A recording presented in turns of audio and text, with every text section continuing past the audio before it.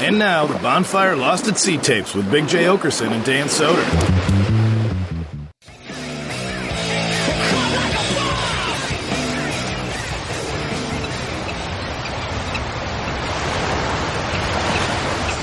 From the mighty seas, from the mighty waves of the Atlantic, it's the Bonfire, Comedy Central Radio, Sirius XM 95. Not only a Lost Tapes, a Lost at Sea?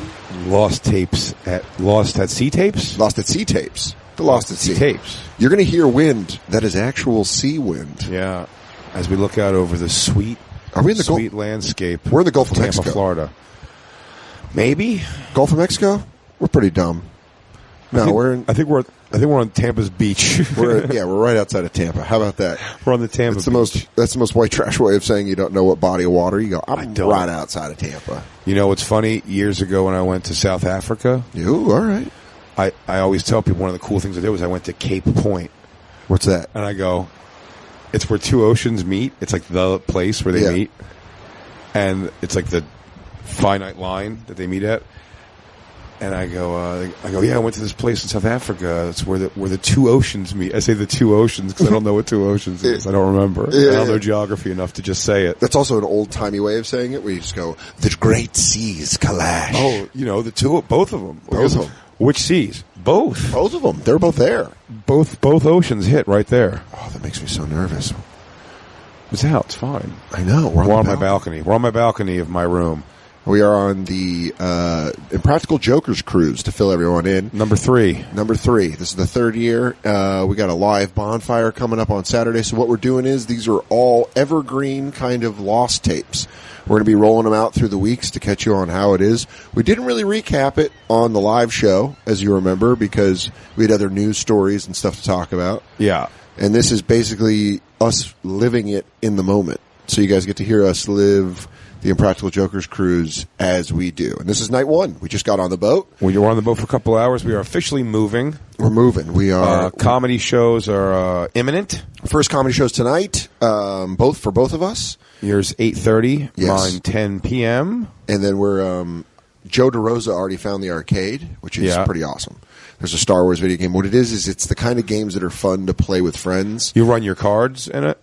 Your room card pays for it? Yeah. That's pretty cool. It is pretty badass. There's a basketball game, so we got to get some of that in. And there's actual basketball courts. Yeah. No, there's actual basketball courts, but there's the Phone Stoner short shot. Yeah. Which will be great at like 2 in the morning. Pop a shot. I think they closed the arcade. But really? Yeah. So you know more of the restrictions of the sea life than I do. I know this boat very well, dude. I've been on this might be, and Christine will tell you, my 6th time on this boat. My goal on this is to convince everyone. At least my 5th. My goal on this is to convince everyone that this is my time to get back to sea, to get my sea legs back. Yeah. I'm going to make as many nautical references as I can, as many pirate. Look, I'm wearing my Kenny Omega shirt that looks like a pirate flag. Oh, yeah. You deal in maritime. I do. I'm Maritime Dan. You've always been big on maritime. Listen, when you're getting land, Dan, you're getting a lot of voices. You're getting a lot of deflection from the real Dan. But out here at sea, this is salty sea Dan. We were real stinkers last night. We all got in to Tampa. Yes, we did, and stayed downtown. We stayed downtown at a Which Hilton. is fun to stay at a hotel, not on the road, and not have like the immediate show and get to work. It is nice. This is a work trip, but this is a fun work trip. Listen, I love going on the road, and I love doing shows. But I'm saying, when you go to a hotel and you don't have a show, it feels weird. Yeah, it feels very weird. It feels like you're skipping school. Especially, it was a pretty nice hotel, so you get that feeling where you're like, oh, I'm paying for this. Yeah. You go, I ain't earning this one back. Oh, yeah, I forgot. I got to buy stuff sometimes. Yeah. The flight here was pretty good for you, too. I was on a flight I was with Fenoya. We had a good crew. Casey Jost. Who else was there? We just had, because we went JFK. But we got free flights. We bought it on points. And you guys have a JFK flight going back. Yeah, that I'm not psyched about that. You know what's crazy about that? I leave a half hour after you. And you go to LaGuardia. And I go to LaGuardia. I wonder if because of where I live and where you guys live in the city, I wonder if I'll get home before you guys. By the way, Christine, of course, producer extraordinaire on the boat with us. I don't think it's working. Yeah, I don't think we were. Oh, man. If I'm not recording at the beginning, I can't put yours on. So you just if you're going to talk, you have to use your mic. But now we know that. When we start a clip, leave the channel open. Yeah, you got to leave the channel open. So I apologize for everyone. This is just simple technology. Listen, guys. Here's the thing about us at sea: we're very open. We're going to let you know all the technical dealings. We've made this all out of coconuts. And this is a Swiss Family Robinson episode. We're really going deep with it. We're going full blown shipwreck. What I did is I took seaweed and I fashioned a microphone. But dude, when we got here, and anyways, we got to Tampa. Get to the hotel. We get to the hotel. We rolled up. Very nice to get some trees. A felonious amount. Yeah. And then pirated it right onto the boat. Yep. Right up in Christine's clam hole. In my butt. Yeah, that's what we call your butt, Christine's clam hole. Yeah, we call it. I'm sorry. You guys all know that. Dan's butt. I can make her laugh with my butthole as you're pulling out things. It goes. Yeah. What's great is DJ Lou Witzke back at home, mainland Lou. He can listen when he listens to this. I wonder if he'll be able to add Lou effects. DJ Lou. Oh yeah, like that landlubber. What else is he gonna do? Dude, that guy crawled out the ocean, stayed there. Us, we go back. We go back to where we came from. Plane out. My plane out was easy because I got bumped to first class. So because I'm Sky Miles, and there's always this weird moment where you get bumped, where you're like, "All right, guys," when they start calling the lanes, and you're like, "Sorry, dudes." And Fenoy and his wife were there. We were having a great conversation. I was like, "Damn, I got to go." That's me. I've had to deal with Fenoy several times too. Yeah. I do it when I do it with an opener. If it's like Shane or someone or Fiore, steer into it. As they're walking by, I go, "Get back there." Yeah. What are you doing up here? I go, Miss, could you please? Yeah. This guy's looking at me. I took a bunch of pictures of Shane sleeping on a flight from Philly to... I bet he sleeps funny-faced. Oh, man. He's got dad sleeping face. Yeah. You know what I mean? Where his mouth just opens. Definitely open, yeah. You hear that dry, like... Yeah, that's. I would say that's Shane's sleeping face. Oh, good square head dad sleep. I'm watching it. Don't turn it. I'm watching it. So what's great about this and what's going to be cool about these Lost at Sea tapes, we don't know how many episodes we're going to get. Because we're just going to start recording, put the mics down, go live a little, come back. Every hour 45. Every hour 45. Click it over. It's just going to be a nice... It's going to be amazing. Like, we have so many friends on this boat. We've already had... we get to recap what we've done. We've all purchased our unlimited sodas. Pretty big deal. If you want to feel like a real grown-up boy... We've already gotten by yourself. We've all, I believe, should we explain that? On the ship, they have a lot of food and desserts and stuff, but one of the things that they restrict is alcohol and soda sales. Yeah. So you found out $28, you get free soda for 4 days. If you know me, if you know the kids of the Bonfire, you know we love some soda. I'm knocked out some soda. Yeah, we got to have soda. Well, no one's really drinking. Yeah, but back to Tampa. So we get to Tampa, we roll up, we have our little packages of Schwein's. Then we call up... Sixers take an L. Sixers take a tough L to the Raptors. Kawhi Leonard just bosses them, per usual. Jeez. But I'm sorry, dude. It was real glazed tough. over. I got real close. You guys got within 7. It was fun. They made it good. Now I'm going to make you watch a Nuggets game. That's only fair. But you've talked about on the show how you Uber Eats McDonald's sometimes, which inspired me to Uber Eats McDonald's. So then 3 naughty little piggies were at their hotel room last night, and we're like, what should we Uber Eats? We found out Burger King delivers, and then we found out... In hindsight, we should have done Burger King. We never mess with the king. But we did do Taco Bell, which we all got super excited for, and put in a irresponsible order. I mean, an irresponsible order. Thank God we did. Thank God. Thank God. Because they didn't show up with Dan's food. None of my food. I ordered... And my favorite thing was... I ordered a typical... And anyone that knows me knows when I go to Taco Bell, I like a nice number 7. I like a chicken quesadilla, and I switch the hard taco to a soft with a Pepsi. If I'm going Taco Bell, I'm going number 7 with some hot and mild and some fire sauce. And you get a little something extra after that, right? Sometimes I'll throw in a gordita. Yeah, you don't just do the meal. At Taco Bell, you don't just order a meal. The meal's your base. Meal's your base. It's Taco Bell. It's the rhythm section. It's your starting point. Yeah. And then the riff, the solo, if you will, is the what did you get? You got the cruncher. You got the layered crunch, cheesy gordita crunch. Man, I'll tell you this: those nachos you ordered, Grande. Yeah, they're just. I mean, it's a staple. It really is. You don't mess with the staples, but so we got that's why this. I said, like, when these fast food places are doing, like, we talked about McDonald's doing bacon cheddar fries. Now I'm like, come on, man. Well, now get back in your lane. Well, now with these fast food restaurants and they're doing delivery, what we saw last night was the dude. Yeah.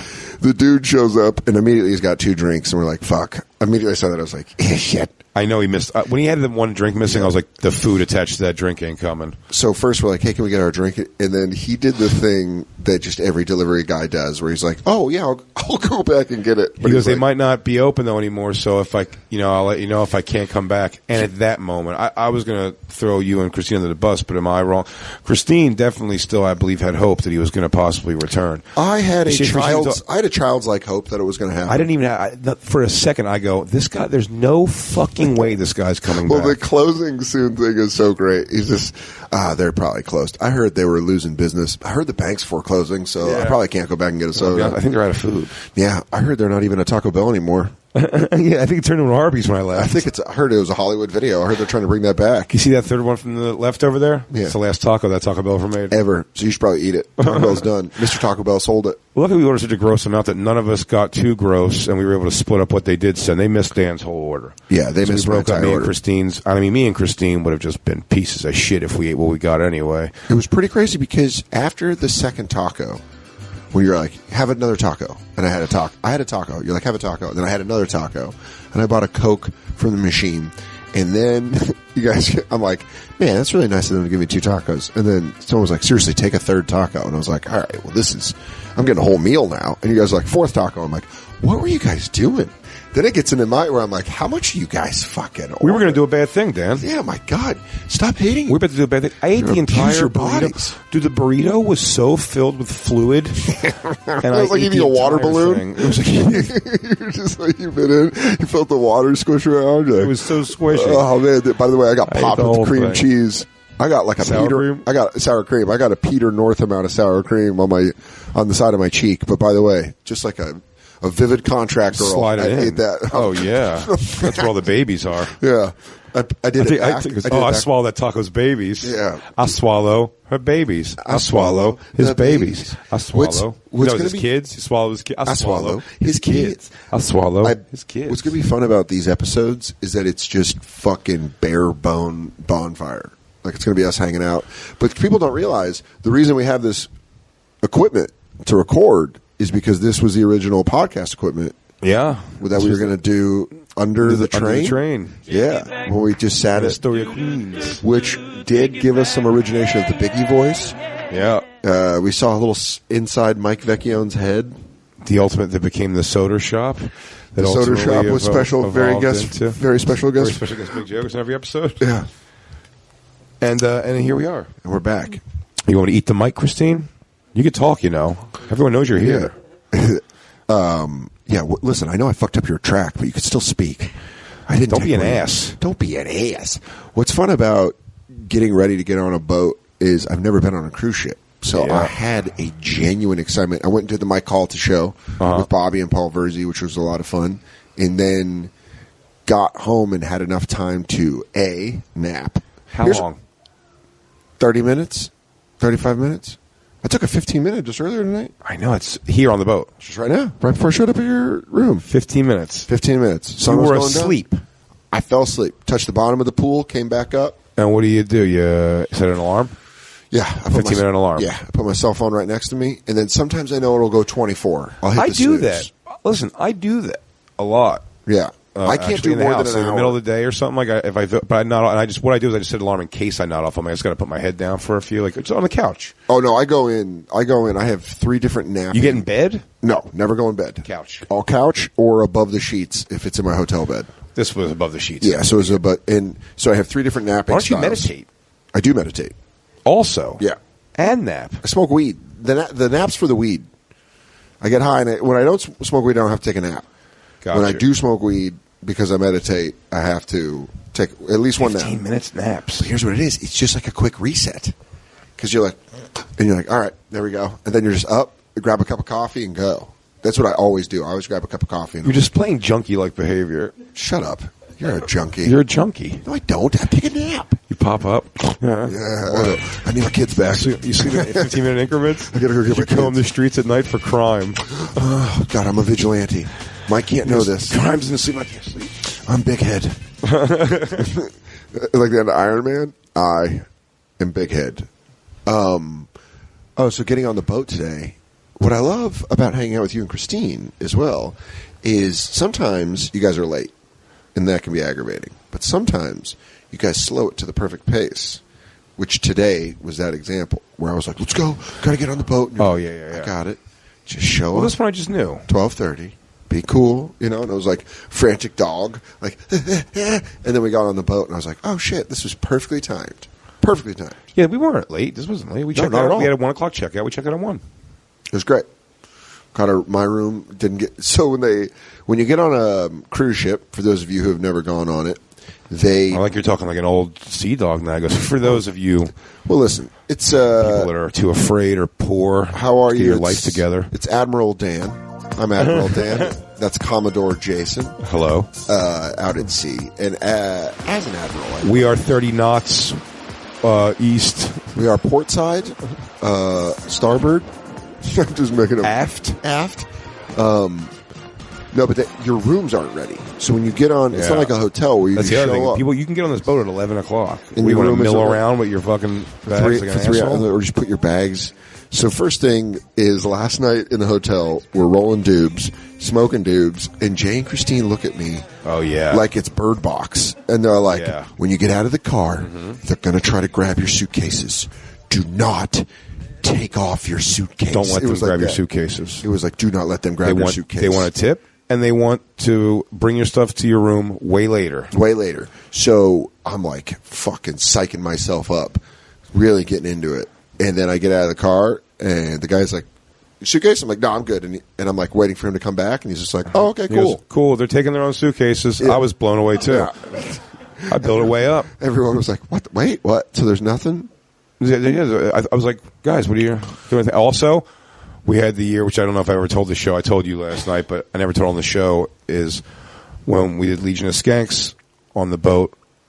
The year before, Yeah, everybody, when you go into the dining halls, they squirt your hands. They still do. they do. They always did this. They always squirt your hands with hand sanitizer. And the one Yeah. year, they'd go, happy, happy, washy, washy. That's like the Norwegian Pearl thing, apparently.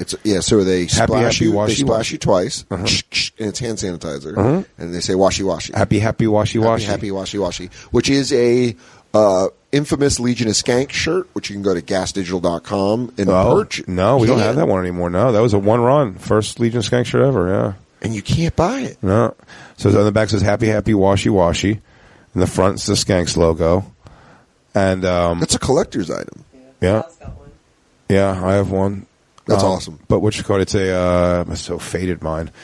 But it says happy, happy, washy, washy in the back. We brought it back the next year to sell those on the boat because you can Yeah. sell merch on the rock boats. Merch is a big deal. Yeah. So we say, yeah, we're going to bring it. We bring all these shirts.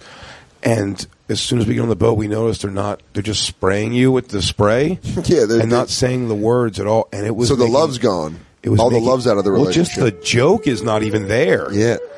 And Lewis is getting so frustrated. Is he becoming mad because the joke isn't there? Or is he getting mad because it's harder to He's move the getting mad merch? because no one's getting the joke of the shirt. Or everyone's like, why are we going to buy the shirt? Yeah, they go happy, happy, washy, washy. They're going, who's Legion of Skanks, number one? Yeah. It's not a band on the boat, a podcast. It's the year we got into a fight with a fucking band. The third 3 Days Grace. 3 Days Grace, dude. It was just a What nightmare. songs do they do? I hate everything about you. Why do I love you? You. Dude, working at KFMA. I think they might have been at a KFMA day. I don't want to get ahead of myself. Why wouldn't they have been? Hey, watch Guy your named fucking Barry mouth. threw wine Watch- on Lewis/me. Watch your fucking mouth. KFMA has put on some good shows. He threw wine at Lewis, only hit me. Okay. It became a whole melee. Could you imagine if that happened today? My Reggie White jersey? First off, someone would be going overboard. Overboard. Overboard. Goldie Hawn You'd be style. getting tossed. You'd be getting tossed out. Tossed. Goodbye.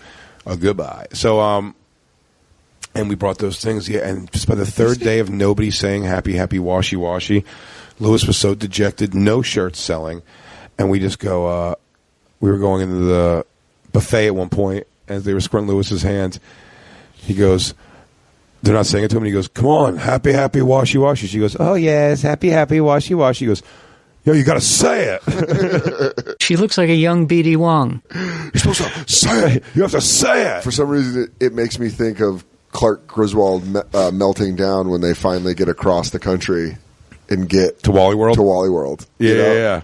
yeah. He just wound up. He just wound wound up. This better be fucking perfect. This better be fucking great. Also, I just made a quick reference to Goldie Hawn and Overboard. Talk about a movie. They remade it. Unbelievable. But they had to switch the roles because you can't do a woman memory loss. You mind rape her into being your mom. You mind or raping your the guy wife now, right? What's that? Is it mind raping the guy this time? Yeah. But Kurt Russell tricks her. No, I know. Dude, we talked about this before. Revenge of the Nerds, full-blown rape. Yeah. Eats her pussy, Mike Tyson style. Eats her pussy, fucks her.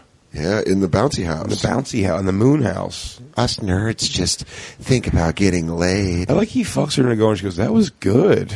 You're my boyfriend now. What a fucking whore. And they never seem to get upset about the fact that while he's banging her, also they're illegally selling naked pictures of her tits under bowls of whipped cream. Yeah, under like they're calling it a pie. They're calling it a pie. Yeah, dude. If I bought that, I would beat their ass for selling me whipped cream as a pie. I'd be furious. I'd go, hey, fuckface. Hey, nerd. Hey, nerds. This isn't pie. These are tins with whipped cream in it. You fucking. And they go, yeah, no, get the whipped cream. You'll see, and you go, oh, girl's tits, great.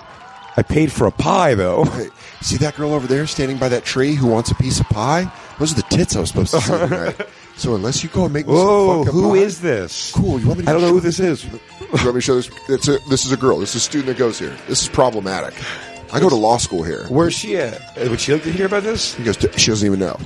She hasn't even signed off on these. We got a whole case I'm building. not going to walk around with this thing and this girl doesn't know. Look at me in my eyes. I will take down lambda, lambda, lambda, and all of the rape that goes on. I will put lambda in front of the Greek council. Greek council? I'm going to put him in front of the district attorney of Arizona. Sheriff Joe's getting involved in this. You want to fuck around with me? I'll tell you what I'm going to do. I'm going to go to the Maricopa County prosecutor and take down all of you kids. You pieces of shit. You fucking nerds. I like that. It's like the Karate Kid. Lambda, were the bad guys actually? He goes, dude, you raped. He goes, so the guy was mean to you. You raped his girlfriend? I mean, they did burn their house down. But you raped his girlfriend and filmed the sorority pussies out? Oh, yeah, man. We've got Bush. We've got Bush. Yeah, there. Man. That's Snot from American Dad. Yeah, it is. I love that's the voice. We've got Bush. He, Cobra Kai, the YouTube series, which, by the way, Cobra Kai Season 2 should be coming out. Should be. Pretty soon. Is it out by the time this Lost Tapes hits the air? Who knows? No. Probably not. But they did a great job of reversing that, because we've talked about that on the Bonfire, and that was something we talked about when we watched Cobra Kai, is they did the thing where it's like, if you flip the perspective, Cobra Kai, actually, Johnny Lawrence is a good guy. The guy that Daniel LaRusso comes to town, take his girlfriend. Well, they have that video on YouTube. Yeah. It's fucking brilliant. Hilarious. I love it so much. But that is the He uses dark magic to cheat. Yeah. It is the same with Revenge of the Nerds. Lambda. They're the bad guys. They become the bad guys. See? You live long enough to become the villain. Oh, that's it, yeah. Also, anything like that with anything of irresponsibility, that when I was younger, I was on the side of that, and you're like, well, that's not safe. That is not safe at all. Dude, my girlfriend rocked. Boop, boop, boop, boop, boop, boop, boop, boop, boop. Boop, boop, boop, boop, boop. The thing that always, and me, Lamar. Yeah. Lambda, and Omega Mu. Omega Mu. That was the name of the fat girl fraternity. Man, that is great. By the way, how funny is that? Joan Cusack, who I would describe as a thin girl, was the fat main girl. In Omega Mu? Joan Cusack's the girl that likes Anthony Edwards. Oh, yeah. By the way, Anthony Edwards goes on to get ER. Which the most forgotten Carradine is the other guy. Do you think when Anthony Edwards got ER, was Big Dick and George Clooney? Like, hey, kid, I've been in movies. Dude, definitely. Definitely, right? Dude, definitely. Just being like, hey, Georgie boy, here's how you fucking have a show. And Clooney's like, I'm going to get a haircut and fuck all y'all up. I'm going to get a Caesar cut. I'm about to rip the game up. You know, Don't forget that. You know, Caesar probably Cuts launched George Clooney and Justin Timberlake. Big. As You're someone right. that rocked a Caesar for fucking 9 years. It was big. You're right. Caesar Cut was great. Caesar Cut was huge. Changed it for a lot of white dudes. It was basically the lineup for white guys. I couldn't do a Caesar. Loved it. It's all I had. And then I kept being told to flip the bangs in college You by would. my friend's girlfriend. Refused to. Once I did, game changer. Everything I do is bang flip. All I do is bang flip. I live my life Luke could bang come in flip. here. Will you say though? You're making me just think about this, about the people big dicking at a certain time in their life. Yeah. Dude, there was a point where everybody left the set of Breakfast Club and was probably intolerable with the way they thought the world was going to like treat them forever. Emilio Estevez? And look at all of them. Emilio Estevez. Estevez might be doing the best. Judd Nelson almost erased. Yeah. Anthony Michael Hall became like thick and tall and like not like a dweeby guy anymore, and didn't do comedy anymore and started doing drama. Yeah. He was Dead Zone. Yep. I was thinking of I was trying to think of the USA show where he talks to the dead. Yeah, he was Dead Zone. Dead Zone. That was like his comeback, right? That's what's funny about But he USA. just looks too different. But USA has like a low key fan base that no one realizes. People that someone love who digs suits and Burn fucking Notice. Burn Notice. That's what I was Yeah, going to dude. say. It's always USA Network has always been that. They've always been like they're like an indie band that just has their fan base. Someone watches it. Someone watched Pacific Blue and Silk Stockings. Silk Stockings. Love Silk Stockings. I don't know an Didn't. episode of Silk Stockings, but I've watched stuff on USA before. But I'm saying, and then you know, they stuck with lure it. you in. That's their brilliance. Was locking you in with a little bit of wrestling when you were a kid. Dude, I always, and you know what's Burn funny? Notice come on right after Raw. We talk about smoking cigarettes, playing with guys. I remember watching USA. They played Doogie Howser from 10 to 11 or 11 to 12. 2 episodes of Doogie Howser, and that's when I ripped. That's when I ripped a butt. Yo, Doogs. Watching Neil Patrick Harris solve shit. Anyways, back to the sea. Well, wait, no, I was saying Oh. the Breakfast Club Oh, people. yeah, yeah. Because Big think of where they're at. Ali Sheedy. Where? Molly Ringwald. Gone. Kind of came back for a little bit. Pops in and out, but It's a but fun nostalgic. She's always nostalgic fun, and now also she's what is she? What do you call that? Horrifically shitty. Denouncing her movies. Oh, that bummed me out. Like when Mark Wahlberg. I heard Mark Wahlberg on Stern again recently, and he said he would probably have still done that today. Boogie Nights. Yeah. Yeah, it's my Because Stern favorite asked him movie. about that being religious, and he was like, "Yeah." He goes, "I don't know." He's like, "Maybe I wouldn't do it today, but at the time of my life, like even if I like felt the way I felt now, I'd probably do it for the money." Man, that sucks because that's my favorite movie. So it's like, Yeah, but he didn't say he doesn't like. He said it's great. yeah, You got bad info. You got people trying to hurt your feelings. His words got twisted a little bit. I think we pulled up the article, and when we read actually what happened, it wasn't like it was just even gonna be a like, full- yeah. I love God. It was a conversation I think he was having with a priest. Got it. I wanna- think Molly Ringwald. Legit, She's like, fuck all is my is like, movies. I think she's all the ones where she's like, I'm like the. I don't think she has a problem with Breakfast Club. It was specifically Pretty in Pink or 16 Candles. One of those two. Dude, they used to put those on. I had to go to after school program because my mom was at work. So school gets out at 3 o'clock. Mm-hmm. So from 3 to 6, I would have to go to this like athletic club. It was just a bunch of kids whose parents worked. Yeah.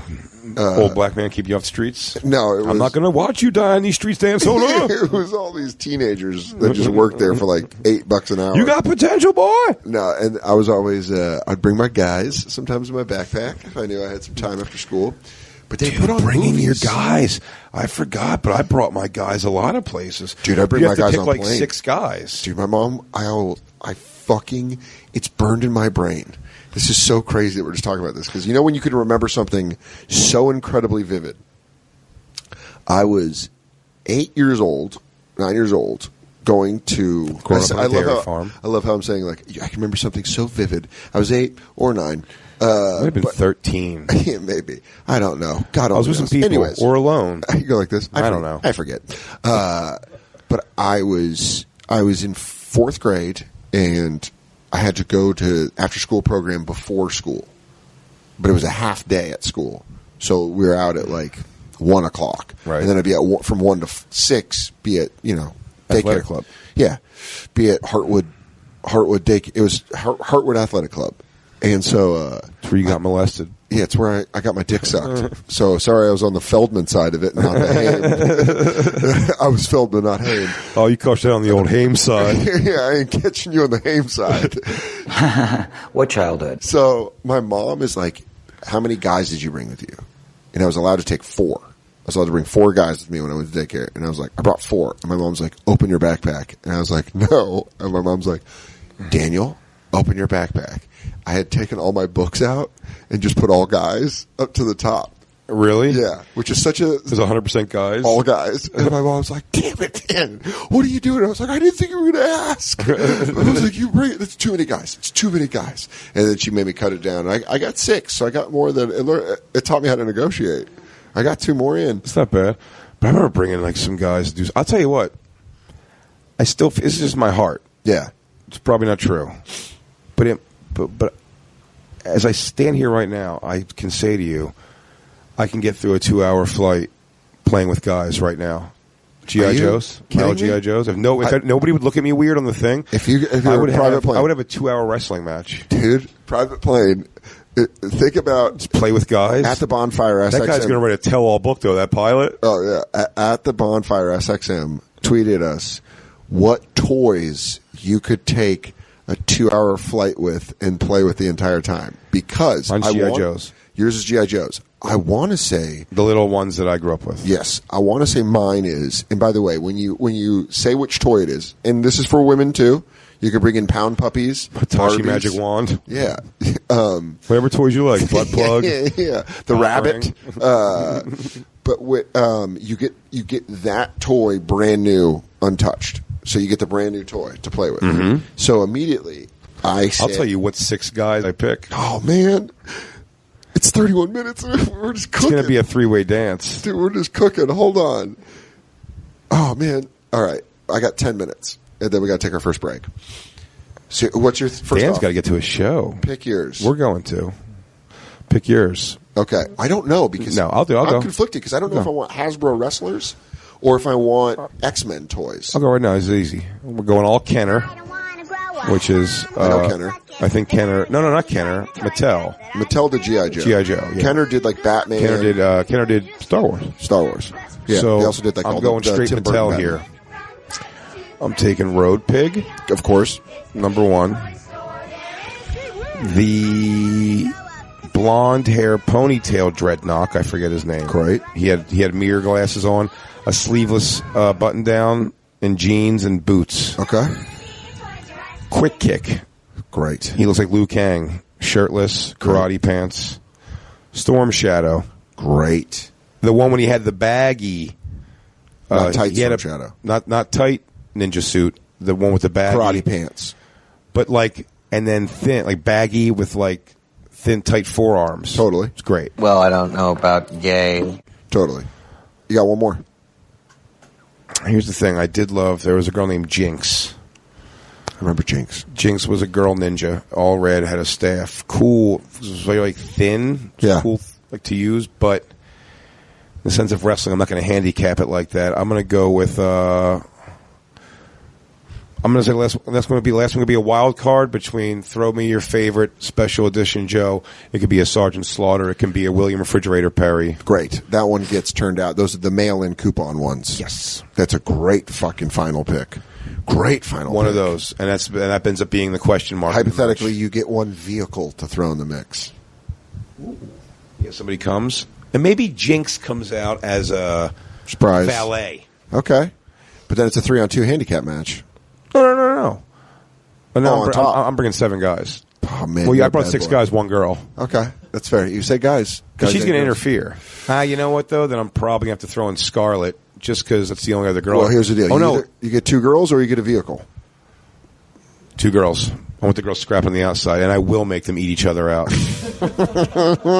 I'll break those dick parts off right away just so they can get in there. Blah, Okay. blah, blah, blah, blah, blah, blah. And that's the noise I'll make. Blah, blah, blah, blah, blah, blah. Jinx and Scarlet are going at it. Oh, they are. Oh, my. They're making out. Blah, blah, blah, blah, blah, blah, blah, blah. I am going to kill somebody. I'm going to pick X-Men action figures. How big were they?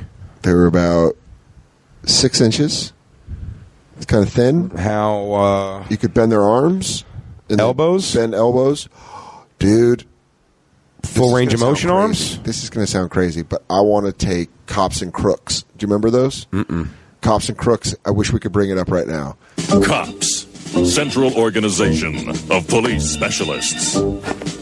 Fighting crime in a future time. I mean, I don't call that gay. It was a specific toy in the 80s. It was a cartoon. The way they bended, they had rubber bands connected, but then their legs almost bent. They were like big G.I. Joes.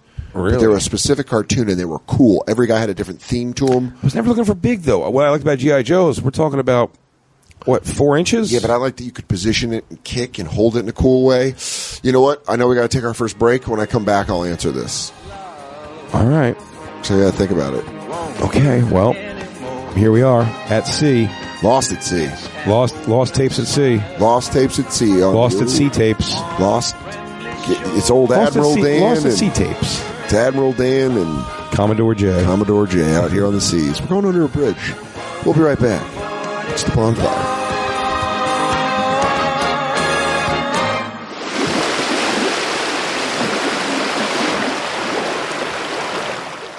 And now, back to the Bonfire, Lost at Sea tapes with Big J. Oakerson and Dan Soder.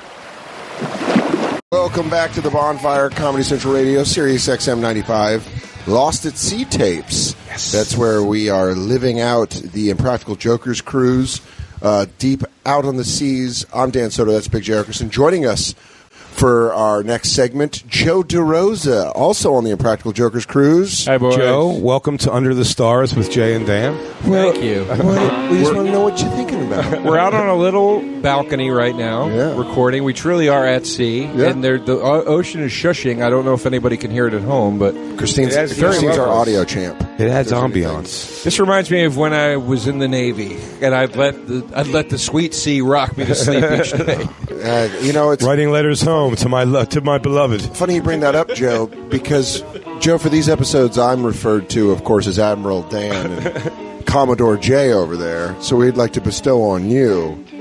Captain? No, you're more than captain. Captain Joe? What's higher than a captain? Admiral, Commodore. captain. Captain?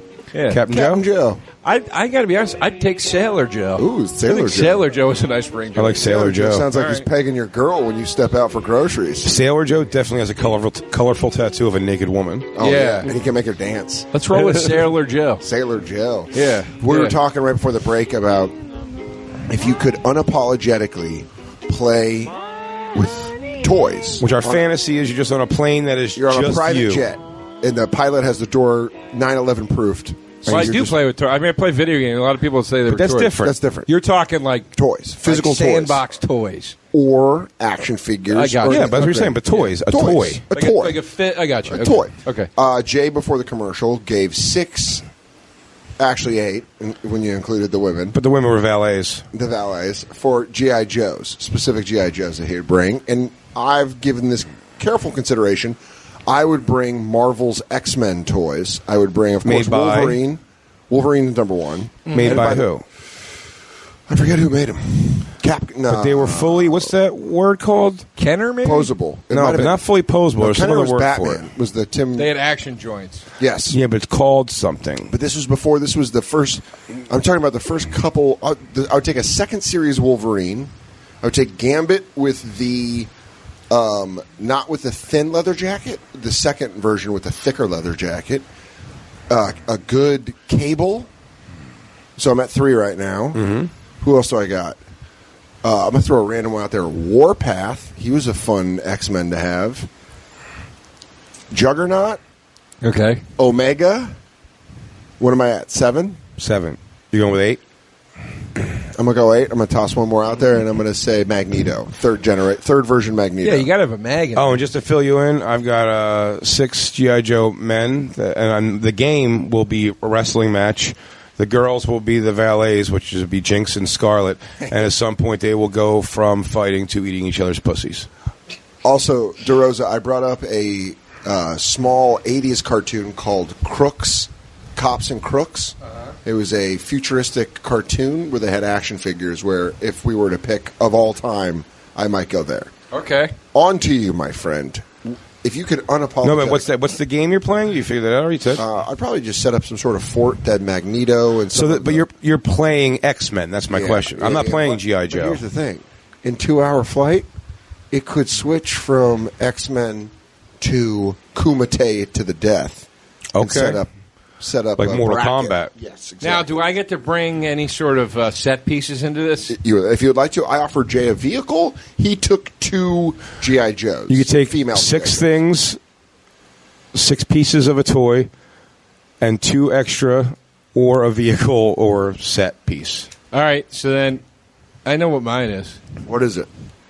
Hands down, He-Man and the Masters of the Universe. I'm glad you said that because I want to say I got a minute or two with those. There's nothing you can do with them playing wise. They are the most unposable things ever. You want to fucking bet? Yeah. You want to say it again to my face? I will. I'm looking you right in the goddamn eyes and tell you can't do shit with the fucking He-Man. First of all, I had them all. We're going to start out with Battle Damage He-Man and Battle Damage Skeletor, so you can damage them. That's fun. Once. That's a lot of fun. No, 3 times. There's 3 levels of damage There are. to each. Okay. Thank you very much. The spring-loaded thing, I remember. I'm going to put in a Manny Faces. Great. I'm going to put in a Lockjaw. Gotta have a lockjaw. I'm going to put in a... Now you're at 3. Or wait, you're at 4. That's 4. You don't say two Beast Man, more. I'll put this cigarette on your face. I'll throw fucking Beast Man into it if That's that's what 5. you need. That's 5. Am I 6? Yeah. Because it's the best name of all time? Yeah. Cobra Khan. Yes. The best name of all You time. could spit. Yeah. You could put water in him and he Yeah. could spit. Yeah. And then Set pieces. there's 2 set pieces I course. need, and that's Cat it. Grayskull and- Castle Grayskull. No. In fact, no. I'm not going to go Castle Grayskull. I'm going to go Snake Mountain because it's got the microphone that you can talk through. Yeah. As in Turn the To Skeleton. the deal. And I'm also going to go with the slime pit. You tell me you're not fucking enjoying that, you asshole. And I'll No. tell you this. I'm not. I'll tell you why, because my guys can't do enough to each other. You know what? It's just all like... What are you going to do with those G.I. Swords. Joes? But I mean, vertical suplexes, small package, everything you Put a possibly man do. in a bone constructed electric chair and dump slime on him. That's You're pretty telling me badass. that you would enjoy that? That's fine. Oh my god! But can I tell you how many super kicks I'm doing with my guys? But my guys, I'm telling you, my guys are so it's going to be crazy what they're doing. Figure 4 leg locks. What's wrong? Swallow weed? Yeah. Pull through?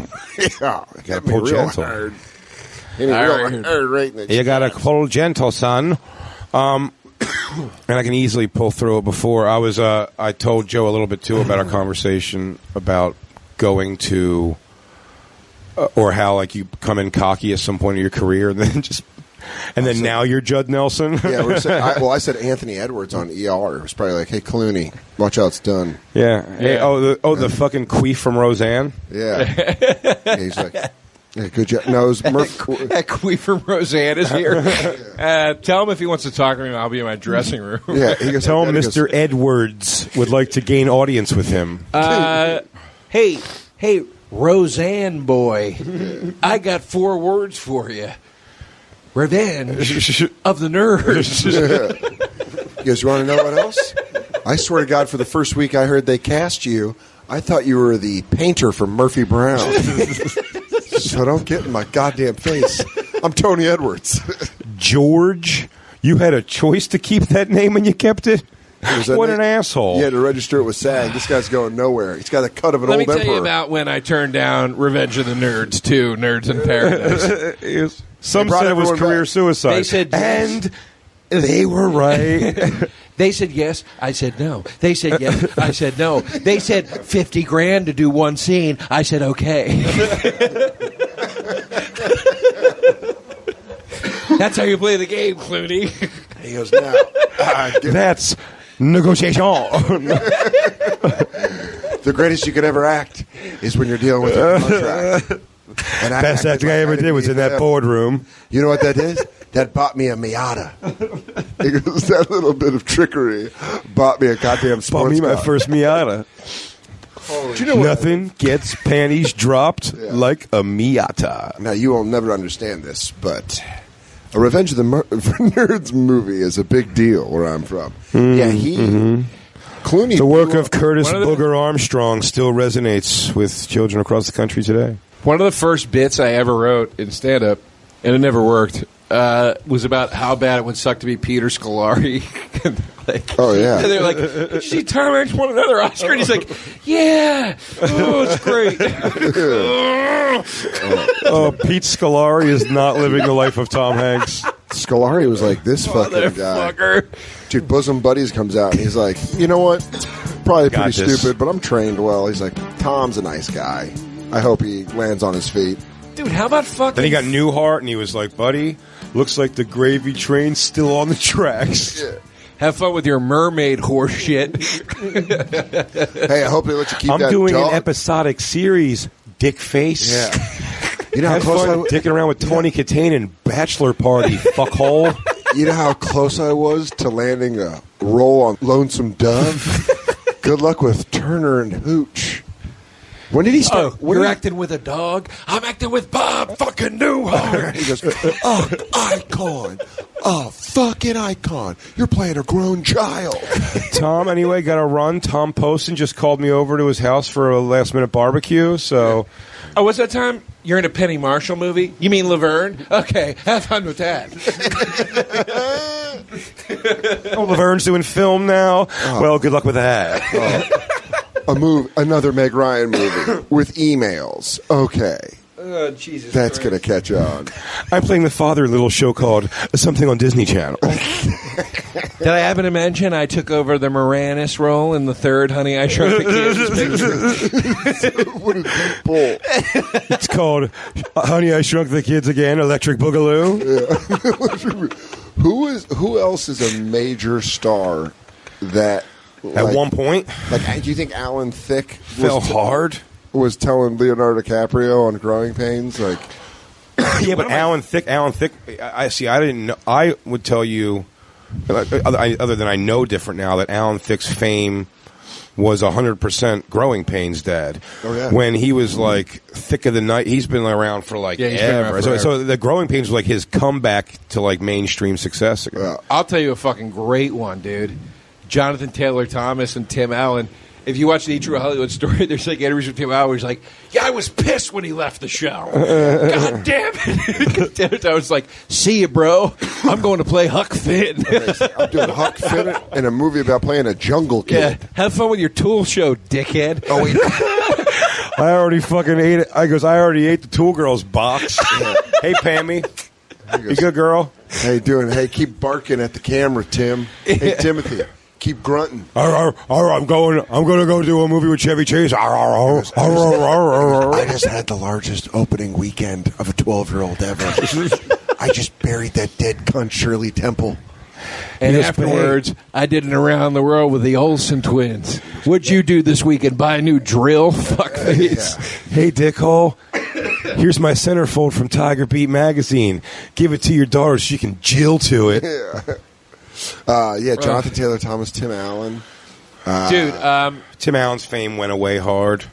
who would have fucking thought Laverne He's back. Laverne He got a little bit of a resurgence, Tim Allen. That show, it got moved it got moved from bullshit cable to like Fox. to Fox Yeah, prime no, time. he- It was on a network. It was he's on still in like the ABC. game. No. It was like on ABC Fan. It was like one of those. It was buried. It was something buried. I promise. I have a good one.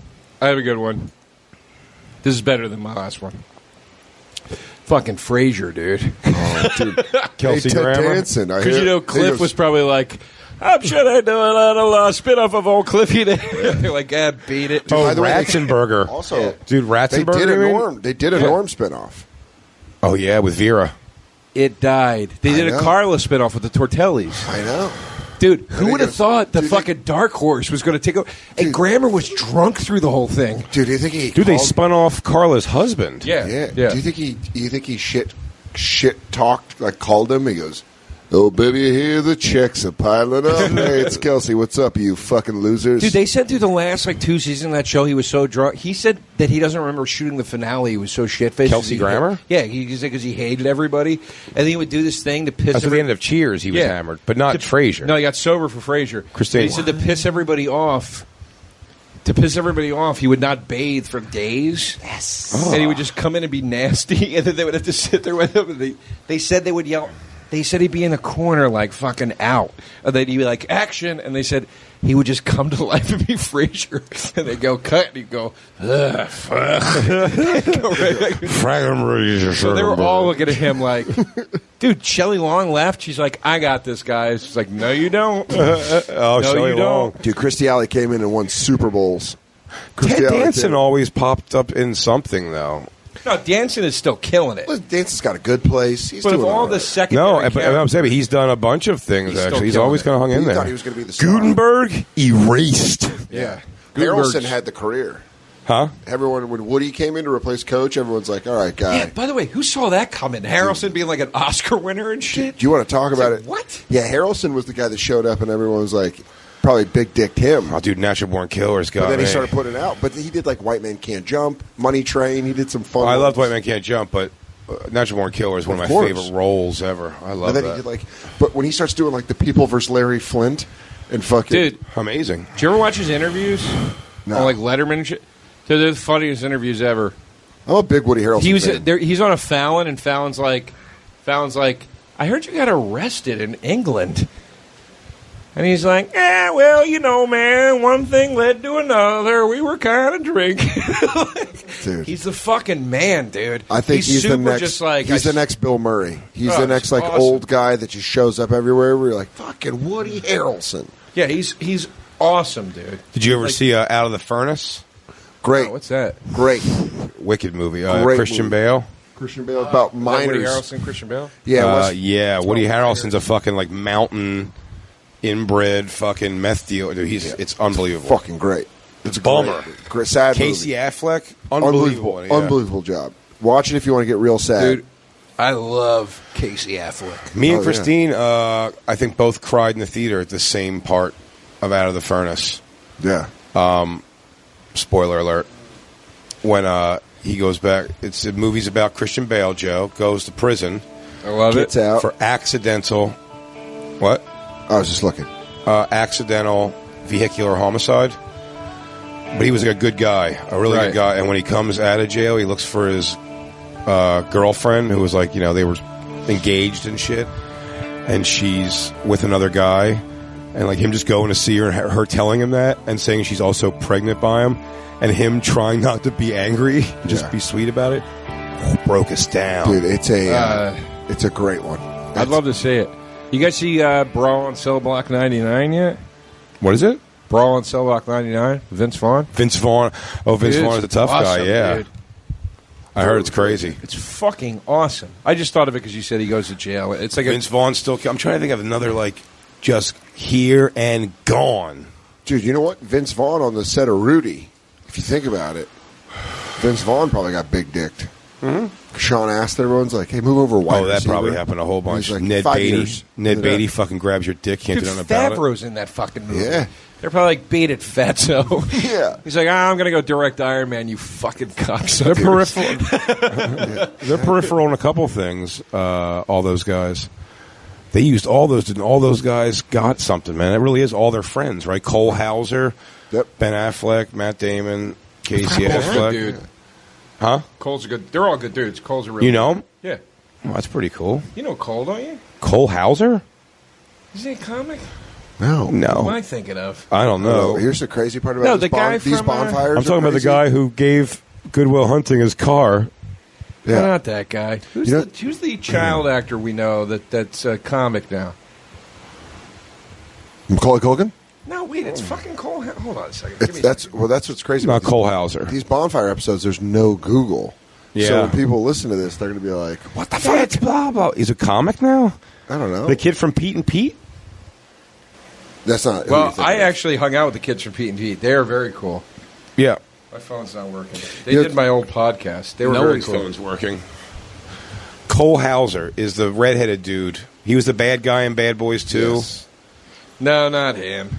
No, but that's who Cole Hauser is. Yeah, no, I'm thinking of who's the guy that's the comic. He was in I want to get this. You talking about Biff? no, Tom Wilson. really good looking dude. He was in. He's always like at the store and shit. BD Wong. Court McCown. Yes, that's who I was thinking of. What was Court in again? Teen Wolf.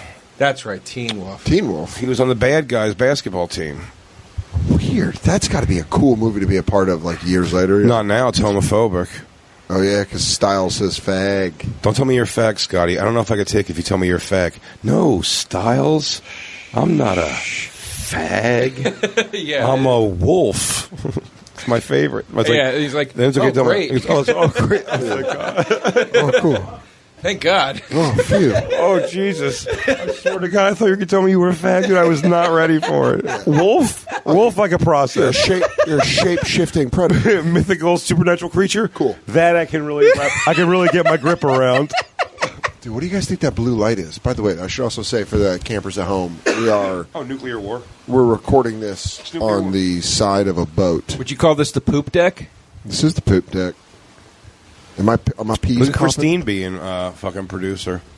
She could take a What picture is of the blue light. Is that ship that we saw earlier? It's a passing ship. Yeah. They call that the siren of the sea, boy. Dude, I think we should Don't be tempted by her. we should just commit to a half hour of this being us pirate talking. Out there, just smell of the salt. It is terrifying. How crazy was it at our briefing when the captain of the ship came out, the safety briefers, and he had like that. He sounded like a pirate. He had that like sailor's Scottish accent. No, it was a kind of a Scottish. The seas are angry. When you hear that alarm, lads. Yeah. I'll drive this cunt.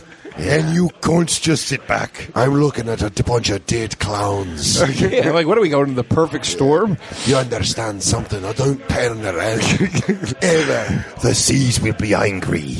But we will stand strong and vigilant. Over 1,900 trips. Never have I turned around. Pour me an ale and something to do. And Everyone's saying it's all the same. Get some pirate. Pirate booty and taking women is the only way to live. Yes, Captain Joe. I'll tell you boys a tale of what we called the Kraken. The biggest whale I ever seen. Dude, that still makes me so Carnival happy. Cruise Lines. Makes me so happy. Oh, you're just a werewolf. Fine. Yeah. You're not gonna suck my dick when you're a werewolf, are you? Okay, good. That part of Because I would totally hate that. Jesus. Whoa, man, it's not that good. Whoa! Don't tell people that. I'm a wolf. Don't tell people that. Trying to come out to Styles. The Ricky Gervais thing where he talks about the Ricky Gervais bit where he talks about how like AIDS started. He's like, they say it was started by fucking a monkey. He goes, I guarantee the bloke was at his doctor. His doctor's like, you have this thing called AIDS. And he's like, how'd I get that? And he's like, only one way you can get it, mate, fucking a monkey. And he's like, I didn't fuck a monkey. And he goes, well, the only other way is you fucked a dude. And he goes, first one. It was the first one. The fact that... Was Styles in Teen Wolf 2? Yeah. He was in Teen Wolf and too. And the dad is too. Yeah, everyone except MJF. Yeah, well, no, and Boof. Oh, wait, maybe Boof is there, but she's not really in it because it's his brother, Jason Bateman. Young Jason. Montage, send me an angel. Boof was hot, dude. She was all right. And he was like... I thought she was hotter than when I go back, and she's not as hot as I think. She's fine. See, I appreciate her with age. Like a nice wine. Oh, look, she was the clear choice. A home run, because she would have totally fucked him. What about the blonde? She was a piece of shit. You know, yeah. Sure. The Piece blonde. of shit. It really is who you go for. Dan goes Naughty for girl loves this. me, too. Dan's like, what about the big titty blonde? I'm like, what about Boof, dude? Boof's a good girl. Boof's solid. Christine's my Boof. I tell you, that blonde would have been like bragging rights of like, you'd be like, I bag that hot ass shit. But Boof would have fucked your brains out. See, you know what? I'm going to start calling Christine Boof. She's my Boof. Assume that blonde's life is so perfect, but what you don't know is she goes home and deals with an alcoholic father, so she needs someone there. And that's why she's throwing And she's super pussy. funny. I'm sorry to say it. I'm sorry to talk this way on a cruise line like this. She's throwing her pussy at a wolf. At a werewolf. A werewolf. A boy wolf. A boy werewolf. By the way, Michael J. Fox, he's dropping 45 a game. Now, if almost dub ditching assists. you know And what? If I'm her father, I'm realizing triple doubles get my baby girl wet because she's fucking a wolf. Because by the way, Michael J. Fox, the most disturbing looking Wolfman ever. Like it's like a freak show style Wolfman. Yeah. It looks like a giant. Like the hair's taped to his Can you cheeks. please look more like an animal? Less like a man with hair. A black nose. Have you ever pinned back a guinea my pig's hair? It just like looks weird. Is that what you do before you kill them? Yeah. Fucking Dahmer. I talk right to their face. Dan's Ted Bundy. I talk to their face. I go, I'm gonna fucking snap. Dan's Ted Bundy. Now I got a There's bit. bodies. There's girls' bodies in that fucking windowless room. First off, it's Mark Norman. If anyone's ever doubted it. I got a bit for you guys for the show. Now I know you guys don't do written bits, Okay. and I don't write for you guys by any stretch. But I'm going to pitch you guys a bit. This thing is, I think you should run with it. I think you should start doing a thing where you recreate the Ted Bundy thing, the doc, with Al Bundy. Oh, that's fun. You know, I think that could really have a lot of legs. It's got legs on it. Yeah. That How is- would that go? You know what that is? That is you talking to a kid in the back seat through the rearview mirror as you're driving, going, you know what would be fun if it was Ted Bundy. Come on, you can do voices on the spot. How would Al Bundy as can't Ted do Al Bundy Bundy. go? I can't do the great Al Bundy. Ah, shit. Dude, I'll tell you what we're going to do when we do our live show, when you get to Which hear our eventual live you will show. hear Joe DeRosa on the live show. Yeah, well, we were Go to joederosacomedy.com for dates. What dates you got coming up? Joe DeRosa Comedian, actually, on Facebook is more up to date. I'm so sorry. That's okay. Joe DeRose Comedian on Facebook. A Joe game I want DeRosa. to play with the audience, Yeah. the live audience. We got to bring a person up at a time, and we got to do that password game, dude. It's really fun, and it's just simple. We have to get a list of just pop culture. You just do like singers, Yeah. like pop culture singers of any time frame at all whatsoever. And then the funny is just describing the person by like. I think so. If I was going to try to do it with you, Joe, for instance, right? I'll Okay. do a singer, right? I'll go. Cindy Lauper. No. Okay, sorry. You'll guess from my clues. Oh, okay. So the fun of the game is the clues. So I'll go like, she got all frigged up teeth, fucking Eskimo, Lauper. no, Eskimo fucking chick. She seems like she's Jewel. supposed to be fat. Yeah. Jewel, okay. But- That would but- have been a giveaway. She looks like she's supposed to. yeah. That's what I'm saying. That's why it's so fun about the game. So we can do another musician? Yeah. She does. How about this one? She does the video where she like runs away and becomes a whore, and then Madonna. has an angry dance thing against the pimp. Madonna? No, come on. She's angry at her parents, and she becomes a weird, trashy, just a slut with a bow in her hair. And then, Cyndi Lauper? and then no, but it looks like that in this video. And then the guy's got the fucking. Now she just performs at Six Flags with her dumb fucking husband. No, playing guitar. Shit. bitch. What's What is another it? song? Oh, and then she did the anthem for the fucking Give Binks' Bach Back, the Legend of Billie Jean. We will be invincible. Pat I don't Benatar. know who that is. Pat Benatar. Pat Benatar. Oh, that's Pat Benatar? Yeah. I got a Did you know musician way for early? you. Did you know way earlier than I that? had no clue on that one. Aggressively hairy chest. Bon Jovi. 70s band. Oh, man. Feathered hair. Oh, Barry Gibb. No. Shit. Painted face. Oh, Gene Simmons. Twisted Paul Sister? Stanley. Yes. I got one. Sings a song very angrily about a woman as he sits in a high school stairwell. Looks like a guy you would meet at a catfish cookout. Except he's a millionaire and sang in a very popular band. Aaron Lewis Stained. No. This is Solo. Uncle Cracker. No. Follow me. Kid Rock. Looks like he would. He looks like he would call his dick his dude. Is it not Uncle Cracker? No, older 80s. 80s, Steve Perry. Yes, yeah. Yeah. He definitely calls his dick his dude. goes, What oh, else he I've been a dreamer? No, he leaves. The video is him leaving a video, and then on the set of the video singing the song for no reason. That's O'Sherry. Yeah. Doesn't he? But he's like sits up in like a stairwell, right? At one point, like He's on stairs, yeah. Okay, but it looks like a high school. Well, I must have been a dream. It's a big like ballroom where they're filming a video. The video is him. Then he gets upset, and then he sings to Sherry. So we're going to do that game live on the live show. Yeah, but have fun with it. Well, have the list. When you have the list in front of you, it's easier to think of funny ways to describe them. Yeah. So if I was to tell you to describe a person to Do you know what I mean? So if you, like, but if I have one in my head, good. You know what I mean? Like, you could do like Tranny's lover. Tranny's behave like her. Christine took me to see it. I'm a little gayer for it. Yes. Hey, is Boy George dead? That's a good question. Finally? I don't. I don't think so. Thoreau's has been keeping count on his wall. But let me tell you something. Boy George is definitely someone who could not process like how famous they were, how famous they are. Like, he really, there's so many Boy George stories about him just going like, but I'm Boy George. Just created chaos. Because but you don't understand, I'm Boy George. Like, we don't give a shit. We know. That's why we're treating you You're this way. freaking us the fuck out, Boy George. You're weirding everyone out, you weirdo. what do you think that one of the biggest drops is? Like a board, like this is like the opposite of big dicking. This is like you're dropping from being the most famous person. Like Corey Feldman, maybe might be one of them.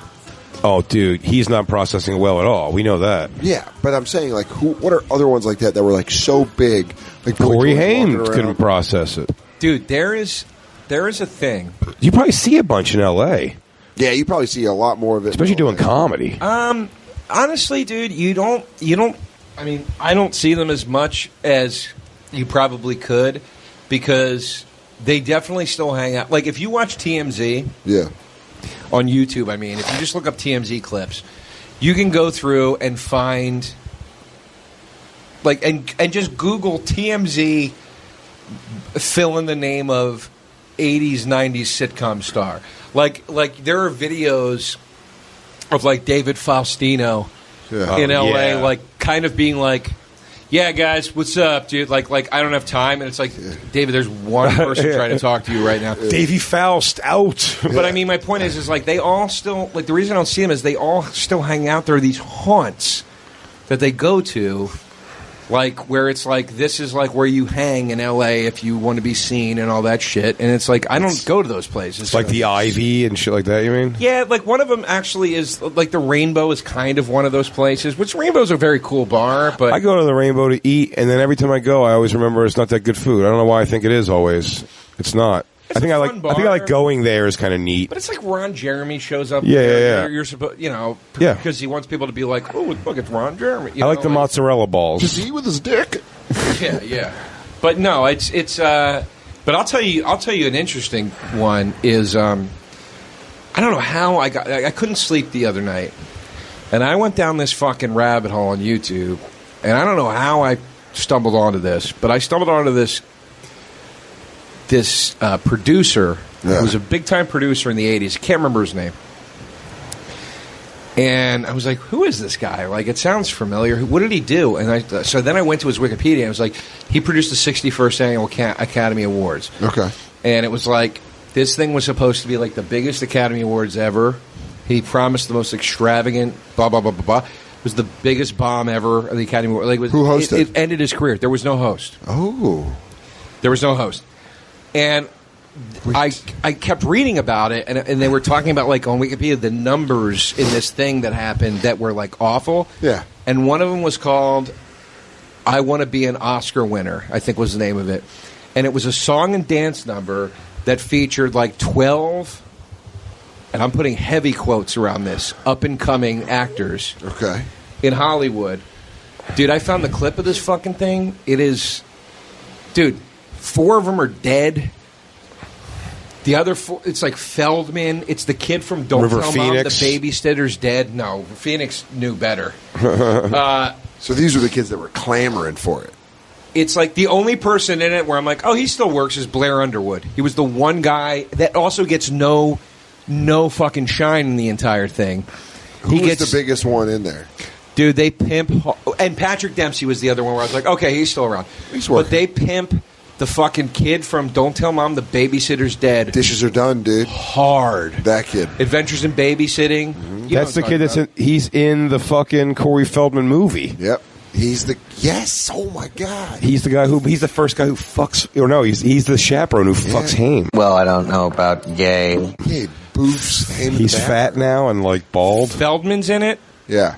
And it opens up to Feldman because people already knew who Feldman was. And he's doing, like, the Michael Jackson dance moves and everything. Actually, dude, he's doing his Corey Feldman moves. Michael Jackson and him worked them out together. Oh, okay. I'm sorry. He came up dancing. They came up dancing with Michael Jackson. Yeah. So it's sort of like it's co-ownership. Feldology. Yeah, it's kind of a similar style of dance because we grew up dancing together. We have our doctorate in feldology. This thing, though, dude, you watch it, and look, I don't wish bad on any of these people, but you watch this thing, and you're just like, it puts a lot in perspective. You're like, oh, I guarantee there were a lot of amazing young actors at this time looking at this and being like, why the fuck am I not on it? Clooney was probably watching. Yeah, and then they're like, oh, this is just bullshit. And then when you look up, I started doing Wikipedia on every person in it, and without fail, almost every single person was like, their father was the famous choreographer, their father was the famous Did you director. have a cork board together? Yeah. Of like all the kids in the number, Yeah, and I you're fucking running, just put the pieces together. Yeah, dude, I fucking it all ties in. minded it. It all ties in. You go, sure. So Patrick Dempsey, okay, he comes from the Dempseys, who own steel in northern Pennsylvania. But everyone's like a slow fade because like the band Heart is still like they can still sell tickets, but like they'll sell a theater for sure. But the thing is, they'll sell a theater, but like they were at a time like Heart could sell a stadium. Yes, I'm just saying, like you go from that. Joey Fatone being on this boat, dude. He's very cool. We should talk to him because he will try to get him on the Bonfire. He absolutely will do it. He's super cool. I'm saying that now. It'd be funny now if we never get him.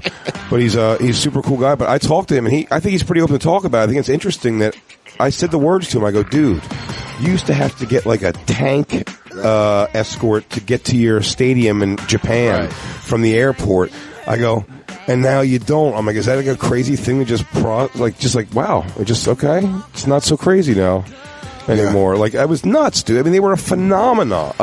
A worldwide, if they went to Africa, they'd sell out a stadium.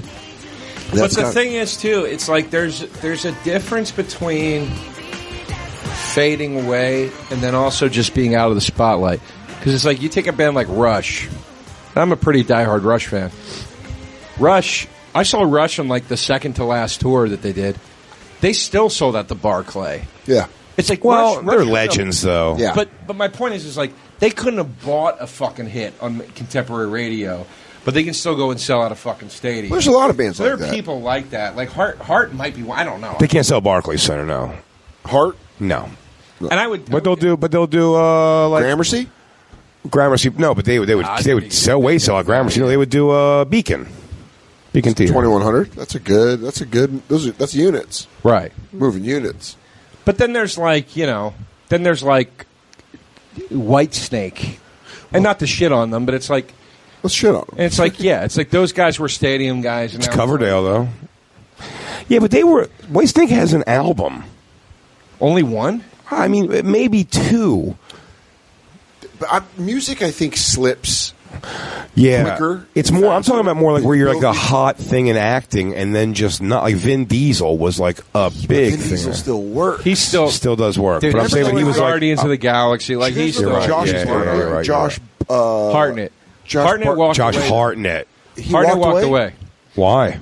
He didn't like the business. He very publicly has said he's like I walked away. He's like I didn't like the business. I walked away. I took a break, and then I came back and just did the shit I wanted to do, and I didn't want to be their fucking guy that they were gonna like. That was very much his choice, dude.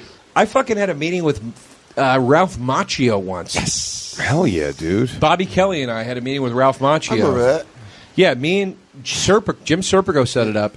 And we met with Ralph Macchio, and we pitched him this idea that we were these like failed talent agents, and he was our number one guy, but he played himself. And Macchio was very adamantly in the meeting. He was like, "Look, dude," he's like, "I think this is a funny idea. I will absolutely fucking do it. But I'm just telling you right now," he's like, "you have to make this clear. I did not fail out of this fucking business. I walked away and moved to Long Island because I wanted to have a family." Yeah. And I believe him because the second he was like, "All right, I want to do a thing again," it was like, "Oh, Karate Kid YouTube show, everybody loves it," and blah blah blah blah blah. And I know he wouldn't have been a teen idol. I don't know if it was. I mean, I'm not arguing that he walked away. I'm not, but I am also saying too, like he was probably going to. I think he probably saw himself getting ready to fade off. I mean, I think he probably knew, like, I'm not going to be the cute young guy forever. Yeah, after Karate Kid, which he does 3 of. I will say, well, my cousin Vinny. My cousin Vinny's big. But I will say this, dude. That guy still looks... He's 56. That's crazy. Dude, Wow. It's crazy that Joe brought that up because we were talking about Cobra Kai before the break. Oh, really? How great of a show it was. Because season 2 should be coming out soon. I only saw the first 2. It's great. Oh, really? Oh my Yeah. God, dude. Oh, wow, dude. It's really good. I thought they nailed it though. The first 2, the 2 that I saw, I can't believe it didn't compel you to keep just going. I got to get YouTube. I don't have YouTube, right? I'll give you my password. That's what friends do. Thank you. But I love like the Williams Baca story. Like I was like, this is perfect. No, but Like, Zabka it was great. He still has this fucking car. Well, we were saying, too, that it's all based off of that fucking YouTube video that went around viral. Like, was he bad? But I'm telling you, perspective changes things with lots of movies, man. Yeah. I said before, that's always the funniest early thing. in the episode, we talked about Revenge of the Nerds and then I think we may have raping. we may have said on the show before, but it's like, hey, Rambo, yeah. just say thanks for the ride and get the fuck on. By the way, You're not from that town. Why'd you have to be there so bad? Like, I mean, I get it. It's dick move. The guy's getting out of town, but like, go. No, You were going anyway. I think that often in Rambo. I'm like, why is he trying to prove this point? Yeah. I'm excited for I can be in your town. I'm going to eat eggs here. Yeah. Just go eat eggs in the next town. You fucking dildo. He drove you to the town. You got warm for a little bit. Yes, I don't like I said, Waffle House. Dude, it's one of the things I pitched when I the year of Neil and stuff for Chappelle's show. One of the things I pitched was that I just had that picture of like Rambo, I guess, driven to the edge of town, and he goes, "All right, now next town's that way," and he just goes, "Yeah." He just you tap the top of the car. And, thank you. Just turns around and goes, and the credits roll. Like, Yeah. I'm not sure why that movie had to be a bloodbath. Yeah. It really. He could have just been a cool dude. It's perspective. Yeah, Dennehy's like. You know, look, it's a small town. Hey, you know what? Listen, when I'm walking down the street myself, now, if there was like an older lady going down the street, now I know I'm the person she should hope she passes because I would help her if something bad happened, or I would do it. But I can see her looking at me and being just like my presence, like crossing the street. You know what I mean? I don't get fucking like. So you're saying that Rambo was too sensitive? I'm just saying he should have been like, oh, you know what? Yeah, look, I'm traveling through town. It's a small town. No one knows me. You're the guy that's locked in there with Rambo talking actually- sense into him? You know what I mean? Like, no one knows me. So he goes, all right, they want me to go on to the next town. So I go on the next, okay, maybe get a little mouthy with the cop in the car even. You know, I was like, why didn't you even have town so bad? What do you think I'm doing here? Like, all right, dude, that's weird, but all right. The All other right. side of it is, too, he could just be like, can I level with you, buddy? Not being mysterious. And weird. Why are you trying to be handsome to a cop? Yeah. He's like, where you from? Nowhere. Yeah. He could have just been like, hey, can I level with you? I put a lot of time in overseas for my country, dude. I'm tired. Yeah, I'm just I just looking want to for get this. some food. I feel like offended Can right I now. also- I would be like, oh, shit, all right. Let me buy you a burger. That's a little offensive. What you're doing to me. I fought for this country, man. You know, I lost like to see a place to lost a sleep lot and of some friends food. recently. Lost a lot of friends very recently. My name's John James Rambo. If you need me, if you could just tell me the closest hotel, you can know where I'm at. Also, my call letters were Raven. If you ever run into some military people, Yeah, I'm sorry, sir. Do you ever feel like nothing is over? It's just how I feel. Can I open up about that? No problem. I just feel like I came back here and I can't even get a job. I can't even get a job parking cars. You know what's great? My friend's brains were little parts of his brains were everywhere. then he's looking. It goes back to that looking in the rear view thing, and he goes, "You know what? I'm gonna take you for a sandwich myself." Yeah. You're a Hey, you know what, man? goddamn hero. You know First what? round's on me, man. First round's on me. Then he Thanks. goes, you know what? You like Rubens? Yeah. Just cut 3 hours later, they're like laughing. And oh, man. Please And then you get the best goddamn Rubens. He goes, He goes, you I'll want to tell see you my what, man. knife? You want to see my knife? He goes, they're in a diner. He goes, holy shit. John, this is impressive. He goes, I can sew myself up. There's a compass. It's the coolest thing, man. Through and he does to his entire He goes, police. man, where do I get a knife like this? He goes, Sheriff, you got one. He goes, What do you mean? He goes, I feel like my day could have gone real wrong. no, I can't take this. I can't. It's important to you. You have to, and I'm telling you right now, if it wasn't for guys like you, I'd be shooting up the town on the roof. Yeah. I would And be he's blowing. like- Yeah, I get that vibe off you, man. He goes, all right, you know what? He goes, I'm going to take the knife. Hey, Yeah. we'll call for public safety, right? Positive Yeah. Rambo. Hey, John, flip the siren. He goes, are you serious? You mean it? And he goes, I mean, come on. come on. It's like, Come on. not a lot going on in the town. It's not like there's a vigilante running around. He goes, hey, man, You want to go thump some blacks? Dude. Yeah, all right. Wait, we're going to go to the north side of town. You guys want us to go dust up some shines? They go, racism brings it Oh, together. yeah, I'll go coon hunting with you boys. He goes, that sounds like a pretty good idea. Maybe get a tuna sandwich, though. What we doing? We going to get close with them? We going to do them from far? He was one of the most racist people I've ever trained. He had a racial epithet for anything. He was a machine. He called Mexicans billy goats. Yeah. Hey, Colonel, what's your problem with this guy? He's a great dude. Copy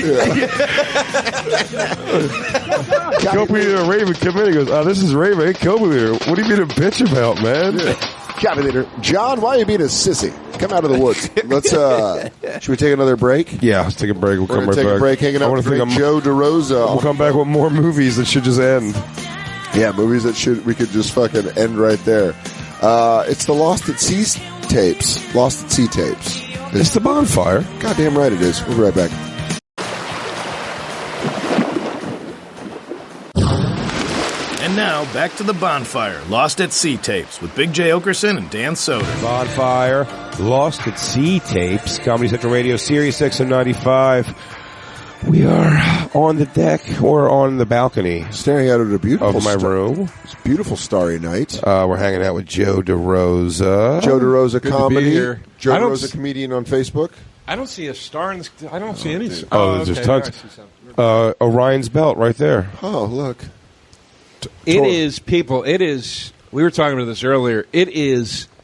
I mean, you look out the sea at night. It is blackness. It's terrifying. There's yeah. nothing out there, dude. There's not a light in the fucking. I mean, the stars. And you're a maybe, stupid but- decision away. I mean, a minor unathletic jump away from certain death at all times. Without a doubt, it's just a suffering because you would be pulled under. You're going to suffer. You're going to suffer in Your some back way. float. Hope there's a dude. If you got bumped, if you were just back floating in the ocean and you get shark bumped, dude. just that feeling of like you'd be like, oh, I'll give you. Now we talked about this earlier, Dan, yeah. because we're in international waters. It's literally. Can we rape Joe? Yes. No. It's literally, here's my question. Is that the reason that so many guys kill their wives on a cruise? Because they're like, well, I could get away with it because it's international waters. I think because it just erases them, and you could possibly, if it wasn't filmed, say they fell off. Yeah. I think it's more. But also, because there's no chance of survival. That's got to be crazy if you're just a woman walking around with your husband. And you're like, you want to go on a cruise? And you're like, are you gonna try to murder Dude, me? what if you see someone fucking ram somebody off? What do you do? sounds like we're gonna have to. No, I know you have to tell, but I Christine mean, goes, tell. I know you have to tell. Motherfucker. Of course you tell, but I go in like that this. moment, I like, look you at the guy can't and I save go- the person's dead. It's it's as fast as shooting them in the fucking head. Yeah. They're dead. You Yeah. can't do anything about it to help. It'll be fucking murder on the Impractical Jokers Express. Oh, dude, that long Murder trial. on the high seas. Huh? First, eliminate everyone with a rascal. That's 35%. Keep moving. It's heavy duty on this boat. Yeah. But the shows were very young. A lot of people clapped for 20-something. I'll tell you this: if you're looking for a good pass protection, this is Yeah. the cruise for you. Oh, yeah, for You're sure. gonna No get one's some getting through that offensive line. linemen. Yeah, What's a pass protect? it means offensive lineman. Some thick bodies. Yeah, it's a Okay, football yeah. reference. Yeah. I was Yeah. looking for some large boobs. Yeah, but you they're go to the not. buffet here. Heavy on asparagus, low on the sausage. That stuff runs out quick. Yeah, it does, and it is fucking hilarious that they really, when you watch, like, the drones of, like, when you get a big, good line of, like, heavy fucking fat cruise people Yeah. in the buffet line, you look at their plates, do you really get, like, or people that can learn how to, with one hand, support two plates? Oh, dude, you're seeing superpowers. It's really, it's Watch impressive. a buffet eating because we're at the end of the night of night one. Yeah. We all did shows, and going back to the buffet for ice cream during Jay's show, you just saw a line and they putting out the hits. Just pizza. Yeah, it's time for the back greatest up to hits. the buffet when Jay was on stage? Just to get ice cream. That fucking thing was open still? Oh, yeah, it still is, open. dude. It's still open now. It is? Yeah. Oh, shit. Oh, yeah, we'll go back. You Bob think I'm not Butts. putting They ranch brought- on pizza later tonight? Well, dude, I'll tell you missed this. They brought down 2 vats to the green room of chicken fingers Yeah, and fucking and pigs in a cocktail blanket. weenies. I'll fucking throw this mic in your face. Yeah, dude, we were They were a housing little that shit. fricasseed, though. The cocktail wings were a little fucked, but you I ate loved them them. anyway. How are the fingers? Chicken fingers are all right. Delish. They were Dipping sauces? They taste like KFC. There was chicken ranch fingers. there. They taste. That's exactly. They taste like KFC chicken They were fingers. I almost broke this microphone. Did you see how hard I grabbed it? There was ranch there. We were dipping it in the Fuck ranch. you guys. I love the cocktail weenies. We were dipping the ranch. We were slapping each other in the face with it. Joe, you know, I recently interviewed Johnny Brennan. So fun, man. So fun to interview him. I did Kumia with him. Yeah. How fun is it, man? It's We just so bring up fun. all the And he calls. does it. Yeah. I mean, dude, first off, the amount of influence that the Jerky Boys had on my life. Oh, yeah. is monumental. It was so Monumental. cool. It was so cool Jerky talking Boys about. 1 and 2 were albums that I fucking wore out. Get Brett where I said. Dude, we Yeah. were going. I just was Dude, rattling. the Hucklebuck. I asked him all about the Oh, what did you say Hucklebuck. about the Hucklebuck? I didn't get to that one. I was going crazy, dude. I asked, he just said it. He told me about the call, just like doing it, and what they do, and like just the way he attacks doing it. It was pretty cool. One of the coolest fucking things that's ever happened to me was we were on the show, and I kept being like, and this, and this, and this, and like he enjoys it. Like it's cool Yeah. because he likes the fandom. Yeah. And then eventually He looks so much older than I remember him. 45 minutes in, he goes, you know, we're doing the call, and he turned to me. I swear to God, he turned to me and he goes, you know, man, watch his fucking legs, Mike. And I was like, holy shit, dude! Like That's nuts. We quote that. Me and my friend Jim Pinkston quote that all the time, and I was like, he just turned to me to be like, you know this one, dude. Like, and I was like, that's fucking awesome. I remember man. going to see the Jerky Boys movie in the theaters. I still think it's a funny movie. I like it. I saw it opening night. I saw it in the theater. Yeah, I couldn't Jerky wait, Boys. dude. It was like they Dude, were Tarbosh huge. the Egyptian Magician. One of the first times I heard that, or anything Saul Rosenberg. Hello, hi. This is Saul Rosenberg, and I just pissed myself. I think it was rated R. They just cursed a ton. Yeah, it was right around the same time as Beavis and Butthead. Yeah. and just a lot of stuff that was like It was silly.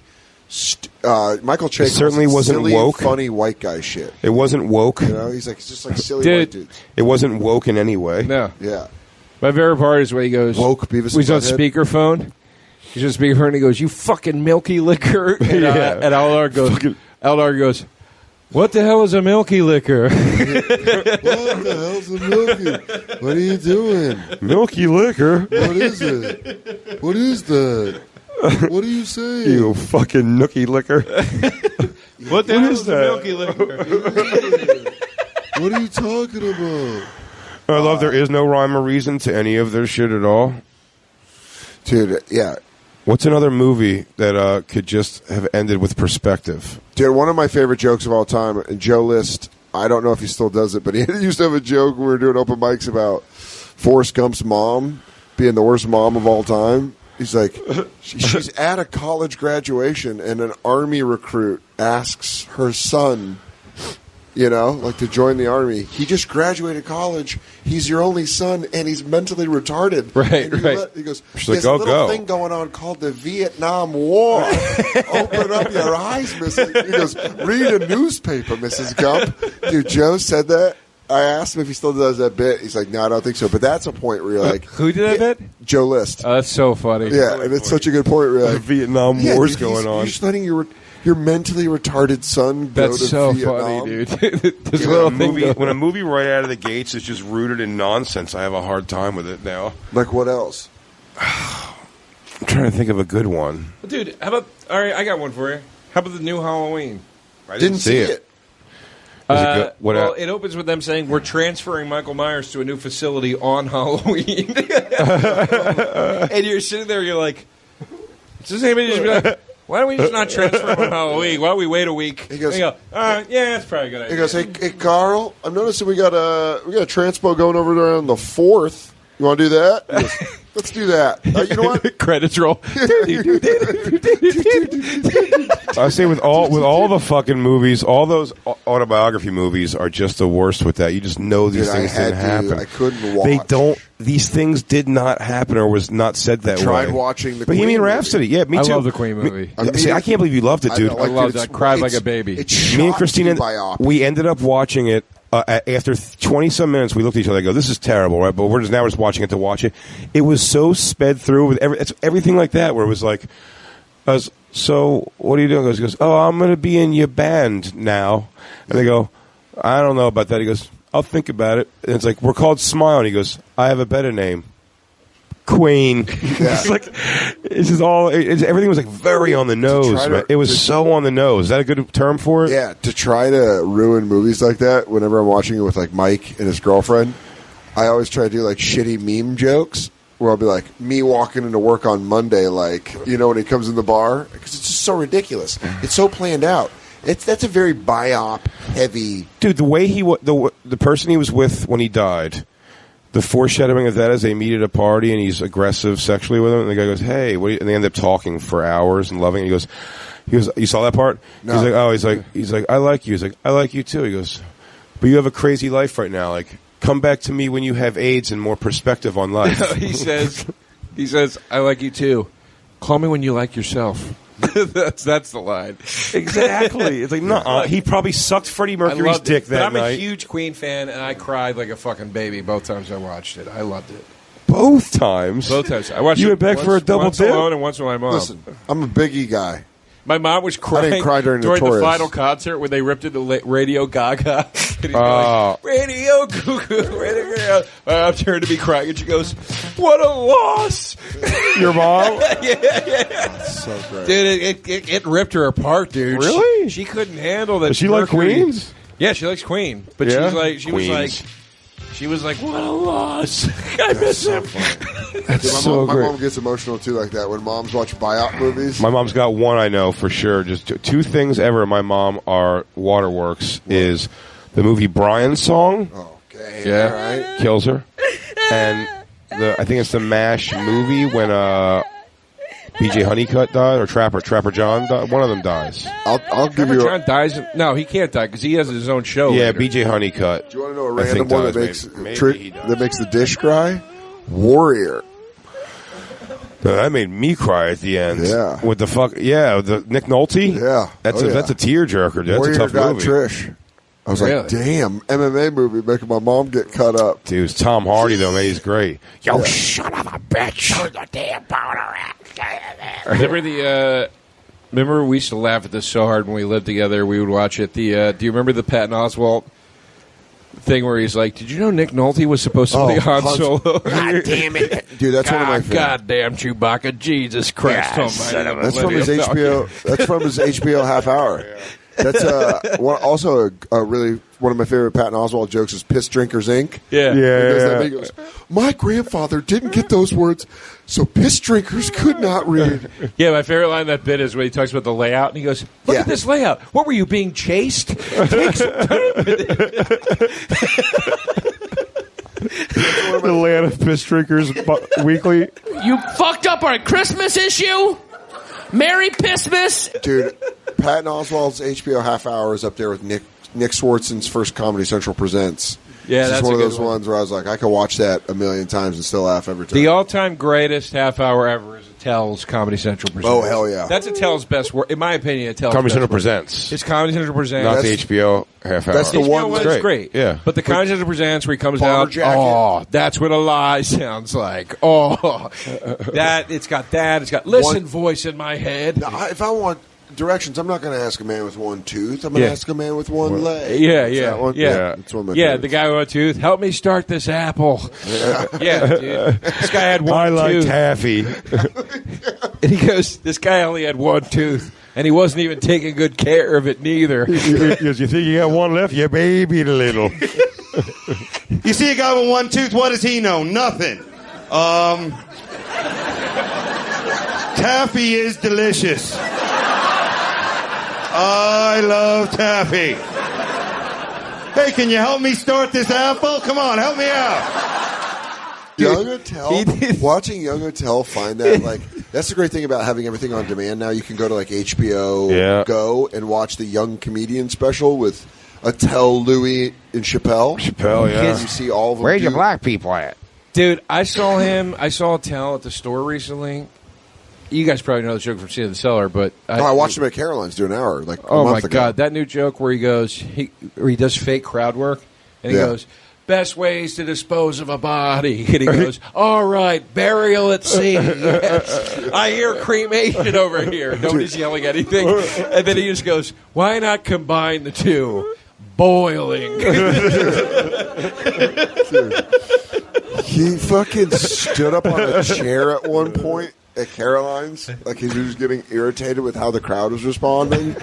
And he's like, "Oh, say the jokes that I damn well please, dude." You're like, dude, he has this Subway joke. I don't want to start doing Attell's bits, but dude, he goes, a horse will eat anything except peanut. He goes, a horse will eat peanut butter off anything except your balls. Well, another win for dogs. Remember the time at Caroline's when he goes, Caroline's is the cutout diamonds? Yeah. Like there's just like the vacant. It's like Argyle. Yeah, diamonds to the wall. Looks like Argyle. It's Argyle. On stage once. It was when Jay was opening for him, and he goes, and it tells leaning against the wall, and he goes, "You know what I think? There should be something here." He shoved his hand in the hole. I moved to New York City right as Dave Attell quit drinking, so I just saw the sudden impact of it. Where, like, I started hanging out with you, and then I started hanging out with you, and then I started hanging out with, like, Julian, and I'd go out with, like, Julian, and you'd see Attell, and you'd, like, pay for drinks or whatever, and it was like I missed the Beatles. That's what it feels like. Dude, did we ever tell Evan Steinberg stories on this show? Where Keith was on, we told, mine bombed, the flowers on his sleeve. I mean, we told the last time you were on the show about the Phillies... Or the Sixers sneakers. The Sixers themed. Dude. And then we went through I just fucking love, man, when he went to that MTV meeting with me, and just goes, he had a rip at his sweatshirt, and he just grabbed a cup from the middle of the table, and he goes, "All right, let's talk about this show. Jay's got a great idea for you." I'm like, "Oh God." Dude. I don't know whether to respect you or fire you. And he cornered Conan O'Brien or something. Put Bill Burr on your show, you nard. Holy shit, man. You don't understand the scope of odd people in this business.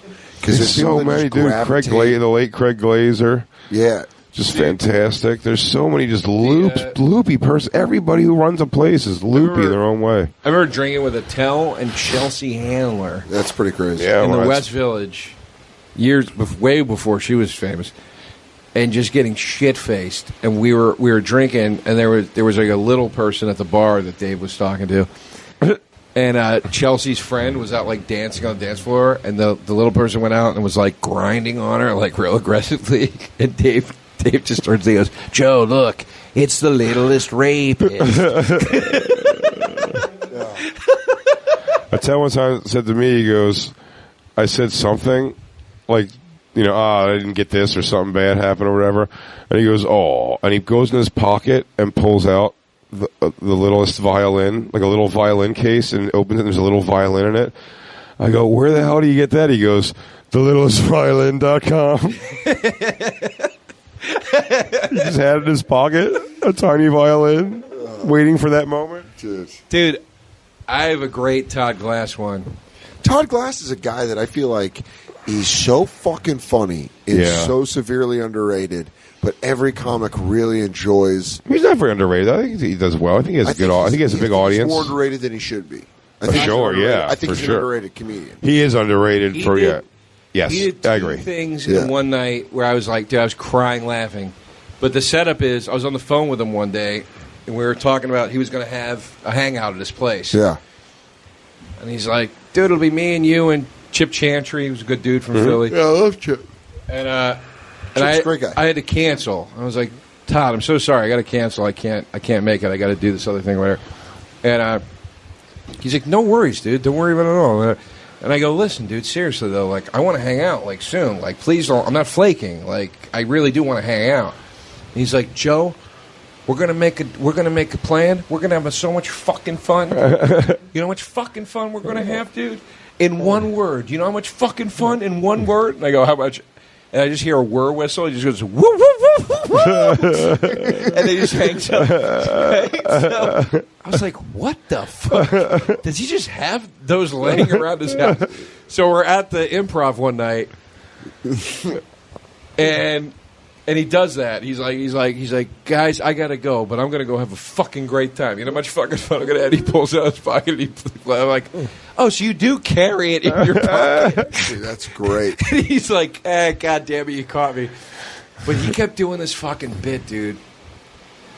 Where he was like, I wanted to do my. He goes, this is my new character. He goes, oh, you told me this. Of a guy who talks shit about everybody, but then leaves, making himself sound like the hero. And he was just literally just taking names off the marquee. None of it had significance. And he pointed up at the marquee. It was, I think it's like Chris D'Elia tonight or whatever. And he's like, hey, did you guys hear about Chris D'Elia? Jesus Christ, man, he's down here. He's cursing everybody down. He's shit faced. He's stealing people's jokes. Everybody's pissed off. Me, I like the guy. Anyway, let me get out of here. And he just kept coming back and doing it with every name on the market. Dude, it was so fucking funny. When I first did Montreal, I went up there and he would do this thing where he would be standing with somebody and wait till no one else was around. And he'll be like, and I don't sign autographs because I'm fucking Anthony Jeselnik. And it'd be him and Anthony Jeselnik. And then someone would walk around the corner and be like, gee, Anthony, that's a weird thing to say to your friends. Like, he would do that. He would just yell and you're like, I was like, dude, he's so goddamn funny. Dude, when I was outside the Improv in L.A. one time, Todd Glass, this is the late great Ralphie May. Yeah. His picture on the wall of the awful artwork that adorns that wall, that mural out there. Ralphie May is he's on the bend in the wall. Yeah. So it's like they have to make him so big, and also he stretches across. And just Todd coming and point out, he goes, every time I see it, I don't know, the guy doesn't have a hard enough go at it already. You gotta stretch him across two. I don't know. The guy, you can't just pick him one to put. I don't know. I don't get into it with him, but you know. Please go watch Todd Glass's Netflix special right now. Act Happy. Act Happy. It's so funny on Netflix. Fuck. I always do this bit with him when I see him. I'll go, I actually got him with this for real the first time I did. He thought I was serious. I called him and I listened to his voicemail. I go, Todd. Or I texted him. I go, Todd, are you still doing that joke about the thin pig or whatever? And he wrote back like, yeah. And I was like, that's your closer, right? And he's like, yeah. And I go, that's cool, dude. I had a bit like that when I was first starting out. I threw it away. Good for you that it's working, though, right? And he wrote back and he's like, wait, what? Do we have the same? And I was like, Todd, I'm just fucking joking, man. So, but I was doing that. Like, Todd, you still doing that bit? Good for you, man. Listen, I threw mine away, but I'm glad it's working for you right now. I wish we could ever find the lady that was from the open mics that me and Joe would do back in Philly. The ooh, what's the deal, lady? That's the women are smart, men are stupid. Men spit in the street, women step in it. Now who's stupid now, ladies? Huh? It doesn't. There's doesn't make any women sense. Spit, men step in it. Right? No, men spit in the street, women step in it. It was all wrong. The whole thing was stupid. Just, who's stupid? Am I right, ladies? Come on. Ooh, and what's the deal? Dude, I remember watching open mics in Tucson. Didn't you have like a fucking wingnut gloop of a fucking person? Crazy people. You would see legitimately crazy but people. come all the time. Yeah, no, consistently. What's your wackiest? Because Philly has people. so many. Dude, Michael Rage is classic. Here's the thing. I think classic. You guys had. You had more bang for your buck. We had shitloads. We just had baked crazy lizard people. You know, like. Oh yeah. No, dude, ours are. I told you the craziest one ever of our open mics in Tucson was this little Mexican dude who would just start giggling, and he would murder with nothing. And he'd just get on stage and be like, white people, y'all spit a lot. And he'd just be killing. And me and my friend Johnny and Jesse would be like, what the fuck? How's this guy murdering? Yeah. We had a dude like that. I think his name was Long Dick Diamond. Oh, yeah. Yeah. LDD? He would get out no material, and he would just kill. And he'd just be like, white people be eating boiled chicken and shit. And, like it would fucking kill. Just annihilate. Yeah, you're like, what the fuck is he doing? I don't even know what he's doing. Some of the best characters in the black circuit were the white guys, though. Oh, man. They were. Dude, Michael Rage is just... There's just so many stories white of that guys guy. In the black circuit in any city. I remember New York doing... But an older guy like that trying to blend... Don Merrill was the same thing. An older guy trying to blend into a young... post-90s hip-hop fucking world, dude. It was so rooted in that kind of shit. Here's what was so good. Here's what was so good about the Philly open mic scene when it's the shittiness of it. I mean, it was so good about the shittiness of it, and I really think that this is like the formula. Yeah. They suck. A lot of them sucked, but they could hold an semblance of a set on stage. Yes, they had some sort of gravitas. You have to when it's like it almost makes sense, but it sucks. That's what's great. When it's somebody that's just like a loose cannon, or just it's like, who cares? This is a crazy person on a stage. But when it's something that's like where it's like, no, these are structured jokes that suck. Like, you have the entire style down, or not the style down, but you have the structure down. It's just nothing there. That's my favorite. It's like when it's a structured joke with a fucking full-on punchline, even if it works, but it's terrible. I'm like, oh, this is great. I used to watch road features come through Tucson. Oh, man. You want to know, guys? Dude, the best was my first weekend on the road. I was MC. And you got probably a lot of tired, sleepy headliners, too. Those headliners that don't care at all. Like, well, here's what I do. Here's my set. My first road weekend in Albuquerque, New Mexico at Laughs, the feature during the first off was like sober, hated me because I was drinking and smoking weed and sleeping on the couch of the condo. He would go to the mall during the day and buy Waterford crystals and then sell them online for more money. And I was like, he day traded Waterford crystals? Yeah. And I'd be like, and I was like, that's what being a comic is on the road? What are Waterford crystals? It's like these like things. Just crystals? Yeah, you could just like crystal shit. You could buy it like JCPenney. Yeah. It was like a crystal that was like a goose. Yeah, and he would mark it up and sell it online. Oh, God. And he was miserable. And my friends drove down from Denver, because Albuquerque to Denver is maybe 6 hours. So Zach and his brother came down and watched, and they were like, it was a running joke. Like, this guy is miserable. He was doing like jokes that you could like, you fucking hate doing comedy. It looks like you just hate it. And then he'd be like, yeah, he had to make his money off marking up Waterford crystals. Did you have a handicap? There's always a couple handicaps. Oh, yeah. I mean, this guy Brian that I knew that died, you had to help him on the stage. He was just in a wheelchair. But his legs. Me and Dave had someone on a gig one time, and I think I talked about it. She was in a wheelchair, but like... Oh, you did talk about it. You came back and talked Lord, about it. The whole You talked thing. about it on the Bonfire. Yeah. Actually, I was there that day that you talked about it. Oh, yeah. I felt... Yeah. It was in L.A. Very awkward. Yeah. Very awkward and weird, yeah. By the way, there's a hot chick in a wheelchair by the door. But there was like Charles Walden was great. Well, I think there's a big difference between someone that's just absolutely out of their goddamn mind or angry. It's not even out of their mind. I'm talking about when someone's so disabled they can't. Dude, there's a guy, it's so shitty, and we did talk about it before on Skanks for sure a while back, but he's back now on this America's Got Talent. You know my stance on Champions. Well, I'll tell you this. First of all, we're going to get deep when we get back home. Yeah. There's got to be at this point now a montage of Terry Crews overreacting to everything that he sees. I mean, no matter what he goes, this boy good. Is he on America's Got Talent? He's the host now. Oh, yeah, dude. Terry Crews? He's in Nick Cannon. What? It's ridiculous. He's so ridiculous. It's bad. But there's a stand-up comedian who has to program. Dude, this is so fucked up, but it's so ridiculous, too. He's a comic from London, I think. He has to program his whole set in jokes in the voice box. Oh. You know, the fucking Stephen Hawking. Stephen Hawking. Yeah, so it's... Oh, boy. I want to meet a girl, but... And then he gets the cadence just goes...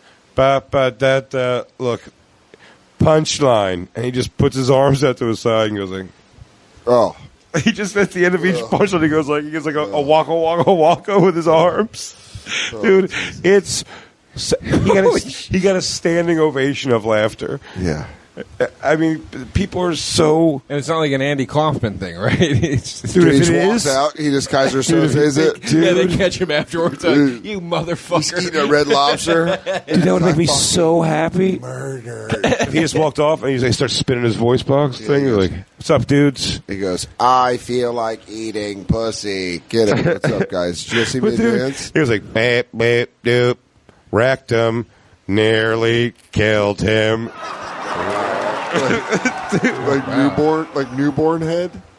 Dude, it's like a newborn trying to raise their head. Oh. It's like I don't know what it's for. Who it's for? I get listen. I think it's awesome to let anybody have a chance. Like I'm not knocking any of that shit.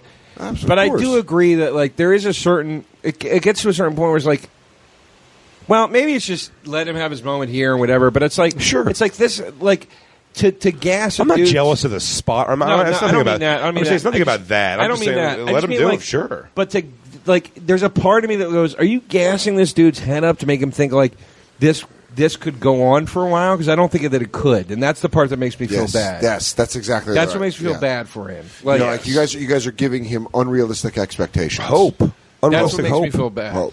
Or expectations, though. Or maybe it's not. Maybe he just goes off and he's like, "Hey, man, I did it. Whatever." He goes, "I fucked them bitches." Oh, so he comes back just cocky as shit. I'm not getting bumped for Dan Soder. Tell him to suck my dick. To do this voice. I Funny can't believe boy. Terry Crews, though, is now the host. Oh, well, I'll tell you what. Dude, we're going to watch he Terry is. Crews Terry video. Crews might as well be wearing blackface. He is shucking and jiving. It is so bad. Dude,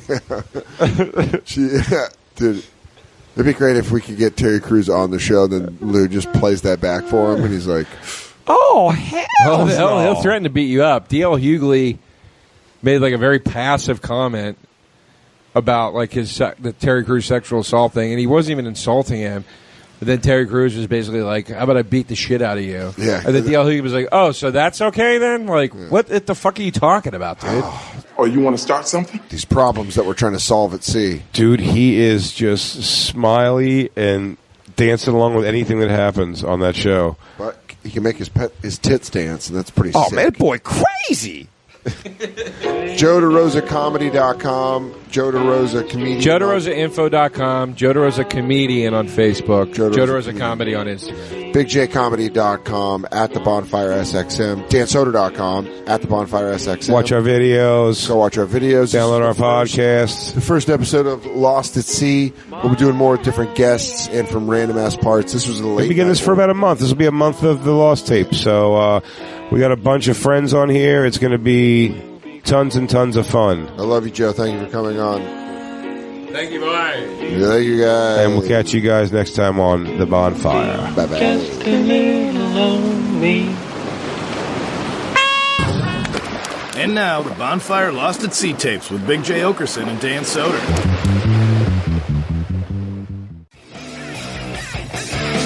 The Bonfire, Comedy Central Radio, Sirius XM 95. I'm Dan Soder. That's Big J. Oakerson. We're on a fucking boat. We're on a boat. So it's a Lost at Sea bonfire. Lost at Sea tapes. Lost at Sea tapes. We've been doing episodes from the Impractical Jokers Cruise and then releasing them weekly. So you get to hear us live the experience in not in real time. We're on day 2. Day 2. Joining us in Jay's cabin. Stateroom, sorry. The world's amigo, Mike Fenoya. Yo. And JF Harris. Yo. Welcome to the Bonfire. Thanks for having us, guys. First time on Bonfire, yeah? Yeah. For JF, hell yeah. Wow. JF took off. He flew. I'm an LA He abandoned ship, went to LA. Yeah. Started Before wearing we high got water the fire pants. crackling. You do so good. I really can't turn Dude, it off. You do I so try. good. I you try, do good. and I'm like, where's the switch? No, but you do good. JF, you opened for the Jokers on the road. Yeah. I tour with those guys. Have you done all the cruises? This is my third cruise, yeah. So it's the third one. You've done all. So I've done all of them, yeah. All the cruises in the world. I've never done a cruise before. Mike, you also opened for the Jokers. Yes. Do you guys notice that the Joker fans notice you guys on these cruises? Like they get pumped to see you guys? Because you guys are like B-sides. We kind of are, yeah. You're in Practical Jokers B-sides. Oh, yeah, they got to be, right? Jiggy, too. And, Yeah. Chris hosted our show. And a lot of people that watch the inside jokes will, say what's up. Oh, because they nice. watch the show I write for. So, they get you're to a know writer us. on it, too. So you're like in the universe. I'm in the universe. Like if it was a Marvel comic book. Well, their fans get hyped up for, like... Their fans are the PAs. best. It's crazy. They love everybody. They run around and take photos with like the people who hold the boom mics. Yeah, Shay, Kelly, and Kelly and stuff. Yeah, they just love taking pictures with everybody. It's like Pearl Jam. It really is, dude. This is like this is what the meet and greets are like normally. That's why they stopped doing the meet and greets. Oh yeah, because it was just too much. Like the same people, just every night Pearl after Jam the and shows, bread. meet and greet. Like they got rid of them on the live tour. Just because it just got to be too much. Like it just got to be so much like work for them. 7 nights in a row we would be on the road and the same 15 people would be at every meet and greet with a gift from the town that we were in. Like if we were in Louisville, they came with like Louisville Slugger bats or whiskey, like or whiskey. If we were in like Kentucky bats, we were waiting in line with bats. Yeah, bats and whiskey. Bats and whiskey is a dangerous combo. I want to see these fuckers. I got another gift for him. You're like, are you trying to bribe them, or are you holding something over them? Is every time a threat? Yeah. Why are you showing up again and again? I mean, it is great to have loyal fans like that, but that does have to be. It gets too much. Well, also if you have like they're a 4-man show, man. It's got to be rehearsed. Yeah, and it's like it's tight. Oh, it's their live show is real tight. Right. No, I know. I've seen it several times. So I mean, it's tight. And like when you look down, I don't think people know how much. When you look down and see now, listen, people come to multiple shows of mine. Yeah, but I really don't want them ever to sit up front. Multiple shows. Like, it can change. Because what you're showing me, I'll forget if you're in the back. So if I repeat a joke from the first show, whatever. If I repeat a couple jokes, it's whatever. They stayed. But when I see you and I feel the stress of like, that's all it is. It puts the thing on you. You're like, oh Christ! Like now they know when I went on the last show. Possibly when I was like, oh yeah, this thing. They're gonna know he wasn't really thinking about it. Yeah, it's funny, man. I'm more affected by people I know being in the audience. It's the worst. Than the size of an audience. Oh hell yeah! I don't mind if it's a giant audience. How about a small audience with a lot of people you know? By the I've way, had that before. I'm talking the first time I headlined Comedy Works, or the first time I worked Comedy Works. I had to do a wraparound. I had to do a wraparound weekend where I had to do 2. I featured Friday and Saturday, but I headlined the South Club Thursday and Sunday. Thursday, all people I knew. My mom's 60th birthday. Oh man! I've never headlined in New York City for this exact reason. It's the worst. Well, Comedy Works is one of the best clubs in the country. It's the best. Going there and just looking at JF, when are you going to bless the city with your comedy? Stop this nonsense. Bless this gift. You've been gone long enough. I'll go do like spots around town, but who are you hurting now? Just the people. I mean, the last time my parents came and saw me, I was with Mark Norman at Caroline's, and it was like painful. Like I couldn't look to the left. Yeah, man. When my I go mom to see me a bunch, I don't mind. Your mom is. My mom and I have a rule. Not really a rule, but an understanding that if I'm working Comedy Works, she won't tell me which show she goes to. Oh, that's she just nice. knows Wendy. That's so perfect. Get tickets, and then on Sunday, when we're hanging out, she'll be like, "I was at this show." And yeah. I'm like, oh, okay. Good. Because then it's Better like you're like the rest were great. I go, I killed. She goes, "You suck. You should." She goes, It didn't look like it was Trish told you to hang it up. I went through 4 out of 5. The first time opening for the Jokers, I did Connecticut, Wallingford, Connecticut, at a venue that I like grew up going to shows at. That's crazy. And the first time I walked out and I looked out, and there's 5,000 people I think in that venue, and the first head I see is my old man, like 8 rows out, just looking at me like, I'm Do here. something. Dude, my dad's bringing up. Here we party are now. bus Entertain us. You talk about that all the time, and I couldn't unsee him. Yeah. You know what I mean? Oh, it was yeah. just Well, the now whole you're time. and you're I'm also just going like, off all his reactions. and I had to go. My dad's here, and that just kind of popped the balloon in Toledo, Ohio. Oh yeah, you've told my me. dad is doing it again. He is. He's bringing down a party bus. Fuck. He's an animal. Fuck. That's so hard. Who's going to be on this bus? Bobby, it's your dad. We're His boss, who he has uncomfortable admiration for. You've talked about Gary's love for his boss on the show, where he's like, Fernando is his name too. What kind of car does he drive? I don't even remember. I thought he talked about an it. X5 or whatever the fuck it is. He's so impressed with Fernando. Really? He goes, and he's a great guy. He gets a party bus. He says his other business is owning party buses. That's so funny. It's true. He thinks He's getting high on his own supply this weekend. He's my dad's boss, and also another job is he runs party buses. What does your dad do? He's giving it to me on a hustler. What does my dad do? Oh, I'll tell you. He what's wrong? I thought it was a knock. Too. Yeah. Boat police. You're having too much fun in this room. Dude, that's so great that your dad wiggles his butt for another man. Like when he was in front of me, uncomfortably complimenting this dude. I mean, everything shy of saying how handsome he is and put together. Because don't you want to kiss him, Jay? And his name's Fernando, Jay.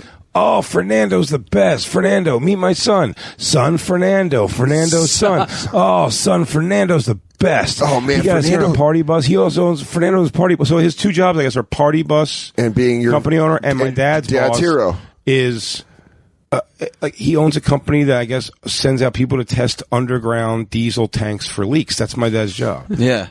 He runs a probe through tanks. The probe comes back with data. He enters the data and drives on to another place. That's his job. Yeah. So Fernando's involved in that world and party buses. Fernando goes, you understand, Gary, my life is danger. Dealing with diesel is a very difficult thing. So on the side, to relax, I like to drive my party bus. 15 to 20 people having the time of their life. I was all in third person, too. He goes, Jay, pleasure to meet you. Fernando really liked your show. Excuse me? And he goes, it's a thing he does, son, but it's cool. Fernando. Oh, look, he talks about himself in third person. How cool is Fernando? Fernando has headache from their jokes. He goes, Fernando thinks you should have a tag where you say.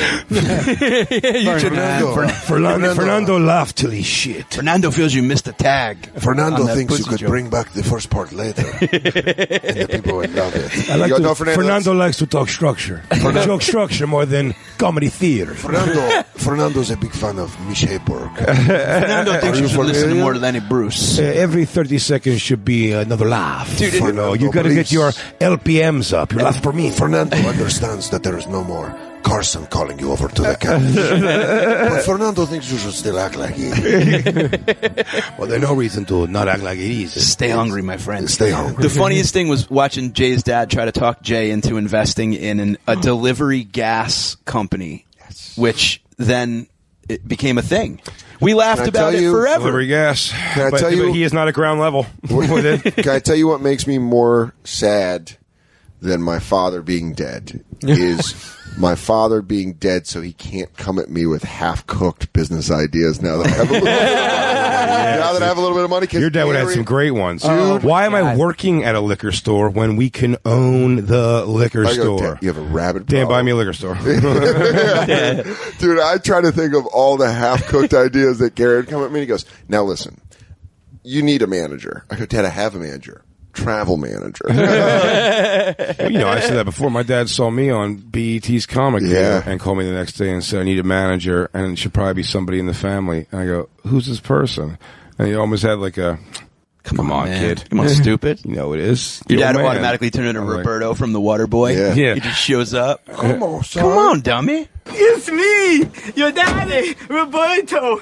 I mean, he really was like, what do you think your dad would be doing right I'm like, now? I don't know if you officially know my birth year. Yeah. What do you think? What do you think your Gary would be doing right now? If he's still alive? Yeah. Definitely a bartender somewhere. Just bartending. Crushing ass watching. Oh, dude. He'd have so many bitches watching Billions. Oh, my God. I'm trying to think he'd be getting so much knob off of that. Chip off the old block. And I'll tell you this. It would have been your headshot next to the box scores for the Super Bowl. Dude, it would be, it really would. He goes, you guys want to buy a box? That's my son, Dan. He takes after his mother. He'd be at Shotgun Willie's right now. Dude, my dad didn't live in Denver. My dad lived in Northern California. But he would make his way. That's why he's a 49ers. Everybody moves to Denver that would have, he would be there maybe. Oh, he would try to move to New York. Your dad's a little hippie dip though, right?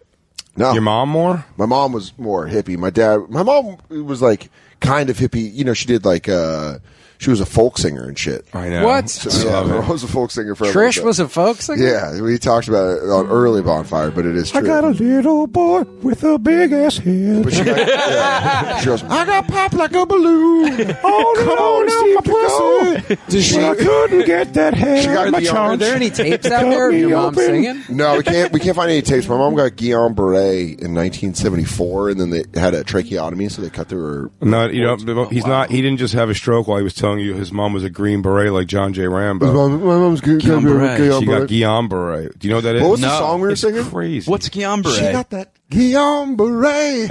Well, we were singing that at the hotel. We were talking. I don't know. It was in Tampa before we left. And it was to the beat of something, right? It was like, Guillain Barre. I don't know if it was Raspberry Beret. I don't know. Guillain Barre. So Guillain Barre is a disease where your white blood cells attack your spinal column and you go paralyzed. What the fuck? So, dude, it's several year? My mom, I think the entire process was 20 months.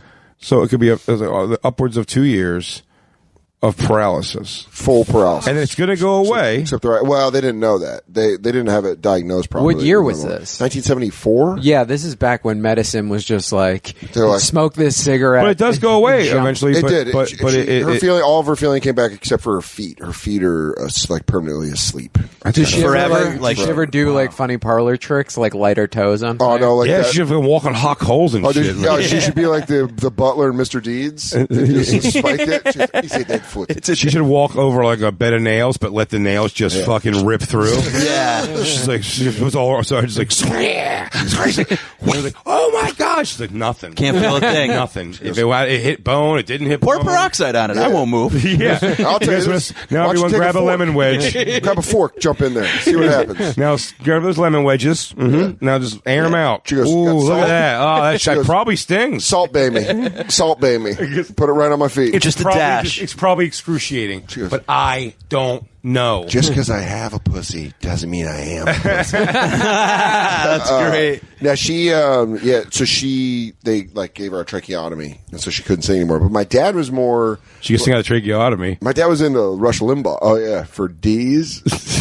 Is that where you're going? boy with a big ass head. No, her voice is normal. She just can't. No, I know. I'm saying, but it'd be funny with the tracheotomy. She kept going. Oh, if she just kept going. Yeah, just keep going. How many men? How many roads? If she like made an alliteration out of it, like Trakey Trish or something like that. Help me, I think I'm falling. She was a folk singer. Her dream had come true. She sleeps in the sand. She was a folk singer.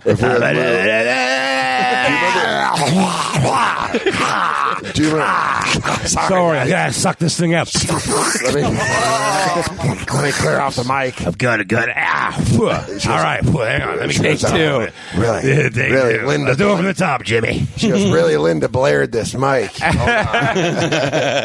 Sorry, we did. Oh man, I really honked a couple on this thing. We did my dad as Forrest Gump, just walking in the back and seeing my mom playing folk sing on guitar naked. But it was when we did it originally, it was to War Pigs. Remember? My dad walked in, she was just playing Old Sabbath.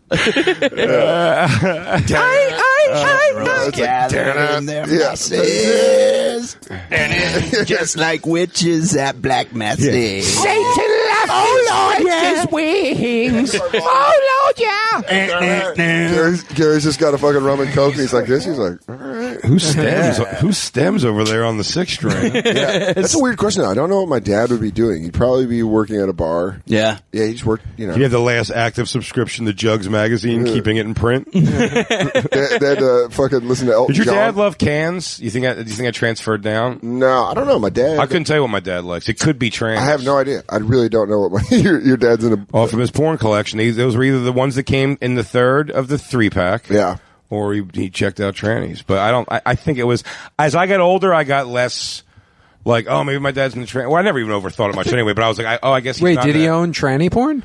It wasn't tranny porn. It was like, dude, if you've ever bought, which I have, my age will dictate that I have bought the 3-packs of porn magazines. And they would have almost like a sleeve, like the third one, and it would be blacked out, so you didn't even really know what. Well, you can tell what the outside ones were, but you had no, and it was just basically what they're doing is them. If they send the magazines back, they get like a couple cents for each magazine.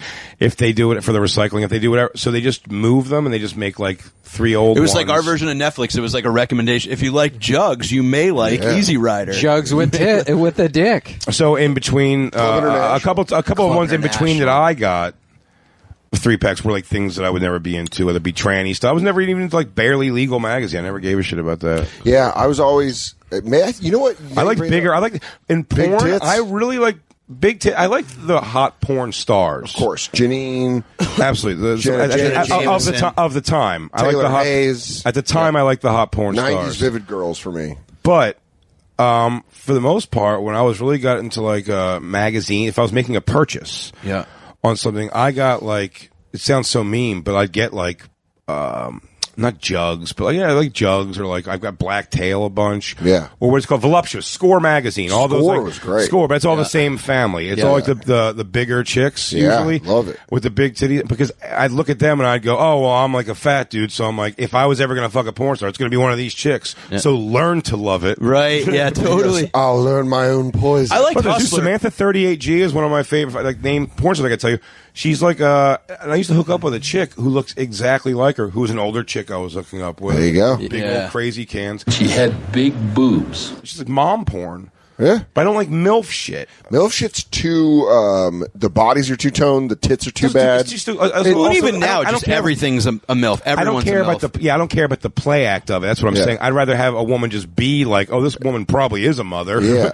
I used to love I like an actual MILF. Yeah, I don't like used to love a Leah Janine MILF. Yeah, I like Penny Porsche. You don't like a porn star heading into retirement. Brandy Love is listed as a fucking MILF, and she's like probably 3 years Brandy younger Taylor, than me. you know those names at all? Brandy Taylor. There was a Mackenzie Dawn. So we're Lindsay Dawn McKenzie. Yeah. LDM.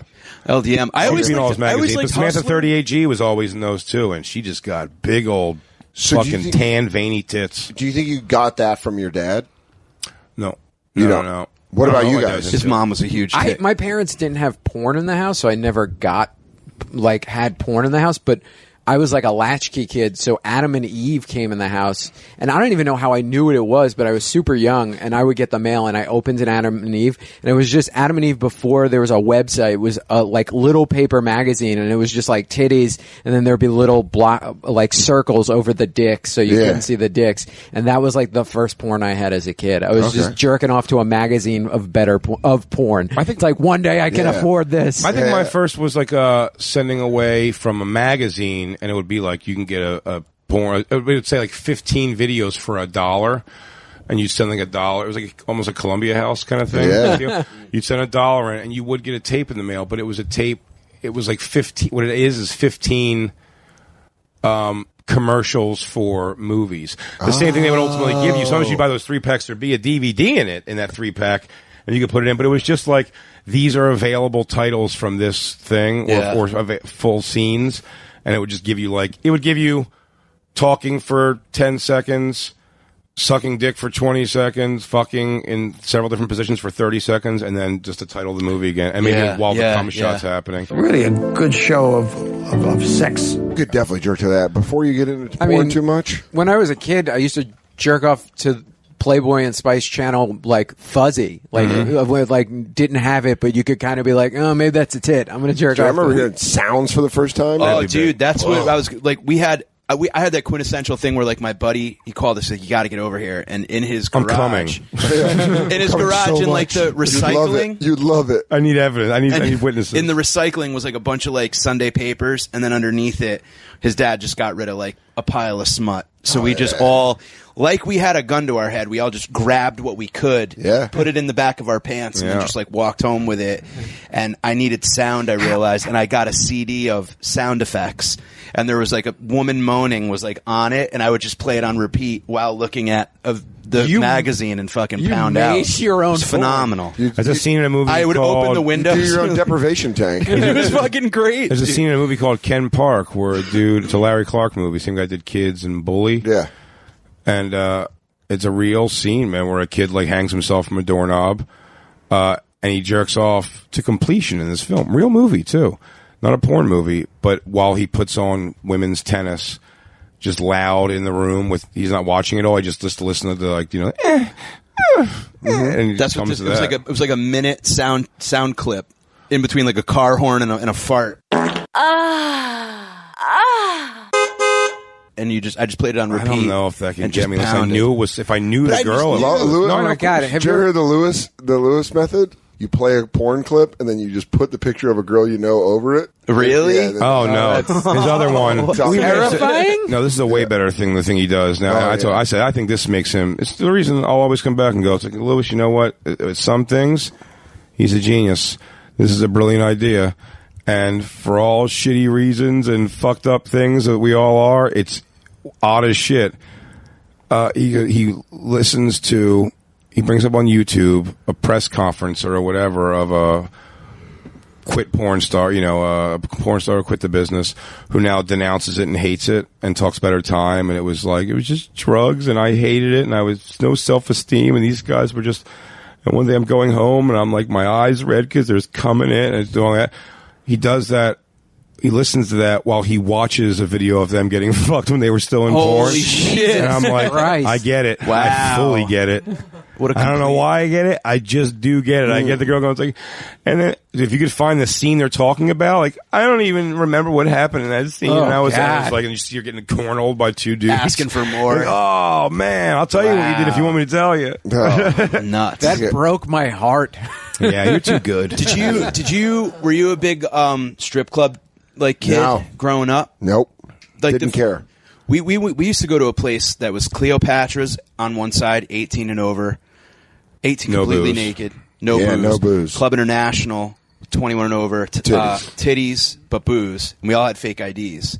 And we would just go get fucking cocked in Club International and then go over to Cleo's. And I mean, that's watch what the everyone fucking- did, look at right? pussy, Right, yeah. but like when we were like, we had really crummy fake IDs, but this place just didn't Yeah. give a fuck. It was just a cash. I bet there were a bunch of hot chicks. We got into the 18 and disgusting. over club once under we gave it a whirl and they did let us in. It was pretty crazy. my friend's didn't dad- card us. I was nervous and so I was like, they're going to Yeah. come around again when you My realize they friend's don't care. dad did Yeah. taxes for the 18 and over strip club. Really? And somehow that's got to be some fucking number play. Yeah. Oh, yeah. You Yeah, do just Brian's dad. cash in, cash out. Fucking, yeah. When we found out that he did it, we were like, all right. Oh, all right, good job, Brian. Your dad's got a fucking greasy, weird, cool job. Yeah, and also a second family. Oh, dude, he has a horse that he always takes care of, and everyone's like, "Yeah, your dad's got a second family." I don't even know a guy or a friend at least who's like really in the strip clubs. I don't know. It's a personality that probably wouldn't end up meshing with I if have they no were really interest. in the strip clubs. The only time I've ever been to a fun one was in Florida. In between Miami and Fort Lauderdale at Scarlett's. It was Yeah. great. My friends- and my friend whose dad did the tax with a lawyer, we were like there and they're like, it's going to cost too much. And we're like, let's just go back to the hotel. Brian disappears, comes back. He goes, I've worked out a deal. Everybody give me $200. We're going to get a VIP booth and 2 bottles. It was awesome. Because they go full nude in Florida and you can drink. Yeah. Yeah. And yeah. they're crazy hot. It was Miami-Dade County. Smoking hot. Yeah, Yeah, those are like the girls that didn't make it as a Dolphins cheerleader. I think I think Yeah. that might be the place where my buddy was like, pick a girl, and she like blew me. Really? Yeah, it was In pretty Miami? great. Yeah. Jesus. No, not Miami. West Palm. It was West Palm. Still pretty awesome. It was just a place to go drink, but it was like also I don't know, when whatever you're a it kid was. and you're like, when you're a fucking, kid, this yeah, is for sure. And I got it. When I was 18, I'm telling you, we used to go. But it wore on me quick. Like I just you spend I a got week in it. Vegas, and it's like the last thing I you're got thinking it. about is going to like Spearmint Rhino. yeah. I have no great- interest. Going with friends though, if you go with friends, like there is a fun. Just to break and when we balls did and when we have were fun. 18, we went on purpose on Wednesdays, like somewhere between 4 to like 10 of us would go. Yeah. because Wow. we get in there for free and all that kind of shit, and it was fun. Like that, but like the idea of now, like if me and you were on the road, like I couldn't even dream of either of us going like, No. we're at a titty bar across the street, even and like, No. only There's time a I- fucking Xbox in the room. Yeah, if now video games are way more appealing Oh, than hell the yeah. strip club. When I was living in Tucson, I did this morning show at the radio. The Frank show was on KFMA. They're like, hey, why don't you come in? And there's a porn star on. It was my first time being around like a porn star or whatever. I was maybe 21 and went in the morning. Her name was Lavette. We could look her up later. But she was on. She had huge fake titties. And she's like, yeah, I'm feature dancing all weekend. And I was like, well, I was I'd on. love to see that. Yeah, and she's like, come through. You're so cute. And I was like 21, and my dick was just jumping through my shorts. I was like, oh, fuck, please. And you're 21, so you wore basketball shorts to work. I had fucking cargo shorts on. And I remember I was like, I can't get up. So I'm like, me and my friends are drinking. It's Friday night. I'm like, I know the porn star working at TD's this week. Do you guys want to go? And they're like, you know her? And I was like, I was on the Frank show with her. She was really cute. Straight up. I was like, maybe we should get hammered. Show up to the strip club. My girlfriend's up there. Dude, can you guys let me in? We're going to get married. My dad's going to love her. Yeah, I stepped to her with a familiarity that was not received. Oh, no. Where I was like, hey. And she was like, hi. Like that. And I was like, I came just like you told me. I mean, not with your words, but with your soul. Your soul talked to me. I'm ready to take you from this. When you touched my forearm and called me babe, I saw what you meant in your eyes. And I also came immediately. Shh. Right now, I know you're scared, but you're going to understand everything. I'm going to make you understand everything. When you see through my eyes. Hi, we're together. I have 3 more semesters, and then it's all you, babe. I know you want to be with a guy with a bachelor's in journalism.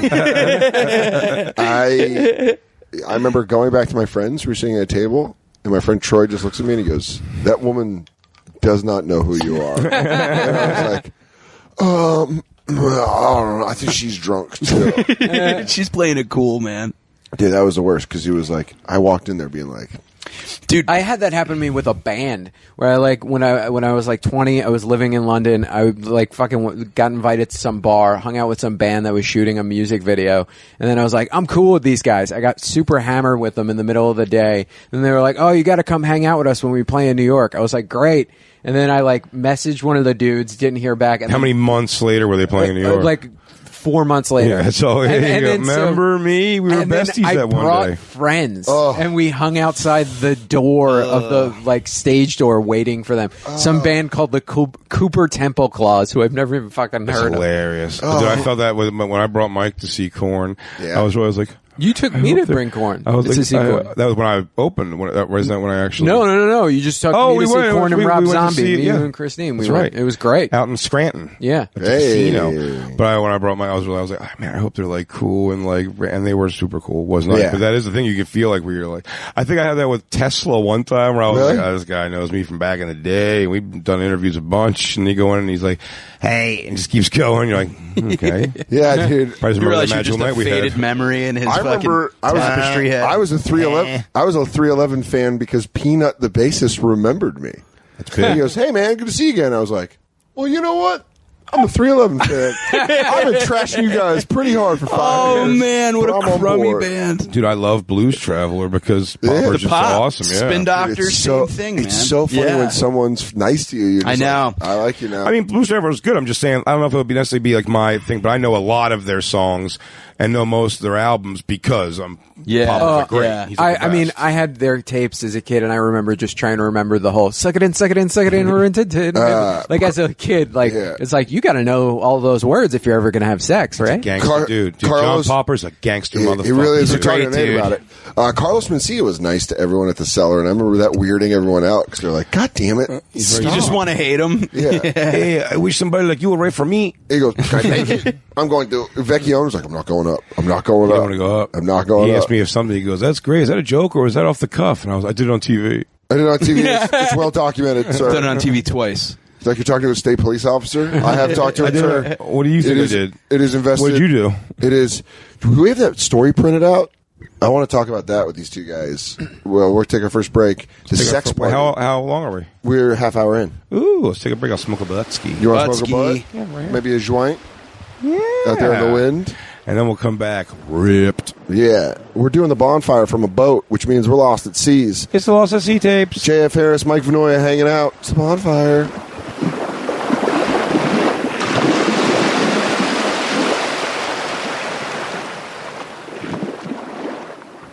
Point to me when you want me to say something awesome. It's the bonfire coming to the radio Sirius XM 95. We are Lost at Sea tapes, everybody. Damn right. Hanging out. Same sesh. Same sesh. Me, Dan, Mike Vanoia, and JF Harris hanging out with us On the in my boat. stateroom. On the boat. On the boat. Just Drinking came some off water. the deck. Have you Drinking a little noticed bit of on this water. boat there's a shitload of like truck stop like phrase T-shirts? Oh my God. Don't There's blame a me. lot. I voted for Friday and Yeah, fucking there's- shit Well, like that. in defense, today is meme day on the boat. I don't even know what that means necessarily, but Is it every that day sounds themed? like it's Yeah, every day is a themed. theme. Yeah. So What's that's why tomorrow? sometimes you see people just Big dressed tits up for like a Dan pirate. Day. It's random. The rock cruises also do that, and you just see the certain people be like Space Night, and then like everyone's just not doing it, and then 4 people like wrapped in tinfoil. Dude, those people last week were in like Dayton, Ohio. Like, dude, we're gonna get to this cruise, and I'm gonna be the best rock spaceman. I'm gonna wear this asshole outfit. Yeah, I people saw. are gonna recognize me. Yeah, I saw a couple dressed like Uncle Sam last night. Yeah, what was that? I Represent where you're from. Oh. I think so. I ended up doing it They by just went straight accident. up America. Oh, because you're wearing Someone your pointed out I was Philly wearing my versus jersey. different- No, I was wearing my Oh. jersey yesterday. And someone went, "You're on," and then you feel like a dork. They're like, "You're very on brand tonight." I'm like, I know. Well, I love themes. Christine knows how much I love themes. Poor Christine has to live, and Mike, maybe your wife does this too. Your girlfriend, Dan, I don't know, your girlfriend, but Christine has to like fucking hear my bitterness over her life before me, even like of the knobby things she did that I judge so hard. Like what? I'm like, if you put on a fucking toga and go to a party, you are a jerk off. And she's like, I used to love toga parties. Oh, you did? Oh, I hang with somebody who liked that at some point, you dildo. Yeah, when you, I'm that person, though. I'm the one where they're like, oh, if you like Dave Matthews Band, I'm like, 16 times in concert. But that's not even anywhere. If you like a band, you like a band, I get it, whatever. But I'm talking about things. I'm talking about real cheap. Do you remember when Mike had to go do that dress up, the 20s dress up? Yeah, I do remember that. Well, here's what it is, too. That's the kind of stuff I never, totally. and maybe it's not having an improv background. So, JF, you do improv. No, I mean this. Like, you taught a class today. You did teach class today, and I mean this. We bust balls on stand-up. I wish I had more, and I think I get better at it doing radio with you also very much. I think, and I think Christine could back that up, is I have to accept my will to. I wish I had more of a will to be silly. Yeah. I think You're such a fucking silly guy. And I am, but I'm silly. But it's like I really, and when I get like stoned on stage, I get, which my favorite comedy is when I'm being more silly. Yeah. But I know such a dumb word to keep saying. No, but it's true. You guys silly? I'm still gonna send it. It's like I don't have the like, hell yeah, let's put on costumes and go to this dumb party. I'm just like I'm the guy who goes like, you guys are all jerk offs to do this. Like, I have the worst of it. Party. I sound like a bah humbug. Well, you're just afraid that you're going to be called a fag. Yeah, by your friends. So that's what I was trying to say is I have the worst of it where I have the silliness enough to dress up, but then I judge myself and I'm like, I can't go out like this. I'm the guy where every Halloween did not get prepared and then last minute throws together a costume and I'm like, I'm a newsie because I own an Irish flat cap. But I'd even say like if I'd see a friend who's wearing a costume, I'd be the guy to first go, what are you doing? Yeah, what's the matter with you? You're 35. Totally. But even when I was like, I'm telling you, when I was 17 and my friends were still trick-or-treating, I was super judgmental over them. I would say, I go, but that's just because you became, you were a man too young. I'm saying, I was very responsible for my brother and sisters, which was not world preparing me for anything, but I was very responsible. Right. So, and I wasn't a very responsible necessarily babysitter, quite honestly.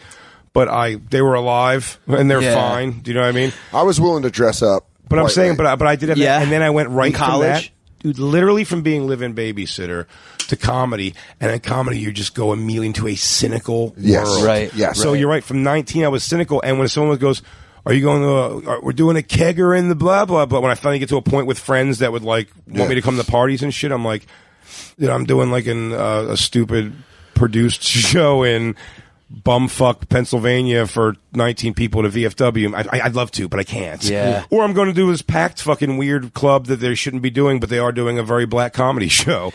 And it's like, I just, you know what I mean? Like I just got out of that world very quick. So when my friends were like forming, I mean, what they almost called a gang. We've told this story before on the show, the Second Mafia.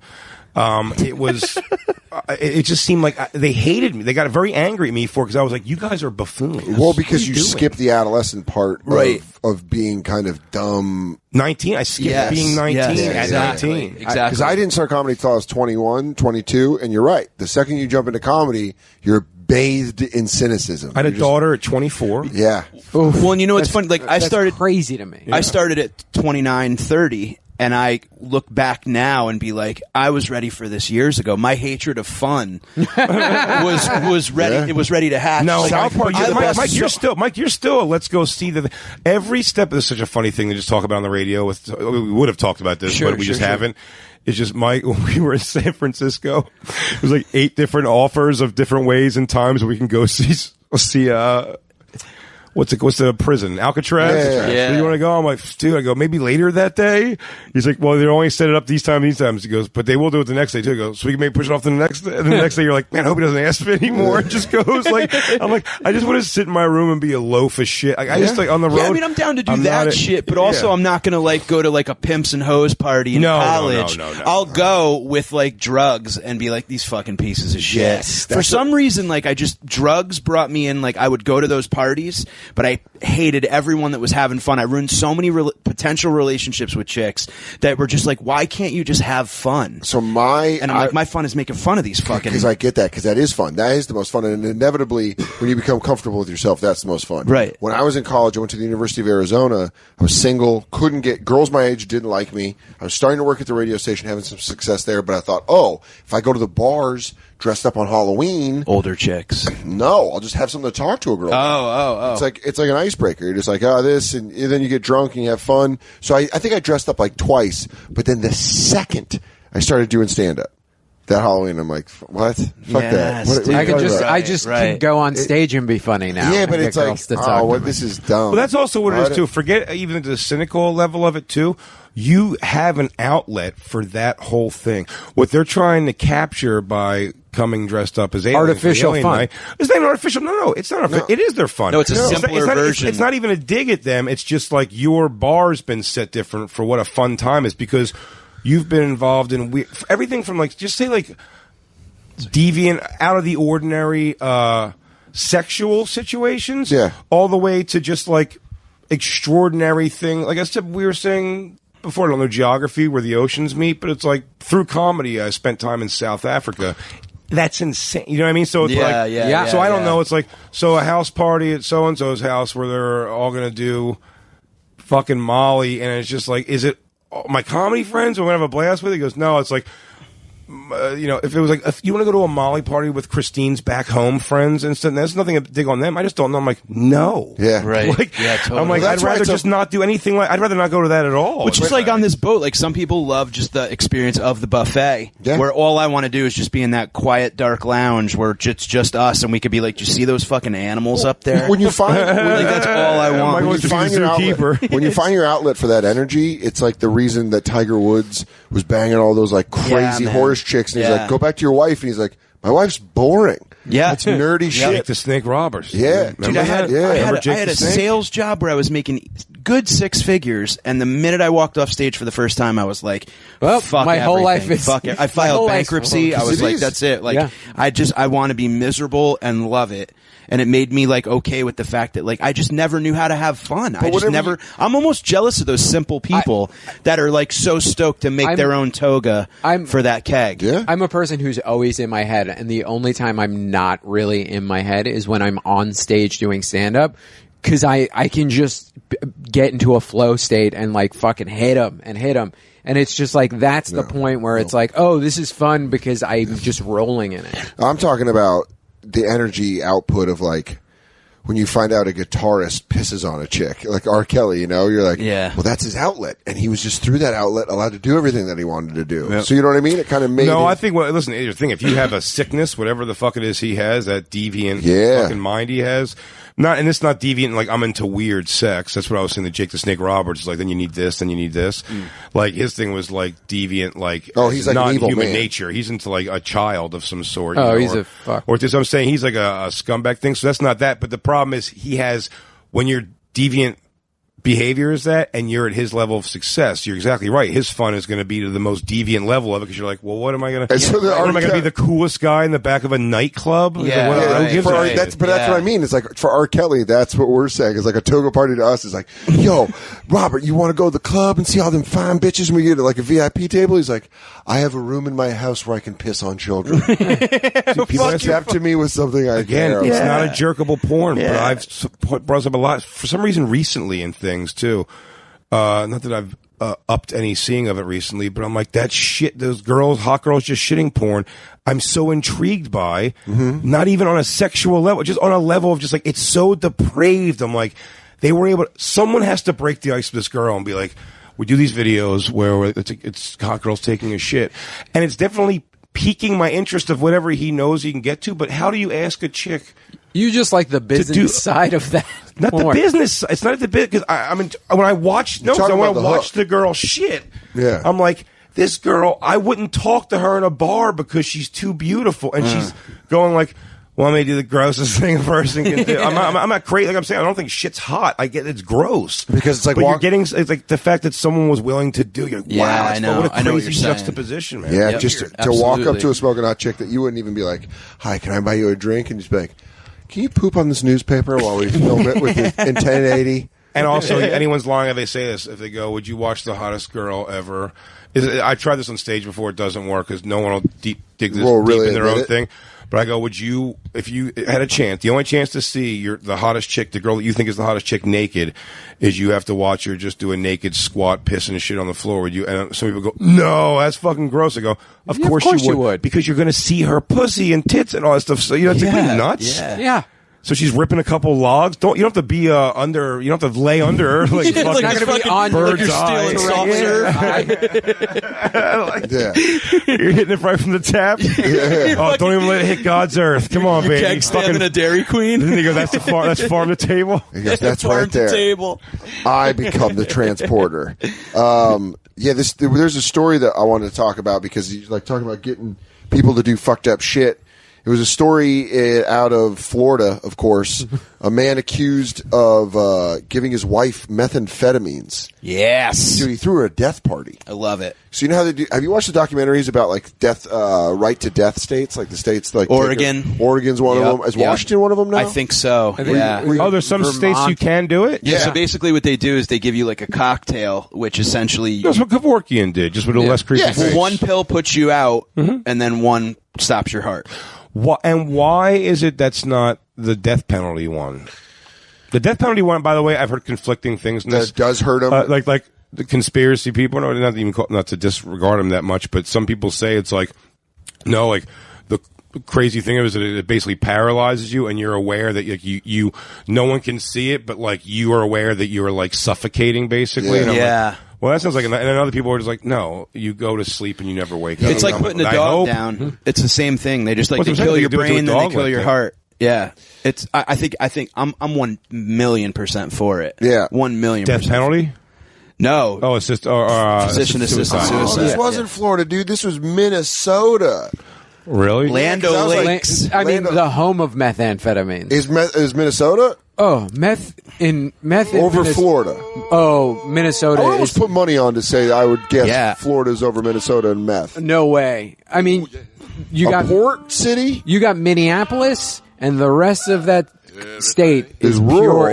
pure meth. I It's would- just so I would water. almost guess Meth really is for. It's not really. it's a rural thing. It's not really No. imported. It's made. It's Yeah. very made It's here. made in a- Actually, it's made in a imported barn. like a motherfucker in Mexico, and they cook it in small batches. Is it though? 'Cause I thought it's just like I thought it's how they make a it. rural thing. I would I thought guess it's like- it's like Minnesota trailer. was No, no. opiates. No. Minnesota easier to is make a it meth. I wish we had Google in this instance. I assume coke and weed through. This is funny. This is My like a ex-wife college is a meth- hang party because ex-meth no one addict knows from the Minnesota. truth. This is when it's like that. No, it's fucking totally Texas. Like we could just start throwing garbage into this conversation. Arizona is. I mean, I'd put Arizona I up would in have the said mix. Nebraska, to be honest with you. I think But- I've because it's rural. witnessed some serious Omaha fucking meth. JF, like what were you shit. saying? I was saying my ex-wife is an ex-meth addict from Minnesota. Yeah. Like, yeah. Oh yeah. Yeah, I kind of want to look it up. I mean, I know I have limited, but I would say more Florida to me strikes as if you were like, "Oh, give me an example of methamphetamine." I would think I'd go Florida. I would first. go Florida heroin or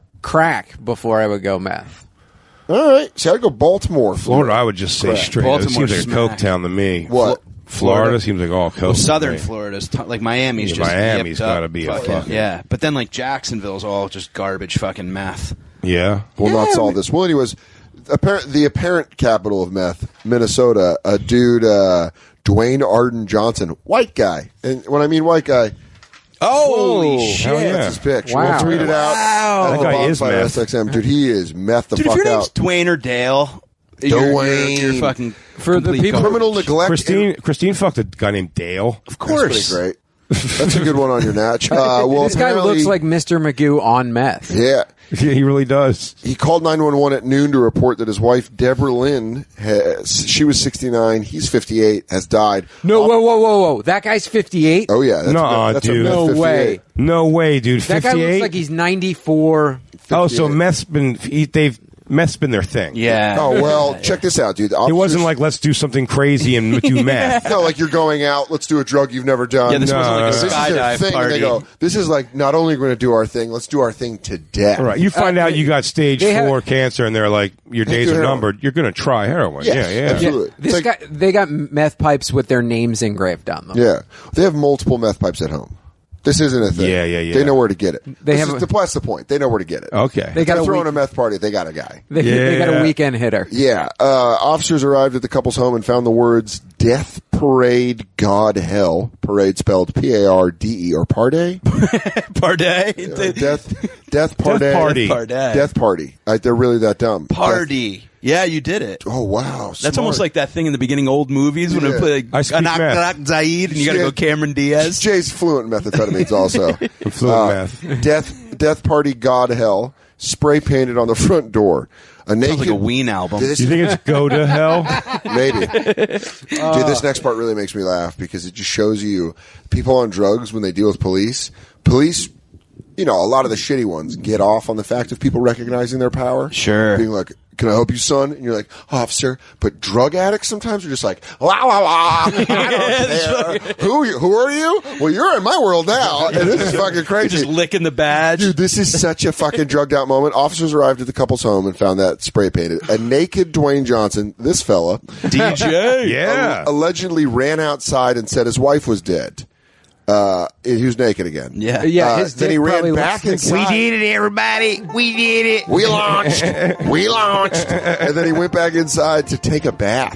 That's my favorite. Dude, that's my favorite. He was just like, Everybody, she did. I gotta go back inside. I'm gonna go soak, boys. he goes, I need some Epsom salt. I'm burned up. Shovel her out of this motherfucker. I'm halfway through a Danielle Steele. And Danielle Steele. I need to read this. That's my mom's bath books. Yeah, dude. He was later found in the bathtub hallucinating and trying to wash white and black things from his skin, according to deputies. Oh, that's good meth.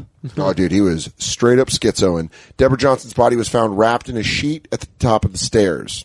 Dude, that's funny. He's just in the bath where he's like washing his arms eloquently. He goes, officers, take my dead wife. She's wrapped by the stairs. I'll be right with you as soon as I get these white and black things off of me. Pass me the lavender bubbles. The newspaper reported that Deborah had been living in a nursing home, but Dwayne checked her out days earlier because she wanted to die at home. Dwayne said they took methamphetamines and she stopped taking her medications. They spent their final hours having sex and quote unquote rocked out to their favorite metal band, Quiet Riot. Yes! Yeah. Dude, what a way to go! That's amazing! Way to lean into the wind. Also, how long do you think she was dead before he stopped fucking her? Dude, I He bet, was definitely. no, I hope he thought she was going to die after 3 songs because I can't name more than that. I hope he was doing a fucking air guitar solo and went, right, and turned around and she had passed. Deborah. He goes, Debbie. Debbie, don't be a downer. head. Bang your head. Deb, come on. Bang your... Deb. Bang your... Deb, bang your head. I gotta take a bath. Deborah. Bang your head. Dude, Mental health's going to drive you, you know what, man? This might be methamphetamines. Mental health's going to drive you, man. Bang your fucking head. Mental health's going to drive you mad. Come on. Feel the noise. Feel it. Girl, rock your boys. Feel it. Oh, God. He said when Deborah couldn't eat or drink, he used snow to moisten her mouth. Wow, what a fucking... Dwayne said, Get one more face fucking. Minnesota snowball? I'm going to cold up her lips. Get in there. He goes, he just chilled out. Ooh, chilly. Ooh. That's the St. Paul Leclerc. Yeah, he goes, you're giving me he goes, 10-second rule, officer. He goes, let me warm up that brain freeze. Dwayne said Deborah began having convulsions but wouldn't let him call police. After she died, Johnson said he washed his wife's body and wrapped her in linen like the Bible told me to do. Wow. So this guy oddly goes real rock and roll and real biblical. Oh, yeah. He said he waited several hours It's to like call Ozzy 911 now. because he wanted to make sure she was dead. A search of their home turned up 4 rifles, 2 shotguns, hundreds of rounds of ammunition of several variety. This guy had that. Yeah, of Why course. wouldn't he? Dwayne was arrested. What else you can do when you're on meth? Dude, by the way, can I tell you the best part? They keep, in the article, I've been skipping it, but they keep calling him, because his name's Dwayne Johnson. Yeah. The Rock. So I keep saying Dwayne Johnson. Oh, I love stories like whoever like that. wrote this That's how we got article was Bobby like, Kelly. dude, they kept putting it in and be like, put it in again. Because look, once in journalism, once you establish their name, you just use one as their name. Yeah. Right. This person was like, Deborah Johnson. And he's like, you know what? I'm going. Dwayne Johnson. Yeah, they were having a blast at the fucking work. Quiet Riot. They're laughing. He's Yeah. like, look. And He looks like fucking AIDS Kruger. Yeah. He really does look like Freddy fucking. Oh yeah, like if you got a skin graft. Yeah. Do you think The Rock was at home and his Google news alert went off and he was like, "What the fuck?" Let me tell you something. The Rock wouldn't have a death party to Quiet Riot. Yeah, I would be Quiet doing decline bench before straight my up to heaven. AC/DC, brother. Dude, Work I hard. am all for just fucking Native American when you're gonna die, walk into the woods Yeah, and fucking dude. just Like a leave cat. everybody. Yeah, like a cat. Just But what if? fucking How get out. far before you die? If I knew I was like terminally sick, if Uh-huh. I found out when I got back I had stage 4 fucking AIDS, Mhm. I would say goodbye to my cancer. friend. I would just like kind of let the people I care about know, and then I would just like hit the road. I'd get acid. You'd Incredible Hulk it. Yeah, I would get acid, and I would get in my car, and I would tie up all loose ends, and then I would just leave and die alone somewhere. I don't like any of this fucking hanging onto machines and fucking people having to wipe your mouth and wipe your ass and all that shit. I just want to go be alone. Agreed. That's Totally it. agreed. I just want to be alone. I go to and the then mountains, rent a cabin for a month, and be like, "That's it. I'll hire a cleanup crew because Just heroin, I'm going to whiskey. expire here." Yeah, Neil Young albums, heroin, Camel and just Lights. go. Yeah, just starts ripping. But my grandfather says that now. He goes, "If I find out I'm getting cancer, I'm smoking again." He goes, "I quit because your grandmother wants me not to die, but if I find out I'm dying, I'm going to chain smoke." I would I'm like, I immediately. love it. I would love it. immediately. Yeah. I'd immediately start drinking. Yeah. If they're like, Oh, why not? You have 3 months. I'd be like, guess You know who's what's back, so- guess you know who's what's back so to Bud Heavies and Jameson. You know what's so funny? You know the answer you're supposed to say to all this is the story is supposed to go, and the doctor told me, barring some miracle, I would never. you will barring some Yeah, it's a miracle, you're fucking not grift. you're not gonna live ever. It is. Most people's reaction as they go, it's like, I'm going to prove you wrong, doctor. I'm going to go and fight. If our doctor goes, you have stage 4 cancer, which we know a guy who came back from stage 4 cancer strong. Yeah. Eric Bergstrom. He had stage 4. Stage 4. Wow. And you know how skinny he is. Yeah, dude, so he beat that. But if they just like, we're all like, if they told me I had stage 4 cancer, Yeah, give up. heroin. Yeah. They go, well, you can still fight it. He goes, I'm going to spend my whole life fighting. That's like my life now. You ever I've watch just those? always wanted to do heroin. You ever see those shows like I just always Should going to Be- want to do heroin. I go, I'm actually looking for the excuse. You ever see for those heroin. shows like I Shouldn't Be Alive, and like a guy's like hiking alone just to prove to himself that he still could, and like the wind blows him off like Sawtooth Range, Yeah. and he like tumbles down, breaks his leg. Now he's Yeah, living on a neck's ledge broken. for like 3 weeks, like eating his tent and shit. Yeah. I would wait a half hour, and if a fucking chopper didn't get me, I would just cannonball off the mountain. Yeah, I don't keep see rolling. myself. I'd be like, I'd we had a roll one good more time. run. Fuck Dude, it. Who's going to find? Don't swan think. I'm gonna dive. send out Don't a think I tweet. haven't. My thoughts haven't been filled this entire time with this boat tips. I ain't fighting it. Oh, no Let way. the sweet release as it I'm fills tying up. my Dan's going to sneakers put on a together. fucking bathing cap. Yeah, as it fills up with water, I'm just gonna be like this. Well, here comes the blackness. I'm putting all my change in my shoes and just sinking Yeah. down. You go, I have no Rose, fight. Rose never let go. I don't think I have any fight in me when it comes to that type of shit. I also think it's easier said than done. Where it's like, if it happens, I bet you'd be like, "Let me. I'm not done Yeah, here because yet." you're a married man. You'd be like, well, I got to has fight for her. nothing to do with it. I don't care. What's he going to live for her? No, dude, we've had talks about it. She literally and that's the shit, man. Like she comes She's in home. medicine. She's probably seen suffering. There are days when I'm like, what the fuck? Why didn't you I texted you. Like, why didn't you answer me? And she's like, 5 people died in my arms. And I'm like, oh, well, you don't have to text me. I just get all sad. You go, not an emoji. You can't find a gift for that. Not a smiling shit or nothing. But we've talked about it, and she's even said, she's like, I watch these people and the families that they're just like, we got one more week. Give them one more week. And it's like, you're giving a machine one more week. Yeah. Like, if a janitor fucks up, like, grandpa's gone. You know? Like, what the fuck? But also, what a weird I just want way- to go with dignity, man. You think it's gonna you're gonna recover? Yeah, forget It's it. like, if it's that far gone. I think yes. if you have any sense of that there's anything else going on in existence, then this is just a fucking blip. Who cares? Yeah, like holding on to people, it's like a weird thing. Like when my dad died, he kind of like, I think he just went into it. Yeah. I mean, he took medication, but he was like, yeah, There's man, tons of it's- studies now with people that are like stage 5 cancer, like on their way out eating mushrooms. They're like about to pass. You know, MDMA used to be a medicine for people with AIDS. They used to give it in therapy sessions with AIDS patients that were terminal. Yeah, so for they them can to get- open they can, up like- to open up to their family, to tell them they love them, and it was like grief counselors before ecstasy got turned into ecstasy used MDMA in that way, like medicinally to like let AIDS patients be like, I fucking love you, and I'm so sorry, but they're, and that's just some club kid now being like, I swear to God, Tiesto, I've been to St. Bart's, and it's just so fucking great. They're like, Doc, does Grandma want anything? And she's like, she's asking for a pacifier for some reason. You Drug mouth eyes? small? Dude, when you do mouth small and you just breathe in a lot, you go, yeah. what are you thinking about? You guys feeling it? Dude, doing drug eyes, and you're just like, light changed in here, huh? Grandma wants you to blow Vapo Rub up her nose. Dude, I'm telling like this, dude, my grandma was like, let's do mushrooms together. I'd be like, fuck yeah. Oh my God. Let's do it. That's what they're saying. They're saying that people are eating psychedelics now that have terminal illness and they face death. And they come out of it like, yeah, I'm not scared to die anymore. I think that's what that is. It's a lot of people are just scared that like they haven't done enough, I don't give a shit, man. I don't know if I like done enough. I'm just afraid. I'm just like, I would like to do. I'm just watching. I'm watching. Totally, but if I can't, I heard Seinfeld and Howard Stern talk about this too, which is interesting. And Seinfeld said he really enjoys doing it, and I am not so much. It's not hitting me. It's not destroying me in any way. Other weird things are, but like watching my body like go the other direction. And I'm not talking about like fat or or losing weight like or anything achy. like that. Aches, pains, chicken skin. You know what I mean? Like where my elbow is now, what would just be like skin growing up, like the inside of my elbow.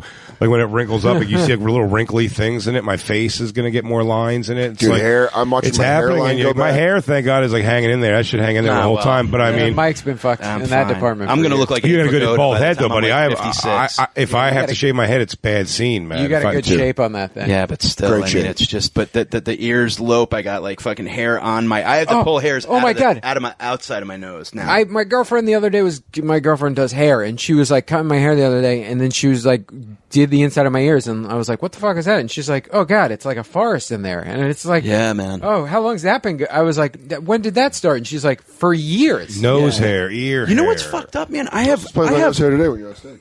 Nothing feels good better, ones, man. I just rip them out. I have crippling anxiety. And to the point where, like, if you touch me, I'll shatter into a million pieces, but I'm not scared of death. I have no idea what it is I'm scared of, but I'm just petrified of, Mike, like, I just don't want to pass out. You're not I think I'm, scared like, of more death. nervous about fainting or something. I don't think you're afraid of death. It's because you're afraid of living. Maybe that is it. From Touchstone Pictures. Making our way back down. Mike Fenoya is Amigo. I miss you. We're gonna keep doing Amigo trailers every time we come up with something. Finally, but I think that's a way like he bailed her out of a nursing home. It was like, I called Teddy. I mean, I got the package. Let's go listen to Quiet No, that's the way Riot. to do it. That's the way to do it. Yeah, Why why be not? surrounded? I get at that point, like, why be surrounded by fucking 4 institution walls and like, oh wait, just doctors walk around. I mean, go home. I like go home and rip it hard. I think I'm man. I think petrified of that type of death. Just hearing noise, like sterile. Yeah, I don't white- want to die in a room that I've never been in before. I Yeah, want to you like wanna be die on somewhere fucking- uncomfortable. you wanna be Stanhope's, yacked out listening Stanhope's to- thing was awesome, I guess. Like, Who? it's morbid, his man. mom. It is morbid. Like that particular decision, even this guy's decision, it's a little morbid to me. But like, yeah, with his mom, they did like the big party. Yeah. It's like they waited for her to. It's great. To die, and she said goodbye to everybody. I think that's great. That is cool shit. So I mean, like if you could, That is weird to do it as a party, though. Dude, if I don't dance, I'm going to die. Can't picture my head right now, and I've changed perspective on a lot of things in my life. So I hope I have a change on this. I can't wrap my brain around the concept of not being terrified. If it was like, you know, you were in an accident, it's one of those, like, you could tell you're dying. Do you know what I mean? Like, you're not getting at this, and just like, I'm like, man. But luckily, from what it just seems like from descriptions of it, and I don't mean like crossing over and near-death experiences. I'm talking about people who've like watched somebody like in that situation die. Mostly the Sam Kinison story always has that, where he started going, he was crying, saying, "I don't want to die," to the guy, and then he said, looked over his shoulder, and it's interesting. It's like very famous words at this point, and I'm going to fuck him up, but it's basically, oh wow, okay, I'm ready, and literally died. Jesus Christ. So it's like, but that again, like more than saying it's like he saw a real angel over the shoulder. Like I think that's what DMT is. That's where DMT what it's really comes in. yeah. And you're going, I understand now. Like I think that's all like your body. Your body has yourself or your body has a built-in like you're like I'm gonna die right now. I'm gonna die right now. And they go, hey man, your favorite clown. Yeah. Like, oh yeah. I used to jerk off to and you. Thank God. Do you know what I mean? Like that's what I think your body. I hope that's why I don't want to do DMT because I don't want to overthink it. I think about that a lot. It's like because if I die and then I'm like, oh man, I've been high. You know, I'm still dying, man. This is just high shit. Or you've used it up. Like someone's told me that your body can only produce so much. When you put in the when you die, you're going to feel every bit of it. It doesn't matter because you did it. I did nonstop DMT. It just somehow never fucking. Do you feel like you're backlogged though, like with mushrooms and all that shit, where you're just going to get hit and Jay's going to be like, oh. One day I'm at like one burp. Yeah, I'm like, all the DMT and the mushrooms. Dude, I've had Molly not work at all on me now. I've had DMT, 13 puffs off that vape thing. 13. That's crazy. Lewis did 12, and Lewis has tolerance. Yeah. I just felt a little bit high. Christine went out. She still is like not okay with it. I know. I kind of feel like the vape pen like DMT is just not what the way you're supposed to do it. It happened. Like if you're if you're gonna go through a whole but if you want to do like just a 7-minute thing, dude, guys, it works. Lucky for you, I brought 4 adrenal glands. Let's do Active adrenal glands. I'll fucking throw it in like a lipper. Yeah, it's like, what's up? You guys ready to? I'll throw a plug in. Let's go big and go. You guys ready to watch me? I'm slamming into it like I am Legend. Well, dude, what about Hunter Thompson? Right? He was just hanging out in his house. Went outside, fucking shot himself. Yeah, actually, one of my, not that I have a list of, but he has a cool title for his suicide letter, which was "Football Season is Over," because he always got bummed out after the Super Bowl. Mm-hmm. So 2 days after the Super Bowl, he was just like, typed up his letter. He's like, "I'm old. Everything hurts. Fuck this shit. It'll be quick. Don't be a pussy." Grabbed his favorite gun. His son and his grandson were in the other room and just fucking clipped himself. They heard a pop. They heard a pop in the yard. They said they thought he dropped a stack of books. Yeah, they heard a pop, and then they went outside and found him in the yard. He was inside. He was. I thought he went outside. I thought he was. He wasn't outside. He walked outside of his house. Oh, yeah, that's what I thought. That's a good move. That is considerate. Yeah. Don't do it in there. Yeah, because then they got to hire someone to come patch up a hole in this. But then they had the thing that's cool about him after he died, the party that they fucking Johnny Depp threw like a $3 million cannon to launch his ashes. That's fucking into space. What a dumb fireworks. Fuck that. That is the stupid. How about just give $3 million to people who need money? Yeah, I give agree. it to start a journalism school in his name. Can only be described as a ashes cannon to send my friend off into the atmosphere. Of course you do. I want you to fire me into space. And you're like, no, Hunter, that's selfish. No, you don't understand. You don't understand. Things are different. No, Johnny Depp would have been like, Hunter would have wanted it. He totally. Hunter is just like a guy who'd want to be sent into the atmosphere because he is the atmosphere. That article was super sad to read in Rolling Stone. What? Just basically like, Johnny Depp's just an old wine drunk. And we watched those videos, remember? Dude, that is great. Where he's just like hammered yelling at his wife at Amber Tendler. He's aunt drunk. Aunt in a wedding drunk. He's house soggy. Yeah. Yes, come here. Dance with me. Dance with your aunt. Get over here. With your aunt. Oh, my Edward used to dance like this with me. You're fine. My Edward. Cousin more. She misses Donkashay. No. We're always dancing. Dude, remember when we made Isabella start cracking up? Because I was like, I don't know your grandmother, her wacky grandmother's husband at all. I go, but I see pictures of him, and it looks like he's the kind of guy who goes, he's like drunk. They said he's a drunk, like an alcoholic, but I go, but he's the kind, right, Isabel? That's like, he goes, we are all going to be dancing now. and Isabel like almost fucking shot soda out of her nose. She was laughing. She's like, yeah, that is the guy. Let's tell stories now. Hey, come on. You're like, we don't want to go, oh, you don't tell stories to me. Come on. It's a story. Yeah, Johnny Depp just being wine drunk, being like, I know Keith Richards. Yeah. Hunter would have wanted me to have this scarf. Yeah. I like wearing multiple jewels. Joe Perry's called 5 times, but I'm not going to answer. I like to wear a thin scarf as a choker and then a loose scarf. Doesn't he do with music what a lot of actors do with comedy? Basically. Yeah. Pretends to know how to do it. He has like a band of some of the best like studio musicians in LA. No, he's in a band with Keith Richards. Hollywood Vampires. Hollywood Vampires. I got all the dude, Johnny like Depp is in my wheelhouse of awesome. Johnny Depp was Nightmare on Elm Street, which I didn't really give a shit about him as a heartthrob there. But then 21 Jump Street was the outsider. When I rewatched that as an adult. I went through the whole season when Hulu was like free. Yeah, and they have it up. They had all of 21 Jump Street. I watched all of them. Yeah. Did it hold up? Yeah, it did. It was fun. When I watched them, I was like super into them. Yeah. Some of the episodes were all right, but some of them were like good. It was like very like Michael Mann, like Miami Vice for teenagers, with the music playing a big part of it and stuff. Young Holly Robinson. And they it was they got fucking all great. the licensed music. Yeah, I mean, it was playing at the time. Yeah, so like, he was so cool, and just to watch him evolve into like what seems like a dildo. But maybe he's the best because, Stanhope was friends with him. But but friendship with Johnny Depp, as cool as I thought he was at the time, is the reason why it bums me. Like Marilyn Manson's friendship to Johnny Depp feels like, what are you doing, man? Yeah. Like, you're supposed to be Marilyn Manson. You're supposed to be best Also, buddy it's with like, what Johnny Depp are you getting that day? You know what I mean? Like, are you getting Well, that's like, why that actual role- Johnny Depp, or are you getting Jack some Sparrow. weird fucking like W.M. Barry or someone he played? Well, the writer of Rolling Stone that hung out with Johnny Depp in the article is kind of like, you notice that it's just what he does. Is he smokes hash, drinks wine, pontificates. People around him tell him that he's deep. Yeah, You're like, he's just super famous. He's Keith Richards essentially. Well, he's just like You're right. You're right. As cool. You're right. Yeah, you're right, JD. You're absolutely right, man. Women do be shopping. Am I right, guys? He goes, Yeah, man. guys, Am I is it fucking just me? Why do girls love brunch? They love brunch. You are right, Tiny Elvis. He goes, if I could, Oh, what do you got? Go, yeah. Does it taste better? Because that how much? $20? Okay. Sunday fun day. I hate that. I'll never hear it again. I don't ever hear it again. You guys Instagram stories, huh? He goes, dating's weird. Am I right? Guys? You ever been on Tinder? Yeah. Clap if you're married. Yeah, he's just doing hacky stand-up bits, and his friends are like, genius, dude. Genius. He goes, Netflix is on the phone. Yeah. You ever been hey to guys, I gotta get out of here. I gotta avoid some calls from Peter DeLuise. You know what I'm saying? Where's that guy at? What's up with that guy?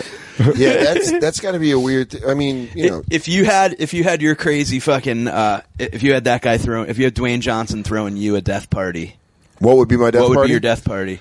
Oh man, it would have to be there'd be Jameson, a couple cases of Stella and Budweiser, cartons of Camel Lights, big tittied porn stars, topless, a tit fuck party. One for the ages. No, would you go? Is that what they would be calling No it? pussy, just tit fucks fuck. all around. No, pussy, of course. You start with some tit fuck, and then you go. Okay, but you said tit fuck for the ages. I assume it ended in an I want every girl coming in knowing she's going to get some clavicle work. You're going to catch some clavicle work. Oh, you're going to beat up that breastplate? Yeah, guess what? Yeah, I'm going to give you a typewriter like I'm bullying you, and I'm sitting on your chest, just whacking you that bird chest. Why hitting yourself? That bird chest with that Get ready skin for the stretched around those fucking cantaloupes. Oh, get ready. Oh, my God, you're about to get bully chested. You just bring your own rubber band so they can be closer together. Oh, no, man. Hold them together. Now, are you going old Soder Stones? Am I or are crazy you if that going sounds Queens of the vanilla? Stone Age? Am I crazy if that sounds vanilla? Well, I'm not done yet. Oh, okay. Old Soder Stones or Queens of the Stone Age? Oh, a mixture of No, they were just blasting Quiet Riot. You got to follow the template. Stones. If I'm dying, I think you want to go Stones. Exile? I mean, yeah, Exile on Main Street would be great. I'd just do Exile on Main Street and fucking, I don't know, Queens of the Stone Age songs for the deaf could be a fun one to go out to. And there would be pain pills there. Yeah. That would be the way out. Just, So how's that for vanilla? You think you have vanilla taste? Hold on to your hat. It's still vanilla. What's your death party? Bad boy bonfire? I'll say bring meth if you want to. And then, BYOM? You know what? I'll bring meth. I'll do meth. All right. The girls, look, we've already fucking turned them. I hate you. Meth. A bunch of just real trashy broads. No classy, no whatever. Just we're gonna do weird stuff. Okay. What kind of weird stuff? Drugs, lots of drugs. I don't know. Butt, mouth. Yeah, butt, mouth. Make them do weird things. Make them pee on each other and just laugh at it. We're going big. It's gonna get weird. You're right, man. Mine is such an edited for TV death party. Christine, don't judge me. It's my death party. You'll get to say your death party in a second. Yeah. Relax, cupcake. Chill the fuck out. It's funny. This is also, these things you're saying are kind of just things that I assume you do when I'm not around. Trashy women. No, not at all.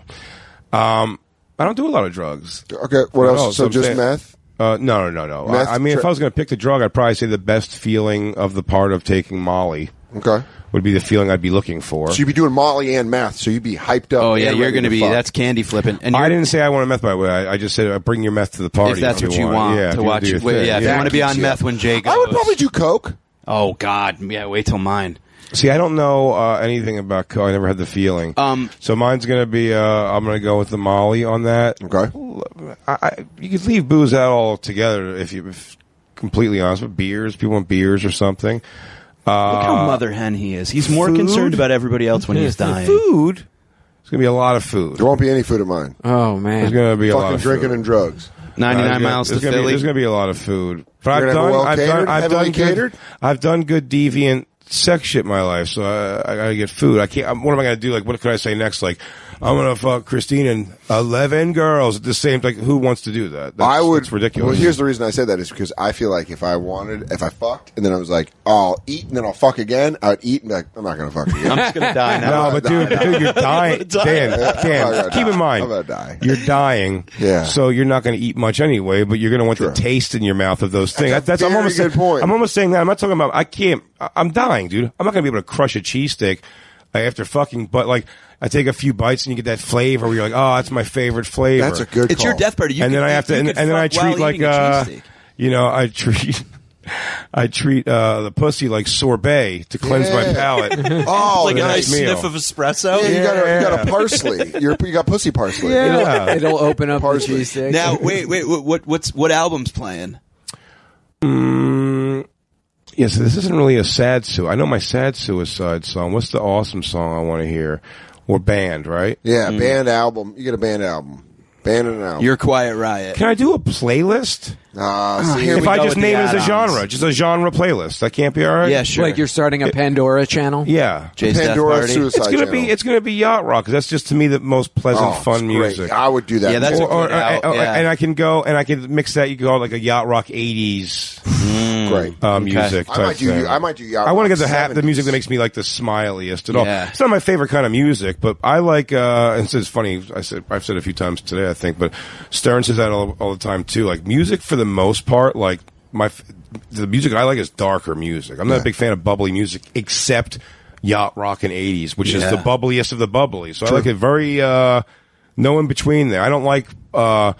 There's songs I like, but I'm not a fan of Third Eye Blind type rock at all. Do you know what I mean? To me, it's like I'd rather have. It's got to be harder. It doesn't have to be like death metal, but I'd rather hear Slipknot than Third Eye Blind. Totally. Do you know what I mean? That's a good death party. But I'd also rather Third Eye Blind listen to Barbra Streisand.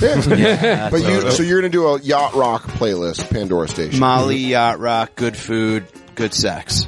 Deviant sex. Deviant That's butt. some fun, just some real like slobs. Meth if you got it. Meth Coke if you got it. Come and hang out. BYOB. Bring what you Rip want. some butts. JF, what's your death party? I'm going mushrooms. Oh, no, so no fucking. Oh, by the way, no, wait. no. I'm not BYOB. I actually don't want people. I said beers. I'm not going to do any booze because if I have to deal with drunk people and I'm not drunk, no, you're just going to fucking off yourself with a gun. You'll kill it quick. Yeah.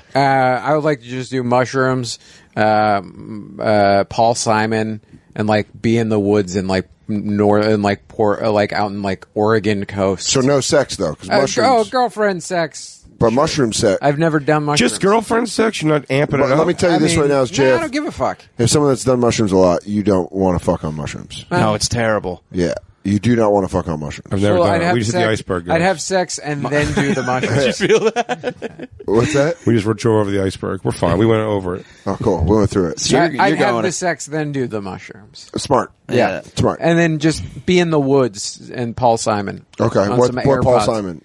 I just, oh man, any of the albums. Probably the first Paul Simon album, the self-titled one. Okay.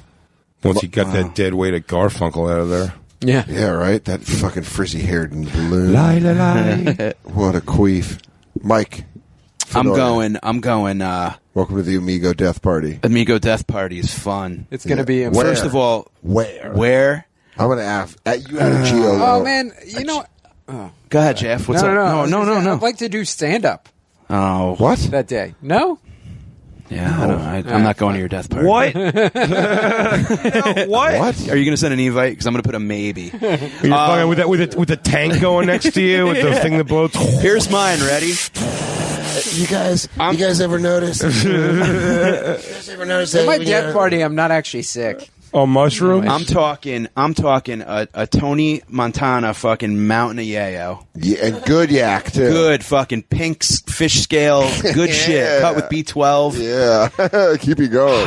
Hot black women, just all black women. A Nubian shower. Yeah, I want to go out the way we all came. It's like in. Eddie Murphy's Coming to America party. You just want to get washed. I want it to be. Mike's all fucked up on drugs. He goes, "Now stand on one leg, bark like a dog." Yep, absolutely. And then endless. Oh, I'm sorry. Chicken I made them parm. Ewoks. Endless chicken parm, bread with good olive oil for the dipping. Tons of beers. A lot of LSD, tons of acid after the fucking. Lots of acid. Okay, and you're going to have group sex. Just with tons of black women. Just tangled up. I love black women, and I think I want to go out in a blaze of fucking just black love. All right. On a lot of... What an amigo sentence. On a lot of yip. A ton of gack. Covered in cocoa butter. Like everybody's just Are you taking dick pills? Because you know you're fucking going to... I mean, you do too much coke, the fucking willy don't work. Thinking... Before you die, you want a bunch of black women to go, what the fuck? That's how I go. No. I know this motherfucker ain't trying to fuck all of us without that old This pinky ass pigtail. Motherfucker all gacked up. You got a little... It's already enough I'm here and you got stage 5 cancer. I got to be fucking a dead dude from my Verizon bill. Also, what the hell are we listening to? What are we listening to? Oh my Fish Live and where? When? Why do you know the exact date, motherfucker? Who the fuck is Set Viva? 2. Who the fuck is the Encore? Fuck you. I thought the song was done 15 minutes ago. No, you know what I would do? This same song? This same song? It's fucking jam in B flat. No, this is why I would go out to long motherfucking song. The Who, Quadrophenia, The Who. That's the album I would play. Okay. And I would just, just tons of drugs, tons and tons of drugs, and rescue dogs running around everywhere. What? Everyone that comes gets a dog. Jay just gives a subtle, huh? Jay goes, this was fun till Jay just goes, what? Rescue dogs running around. This is a funny thing. Is also in the corner a Down syndrome kid because don't they just make you smile? Yeah, well, I want to go out. You know what? I want to go. And it goes a bowling alley with mentally retarded kids bowling with bumpers. Just skin strikes. I want them to know. A-Rod runs a kid around a softball field, and I want them to know that I paid for everyone's free bowl for the next 2 hours. I want them every time to give me a fat-lipped thank you. I want the adoration of Down syndrome children who I paid for their bowling. Can you put a helmet on one of them that's tilted in front of their eyes and they have to adjust and look at me? And your instincts to make fun of him. Then he goes, Dan Soder, you've made people a lot of happy today. Yeah. And you just melt. And then you go. You just melt. And then next thing you know, you're just in God's bosom. Yeah. And then you just close your eyes. Bye. Dude, I love that as Fanoy is shutting his eyes and meeting his maker, you just hear like, yo, he did. Yo, we leave. I like the Santa goes, and just go off into the night. Die like Christine's phone. Here. Whoa. We're almost done with this segment, but we need to talk about it. Yeah, we do. R.I.P. Christine's phone. R.I.P. Christine's phone.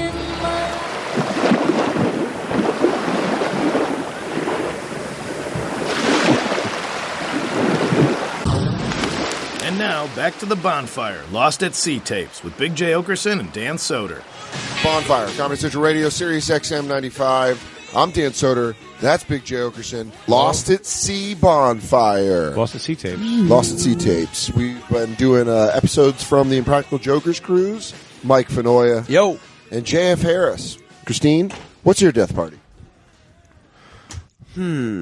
Blink 182 at the mall. She goes, making color. What are the what's the ones you used to blow on? God damn it, Hypercolor. I suck. Here's a mic. I'm trying to think legitimately about. I'm like, I think I'd rather hang out with my friends than a bunch of strangers to fuck.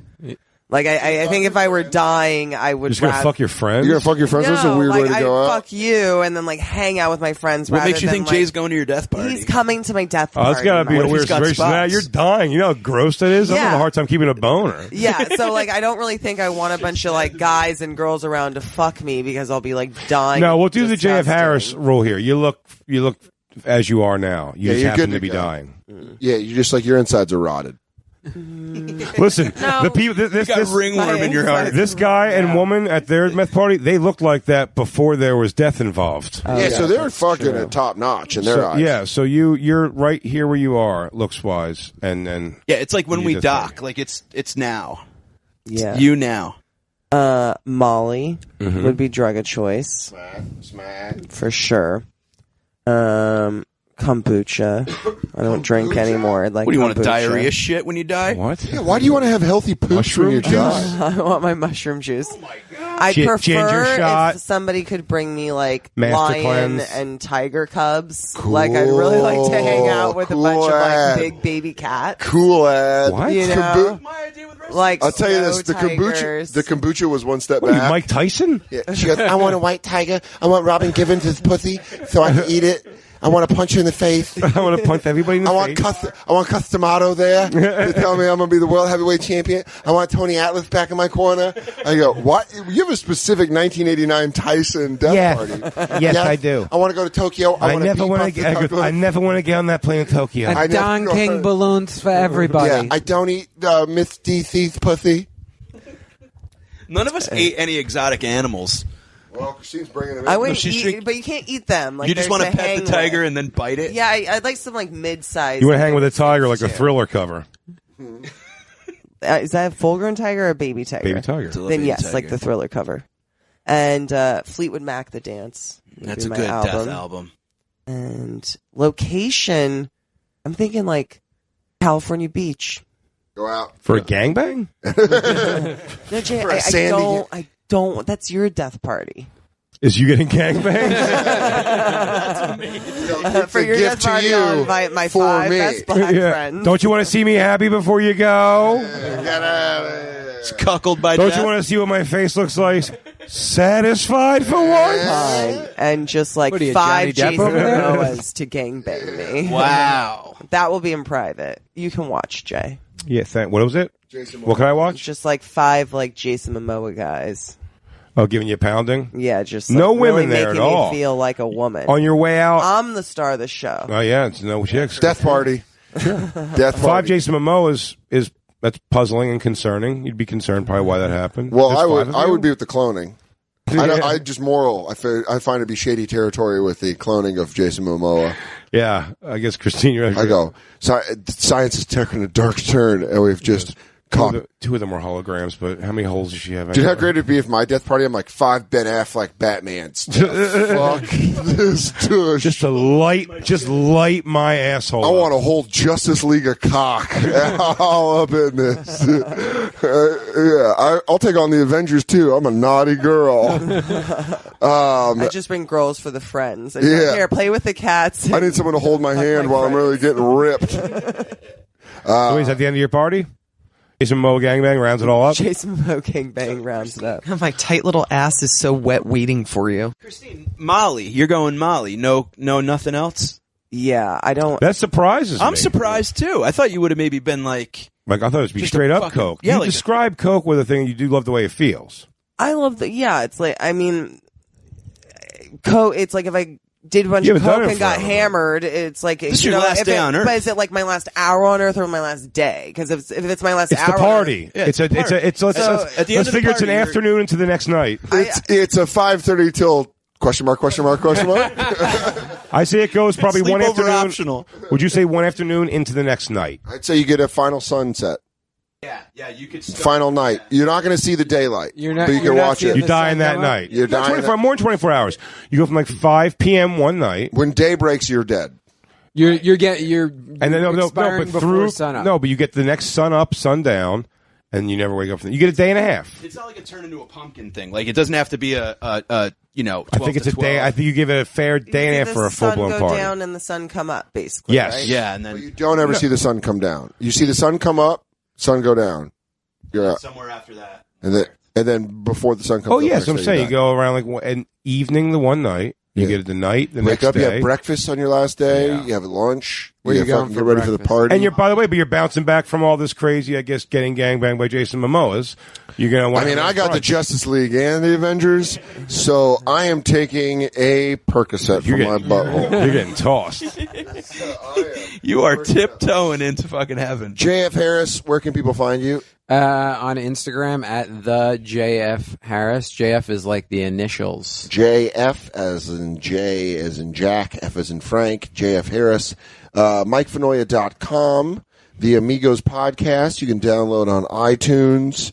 Always love having you on, Jeff. Thanks for coming on. Yeah, thanks, buddy. We are Lost at Sea. BigJComedy.com for all ticket dates. Is this the end of the episode? Yeah. Yeah. That's our Well, then second BigJComedy.com. Oh, shit! Your phone's dead. Oh, my God. We didn't say. Do you want to tell what happened on the boat today? I left the cabin to go upstairs where the free coffee is, up to deck 12. Okay.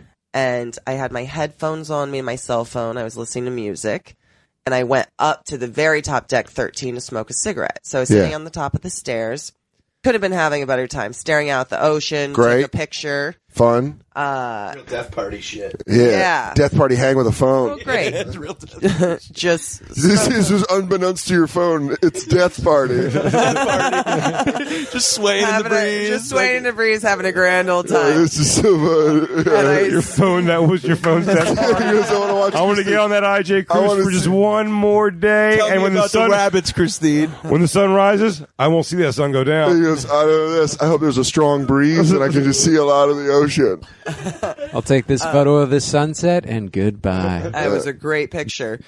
And, right. So a couple was walking up the stairs. I had my headphones. Wait, you were taking a picture while this happened? No. I that just would've took been a the great picture. best. Oh. I wish you were on the cloud. So I'm holding my phone in my left hand with my pop socket, which it's like That's, of course, a term for an anal leakage in porn. Yes. You got a pop socket. And it's like a pop socket goes on the back of your phone. You basically hold it by like two fingers. Yeah. A couple was walking up the stairs, so I got up so I wasn't like sitting on the stairs as people are trying to get by. Plus, and as they're telling me like, "Oh, you didn't need to get up," I was like, "Oh no," and just like frisbeed my phone out of my hand right into the ocean. So you saw it go. You saw it go over. Did you think at all that it was just going to like drop down? No, because the 13th deck, it's just a straight shot to nothing. Like you're over nothing else. Yeah. And I saw, there's the little glimmer of hope, but as I threw it, there's people looking at it going, "Oh!" And the guy goes, "I saw it go in. It's gone forever. It's gone forever. It's in the ocean." What a nice guy. He just immediately killed all chances of hope. No, I'll tell you what, that is a nice guy. Rather than having her looking around, I think the guy wasn't being a dick. He wasn't being a dick. He was trying to give you closure. He was giving you like, He was giving you closure. don't even keep hope. like, How funny is that? There's a fucking tuna fisherman that pulls up. He goes, "Oh my God, look at all the blue tuna and iPhone 10s." Oh, that's why I said it's out there's a shark right now just beating it to Christine's dirties. It's like, his shark wife walks in. He's like, "No." So it's gone. I don't know this girl, babe. It's gone. It's just gone I ate forever. her. That's how I got the phone. I was like, thank God I didn't have any instinct to like go after it at all. I bet there's dumb people like that I do just that. let it go. 100%. For sure. We need to look that up when we're back home. Have people going off because they went for their cell phone? Yes, we need to look that up. Can you write that down so we Yeah. remember people? For sure. Christine, let me ask you this. And let's just say, because there's no other possible way to handle it. For your phone, would you have went from like this balcony to that balcony on the outside? Two directions. You got to go over, get the phone, come back.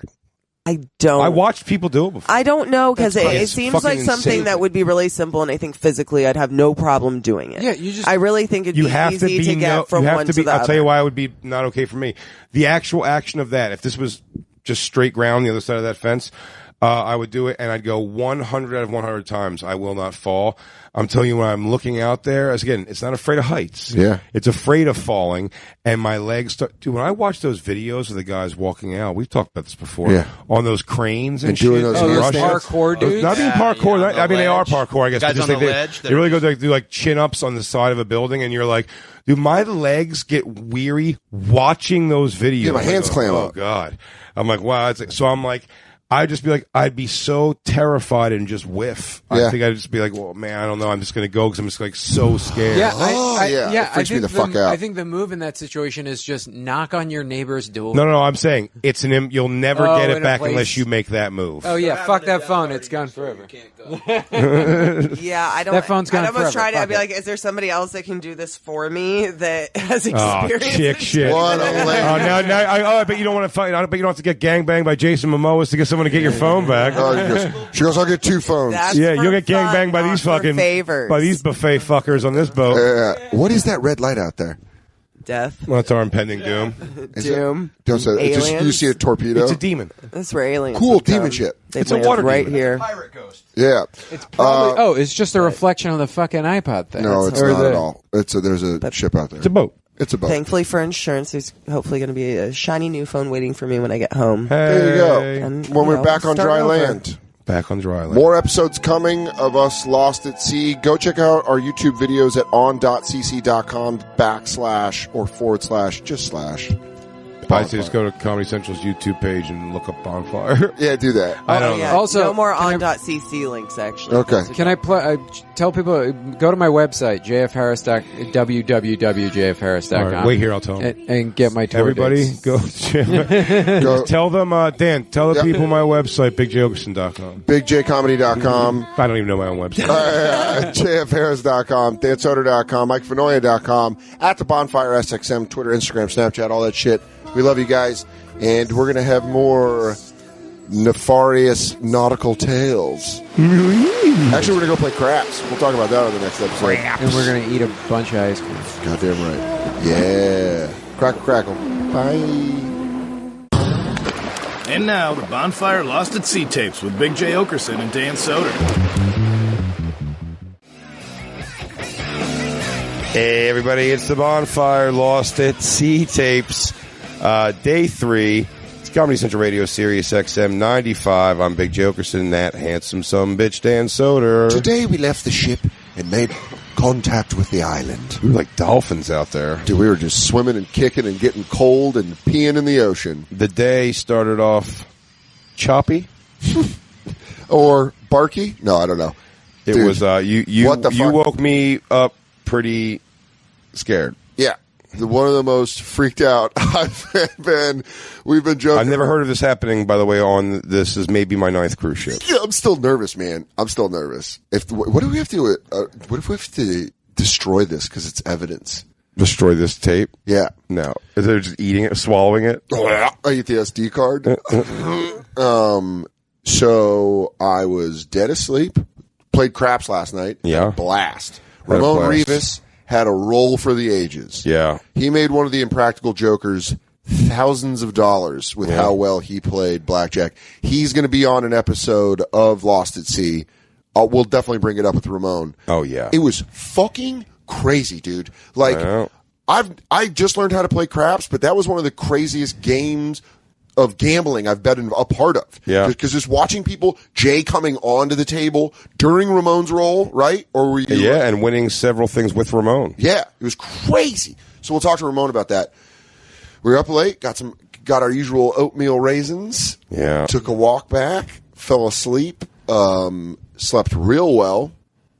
I did sleep good. I did sleep good last night. Yeah, woke up, took a piss, went back to sleep, fell back to sleep pretty hard, and then I hear a leash, like a dog collar. Which just instinctually makes you so happy. So I love dogs, man. I go nuts for dogs, and You're a dog boy. Childlike how excited I got, where I was like, someone's got a dog on the boat? Oh, yay. I really was in my bed, like hearing it, being like, oh, there's a dog. And This is going to be so great. The worst case scenario where I hear scratching at the door and barking, and I'm like, no, it can't be. And I look right at my desk, which is next to the sliding glass door to go on the balcony, and there is a half-smoked joint, and I'm like, there's no way. And I'm like, maybe it's scratching everyone's door. You know what I mean? You know how those dogs are real frantic and they just smell and bark and scratch and smell and bark and scratch? So I think it's going to keep going. And it just keeps. And I'm like, fuck. fuck, and then the knocking starts. And I was like, ah, shit. So I get I'm up. sorry, I'm masturbating. Oh, I'm really about to come to your mom. I'm thinking about your mom. You've never seen her. Hey, officer. Yeah. Oh, I'm jerking off to your mom right now. She has such fat tits. What a great way to shit talk a cop through a door. Hey, Hold on. Just jerking off to your mom. Hey, cruise police. Oh, your mom's so hot. I'm coming to her butt. Oh, they got you off a bike and gave you a dog? You're just taunting a cop you've never met before? Oh, your mom's got such a fat ass. I'm coming so hard. Oh, my God. Why does your mom love my cum? Why does your mom love my cum so much? Your mom's such a cum guzzling whore. What a great way to buy time. Oh, you're fucking... all right, I'm done. All right, what do you need? Hold on, I just wrung out my cock to your sweet angel of a mother. What do you need? Weed? Suck a dick. You wish. You dork. Get out of here. So the dog smelled some. This guy smells over here. Did this guy want to play with a real man?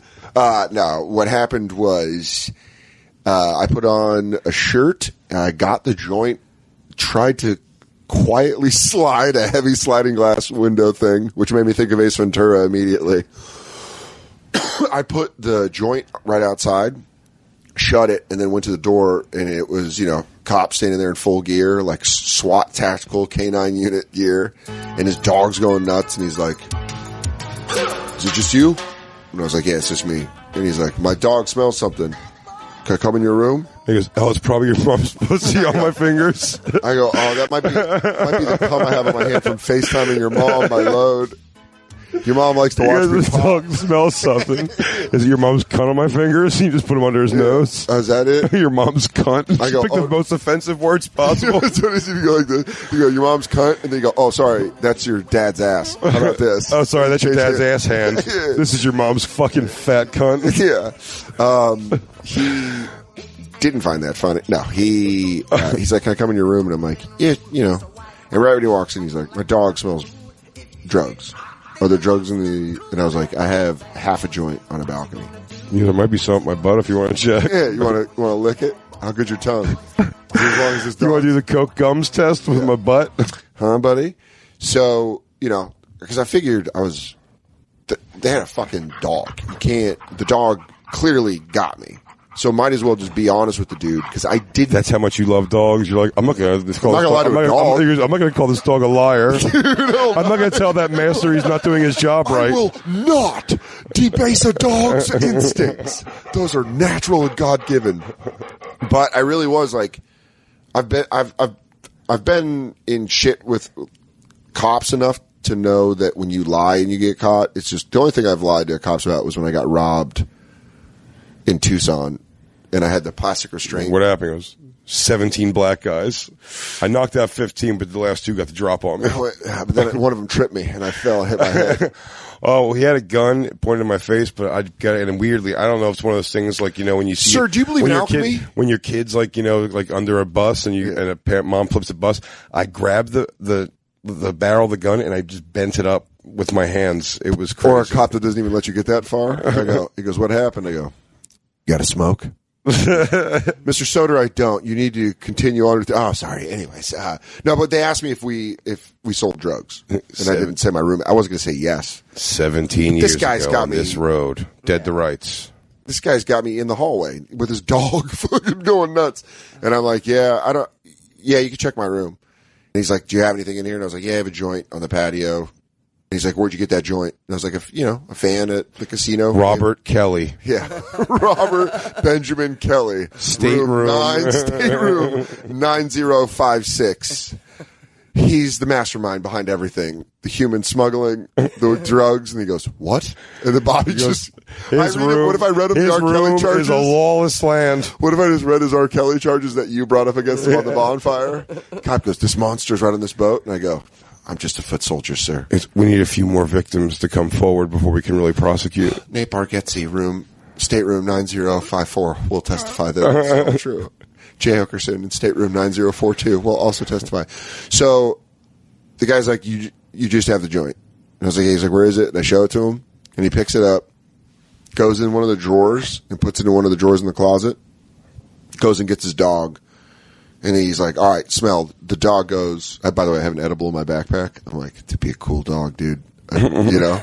Be a fucking... You look in the face and you go, I love you so much. I go like this. I love you so much. Don't. Do tell me. I get in trouble because I say it. I go, who's not going to tell him where the edible is? What? And I thought, what did you say? He goes, sir, what? What's up? I was talking to the dog. I'm sorry. Did you ever hear me? Dog just runs around my room, doesn't find anything, goes right to the drawer where the joint is, you know, and barks. And the cop's like, let me see your license or passport. I ain't giving the man my passport. Gave my license. He took a picture with the joint, and he's like, I'm going to, you know, report you, but you're getting off from me with just a warning. He's like, because you're honest about it. And he's like, and then, so I'm like, woo, white privilege. I'm like, a white guy. Cha-ching. You called me. You were like, ditch it all. Dude. They're coming. I immediately texted Jay. Dude, this is so crazy just to even rethink about this. Because I immediately am like, you have the joints. So I immediately text you like, yo, dude, they're fucking coming. They're on their way. I get up, like, walk over here. Because I'm like, I'm going to come over and hang. I fisted it all into Christine. I get dressed, but I also get ready for the beach because I'm like, I got to get out of here because what if they just show up and I just fucking arrest me? I'm like, be on the beach. I'll be on the fucking beach. Let me get a day in the Bahamas. Come find me. Yeah, come find me. I get dressed like a nightmare situation. I walk downstairs and walk down your hall. And I'm walking one way, and who's at the other end? But my new friend. My new friend. Is that Stryker? Is that Stryker and Carlo? They're walking towards me, and I fucking turn, because I was wearing the same shirt, a Nuggets Jokic shirt, so it was pretty obvious what I was wearing. So I turn, and I walk down Nate's hallway. No one buys that bullshit shirt. Go fuck yourself. No, he's fine. He's an all-star. No, I know he's good. He's a fucking all-star. I know he's good. God damn you. I don't do this with Embiid. He's really good. Do not do this with Jokic. I do not doubt your big man. Please do not doubt my big man. See the dog and I fucking worry. You know? And also I didn't want to run into him if, like, what if the dog starts going nuts and I show up and I go, hey, weird. You come here too? You know what I mean? Like, you know this guy too. Puddles. You know this guy? Puddles. Are you seeing Jay also? Come around the corner, so I go the long way. Puddles, you buy your weed here too? Oh my God. You came, he was walking in our hallway. Walking, yes. Almost in front of your room. Jay was much more casual about this when he told me. I didn't know that until he came in. I took a left, walked all the way down the hallway, went the long way, and the dog was leaving, taking the exit way down on the other end of your hall. So he walked right by your room. That's why when I came in here, I was like, oh, fuck, where'd you put him? And Jay was like, charcoal spray and the fucking packs out on the patio. Yeah, he really, you did great. Great job. He gathered everything, put it The all British out. were coming, dude. I'm Paul Revere. I'm Dan You Soder. are. You thought. I'm the Paul Revere of this boat. You thought the call was quick, and I thought quick. I got it done pretty quick. I did. Yeah, I mean, I feel like if I would have lied to them, it would have just made it a worse situation, and they would have just gone through everything. Then realized that leaving them outside, then we realized they were power washing the side of the boat while we were gone, our balcony, so it would have soaked them all. So then I thought quick enough to realize, I was like, oh shit, let's not leave them out here, we're going to put them in a plastic bag, and then we thought the safe, and that was the answer. Smart. Yeah. Smart. And then I was terrified I didn't lock the safe and we were going to come back and be in trouble. Well, so I'm wondering, I still have this hanging over my head, like, it's not. Are they going to come back and get me? So I see one of the friends of the Jokers, Kelly. She's like, how's your morning? I go, oh, I got woke up by the drug dog. They found the joint, half a joint that I had. And she's like, oh, that's, she goes, oh, that's why people are in the hallway. They got some people in custody. Wow. And I was like, dude, I almost went to your place last night and got joints. That sucks. I wonder if it's been like, because this is a family cruise, because we're used to the metal cruises where literally nobody says shit. Yeah. I wonder if because it's a family cruise, they have people complaining about pot smoke on the boat. And also, I bet, last night, remember how I was telling you guys it was a running joke? I was doing Jealous Dan. It wasn't Jealous Jay, it was Jealous Dan, because I was like, oh, you guys got posters and thermoses? I didn't get anything. And then I came home last night late, and there was a thermos and posters, and my bed, everything was made and everything, and the joint was just laying on the desk. So I wonder if they saw Was it. there a towel elephant? No. And you said you had a do not disturb on the door too. which Do is not disturb, crazy. and it was changed to welcome. That's weird. Yeah, that is weird. But I have it on do not disturb now, and they left the card that was like, we tried to clean, but we didn't. And I locked myself out when we got back. We'll talk about the beach, but I locked myself out, and I came back, and I had to go to guest services to get a card. And she's like, this will open it, but it won't be your card. I was like, no, I know where my card is in my room.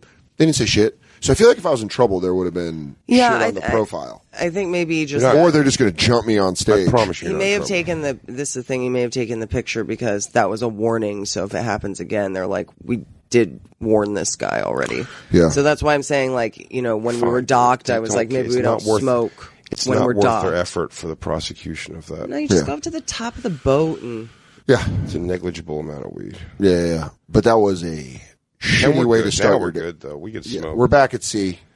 Back at sea. We're, we can smoke. We all end up in the jail in this boat. That'd be awesome. Like, can we have the fucking recorder? Yeah, dude, we'll rip 4 episodes in the clink on the sea. It's a fucking Inception style show in a jail cell on a boat. We just get our batteries, please. We get our batteries, sir. We got a brick of batteries. How is that contraband? How is that contraband? Is it what's it called? The barracks?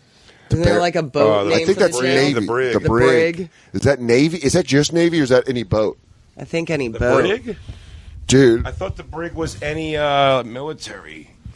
I don't know, but I'm definitely taking a picture. Couple goals. My ass crack away. Yeah, a couple that podcast together, stay together. Yeah, crossfeet. Christine, cross your feet. There you go. Perfect. Yeah, we're taking pictures. You know us. We always do visual mediums on an audio. Well, then we all got together. Not as many as usual. We all got together and we went out to. Speaking of phones, yeah, we all went together to the beach. First off, we had a very sensual sunscreen applying. Oh yeah, there were sparks. That was sensual. At the Bonfire SXM, we'll tweet out those videos. I really greased. Send them to Christine's new phone. I'll send them when she activates her brand new phone. Good group, us.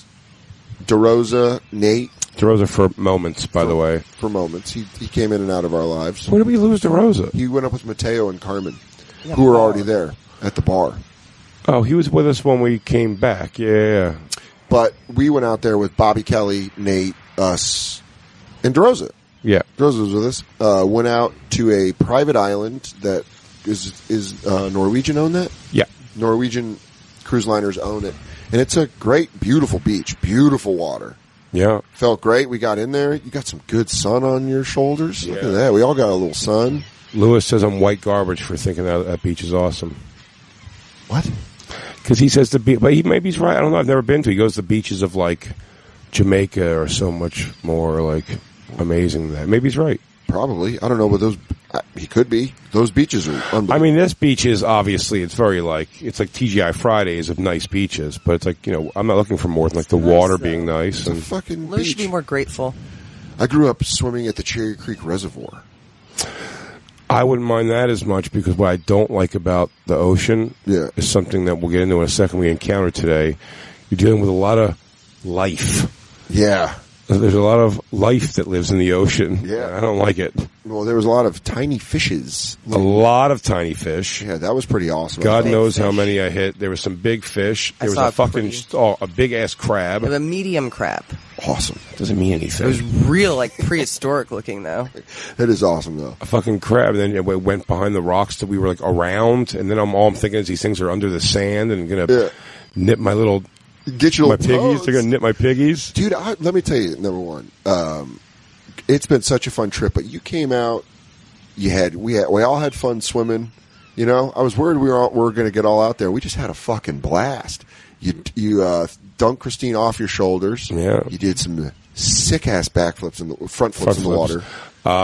Put Bobby Kelly on my shoulders. Put Bobby Kelly on twice. By the way, out of the water to a significant amount that it was strength. It was all strength. Oh yeah, there was actual effort. I mean, the water helped you get up. That last little. I mean, it was but you know a legitimate 3 inches of supporting the weight. Yeah. But supporting the weight. It was awesome. He came out because everyone at first, Bobby's just like, I think I'm killing him. I think I'm killing him. He said he saw my face and panicked. His balance was off. The second time I put my arm out for balance, he was up there a little longer. Well, I think we realized I don't have to, what I had to do is to put Bobby Kelly on my shoulders in the water. I have to swim between his legs, so my feet are nowhere near me, and we have to start floating. We have to start floating up with just like his dick's on my neck. Yeah, I have to go, and we have to rise up a little bit. He has to trust that and lock his legs around my arms. Big guys aren't used to being up. I know. I don't like being the other guy in this either. A big guy is usually on the bottom. Yeah, it's a base and then you have to swing your feet under and get them planted, and then get your center. Yeah. And then slowly rise up. Yeah. I rise up! But you did. The first time your head came up and you were smiling. I had the bodybuilder face where you're not the bodybuilder, the power lifter where you're waiting for my nose to just start bleeding involuntarily. But then the second time you popped him up easy. I had a better base. Yeah, you had a better base. And it was fun, man. And then my favorite thing of the day so far, Bobby Kelly brought his... So he's filming Jay doing backflips underwater. Front flip. That's front flip. I apologize. I am so sorry, Jay. He splashless. He was taking pictures of us. Mm-hmm. This sounds like he's a dirty old man. Yeah. He was just filming behind us. A rock when we were swimming. Hanging out with a crab and a one-legged gull. It was funny because where we smoked the joints, where you guys smoked the last joint behind the water, and I was just up on the beach. There's just this family playing in front of a rock, and then behind the rock, you guys are just smoking doom. I know. And then you guys just come around, and this family's right there. Hey, whoa, the water is even clearer. Whoa, familito. Yeah. So what's up, Kemasabis? Yeah. We get in the water, and Bobby. So great. Bobby takes a picture, and then someone's like, aren't you afraid of having your phone? It's not in a case or anything. Not in a case. And he goes, I got a lot of phones. That's the first thing he said. Yeah, he goes, I got a lot of phones. If this one goes, I'll buy a new one. I don't care. Dude. And he starts going, he's being very casual about it getting sort of wet. Now, it's not underwater or anything. No, but he goes, no. And then finally to me. He's getting it wet, yeah. Finally to me, he breaks. He goes, it's waterproof, dude. Yeah, it's waterproof. And I go, oh, yeah, there is something about iPhone 10 being waterproof. To some degree, it's a pretty waterproof, and he goes, yeah, and Nate goes, why don't you put your money where your mouth is? And he just chucks it into the water like he's throwing one of those fucking by the things way, to he bob does for. it with a fucking asshole oops. He goes like this, oopsies. Christine, he makes Christine in an evil fashion. I mean, in an evil tinkering. And by the way, we brought up Christine's phone. We told the story of her losing her phone, and that's when Bobby was like, oh, he knew the story, and that's what he was making jokes about it. Yeah. And they just tossed it off, and Christine went and got it for him. Yeah. She went down and got it for him. I said it was like her reliving it, her settling her own trauma. And then it just didn't work. Yeah. It fritzed out on him, but now I think it is back, actually. Well, so maybe it is water resistant. Nate had a great joke because he was like, we're just shitting on Bobby the whole time that his phone's broken because he fucking was so cocky about it. Yeah. And we get back to the boat, and then we all went to the buffet, and we're all getting food, and Bobby comes around the corner with his phone. He goes, by the way, dude, my phone's fine. The contrast was off. The dimmer was just down. That's what it was. The dimmer was down, dude. And then Nate goes, oh, man, it'd be great if some guy's like, hey, give me my phone back now, mister. You told me you gave me $20 for a minute if I let you hold my phone. Yeah, dude. It was so funny watching Bobby get so cocky. And then even if the phone didn't break, just that of thinking his phone broke. Oh, for so long, was perfect. Well, what you missed that fucking blew my mind, or were you there for that? When Nate ashed his cigar and a bunch of seagulls started hovering around, which freaks me the fuck out. Yeah, Nate and Bobby were smoking bats, dude. It swooped down, and it looked like it grabbed, I thought it was like nipped at the ash. Yeah. And it went off, and I was like, aha. I'm like, that gull thought there was ash, or that the ash was food or something. Like idiot. And then it circled back around and came like a foot above Nate. Mm-hmm. And I thought what it did was shit on Nate's head. Yeah. That's what I thought. That's what it looked like. I was like, oh, this thing came back to shit. I go, Like, it heard us talking shit. He was like, oh, really? And it came back and ripped heat on Nate's head. Turns out, dude, Nate goes, Nate, like, jumped off his raft. He goes, dude, it just dropped a fish on Nate. It had a fish in its fucking mouth and just dropped it onto Nate. Like, it was giving him a gift. Like, nah, man. It was thanking him. That's the way you're thinking. Here's what really went down in the bird's mind. Bird sees Nate's ash. Goes, oh, he gave me a treat. I got some treat. Comes down, eats the ash. You dirty hick. The fuck's that about? Dirty southern hick. What the fuck you doing? What's the game you running on me? What game you running? Oh, hold up. I got some boys that'll come over here, but I'm going to need a fish. So he goes, gets a tiny fish, drops it on Nate, and then his friends are like, what's up? What's going on over there? 'Cause didn't other birds start? Yeah. Oh, it was like they were like it became like a horror movie. Exactly. This guy was like, I was terrified. If everybody else would have said, let's get out of the water right there and then there, I would have stopped. Once I saw that thing happen with that little fish, I'm like, oh, there's little fish. So I thought he grabbed ash. He was really picking up that fish. Yeah. Is what it was. And so I'm like, oh, there's little fish. And then I started noticing that constantly around me were little schools of these little fish. Everywhere. And big fish. And I just was like, now I hate this. Right. I don't, because I try to pretend I'm in a pool, and then you just made me realize really quick that I'm in an aquarium. And I don't like that. They're really, and the water's so clear, so you just see everything. Fishes. You can see everything. It's kind of cool. When Bobby put his... I say things like, is that a manta ray? I don't even know if that's a real thing. Yeah, I'm just stroking one. Yes, quietly. yes, it is. Jay. We have our own manta These rays. are the ones that don't hurt you. Yeah. It's so clear that when Bobby was being a dick, he threw his phone. You could just see the phone through the water on the bottom, on the... Like, I didn't see it. Christine got it pretty quick, though. Yeah, you could see it. I saw which it. is crazy, because most of the time ocean water, you're like, oh, dude, it's just murky and brown. East Coast ocean water, Dude, you're if just you went to Jersey Shore and dropped your phone in ankle deep, bye-bye. Gone. Bye-bye. Go get a no idea. You better go get the chance local police to comb through it. You better better chance of coming up with fucking 3 hypodermic needles than you do with your phone. Yeah. Dude, that was, there are some bodies.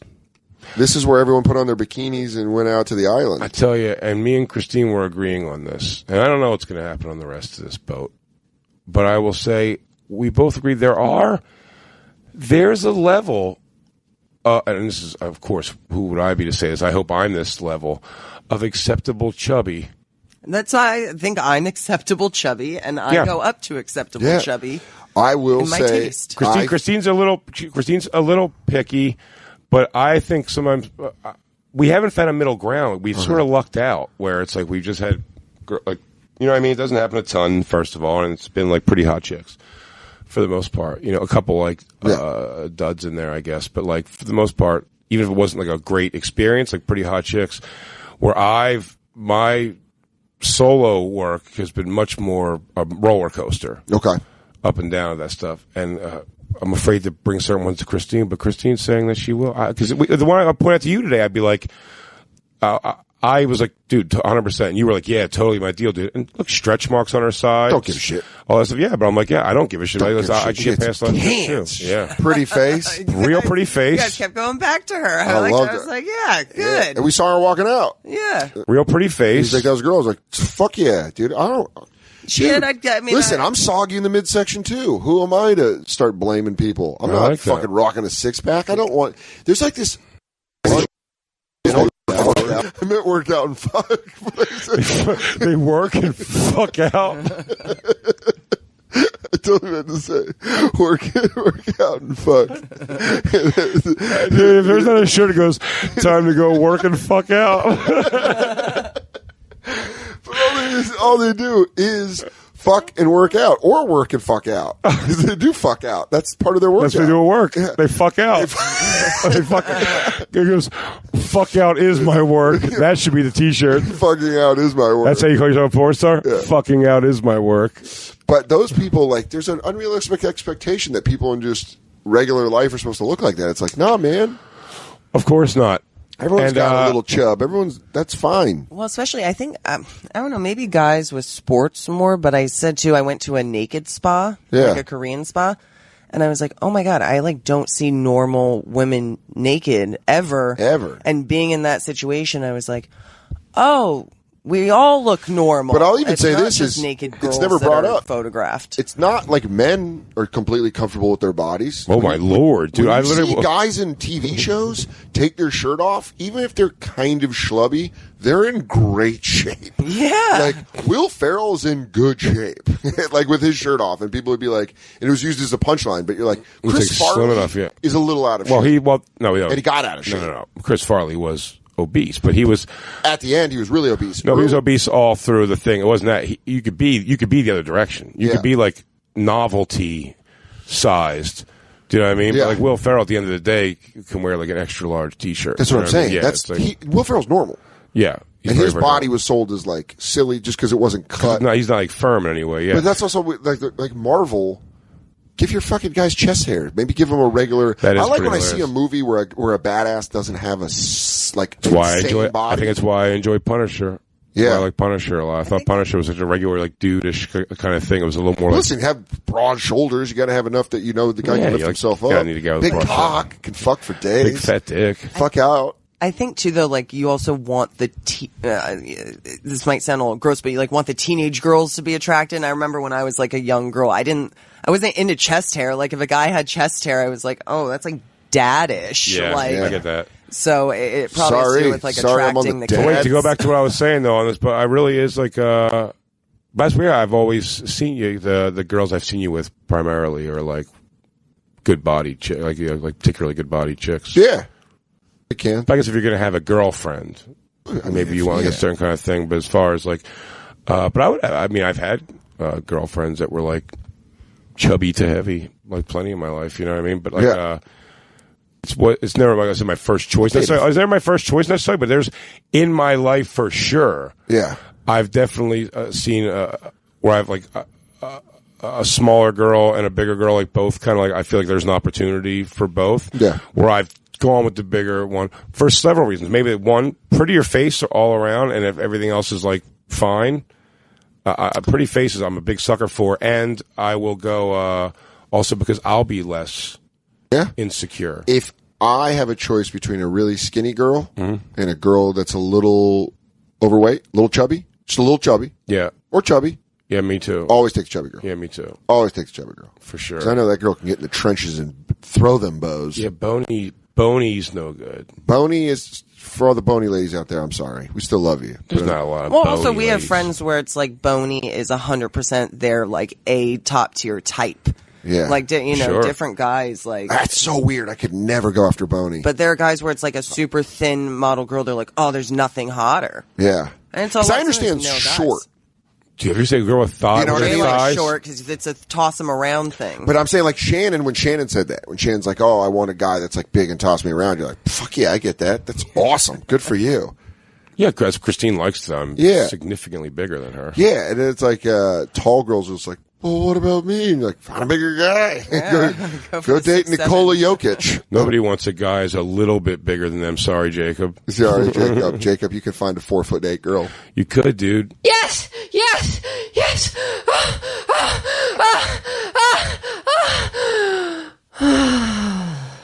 He needs to start shopping in the Philippines. Go pygmy fucking. Maybe in Ecuador. Go pygmy fucking. I don't have it in me to go to Sex Island. Ecuador. This is we're going to take a break. We're going to be back with a guest. Who? We don't know. Maybe Ramon Rivas. Maybe Ramon. Maybe we'll get Ramon and we'll talk crap. I want to try Ramon and Jessica Kierson. Jessica Kierson is on the boat. We got to talk to her. We're doing this show. One more. We got one more. We got a live coming for you. Live on the boat from the theater with that lineup's awesome. And then we're going to have this episode, the rest of this episode, and one more episode to wrap up the boat that we'll probably do tomorrow. Yeah, I think maybe tomorrow night we'll wrap something up, do a little wrap-up episode. No, I wish we had another beach day. That was so much fun. That was. I liked that it was one beach day. Like tomorrow we're heading back. It was good. It's been good. It's been a lot of fun. This trip's been a lot of fun. It's moving by quick. It's fun. Great group. Great group. Really is. It's the truth. I think I said to Christine when we were on the balcony before that I was this is the most fun I've had on a cruise ship. Because, the rock ones are fun, especially when it's bands. You're like, this is awesome. Yeah. But in between that, you're bullshitting. It's like a lot of times, me and Christine, we used to fight. We used to fight on the fourth day. Like tomorrow would be our fight day primarily, but it's because the thing is, like, drag downs. I think when he got in a fight with 3 Days Grace, we were in a fight already and like broke our fight for that fight. Truce. Me and Lewis got into it on this boat before. Friend of my enemy is the enemy of my friend. The enemy of my enemy is my friend. Yes. My enemy's enemy is my friend. My enemy's enemy is my friend. My friend's enemy. I should have teamed up with Barry. Should have gone 3 Days Grace. We're going to take a quick break. We'll be right back. It's the Bonfire. Lost at Sea Tapes. I'll tell you the tale of two boys who ran the who had a fire on a boat, and a dog came a barking, a dog came a sniffing, and a barking, and a lie was told. Bobby threw his phone in the water again. A giant man threw a phone in the water sea. Let me tell you about the legend of the man in the sea.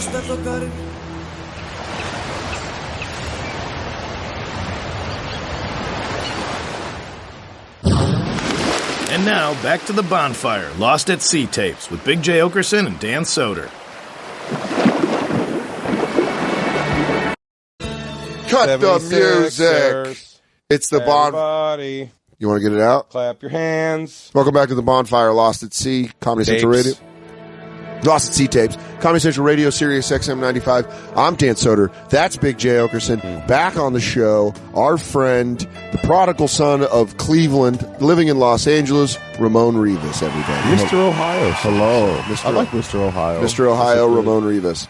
Also, hottest hands at the crap tables here on the Pearl. I mean, 2 nights in a row, that is true. Now, I can't speak. I'll tell you, as soon as you left, I was up a lot. And when you left, or when it was over, when you had some good rolls. Yes, you did good through you, and then after that, man, it went straight to. I lost almost everything. Yeah. That's because you stayed aggressive.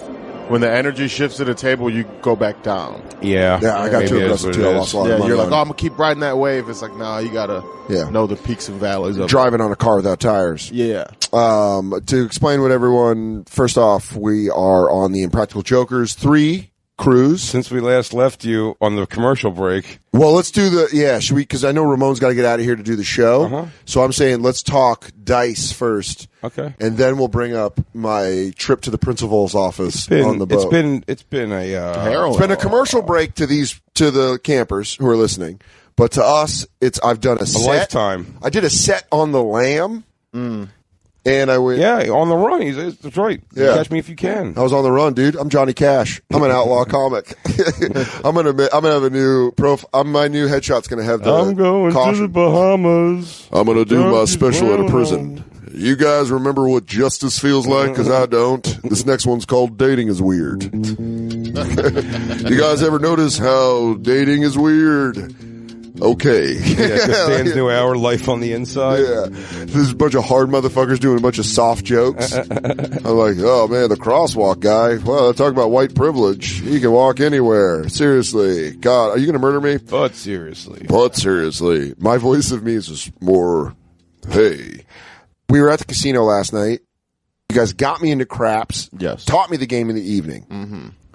That I had a good grasp of it. And was excited. I even think we talked about it on the episode. On the last episode, I was excited to go play craps. That's crazy how these episodes are going to follow like in such detail. Yeah. So we go down to the casino, and the roll starts to warm up before you. I'm trying to think who rolled. When I got to the table, the side we wound up filling up was empty. Yeah. And there was just an older white woman on the other side. She's just kind of casually rolling, and I liked her energy, so I just started playing. There's also the guy in the shirt, in the Buffalo Sabres shirt, that looked just chilling like a professional gambler and had all green and black chips, which means he had all $25 and $100 chips. Yeah. And he would have like a block of 25 and then a black chip, then a block of 25 and a black chip, then it's just straight up stack of black chips. And he wouldn't bet on some people. Some people would get the dice. When I walked up, that lady had it, but the guy after, he pulled his chips. Yeah. And then a new roller came on. You made that guy low, like everyone was talking about Joe from Impractical Jokers. Yeah. You made that guy a fuckload of money. Yeah, because he yeah. was betting similar to Joe in a lot of situations. Yeah, Joe Gatto, you want a grip of cash. Yeah, thousands. So it's funny because I don't mean to put Joe's shit out there like that, but Joe, thousands. There were won thousands of dollars because of Ramon. It started. So the old lady rolled, and the guy after her rolled, and then it started coming towards our end of the table. And who was next to you? Sypha was next to you. Sypha was Bargatze, then Sypha, and then you, and then Carmen Lynch was there, and then Carmen wasn't understanding the game, so she was like, "I'm gonna go play roulette," and left. And then Marta came and she sat next to me, and then But I didn't roll. I only rolled once. You rolled right before me. So it went real quick. Like the corner before us went real quick. I think everyone hit maybe a number or two. I sucked. Straight garbage. I sucked. Stupid powerful. And then whiz. start rolling. Like my main thing when I'm playing craps is I'm not necessarily trying to hit the point. I'm just trying to knock crap out. Yeah. Because when I start worrying about I want this specific number, then it doesn't come. Yeah. Do you believe in your? I noticed you had this, and I tried to almost make one up for myself, but you had a little. And your friend Marta, who's sitting with us here, also had a bit of a little ceremony before each roll. Yeah, when we're playing the first night, I like to get the bad juice off the dice, I call it. So I'll throw it against the wall, right by where I am, just to kind of knock. Usually I'll throw a couple just to get the whatever numbers out, and then I'll throw them down the table. So I was doing really well with that the first night, and then one of the dealers were like, "You can't you can't do practice rolls," and I was like, "Okay." Anytime you start winning, they're like, "Don't do that because then you can't." Try to kill you off. Yeah. And so yesterday I was just kind of rubbing up against the table to shuffle them up and then throwing them down. It was crazy to watch. I get it. I spin a basketball 3 times before I shoot a foul shot. And you never missed. Spin it in my hands. You never missed once. I was rolling my whole life. I was rolling for 40 minutes, almost an hour. Well, what happened? You were going crazy. It was nuts. What happened was you had Joe wasn't at the table yet. Joe walked up. Me and Joe both came in your turn. How your start happened was you hit Snake Eyes twice. And Joe bet 20. Joe bet big on both of them. You bet big on both of them, and you cleared the pass line because you hit Snake Eyes. And then Joe won, so Joe was came over, hugged Ramon, and it just started building. And then you're energy started and then getting real once positive. you had consistent Snake Eyes, so then you started having consistent just throws. Then Sypha's over there going let me get a yo, he's trying to get a yo, and everyone's it built this energy where then just Ramon was just hitting, and people are stacking chips and taking chips. And I had people. You know what I like about you too? It was like a movie. It was whole time though, Ramon. Get cool. He never fell into the. He didn't get cocky. He didn't fall into the adoration. He accepted it pleasantly and moved on. I'm humble. I'm like a steel worker's son, man. I'm just gonna clock in, clock out. Well, you clocked in and made a lot of money and was handing the pens. Yeah, man. Here you go. And you're all right. Everybody high, making them money. Dude, that was a fucking fun, to the point where he Ramon, you're the example of why they should not build that wall, man. Came over here, made a bunch of rich white men money. Yeah.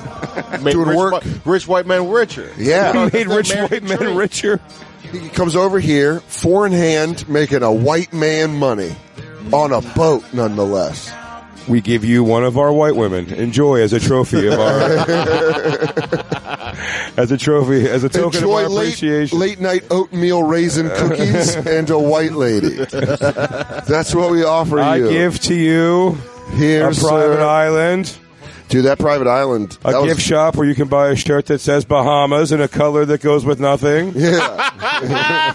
Dude, my favorite was after we got back from the island and went upstairs, I went to go meet a bunch of comics at a restaurant, and there was a couple, and not an ironic way at all, out for a romantic dinner he was in a Hawaiian shirt, but not in a fucking, right? We're having fun? I figured we'd go to the 12th floor and have something nice to eat. Have a supper. Have supper. And then he had a margarita, she had a glass of wine, and they're just looking at their phones. It was fucking nuts. It's crazy because regular people on this bitch are paying for the internet. They're paying for phone service. Really? Yeah, for sure.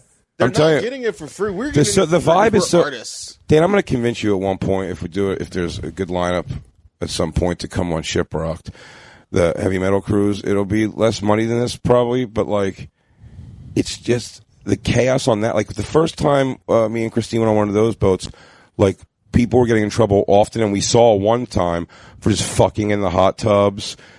I tell you, when you come back from on those tender boats from the private island, like everyone was like girls coming out and like spreading their ass cheeks and smacking their pussies up against their balconies while you're coming back. It's just a different that was world. a very similar reaction that we had. What? The suicidal tendencies, the brig. Yeah, suicidal tendencies. Oh, the guy? Yeah, that was great. There was a guy who got arrested. There was a fight broke out in front of the Suicidal Tendencies show. Okay. On the deck, on the main deck upstairs. And they ended up arresting a guy. And then the guy goes, they brought him down. He goes, can I go to my room and get my stuff or whatever? So they take him to his room. And he goes into his room to get his stuff, goes out on the balcony, does what I think we may have talked about on the show already. Yes, we goes around. He goes like over. There's for those listening at home, the balcony's all here. It's basically one piece that goes all the way across the boat. And there's little dividers, like there's a urinal divider. Yes. But you can't all the way walk to the wall. through those dividers at all. You'd have to essentially risk life and limb, like going over the side. Now, we discussed this. It's a move that if there was just ground level on the other side of that, you'd be like, I'll do it 100 times, and 100 times I will not fall. Mm-hmm. I would bet on that. However, when it's just like the stakes are so high, we're talking about gambling that you'd fall. I would never. But this guy did that. Oh shit! A couple times. Oh wow! To get down, like further down the hallway where no one's going to look if they even hear a door open. He goes back out in the hallway and gets away. They found him a half hour later. Where? Back in the front of Suicidal Tendencies. And when they caught, by the way, he fought the cops the first time.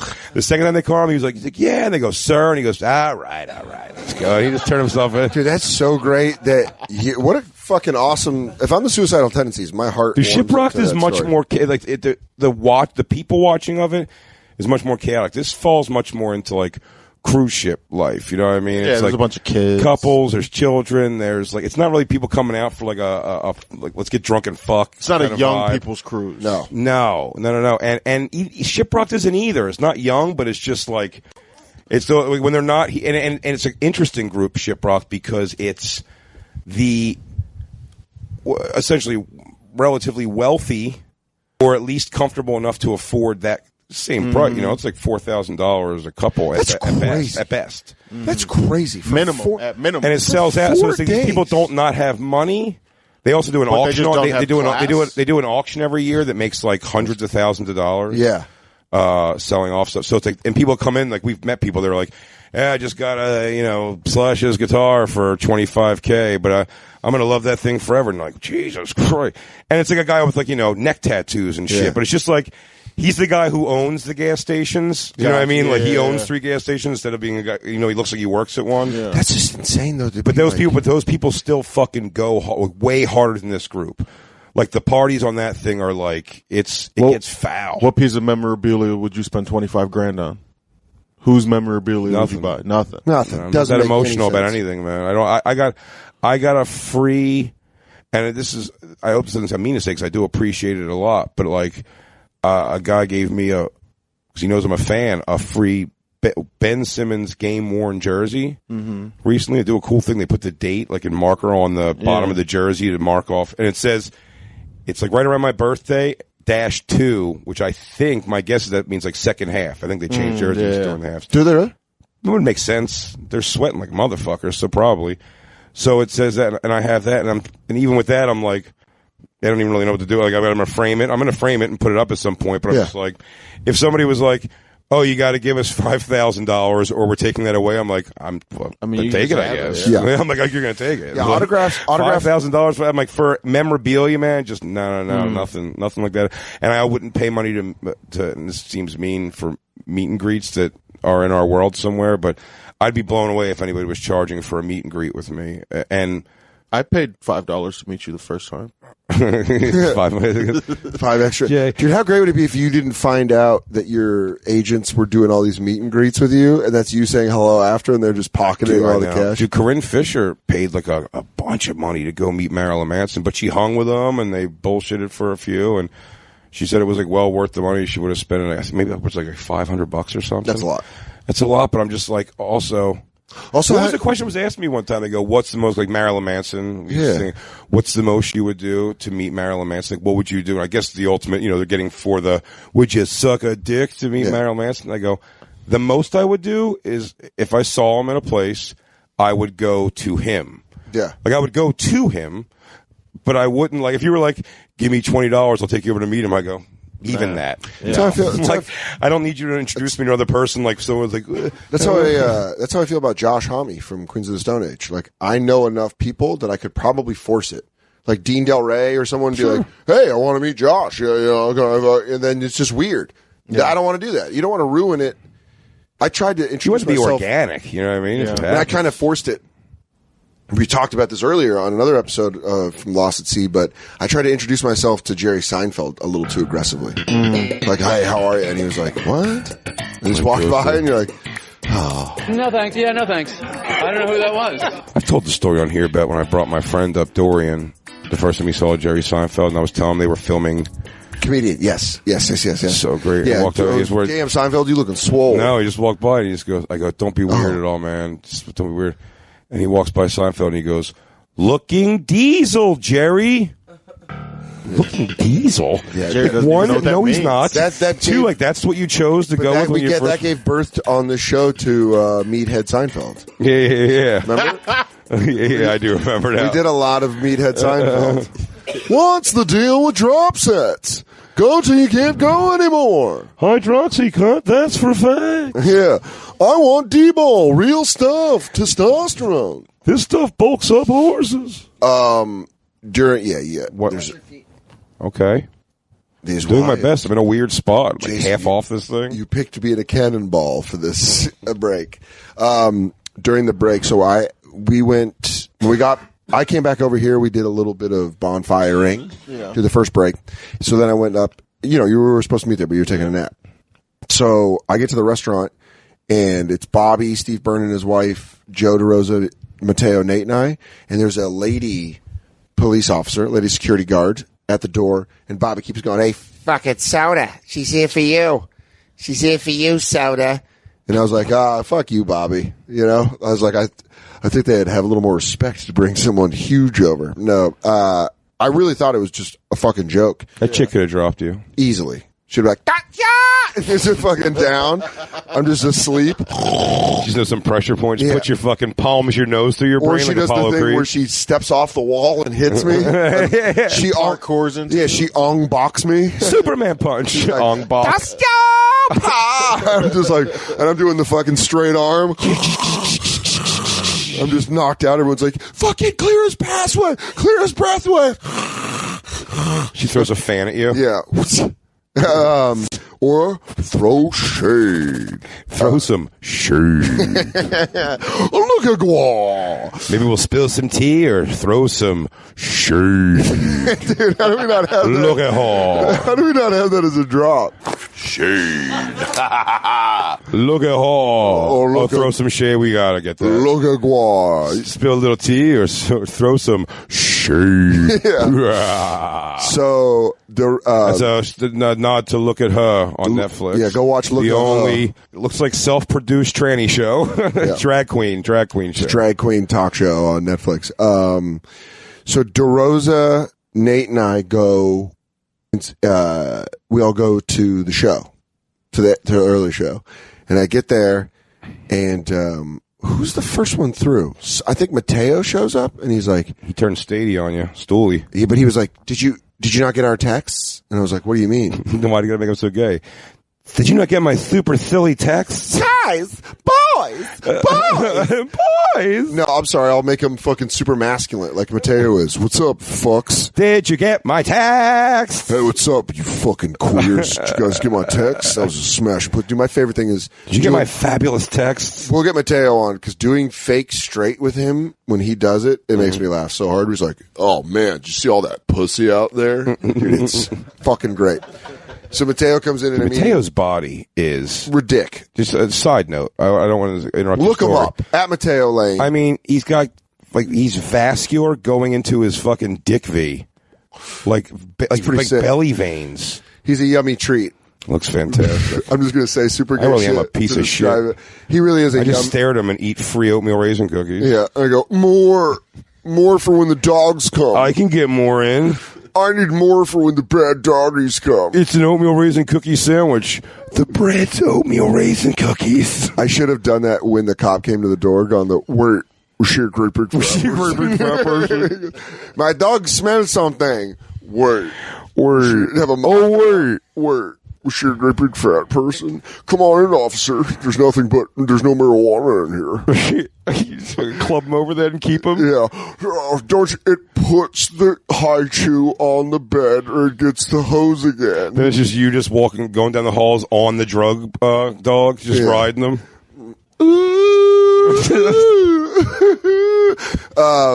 So Mateo comes backstage and he's like, did you get our text? I'm like, what do you mean did I get my text? And I look and it's a text from him and Bobby. And it says, dude, fucking Steve Byrne came in. You're on the run, Mr. Sister. Yeah. But straight up, it's Bobby said that lady cop was here looking for you. And I was like, fuck you, Bobby. And Mateo Lane. Their eyes were too close to tell if you were you. I will say that you probably didn't believe him because earlier in the water, Bobby was like, I was like, Bobby, your phone's going to get wet. He's like, nah, it's waterproof. And then he proceeded to drop his phone in the water. Oh, we just told that story. We just broke that so down that's for why 20 you know. minutes. That's why you don't trust him. Yeah, you can't trust him. Also, DeRosa was pointing out all the things that they could have got away with. He's like, no, fuck that. I'm making sure Bobby clears up the bill. This is Bobby fucking with me. But then Steve Byrne comes up. He's like, nah, dude, they came in. And then Mateo tells me the full story. Mateo got up to leave because he's on the show. Or he was just leaving the restaurant. That security guard walks over to him and she's like, Dan, are you Daniel? And he's like, no. She's like, Daniel Soder, you have to come with me. Do you want to, wouldn't it be nice when you tell the story at some points as it makes lore down the road? Tell the story because it's got to be nice to feel like. Oh, I was on the run? No. That I'm saying, like, they looked at Mateo and they, like, who described it? They thought Mateo was you. He goes, oh, you'll see just a strapping guy with just bulging, bulbous muscles. They tell Dan me- Soder, you know. And then he goes, is it They Dan tell Soder? me man with zero body fat. Looks like excellent lover. Burps come. Looks like he can do Eliza Minnelli. He is a gaper. Yeah, no, they stopped Mateo and they asked him if he's me. He's like, no, he's not here. And they're like, oh, okay, we're looking for him. So I hear that as Cypher's on stage starting the show. And I'm like, fuck! Now they know where you are. Yeah. And then I was Dan like, Soder's right here backstage. Police. Vulnerable. Polo Cia. And he's holding. Got that dope on him, dope boy. I went out there and went, fuck the police. I'm going to do my jokes. Dating's weird. Yeah, what you going to do? Chase me in the water? Come get me. I'm going to be out there in the water. But it does suck to do stand-up knowing you're about to get arrested. Boat cops closing in. Boat law. But it's weird because, like, we're back in international waters, so nothing matters. So that's what I found out. I went to 6-Man Productions. I had to prove that Dan yesterday by mouth fucking him against his will. Yep. I go try to prosecute. And I literally sent an email to a lawyer who wrote me back and said that nothing that can be done. Literally.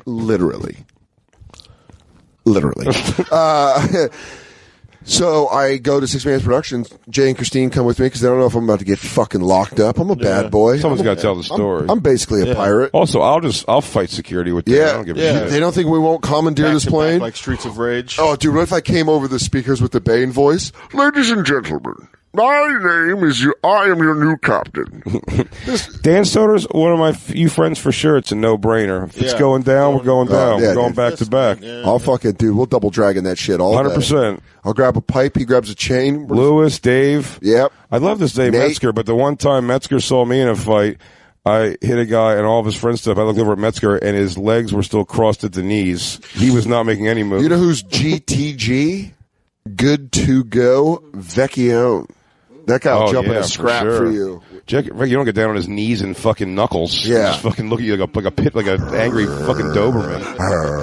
The fucking boxer getting ready to come at you. I go, Mike, he's a friend. His fucking shoulders go up into his ears. Oh, he's getting ready to prance. He's going to prance. You might want to get the fuck out of here, man. Let him smell you. Mike, come here. Mike, get off him. Mike, get off him. Mike, get off him. That's always every episode of Cops, and there's a dog on the loose. That's also how Mike drinks water.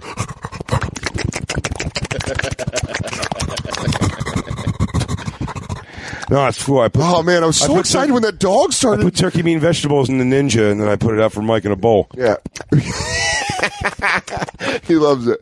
I get him to take his vitamins by putting it in a piece of cheese. French cut green beans and Alpo.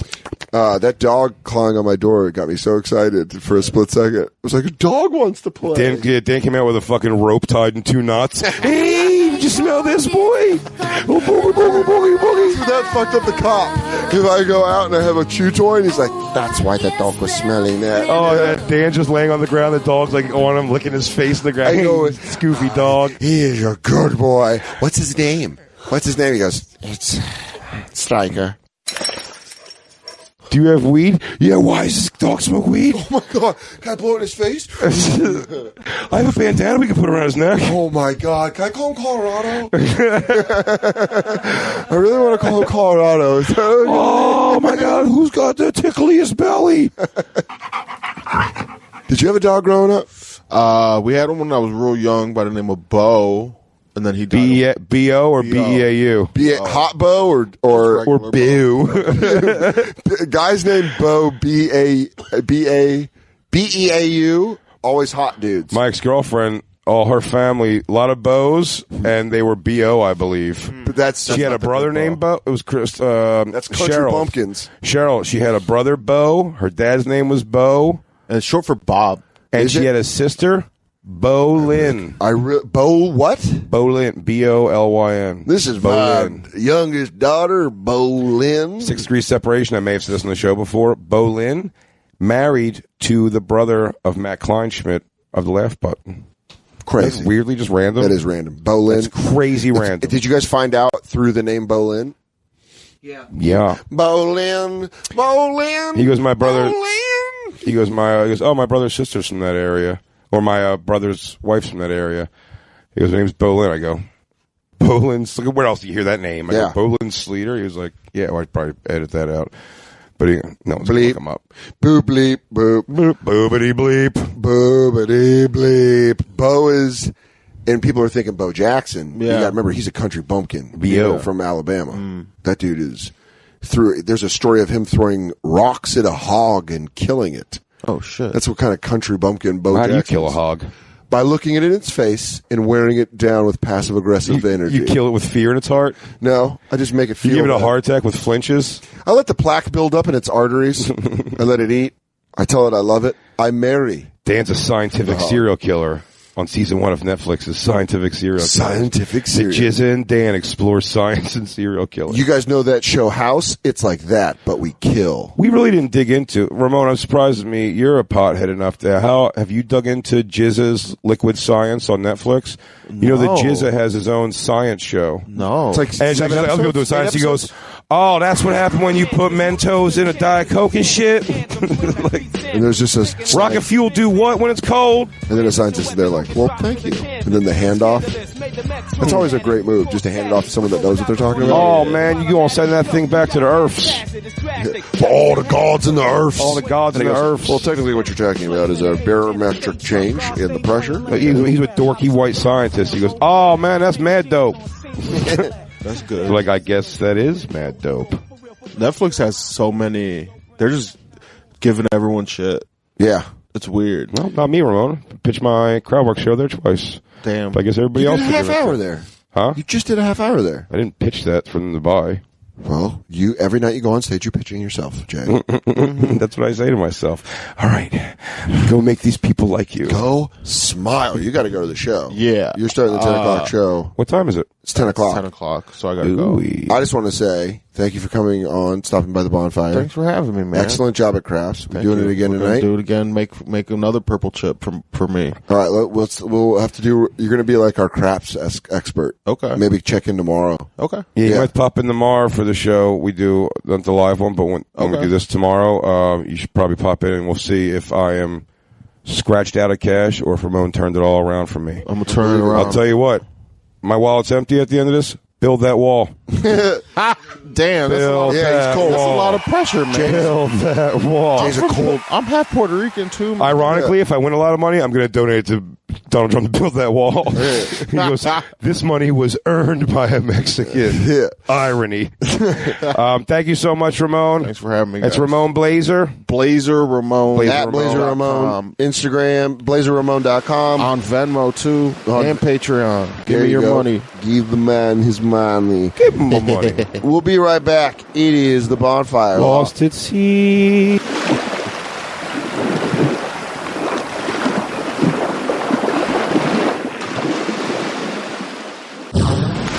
And now, back to the Bonfire, Lost at Sea tapes with Big J. Oakerson and Dan Soder. If it's quiet enough and your speakers are up enough, you might be able to hear the sounds of the water. Water.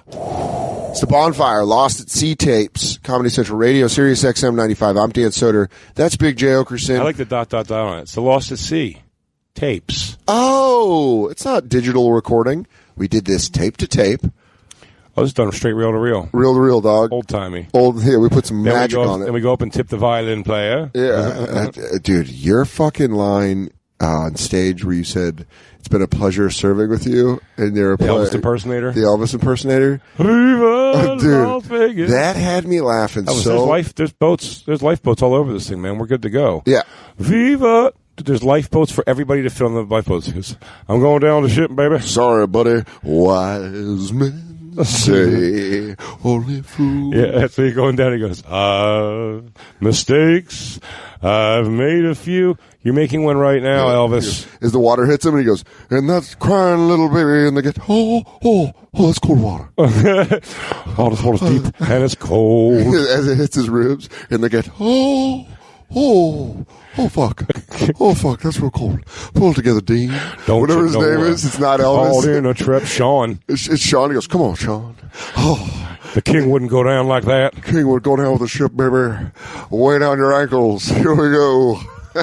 Oh, rang-a-doo, rang-a-doo-dang-doo. Think about all those. Does he have teenage impersonators? Oh, what's the age of consent in international waters, baby? Rang-a-doo, rang-a-doo-dang-doo. That's how you free an Elvis. Put him on the sea. Let him roll. Get all that duty-free sniz. Oh, you young women are like tuna fish. You gotta go deep, baby. Oh, no.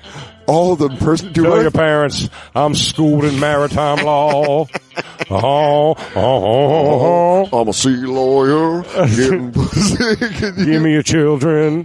It's legal out here in the waters. What if every Elvis impersonator, that was the way that you were able to be a pedophile and no one knew?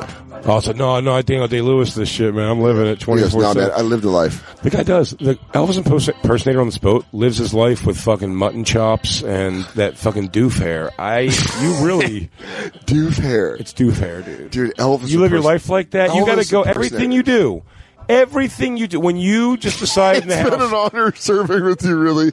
Still makes me laugh whenever I think about it. At night when he goes to bed, he goes, just throwing on a Nike t-shirt and some basketball shorts. That's what I'm saying. He looks like an asshole from the head up. A brown shirt and some Kmart sweats? Yeah, exactly. And he's like, just eating Dinty Moore stew, being like, I love Big Bang Theory. Oh, man, it's a 4-hour block of BBT on the WB network. Orangadoo. Orangadoo-dang-doo. He goes, oh, cool. Nick and I started playing Murphy Brown. I miss Frank and the boys. Miles, he was my fave. Miles, a little bit of the only Jew I knew of. Dude, you don't think about that. Impersonators have to live their lives sort of looking like somewhat. No. Listen, if you're a person who does Cher or Prince, you don't only Cher all the time. No, if you Prince, you may have to immerse yourself. Are you sure? Because I feel like Prince could be a lot of makeup. I think Prince, you have to immerse yourself. Michael Jackson and Prince, you could do makeup wise. Michael Jackson, you do makeup for sure. Wig. Prince, you may have to. Oh, you could go wig. You can go wig on Prince for sure. Yeah. Elvis impersonators go real hair. You could go wig, but most of them do real hair. Real hair. And that guy's got. Listen, Elvis hair now. Yeah. You look like an asshole. Listen, the Three Stooges. Mo walked around with that haircut 24/7 because at the time it was printing like money. A haircut. Yeah, he was also printing money. Yeah, they were fucking killing it. I wonder what kind of like rich dicks they were. There's got to be behind the scenes of Three In the Stooges. book, there's a great book on comedy called Comedians, Pickpocket Scoundrels, or whatever. This guy really does his fucking research. I would say the book is better about that time of comedy, like Three Stooges, like the move from vaudeville into the theaters, into stand-up, into like movies and shit. Very well researched. When it gets to the 70s, 80s, and 90s, 70s, 80s, 90s, and now, we kind of today. We're talking comedy from Daniel Tosh, Stephen Wright. He just kind of glances over it, but it's very heavy if you're a comedy fan. Very heavy on like the early shit, which is really cool. But they talk about how much they were making so much fucking money, like the Marx Brothers. But I'm wondering if like, as I'm saying, was Curly a piece of shit? Was he like a whoremonger? It had to have happened because it happens. Well, especially you got to remember all people that get uncontrollable these are the power. times, but it's uncontrollable power in a different time. We could just murder. You're talking like, well, you're talking the 50s, right? Yeah, you could just kill.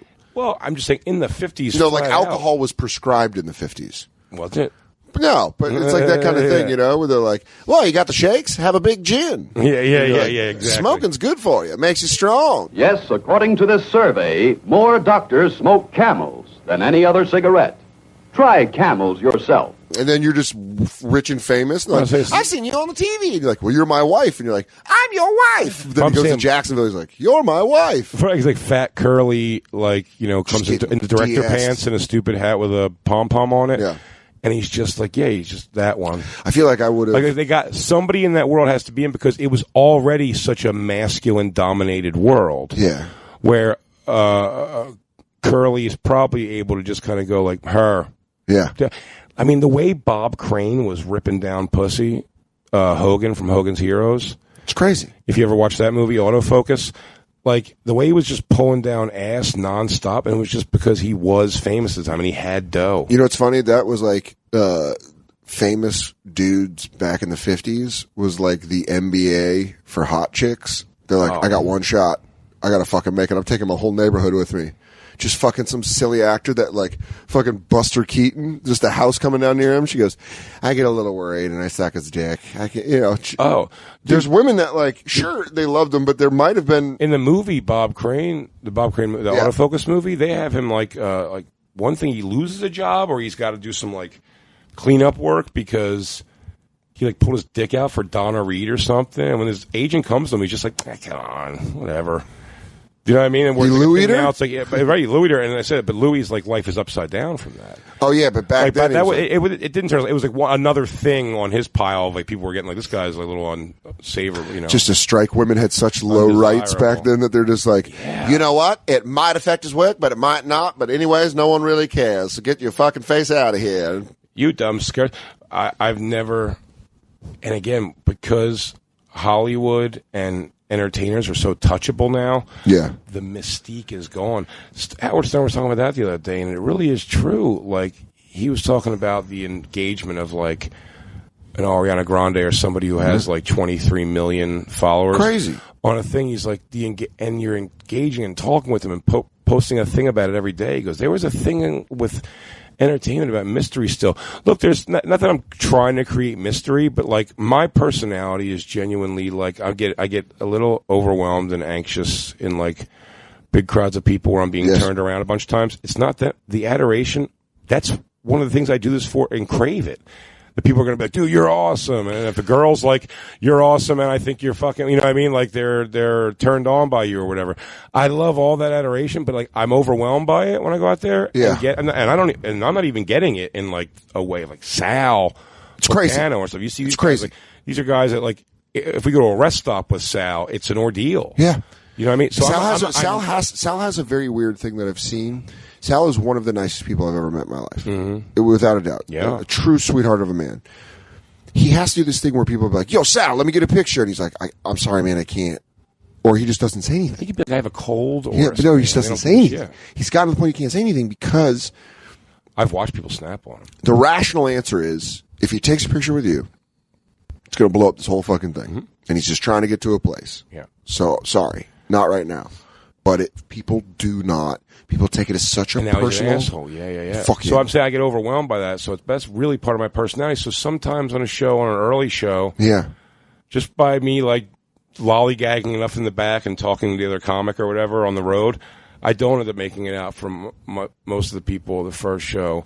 And it's not like, fuck those people. I'm like, I want, but I'm just also, I'm like, when I go out there, I'm like, I don't know, I get so jittery. One of the worst so things that's is generally going my out. thing, but I think there's certain clubs, by the way, people certain will be like, that's not good for like your career. Of course. And I There's know people it's that hand not. out cards with downloaded jokes on them and stuff. I know. But And I know it's not, but let me just finish the thing. Yeah. I'm sorry. I know it's not good to do, but there's also some element of me that does say it's like, well, maybe if you don't meet me this time, and they will meet next, it's like, I don't know. Like, I've never, or I should say very rarely, even in being in entertainment as long as I have, I've very rarely met like the person I was like, I paid to see this concert if I'm a fan. And it's like, I've never gone backstage at a Marilyn Manson show ever. I've just bought my ticket or got a free ticket and just watched the show. Accessibility is a big, what used to be a privilege. Accessibility to the people that you admire and things that you do. If you met them or saw them or got an autograph for them, it was a big deal. And you be respectful and all this shit. And what social media has done is given an amount of accessibility where that has gone from a privilege to a right. Where they're like, I have a fucking right to say hello to you and I have a right to a picture with you because I like your stuff. And it's a weird place to be put in on both sides because it's weird to demand something out of someone like that without necessarily knowing them at all. At all. You're listening. And that's something which is a weird dynamic about this show is I'll be as personal as I can be. I'll be as open, as honest as I can be from things that I feel I can be this personal and open about. I give names sometimes, but I never give names of ex-girlfriends, or I try not to give names of ex-girlfriends. And you told me not to talk about your AIDS. I have raging AIDS. Got it from a bathhouse in aggressive. Turkey. I took it in the pooper, made him finish. It grew into a problem. It's double AIDS. It's double AIDS. I doubled down, got AIDS, then I got... now your AIDS has AIDS. Yeah, and I got Ebola on top of all that. It's basically like the KFC snack bowl with deadly diseases.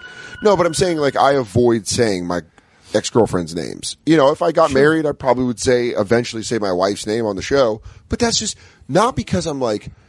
There just needs to be a little bit of privacy where I'm like, I don't want, I let people pretty deep in. You do, but you're also married and Christine's a part of the show, and that's also why we work well together. Is because, but also, I won't hide anything. If I'm feeling something or do something stupid, the show is where we go to talk about it and make fun of it.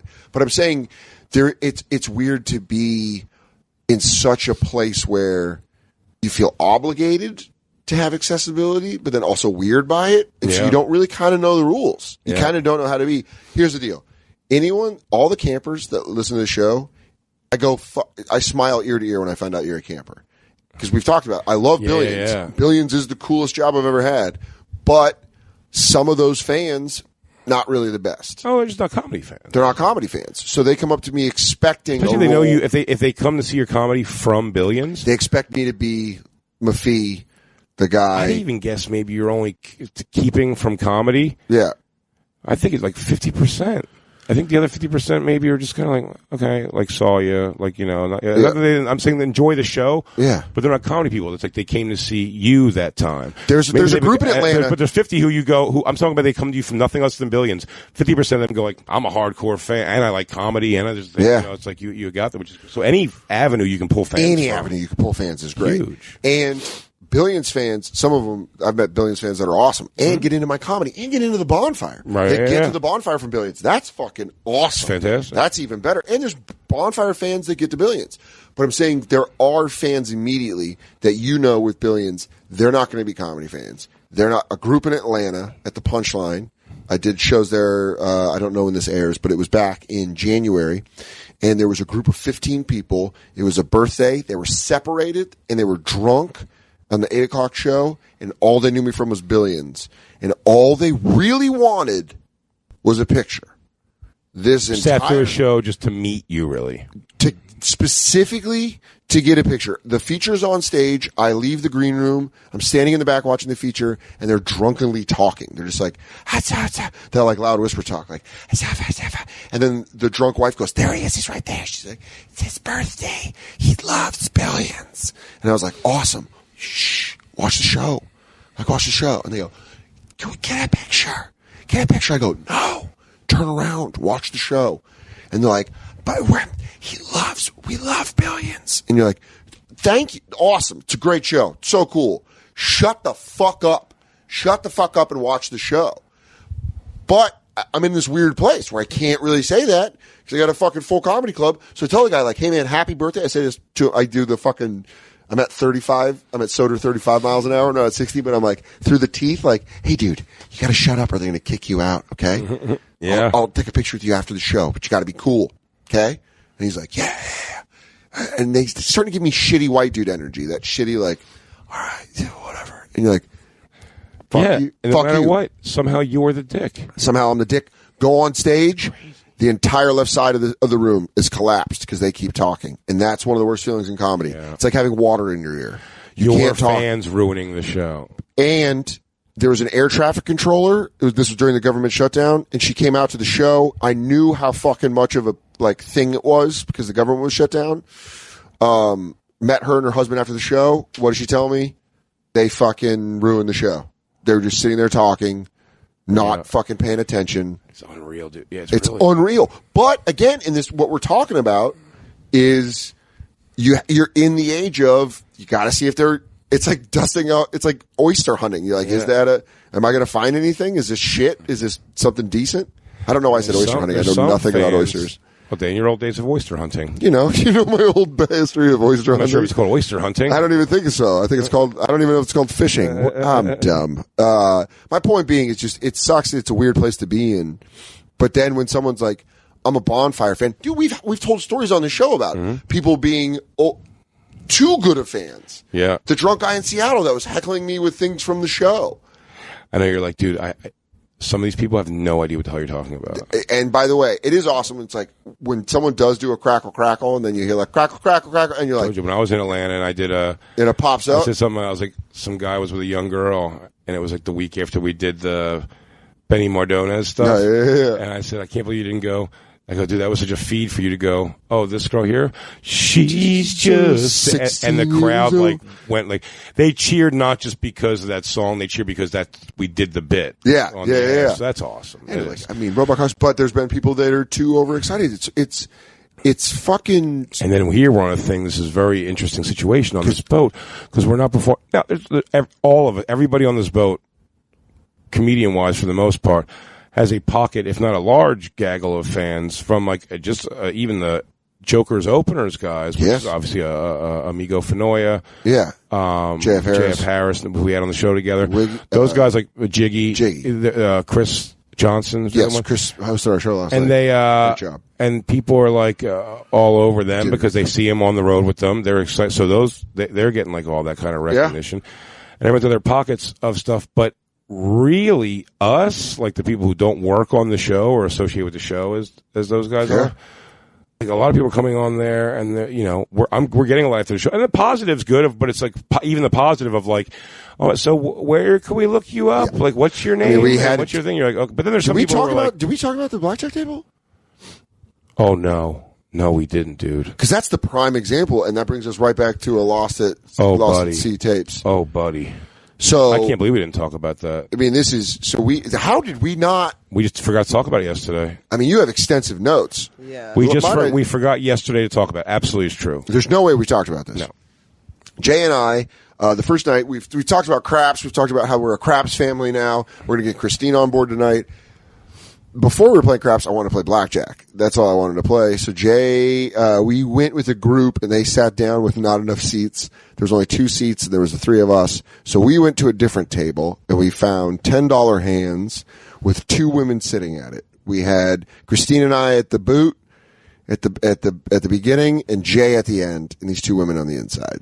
Both very drunk and both very unimpressed. First of all, really, I don't have any of this with gambling, even fucking sort of. Yeah. If I'm sitting somewhere and there's a seat on either side of me, and I see a group of 2 coming to sit down, and I see them like awkwardly standing there going like, what do we do here? I'd be like, oh, I mean, I'd almost be like, I thought you were going to ask me to move over, but you don't even have to. And now that I see it, it's like, I'll just move over. They saw us stand there for those 3 seats, and if one of them moved over 1 seat, we would have all been together, but they were just like. Well, the girl sitting next to me was like playing 2 hands. Didn't matter. Still, should have moved over. Yeah, still coming over 1. Yeah, there's still so that's a little foreshadowing of how the evening went. So we sit there, Now it's Dan, Christine, this lady, empty seat. Younger lady was next to lady. Christine. We found out. Yeah, young lady. Sad how young she was. That's what I'm saying. So it's going from you. Yeah. It's you, Me, Christine, young sad lady, empty seat, older lady, me. You. We started playing black. She's asking, where do I know you from? She looks at me and she goes, where do I know you from? And Dan's like, I'm a comedian. I go, I'm a comic. Maybe know that. Which you may see me on the boat. No idea. No idea. Jay helps her out and goes, do you watch the show Billions? She goes, oh my God, you're on Billions. Yes. Hi, nice to meet you. Love that show. Awesome. Let's play blackjack. If I was sitting at a table with a character for one of my shows, this is why I'm just saying this. Like Game of Thrones, and one of the guys is there, I'd be like this. Hey, man, great job. Let's fucking hang out. Now I get to play. Now I have the story of I get to hang out with this guy. I'm fucking at a table with him. I get to play blackjack. You also wouldn't do things like throughout this time going like, boy, this deal was really conquering my village, right? You know what I'm saying? They're Game of Thrones. You know what I'm saying? You're like, because you'd be like, okay, like, all right. So let's just be people. But this woman wasn't doing that.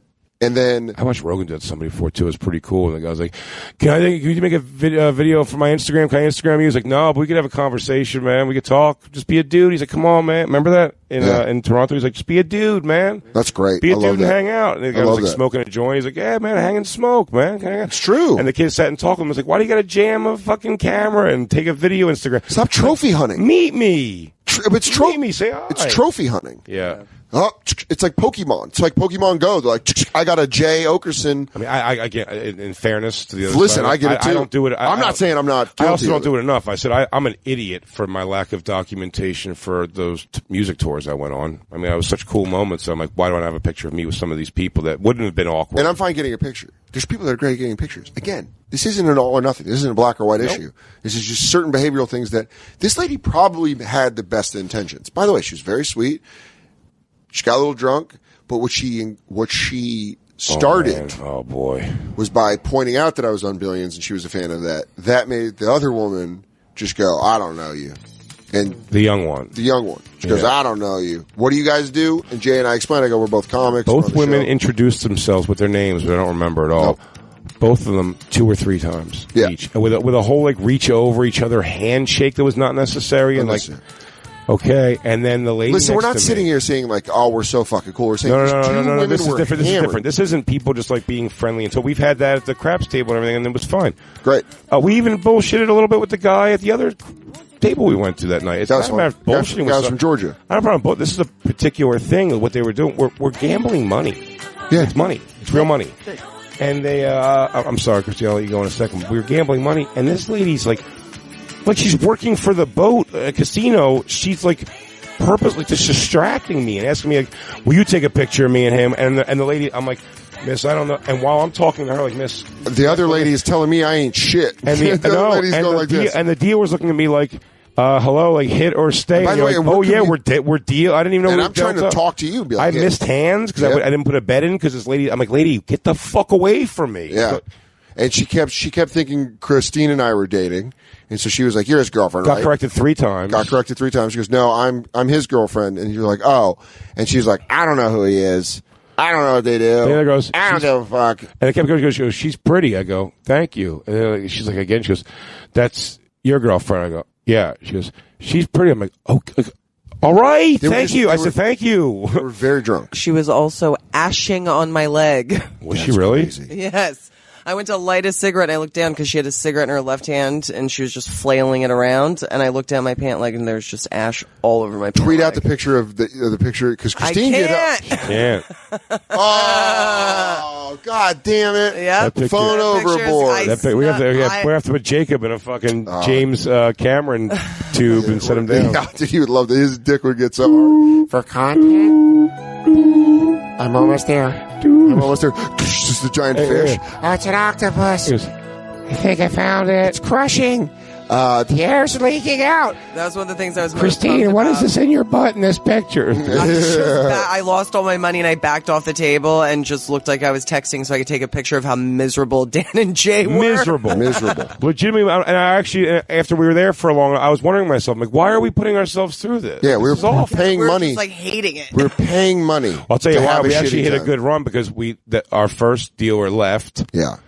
Oh no, I'm wrong. That was a whole different table. What I'm thinking of. different table. That lady just murdered. We just got killed by her because these. But I'm not blaming the dealer. That was these two ladies didn't give a. It was the most like it's crazy cornering conversation. Yes. Like, lady, we're gambling money. I have to like think about my movie. I was like, what are you doing? It was insane enough that by the end we didn't feel bad walking away, and then we didn't feel bad going to the table right next door with DeRosa. It's like, fuck you. You're and we they had a didn't even blast. notice. They did not notice. Yeah, they were. God, They had no idea. They had no clue. Did I tell you guys the guy that we played blackjack with the first night was on the staircase when I dropped my phone in the water? No. Yeah.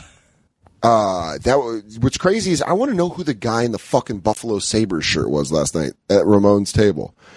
Because the guy picked up his money when Bobby grabbed the dice. Oh, really? No, he put it. No, DeRosa grabbed the dice. He picked his money up. Bobby grabbed the dice. He put his money back down. Then he picked it up for the person next to them. Then I got to Nate. You. I was done in 3 rolls. But he was betting on everybody, but he picked it up with DeRosa. I forgot to tell DeRosa that. It's crazy. I was done in 3 rolls, dude. And to think about that, like Ramon was rolling for fucking like 30-some minutes. Dude, it's crazy. He was winning everybody money before I got there. Yeah. Then I got there. I won money with him. Then Joe got there after me and made tons of money with him. This is all in his role. And then Marta, Ramon's girlfriend, rolled, and she did good for a while. Yeah. Oh, how have we not talked about what just happened with me and you? We never finished the story. We not talked about this. So we were walking to your room being like, all right, well, this will be 30 minutes. And now we have 10 minutes left of the show. We're like, this is exactly what the bonfire is. It's us sucking our own dicks about how we don't know how to meet people. And then we forget the stories we're supposed to fucking tell. Should we not discuss it right now and hold it off for the next and make them wait possibly 2 weeks to hear the story? No, you don't want to do sweet weeks. So it's not a very long story, actually, but it is great. Actually, so we went down, when we left off, we went down to 6-Man Productions. Yeah. And I told the lady what happened.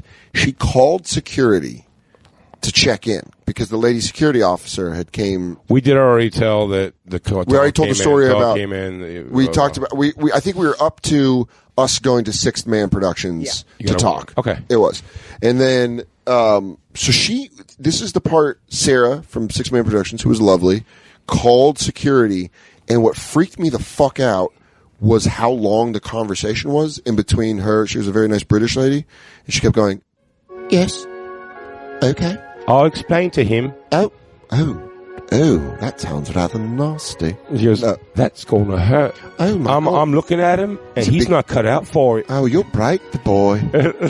Yeah, son, are you a bleeder? Yes. Oh. I'd say he could take 10, 12 minutes tops. Oh, like, dreadful. Of what? The rack. I go, are you guys putting me on a torture chamber? Yeah, I'm sorry. Pirate, you have to walk the plank. Also, I look like a giant asshole because I had a Pepsi and a plastic cup, so I look like I had a cocktail. Macho Man shirt on. And a Macho Man, which, by the way, did you notice I zipped up my jacket before? I did notice that. Yeah. I'm happy you brought a light spring coat. Thank you. Thank you, wealthy ex-girlfriend. You had fantastic taste. That's the model. This is how it pose in the catalog. What a light spring coat you have. It is. It's wonderful. We go to 6-Man Productions. She has a long conversation, and then she's like, I've talked to security, and they need to talk to you, but that's it. They just want to speak to you. And I was like, yeah, I've been set up before. She goes, I'll walk you down. Your friends should stay here. You'll be right back. How do British people laugh? You know how Spanish people type ha ha ha, J-A-J, ha ha ha. British people laugh. Yeah. British people laugh. Tee. How many? Do we have fans enough to go do a live in London bonfire? Probably. You think? If you're a lot of other countries. A lot of other countries. Yeah, if you're British and listening to this, please let us know. Let us know. Let's test the waters. Anyway, speaking of British, I go down to the security office with Jay and Christine and one of the members from 6-Man Productions, and we wait. And the security guard, first off, I look in the office and there's a guy sitting down. So it feels very principal office-y, which makes me feel like that dog was a good boy and got a bunch of guys. Yeah. That dog hunt. He was That like, dog gonna hunt. When you and he was like, "You're not my problem." He goes, "Get out of here." He's like, "There's a guy that was muling like 8 kilos." I have 16 ounces down the hallway. You are a pussy. He opens the door, and the security guy, Jay, watched the entire thing. I have my father's ability to be like a bartender. And if we're just in an elevator and it's just me and I feel comfortable enough, I can make you feel comfortable. I'm very good. If it's just the two of us, I can make, in a situation where you're like waiting for something with the secretary. Lower back touching. Yeah, a little kiss on the neck. Massages, unasked for massages. Whispers in the ear. You love it. Sorry. Yeah, finally, The Rock has come back to Jay's butt. Good fart. Jay's first public fart. Can I tell you this? I like it. It's got character. Buddy, it might have some fucking beef on it. That had layers on it. I'm not going to lie to you. They've been brutal. They've been I don't know what on this boat's doing. I've been dropping heat. I dropped heat on the island. Did you? I pooped on the island. That's where I went to the bathroom. Really? Had to force out a turd. You ripped the coil? I ripped it, dude. This buffet food is sliding through me. It's crazy. It is a silly straw from my mouth to my asshole. And I can't wait for more of it. And I've never been more prepared. Mole. Door opens to the security officer. Oh, I sit there. The reason I was sucking my own dick about being the son of a bartender was Jay watched me try to be friendly with this guy that was waiting at the door. Nothing. Zero. You were catching my jokes. Yeah. I hope, right? I was doing a lot of those. This guy was just not laughing at Dan shit at all, and I was going like, "Oh, not all at once, buddy." Yeah. Like, I see what you really feel. Guy was just sitting there looking at me. Can't break him. But you could talk in front of him about him. He had no idea. I was like, "Hey, man, this was a pretty crazy night, honey." He was like, "Don't mess with the bull, young man. You'll get the horns." I was like, "Oh, fuck. Am I in trouble?" That's really, in the entire time, throughout all of this, was the only time I was actually afraid. That guy made me afraid. I'm not going to be friends with you. You're about to go get your shit robbed. Exactly. Yeah. He's like, you're about to get fucking jacked. He's like, I don't want to find out you're a nice guy and then feel bad at what's going to happen to you. I know what's on the other end of that door. I know what's on the other end of that. You must take 2 pumps in butt. Yeah. With what? These? Just some sort of a plunger handle or something? Is that here? Did Miguel give you that at the front? Miguel, get in here. That was a joke. I go in, very nice head of security. He's a British fella. And his officer, and they're standing there, and it feels like it's really weird because he's in a uniform. He's the head of security of a ship, so he's in like an official Navy-looking thing with an officer behind him. I felt like I was in Top Gun. Yeah, you know when they're on the Navy boat? You gonna keep buzzing the tower? Yeah.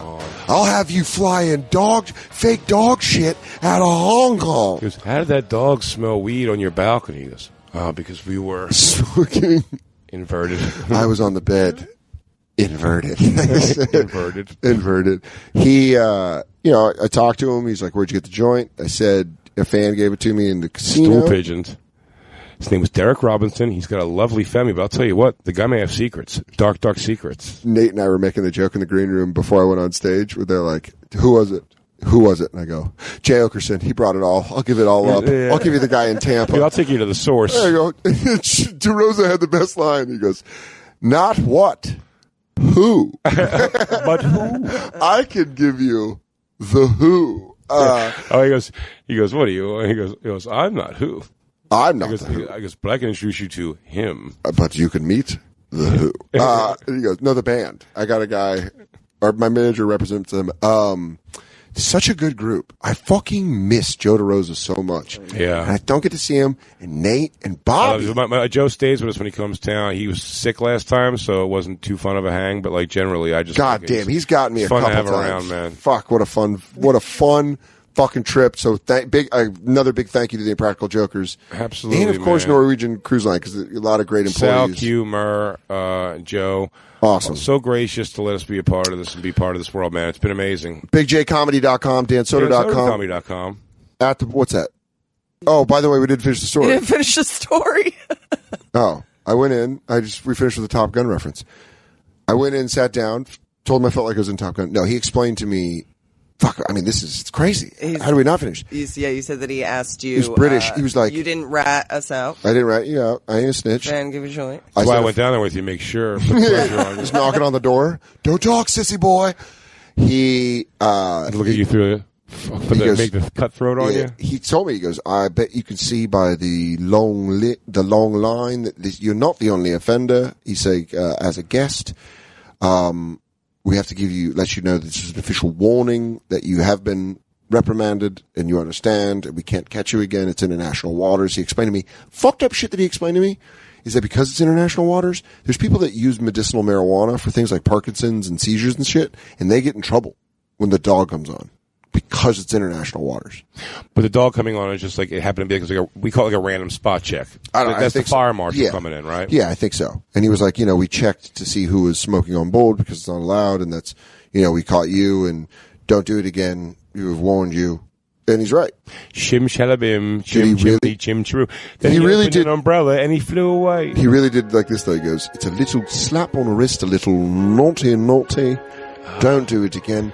Now get back up there and see my favorite jokers. I think he did. Now suck my cock. I'm going to butt fuck you while my captain here tapes it. He likes to watch. How do you think that is an impractical joke? He actually said that. He said an impractical joke. That's I text like I talk.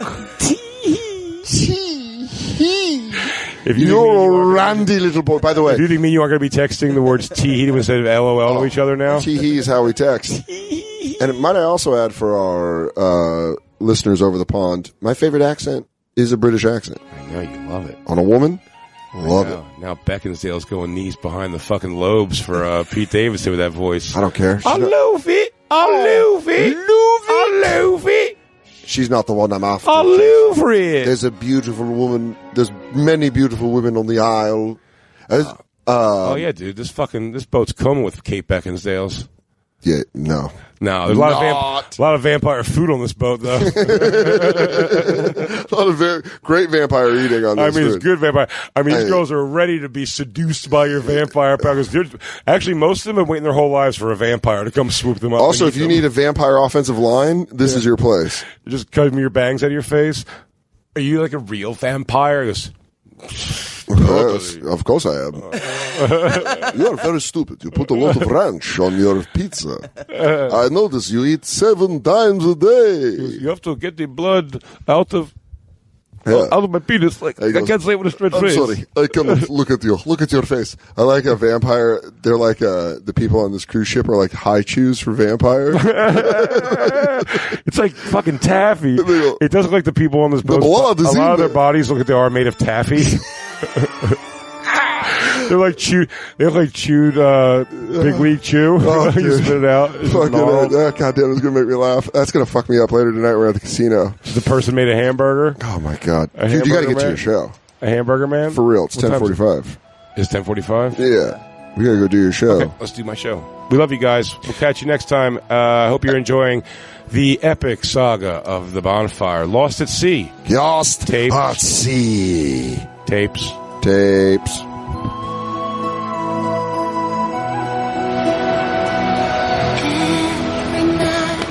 And now, the Bonfire Lost at Sea tapes with Big J. Oakerson and Dan Soder. Live on the Impractical Jokers Cruise.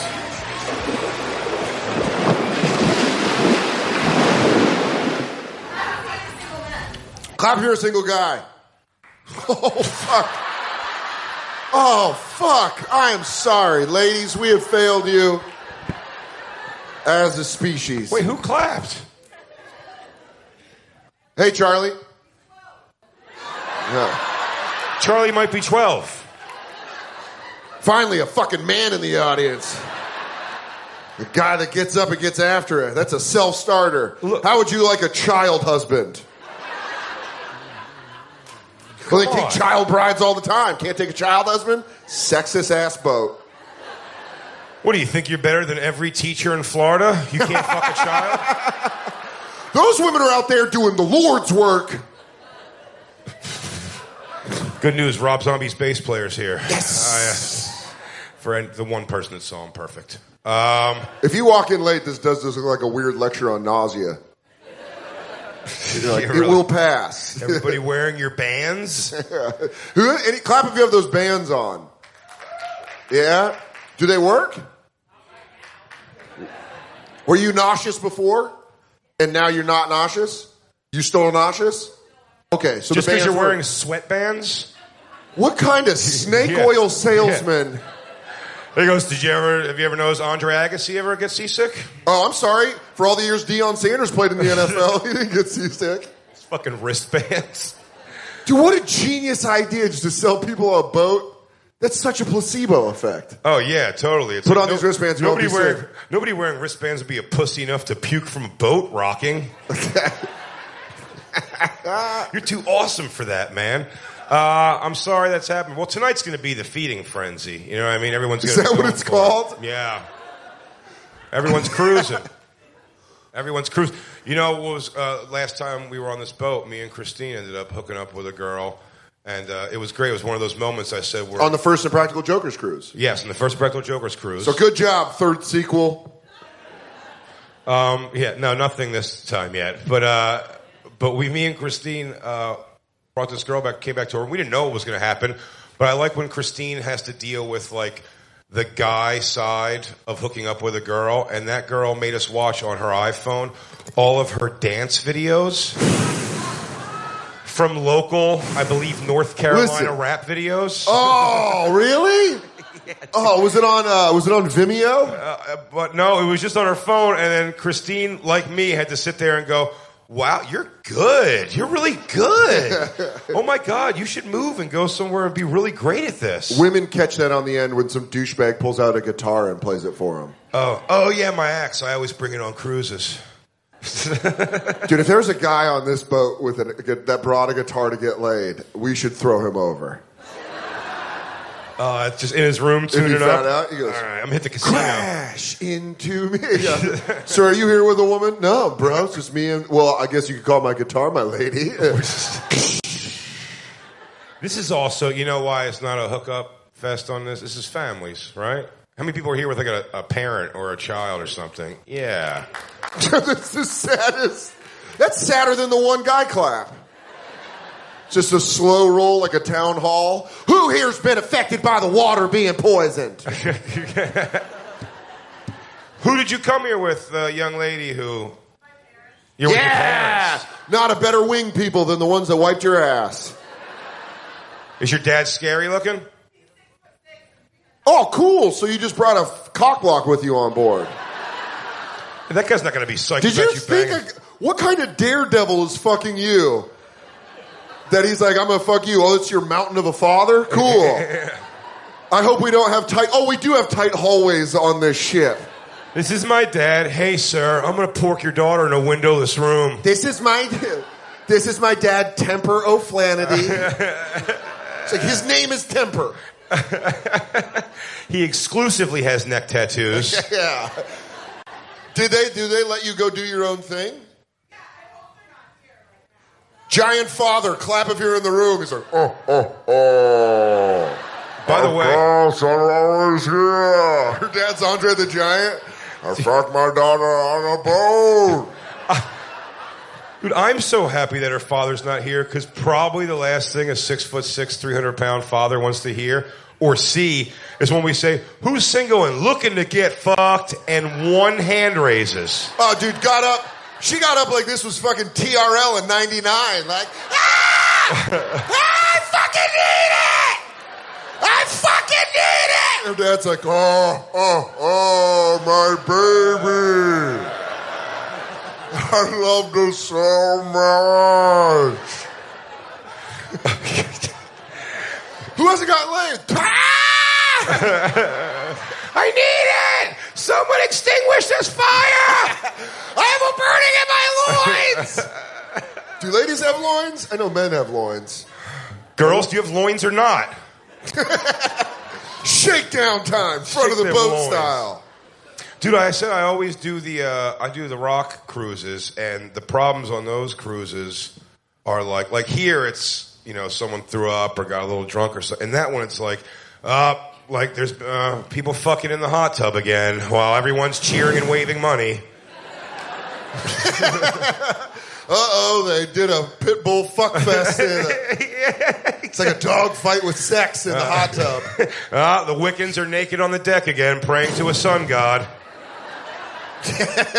Well, you said it when we went to the island yesterday. When we were coming back, you said that on the rock cruises, women are usually out on their patios showing their breasts. Oh, just pressing ham right against those glass windows.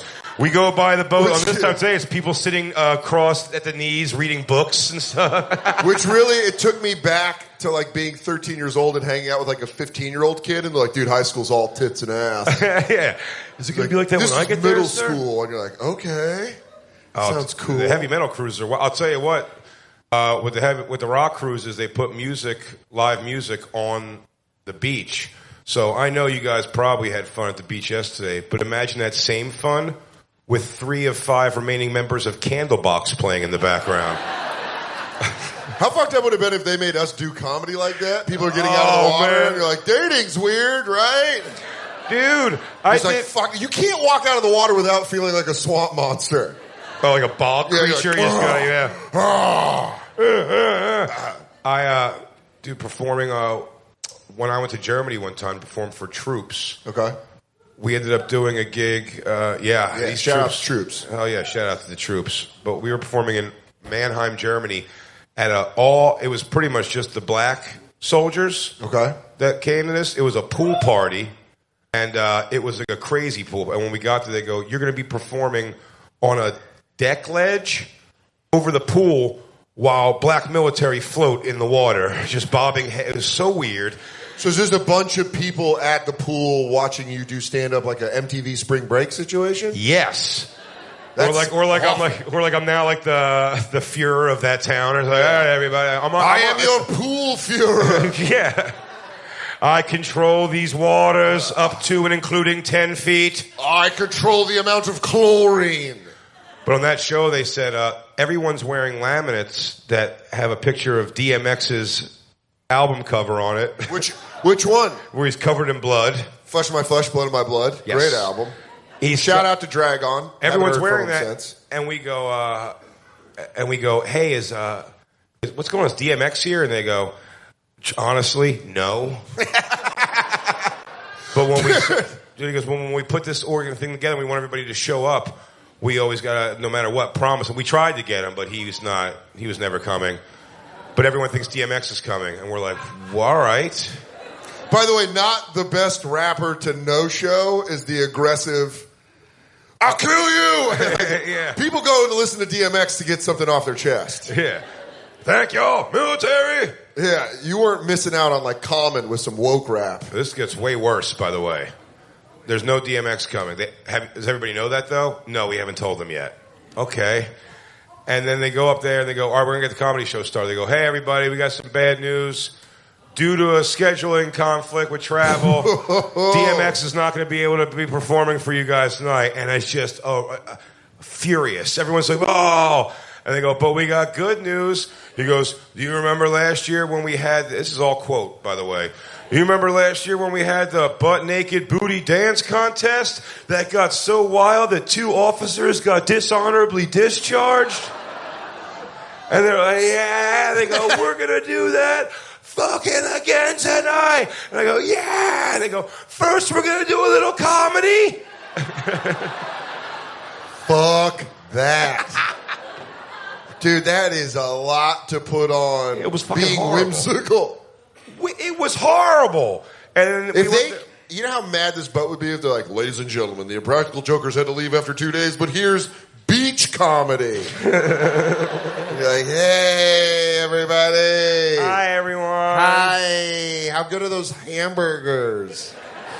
Not bad, though, for real. I even feel like playing music. Yeah, on that beach, I've watched Candlebox and POD, and I've been guilty of, in the water, like, fucking just kicking my feet and listening to fucking I feel so alive! And you're like...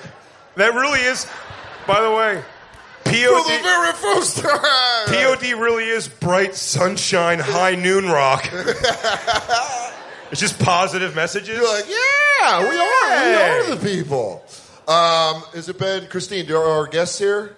Oh, all right. We got a whole bunch of people. We got a fucking good one for you guys today. Fun shit. It's a half-field theater at the front of a wobbly boat. It's going to be some good radio, Jay.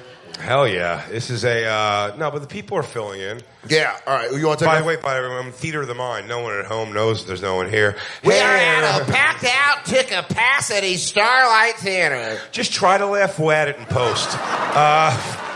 We'll really juice this bad boy when we get back to New York. We have an amazing panel for you guys today on the Bonfire, and we're going to, man, this boat is fucking cooking.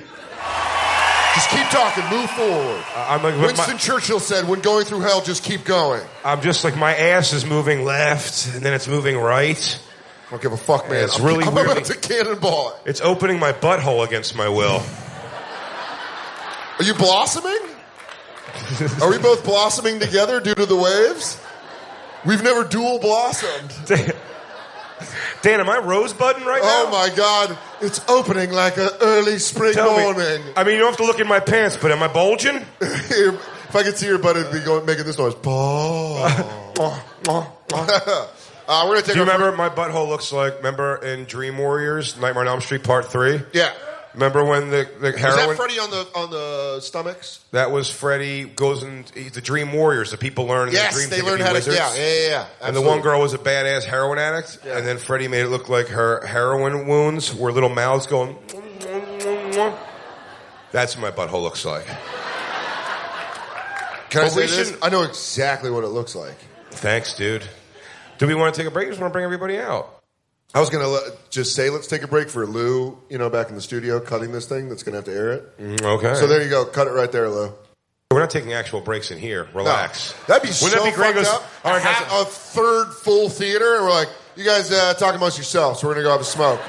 Get a drink, mill around. I'm going to go rip an American Spirit, so you got 20. I'm going to go take a piss. You guys, I don't know, talk it out. Find a man for this lovely lady. I feel like you're going to get laid tonight.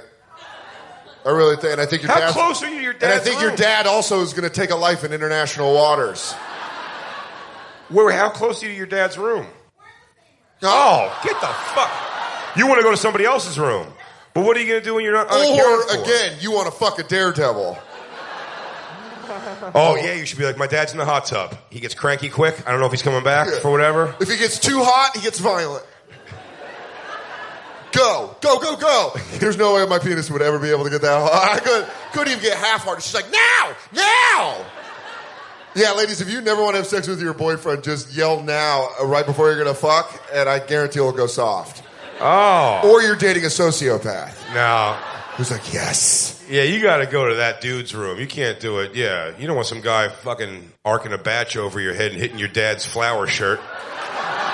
Goes, your dad's gigantic not my flower dad's shirt. Impractical Jokers Hawaiian shirt. But it was 65. Murr signed it. Lodge.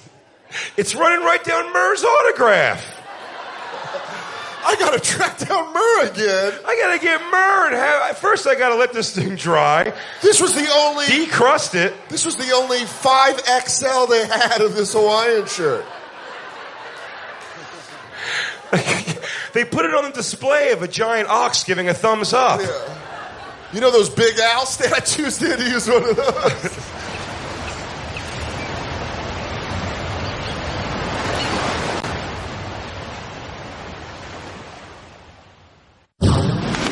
And now, back to the Bonfire, Lost at Sea tapes with Big J. Oakerson and Dan Soder. All right. 1, 2, 3. Let's bring out our guests. We got fucking an awesome panel. Robert Kelly, Nate Bargatze. That's me and you.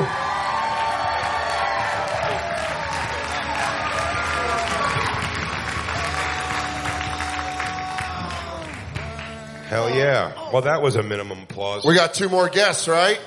You guys are going to lose your shit for this next guy, Joe DeRosa! Joe DeRosa. Joe DeRosa. Yeah. And our last guest, Jay, you want to announce him? Yeah, sure. I'll give him a whirl. I mean, what do you guys give a fuck? It's only Sal Volcano from the Impractical Jokers, everybody. Weird. Sal, take a seat in the middle. Sal Volcano. What's up? How come me and fucking Nate didn't get a chance? Oh, Bobby and Nate. Bobby and Nate. Bobby and Nate. You get a 50% late deal, dude. I don't know. Don't be mad at me. Why do you look like a professional poker player right now? You really do. I said he looks like when you go visit a wrestler after he's retired. He goes, brother, different time. And you're like, how do you look? He's all right. Yeah. He's all right. Wait, you're the Pollock Crusher. I like your Hollywood diva just out of rehab sunglasses. Yeah. Bobby, I think it's great that you took time off from running the cartel to be here today. And Joe says that as a man who just washed ashore.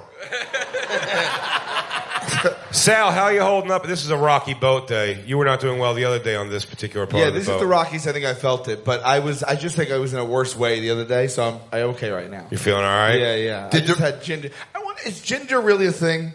I know ginger's a real thing, but is it working? Because I just keep pumping ginger into myself. It's the same placebo effect as those bracelets that everyone's hawking. Oh yeah, the one where they just sell you like regular gym sweatbands. Yeah, and tell you everything's gonna be okay. You know, the lady backstage, I told her I was a little sick. Yeah. She goes, have this ginger gum. It's a little snappy. Ooh. It was so fucking hot. She gave it to it. We thought we were going to hear her. She gave us all a piece of gum at the same time, and then within 8 seconds, we were backstage going. It's like licking Satan's asshole. It's not snappy. It's fucking hot. That is hot. And I dropped a nasty bomb right in the middle of it. I just cut ass. Dude, I've been thinking about it smelled like baby shit back there. And Sal's going, oh, the fucking, it's like shit gum in my mouth. You know, you don't even think about that. The mix of buffet and fucking boat sickness is ripping some farts and adding in motion sickness. This is the perfect storm. Buddy, I don't know what this food on this boat is doing to me, but the sounds coming out of my body, I've just been... I didn't think I could go 5 days just eating carbohydrates, but I've done it. All my plates are like fries, noodles, bread. I'm like, am I fucking on the Oregon Trail? But that is what's funny about it. It's like, I guess I'm going to get a burger, some French fries, a slice of pizza, and some roti chicken, and some... I'm getting like, you know when you get punch drunk from seeing the same food every day? And you're like, I can't, I just keep the same shit. Today I fucking started trying to get inventive. I scraped the cheese off cauliflower au gratin and put that on my plate. And then I scooped chili off of chili fries and put that on my plate. Just mixed it together and just made my own thing. You should have started painting on the walls like a true... Design your thing. Yeah, good idea for that fart, Joe. To really, He goes, no, mix we'll up take hot dairy. cheese. Yeah, let's get some boat dairy mixed in with chili, which on land isn't going to do you any favors. Joe, what kind of... You didn't let me finish. I took that chili and cheese, I threw it right into the toilet to skip a step. Folks. I like that Joe's MacGyvering farts. He's like, I got a little chili cheese, an old baseball card. Here at Joe DeRosa's Farts by Design, you can build... Joe does look like he runs a custom Brooklyn fart place. Where you come in and go, I'll custom farts right for you. Do you want a hot one? Do you want a snappy one? I feel like shit. Really? Bobby's our uncle where he goes, I don't want to be here anymore. Does anybody else? I'm like, I'm done. These things should be 3 days and out. Yeah, we all feel it. It's very much. You look like you lost an important relative and you're trying to cover it up. You're like Rocky at Mick's funeral. I want to sit. My goal is to sit like Joe and Nate. I want to be able to cross my legs like that. Oh, buddy, that's a big day for me. Yeah, right? Look at this. Joey! Hey! That's weight loss, friends. If you're here in Impractical Jokers 1, Jay was heavier. I mean, he was banging a bunch of ass. Hey, girl cruising for dick. Did you just Basic Instinct her? I did, dude. Full beef. Dude, I would love if you just heard a low rumble in her fucking giant dad. Nate spotting Bobby. Push the heel down. Push the heel Push down. No, don't push it towards me. You got to get this one. You got to get this one over. Stop. Dude, no, it's more about. You got to get this one up. Walk away. Walk away. Walk away. That's it. That's it. You live here now. He belongs to the ship now. Make sure to stop by and see Bobby's shows on the Kiss Cruise next. That was like trying to get a couch through a door. Ow!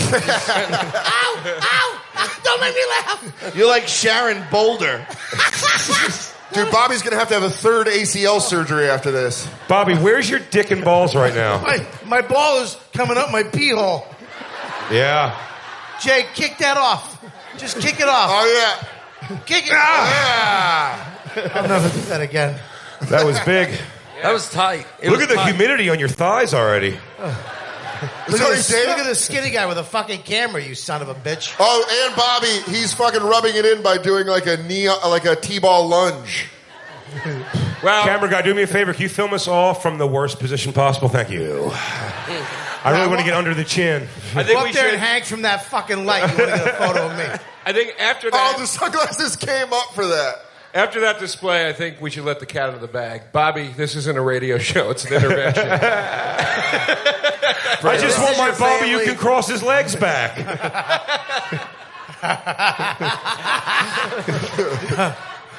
I got kind of happy about that. It's not because I need help. I fucking need help so bad. Not the I glasses. can't stop eating fucking cookies.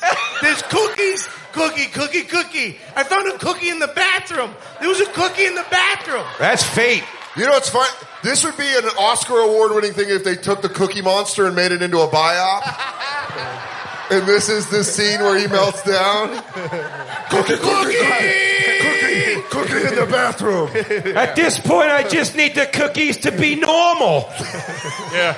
It's not such a sunny day on Sesame Street anymore, is it? You fucking monster. I just got even out before the show. I'm doing about 10 cooks a day. It's not fucking right. You're not supposed to have cookies out at breakfast. You don't leave. These fucking people are trying to kill us. And where does all the shit go? I've shit 19 times. Where is the shit? Are we killing fishes? Where's the shit go on these things? I've seen 9 vessels pass us. There's shit on that boat, shit on that. Look, you've shit so much. Where's the shit going, Sal? It stands to reason there's probably a big shit room. Oh. Do you know where it is? Where else could it be? Do I smell punishment for the next season? Please do not tell them that. Wait, why don't we just... You got to find one kernel of corn and a specific kernel of corn. Why was it so... I fucking felt it. I'm an idea guy. We should take it to show mobile right now. We all get up. We agree that we don't stop until we find the shit room. Oh, man. Fan out. We'll do a search team. Can we go remote on this thing? I want to go find this shit room. There's got to be an answer. There's got to be an answer where that shit goes. There's got to be an answer because you can't just store gallons of shit. I bet you can. Gallons. It's probably whatever's above like a milk gallon. Oh, I bet. Bobby, you've got no vision. I love that you're just this much smarter than me. That's got to be quarts upon quarts of human feces. I'll tell you this. Probably enough to fill this room. Hundreds of thousands of cups of shit. There's got to be... I mean, the shit... Let's bring it out. Our new guest! We carved it into a man. It also stands to reason someone here is assigned to that room. Oh, and they got to they have to tend to it or something. In a uniform, in a white uniform? Yeah. They have to stir it every 2 days. Everybody leave a tip and write a tip to that guy. Someone's like, I'm so sick of saying happy, happy, washy, washy. It's like, I would suck a dick to get that job back. You think they're letting them smoke cigarettes around that much shit? That'll blow the ship up. Are you fucking crazy smoking that cigarette? You know how much ether is in that room? This is why you're on shit duty, Colin. It's like Colin from Uzbekistan, is it? It's like that room in Star Wars where they're all fucking rooting around in the garbage and the wall stuff closing. Isn't there a poop deck? Isn't that a thing? Yeah. What if it's that obvious? And like, that's where we keep it. It was right in front of our faces. How do y'all not know? Yeah, how are you guys enjoying those wood floors on the poop deck? Why is that window brown? They just usual suspects, the shit room. God damn it, poop deck. It was right there. It was right there the whole time. Now I can't go on there and not see. The captain walks away with a limp and he straightens out. I want to know what woman, I know you're here, what woman hasn't shit yet? Yeah, there you go. Right? No Yeah. way. Oh, dude, I love. Someone over here just said her friend's name. She just goes, Kaylee. You having shit? Like you guys are giving her a hard time about it. Kaylee, just poop. She's walking around sweating. She's like, no, thank you. I have my own internal shit storage. Thank you. Yeah. I hope I'm you gonna have to hold shit. it. I hope you have to shit tomorrow in that big line getting off the boat. Dude, I rocked one on the island. I can't shit on believe the that. island? Yeah, dude. We're on the rocks. You do make it sound enticing, like you rocked a shit. Yeah. It almost sounds like, oh, cool. Yeah, I walked out like, Oh, he follow that, motherfuckers. Fucking side cheeked it. Yeah. Pow! We could see his head above the thing. Yeah. Like I go stand and poop. Only on the Impractical Jokers Cruise. When you shit on an island like that, don't wipe. Just go back in the water, clean your butt, and make fish food. He's not wrong. He's not wrong. You guys aren't marine biologists. The people who are booing are the same people mad about the paper straws. They're not progressive. By the way, Bobby is not just kidding right now. We were in the ocean yesterday. He looked us dead in the eye, and he goes, "Did you ever clean your asshole in the ocean?" Do you remember that? I do. You'll never feel a feeling like take your fingers, open it up, itch it out. You're right. I'll never feel that feeling because I'll never fucking do that, Bobby. I just like this. It's salt water. It's the cleanest asshole you'll ever have. If you see Bobby just out there by himself, you know what he's doing. He just wanders out in the water. Leave me alone. Sal, you use the dry paper to clean your asshole. That's spreading peanut butter. You use the ocean. That's like surgical. Bobby, there is a gray area. You don't use dry paper. I'm though. with gotta, you. Toilet paper. Yeah, but that's old piping. What do you use? There's new stuff. There's like better stuff. You don't just use old dry toilet paper. You can't use baby wipes on the ship. You can't flush them. Well, You get the flushable kind. Who said that? You think so? Why? It says it Are right they on the filming fucking me? thing. Don't use baby wipes. Do they have dogs that can It smell says a wipes? lot of I might be in things. trouble. Yeah. You think that? You think my baby There's a wipes? single baby wipe in that shit room? I mean, come on. You're crazy. I think the guy will go knock on your door like the drug dog. He goes, "Excuse me, I found this in the." It's just in the dog's He's like, mouth. "Let me see it." You're like, "I don't got any baby wipes." I got He one covers wipe. your bed. A There they are. A friend gave me a wipe. Go. It's not mine. The It's not dog's mine. searching for like aloe. I'm holding it for some. No, I'm just holding it for somebody. My baby wipes are out. They're out on the balcony. I have one left. Can we go back? I want to go back to your technique real All quick. right, The get asshole those- washing. Yeah, yes, sir. You do this. In my asshole? Yeah. No, I'm saying that's what you do, right? To clean it. I'm not Two against that. fingers? No, not 2 fingers. Bobby said Jesus you're going Christ. with a vicious V like that. That's He's how going you- an open fucking spread. Now that's how you open your butt. You go. Open your butt. You make a finger speculum. How do you clean the fingers? You open it with the butt. And I then didn't know he you does just it. Wait, I'll show you. You Watch. pap smear your Hey, asshole. This guy is eating at the same buffet you're eating at. There's no artist Honey, you wanna buffet. sh- He's at the main one. You gape your butthole in the ocean? I'll show you. Ready? How do you relax? You're in the ocean. Oh, I get It's the it. most Oh, it's relaxing nice. place. You only clean your asshole on vacation. Yeah, you don't clean your ass in your friend's fucking above ground pool. No, that would be terrible. Yeah, that's terrible. Bobby jumps But in the you just Hudson shove River. them out of your ass amongst people that paid to be on vacation. We're in People the are here. ocean. People are here under great pretense. In and fairness- you're in there just shoveling shit out into the fucking crystal blue waters. In Sal, fairness, I it was don't- just us on that part of the beach. What's that? In fairness, Jay, it was just us. Jay, I love you and I hate to disagree with you, but there were some Impractical Jokers fans snorkeling not too far away. Yeah, and they saw fish because of me. You know So what? you're welcome. You know what? You're I'm not welcome. going to disagree with him. There were large schools of small fish mysteriously around us at all times. What is it? What's worried? But you went to the restroom on an island public bathroom? Yeah, dude, I'm not afraid of nothing. You should be. That's weird. You I'm only a shit vigilante. So you only got the dry wipe. Yeah, but then I got in the ocean. Oh, so someone's on my team. But by the way, Now, I didn't realize in hindsight I was doing it correctly just by feeling. No, but you didn't finger your asshole. No. I didn't either. No, you didn't finger. You fingered your asshole. I didn't figure nobody's asshole. Then Jack. what is this? That's Let me explain again. That's opening the door. That's not walking through it. Okay. I feel so differently about the ocean now. The ocean's different than what I Sal, thought the historically, ocean you're very was. nautical. The ocean's not that big. Yeah, the ocean's not that big. Here's your bum. This is your bum. It's closed. Here's your. That's your ball? Your bum. Your bum. Oh, your bum. Okay. You stick your finger in. You open the bum up. Okay.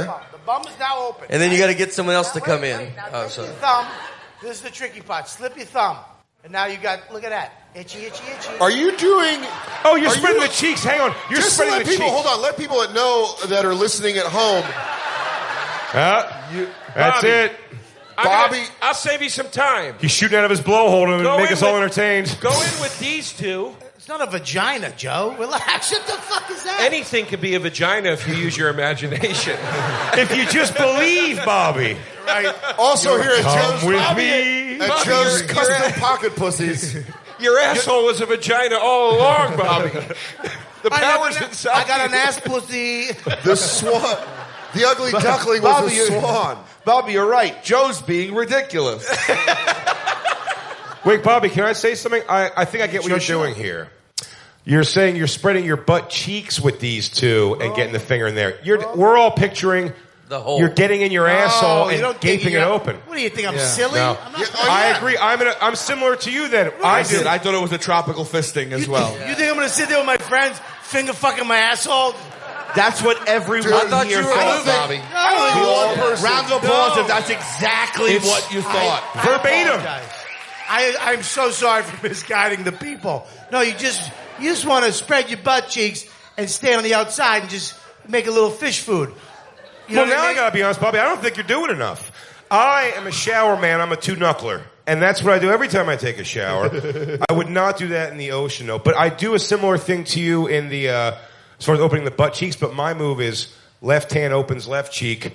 Right, like this part of the thumb opens this cheek. And I got the paper here, and I swipe up like that, which is not a bad move. You swipe Very away from your balls. away from my balls. Toward your backbone. Your Yes. coccyx. To my coccyx. I wipe the other way, which means I also have to wipe my back at some point during the shit. You wipe toward your balls? I wipe away from my balls, but it always gets a little poop on my tramp stamp area. Wait, how is that? How do you high rise your shit? Yeah, you're supposed to. How do you you're fucking supposed don't to let take go off the early? runway at some point. Joe, you're You don't- telling me that you wipe until it's back here. He wipes it to the back of his neck. Listen, does your shit come out? Who Does has your- a follow through on a stroke like Does that? your- I don't think you even knew before this moment there was another way. You've been doing it wrong for 40 years. You don't just You've keep been back- going. You've been I back have. patting yourself with shit your whole life. I've been doing Dan Soder. God bless his heart. I He's love like, him you so guys much. don't just shit in your hand and throw it? Listen, Dan Soder, I owe a lot. I've changed at 39 years old or so. Yeah. We had a breakthrough. Changed the way I wipe my ass forever. I got I've in always- there. I tongued it good. It's right. You got there. Human bidet. No. No, Jay was I was standing always, up. I always shit stand up and start wiping. No. And I've changed it. One of the crew in the back just goes, oh. No, because then. I'm thinking about everybody here, like when you hit purchase on the computer, like to purchase your ticket for this cruise. I'm just thinking about that moment when you hit purchase, and then like you did not know that you were going to hear all this kind of stuff on the computer. But I'll tell you here's this: the they're thing. getting off the boat in Tampa with more knowledge. That's true. That is Well, true. wait, how do you... When you stand up, you're making a sandwich. So when you're out, You don't know that he's going it's to the open. kitchen. When you close it, you got a peanut butter sandwich. You're making the. I agree with you. You don't mush No, the listen. cheeks. I'm very, and making more work Dan for could also back this up. I am extraordinary. The problem is I'd be in the Meticulous. bathroom forever because I'm cleaning until you can eat an actual sandwich off my asshole. But I wouldn't recommend it, but you could. I'm just saying it's cut down my time of wiping much now. Doing it, sitting down seems so weird to me. It's a weird reach, but I do it now. So you're saying if someone like accidentally dropped a sandwich on your asshole, they can pick it up real quick and be okay. 5-second rule, easy on his butt. I'll tell you what. Give yourself a 35-second rule. You're fine. I'll tell you this: I've known Jay for a long time. I'll give it a full minute. Thanks, Dan. Yeah, but you might get a hair with a root on it. I was just seeing where we were too far. Now Bobby, we know. now you're being gross. Now we know that's too far. Now you're just being grotesque, Bobby. It's a lot of technique, though, the lifting one cheek. I wipe it, I'm done. What? I'm not moving cheeks open, nothing. If I'm in the shower and I'm going to go for a deep clean, the tip of this one straight the fuck in. Ding-a-ling-a-ling, bewitched What style. if you get? What if you get your Joe? What if you get your dick sucked after that? Aren't you insecure the whole time? What? If I think a dick suck is in the future, I take a hard shower. I finger fuck my own asshole. Yeah, me too. With I'm with you on soapy that. Finger. I'm clean. This dude. is a 12:30 p.m. show. Well, actually, are there Sal- any kids here? I would ask you to just either leave or just learn the fucking facts Or of get, life. I guess. I or don't- get ready to fucking blow everyone's mind in health class next week when you get back to school. And you're gonna have the cleanest asshole ever. Your parents didn't teach you to finger fuck your butt. We're helping you. There's some 14-year-old that's like, I learned about how to really clean your butthole, guys. These kids are going to go back and like Malcolm X their health Yeah. class. Yeah. And I'll tell you what they're not teaching us. You know that you should open your butthole in the ocean where we all came from. Little Timmy, you look like you have a new lease on life. That must have been one hell of a vacation. Yeah, learned a lot. For radio purposes, we should say we're going to take another break right here, and then we'll be right back, everybody. It's the Bonfire. Live on the Impractical Jokers Cruise.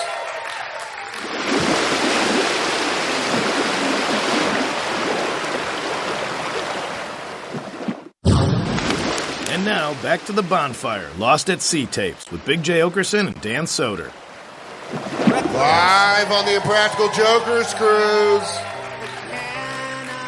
And we're back to the Bonfire. Comedy Central Radio, Sirius XM 95. I'm Dan Soder. That's Big J. Oakerson.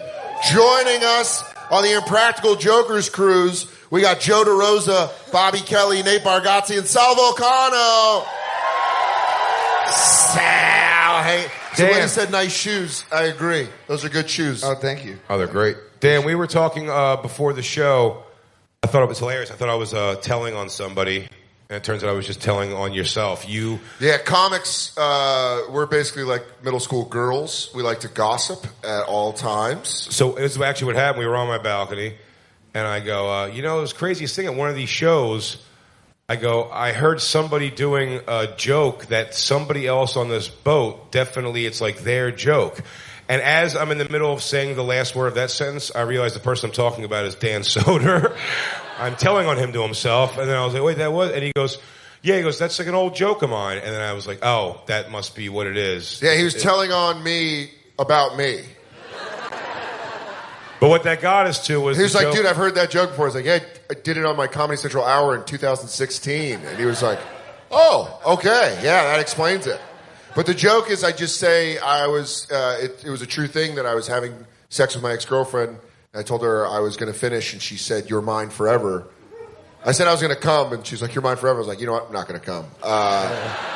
But the reason I told Jay that I did that joke was because I have a new part that I'm doing as a different joke about, and this is a real thing that happened to me. I hooked up with a girl. I say that talking dirty can go wrong if the other person's not into it. And I was talking dirty, and this is a real thing that happened years ago when I was drinking. I was hooking up with a girl, and I started talking dirty, and immediately she goes, oh boy, we got a talker.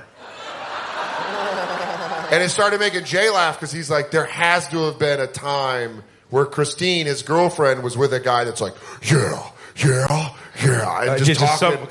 Well, I got excited to bring it up to the panel because I know for a fact DeRosa's got a fantastic one that I love. That I probably have to remind you of it. What's that? I'm sorry. You have a great one of a girl talking like crazy while you're. That's why I was going to kind of turn to the panel, like just someone either you talking and getting like denied. The cup face one. No, I know the one you're talking about with me. It's Joe.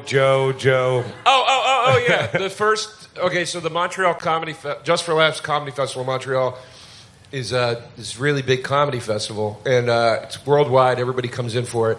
And they picked you, and there wasn't that many people they picked, and you went there. Yeah, and I'll tell you, people, you only get one shot. Do not miss your chance to blow. No, but it was my first ever Montreal, so I was very excited, and I wasn't very schooled in comedy or meeting women through comedy. And it was like one of the first times ever I met a reporter, and she liked me, and I ended up having sex with her. I felt like Lois Lander? Yeah. You were her Superman? I felt like a fucking superhero. It was the first time I'd ever hooked up from comedy. And while we were having sex in my room, she goes like this. I was on top of her. She goes, Joe is fucking me.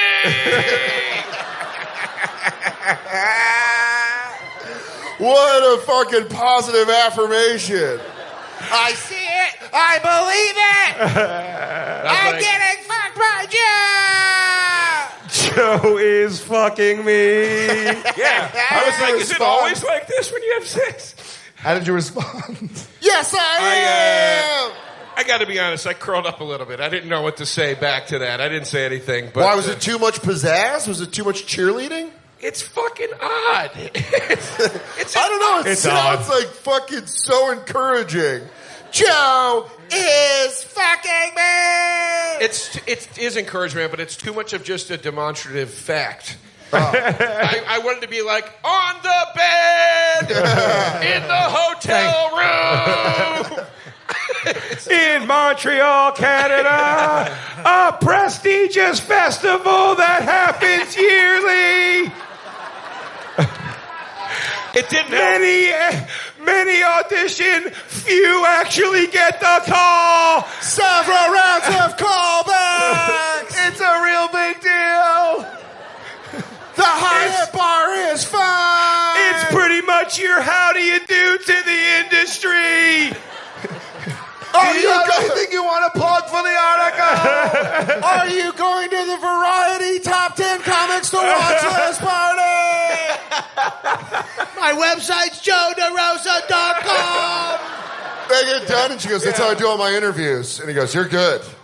You're real good. Oh, shit. Yeah, it didn't help that she said it literally in the coming to the stage voice. Like when I did my show that night.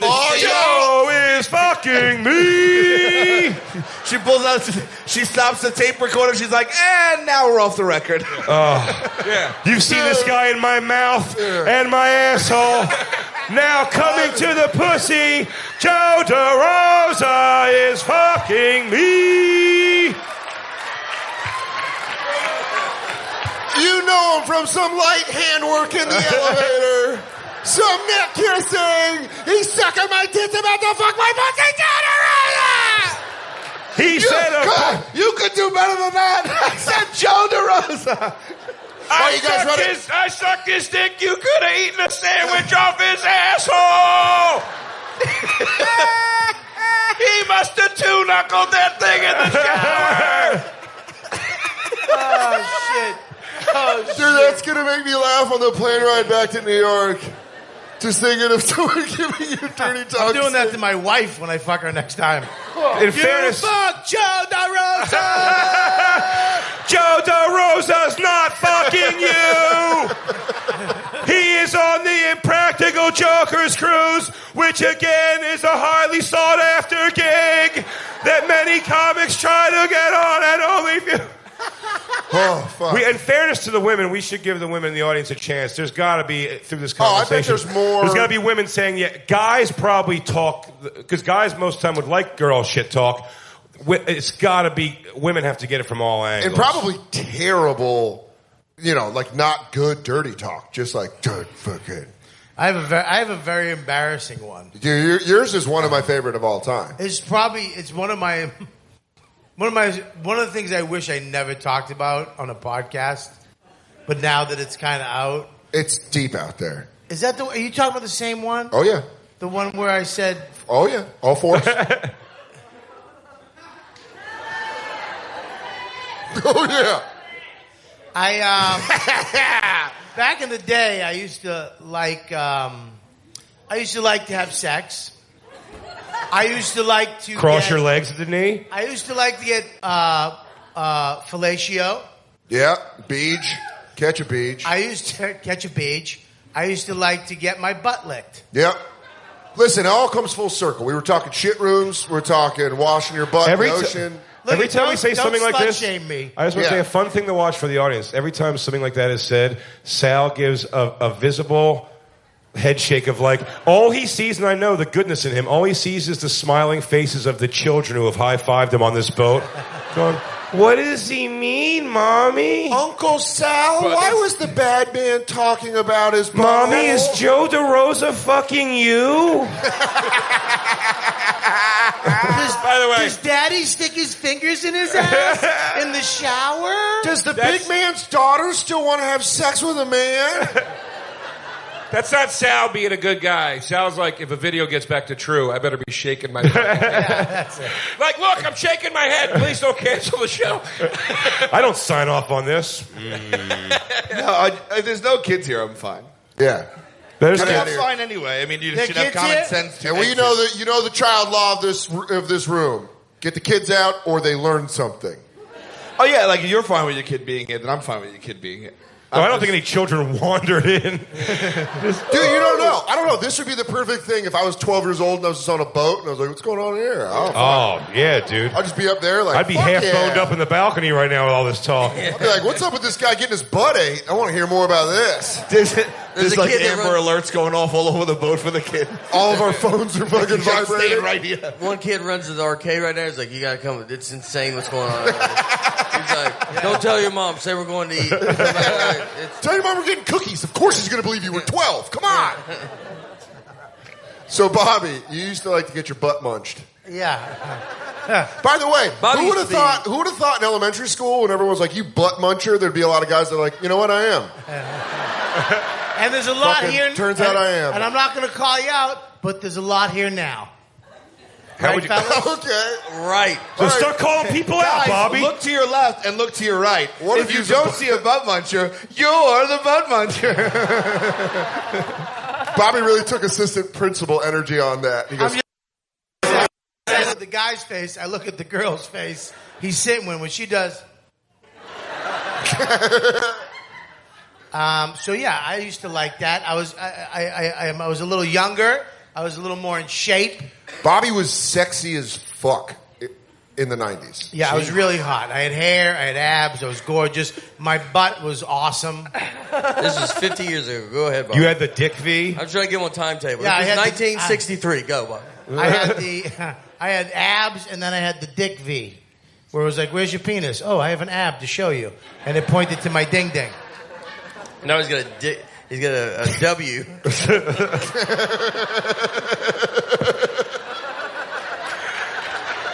now you have a dick alphabet. Oh, man. He's got a few letters.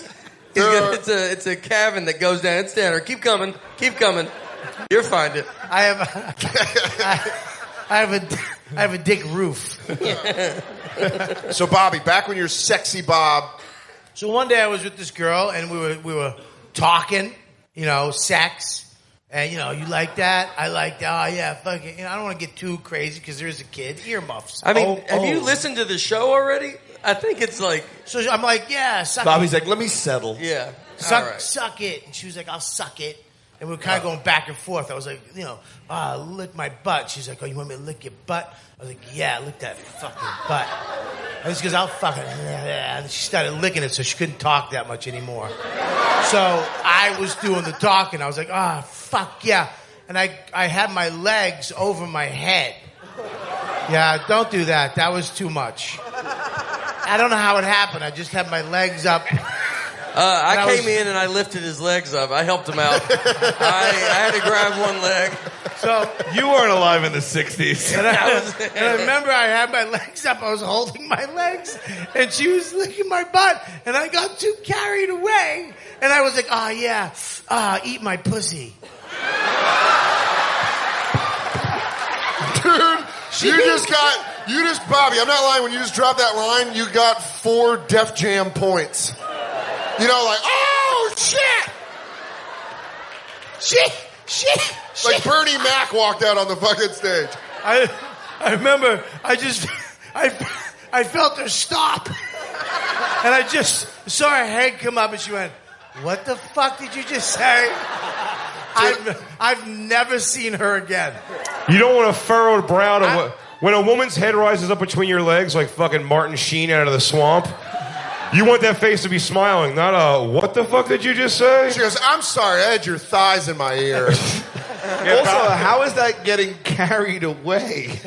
Why would you say that? I don't even make the connection. Like, where was your mind going? I was like, she's kind of doing, and I was like, oh, fuck it, eat that pussy.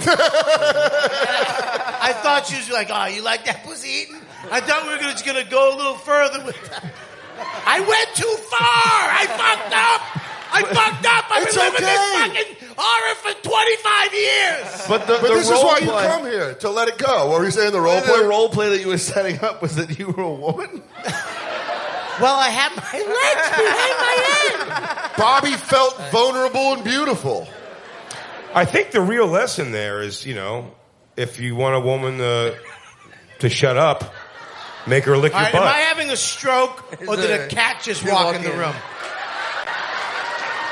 I honestly feel like I feel like I dropped acid.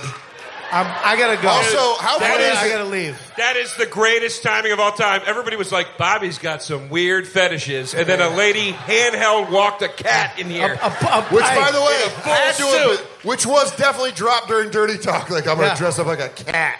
We have everything. Walk me around. That is fucking Overlook Hotel shit right there, man. That's Nicholson coming up the stairs in the third act. Wendy. You want your pussy licked? Well, here's a pussy. Wendy. Sal, you're worried about us? What the fuck? So, this shows everything. It has children, a woman trying to fuck while her dad's getting a massage, furries. Do you nod yes or no, cat person, if you have the cat suit or just the head? Cat suit? Do you have the full body? Just the hat? Just the helmet? Uh-oh. You don't know? All right. Please don't do the claw thing. That's terrifying. They wouldn't let me eat fucking mac and cheese without showing my room card. You can walk around in that creepy shit freely on this fucking boat? Yeah, they pick their battles. Like, that doesn't look like some shit's about to happen. It's terrifying. No, they just, because all they do is they just spray her with the washy-washy bottle and she goes away.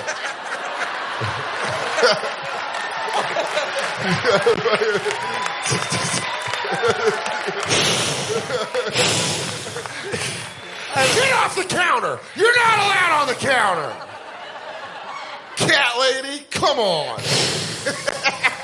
No, get off counter, washy-washy. Washy-washy is the fucking... Is that a boy or a girl? Boy or girl, you think, under that hat? It's a lady. It's an older lady. An older lady? Oh. She has hands that Are have you seen sure? life. No offense, miss. Fuck you! Fuck you! You want a question? I'm going to give you an answer. What do you want to make this nice? Maybe she gives a lot of HJs in cold weather. That'll chap you up. True. Even the youngest, firmest hand will get chapped up in an outside cold HJ. I know Arctic paws. Those aren't Arctic paws. I've caught a Hege north of the latitude line of 58. Just windburned hands. Their hands are somehow gristly. I like that. She's got the full costume, except for the paws. Her human hands are just out. She's like, let's not get carried away. And I'm with sorry, the I costume. misspoke. You have young hands. I apologize. I didn't mean to ageist your hands. It's a lady's hands, though. How can you tell? How mind-blowing would it be if she took that off and there was a cat head under there? I would probably hope I'd wake up right there. I would dive off the fucking ship and start swimming back towards that island. So before the fucking cat incident, before a cat person walked in, we were talking about... Are we just moving on? Yeah. To the fucking cat? I don't know what you wanted to do. I don't know. It's your show. Do an interview. Do you want to hold it by its back and let it go and see if it lands on its legs? Ask the cat. I only know white trash cat names. That's all I know. You want to put tape on its paws and see if it freaks out? Hey, cat. Let's put firecrackers on its tail. Cat, what's the weirdest thing someone said to you before you put your spindly cat dick into them? Yeah. Her handler didn't know what they were walking into. But we have audience mic. We have wireless mics. Well, we have Christine. Everybody's Christine from the Marie show. Evans, our super producer. She was back in the room. We stopped her from telling us because she had a story of a guy. Was it a guy saying something weird? Please don't let it be me. No, it's pretty hard. It was just a guy asking me to say something weird where instead of going with it, I was like, no. What did he ask you to say? It was a black guy asked me to call him N-word. Oh, well, yeah. I said no. That's a pretty woke response. Man, what an opportunity. Yeah. You know what? I don't see color. I only do it publicly. I don't do it in private. Look at Sal, you'd rather go back to ass I got to do a pussy? big one on that one. He goes, call me the N-word. She was like, no, you're one of the good ones. Jesus Christ. I shook my head on that one. Jesus Yeah, I Christ. shook my shit. I don't have any network work. He's like, I said, Everybody get this on your camera. Hey, make sure that whoever's showing this to Showtime, real quick. I mean, but in that situation, did you just go no? Yeah, I just didn't want to do it. It's not my thing. And Was he cool with it? Was he like, all right, yeah, I get it? I think he wanted it. Kind of like, then it was just like, all right, well, let's just get this over with because you want something I don't want to do. Yeah, that's a big old goose egg hanging out after that one. That guy was Martin Luther King. No. Yeah, that's what's the Seinfeld He really line? put himself out there. That's a pretty big matzo ball hanging out there. But there have to be moments where I like trying to find her level too. It's like, call me the M word. She's like, no. It's like, colored? Can you say halfway? Can you say I can't sit here? Can you at least tell me your dad's going to be mad? Can I drive you somewhere? Yeah. But there has to be moments, I mean, like, I got shut down because that girl was drunk and we were doing that thing. I told Jay when that girl said that to me, oh boy, we got to talk her. The entire date, she was like, yeah, like that kind of flirty energy. So you're like, you're fun. And you start talking dirty and she's like, oh God. And you're like, fuck you, lady. We've been working up to this. Yeah, that's a power play. She's an asshole. Yeah, she's an asshole in that. Yeah. But we have a take her hat off. She's right here in a cat suit. We brought her out. Amy, you sneaky bitch. It was hard to find her. She shows up. She goes, I bought a ticket and I waited till the last day. No, but we have an audience mic if anyone feels free to share a story of someone talking dirty or someone shutting you down talking dirty. I have an idea. How about the lady with the cat suit person? Because she might just take that mic and split. Then I got to walk around the boat going like this. We got to give everybody laser pointers. Get her where you need her to go. Yeah. Right over there. Oh, she's attacking the lady. Does anyone raise your hand if you have a story of talking dirty? Come on, someone right there. Right Charlie. there. Oh, back there too. Let's start. You want to go back row? Who's on your shirt?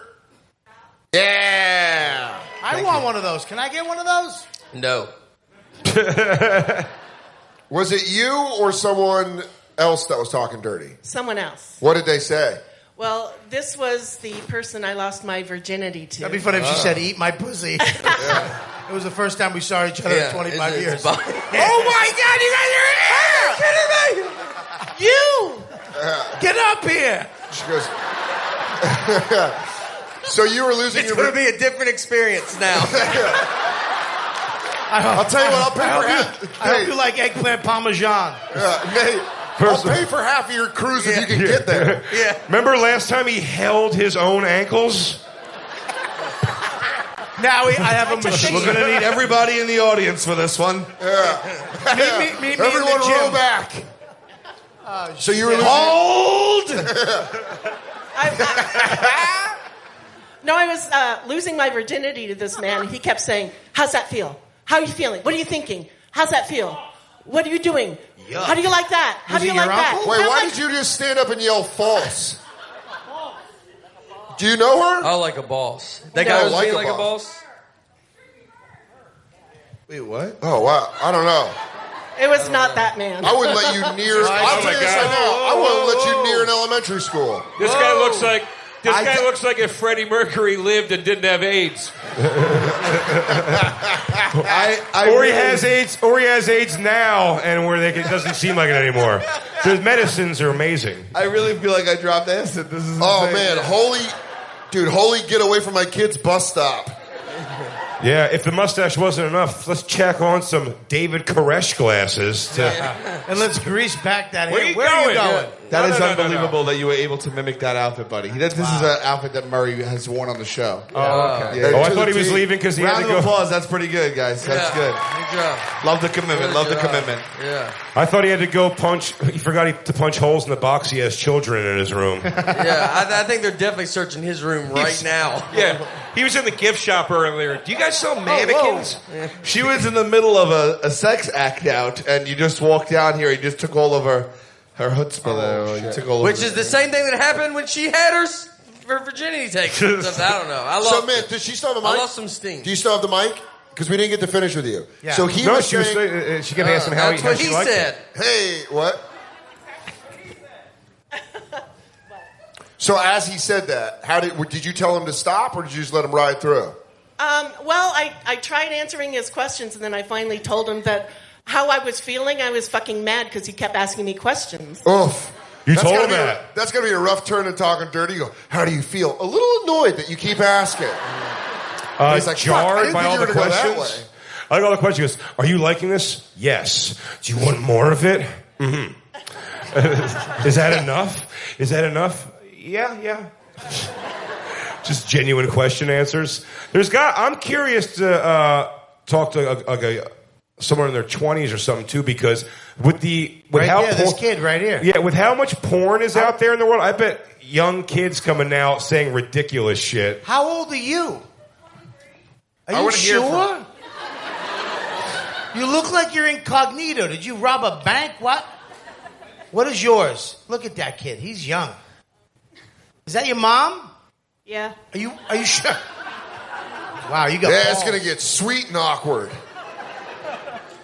23. Yeah. Okay, let's do it. What's your name? I'm Charlie. Charlie, what's up, Charlie? You know, I'm on a boat. Yeah, fuck yeah, we all are. Getting a little nauseous. You said you have a talking dirty story. You all right to share it in front of your mom? Yeah, why not? It's about her. Yeah. It's about my mom. Is it about your mom? I wasn't there, but I could hear it. Is this about your mom or you? It's about me. Okay. It was about her mom. Yeah, she was just laying in her race car bed, hearing her mom get wailed one night. The guy. Yeah. So was it you or the other person? It was him asking me to talk dirty, which was okay. All right, let's go, Charlie. He's like 6'8", and he's half black, and he was my Papa John shift leader. Fuck yeah. I like everything about this. Shit, man. She said Papa John's and half black. This is going dark. Yeah, this is going dark. Shit. Franchise pizza and half black dick? Well, you don't know what happened to Papa John. Also, what kind of... Papa John don't care for this sort of thing. Papa John's got a laundry list of reasons. You should do a commercial. Way to stick it to the man. It's also weird how they're naming that hierarchy. Mediocre dick. He was my Papa Papa John John's. shift leader. All right, he was a shift leader. He's half black. Where it counts? Yeah, what half? She's like, he was half black, half pepperoni.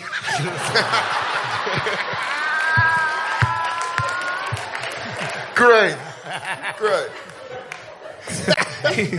He threw in a 2-liter. Okay, let me Was it at the store? Where was this? Yeah, it was in the walk-in. Yeah. Whoa. Enjoy your Papa John's, Let me tell everyone. Better ingredients. Hey, Sal, do me a favor, buddy. You got to stop worrying about these people and who they are. She just says, I got plowed by a half black guy in a walk-in at Papa John's, and her mom went, I swear to you, woo! Hand to the face. Charlie's living his best life, and you just have to fucking let it happen. So you're in the walk-in. Yeah. I'm like, sorry about all the poo-poo and pee-pee talk. All right, Charlie, you're getting split in two in a walk-in. Yeah. Go ahead. I hear you get your foot up on a bag of flour. Go ahead. Oh, you're getting ready to get that garlic sauce on your back. Is this what happens when the pizza's not cut or something? Like when you get it, you're like, well, what happened here? Well, now we know. That's why it takes an hour and a half to get there. Jesus Christ. This thing's got Me Too written all over it, by the way. It's fucking shift manager. How do you feel about owning Papa John's now? Right, We're going to call it Papa Charlie's. Yeah, you told this story in the wrong form. Hey, you get the uniform on or uniform off? Half off. Half off. So you're wearing the hat and everything? Oh, really? They only charge you 50% for the uniform? Hey, I have a question. If he didn't come in 30 minutes, was it free? Folks. There it is. Joe. Joe's fucking I fucking hate your jean shorts. Yeah, where the fuck did you where'd you find spandex jean shorts? I hate him. I fucking hate him. He got those from a crew member and cut them in his room. Are those bicycle dungarees? He found them on that island. I like to dress like I'm dating Ralph Macchio in '87. It looks like you definitely own a metal detector, a beachcomber. So Charlie, to finish up, you're getting banged out. You're making pizzas. Your mom's cheering. Yeah. It's family's got your back. Yeah. What did he say that ruined it? Well, I'm like 5'2"-ish, Okay. and I'm like really shrimpy and white. And he really liked when I was mean to him. Okay. Yeah. Like, Did he say you should call him a half N-word? You pick the half you want to go with, but I need it. I need you to say something racial. Would you yell, your franchise doesn't do shit. This is no fucking Domino's, you pussy. You don't move units. Yeah, you don't move units. Don't Your make me call- pepperoni's old, you piece of shit. You piece of shit. Don't make me call Little Caesar. What? What did you I was say to going to him? call Little Caesar the Junior Mafia. Yeah. What'd you say to him? They'll send over 2 pizzas. So how did it end up? Where did the weird part? I mean, it's all yeah. He just told me to call him a little bitch, and I was like, all right, but we got pizzas on the screen, so we gotta. What a great response to a fucking dirty. Yeah. We got about 4 orders up. Mom? Hey, Ma, I want to applaud. You did a good job. She was worried about the fucking job.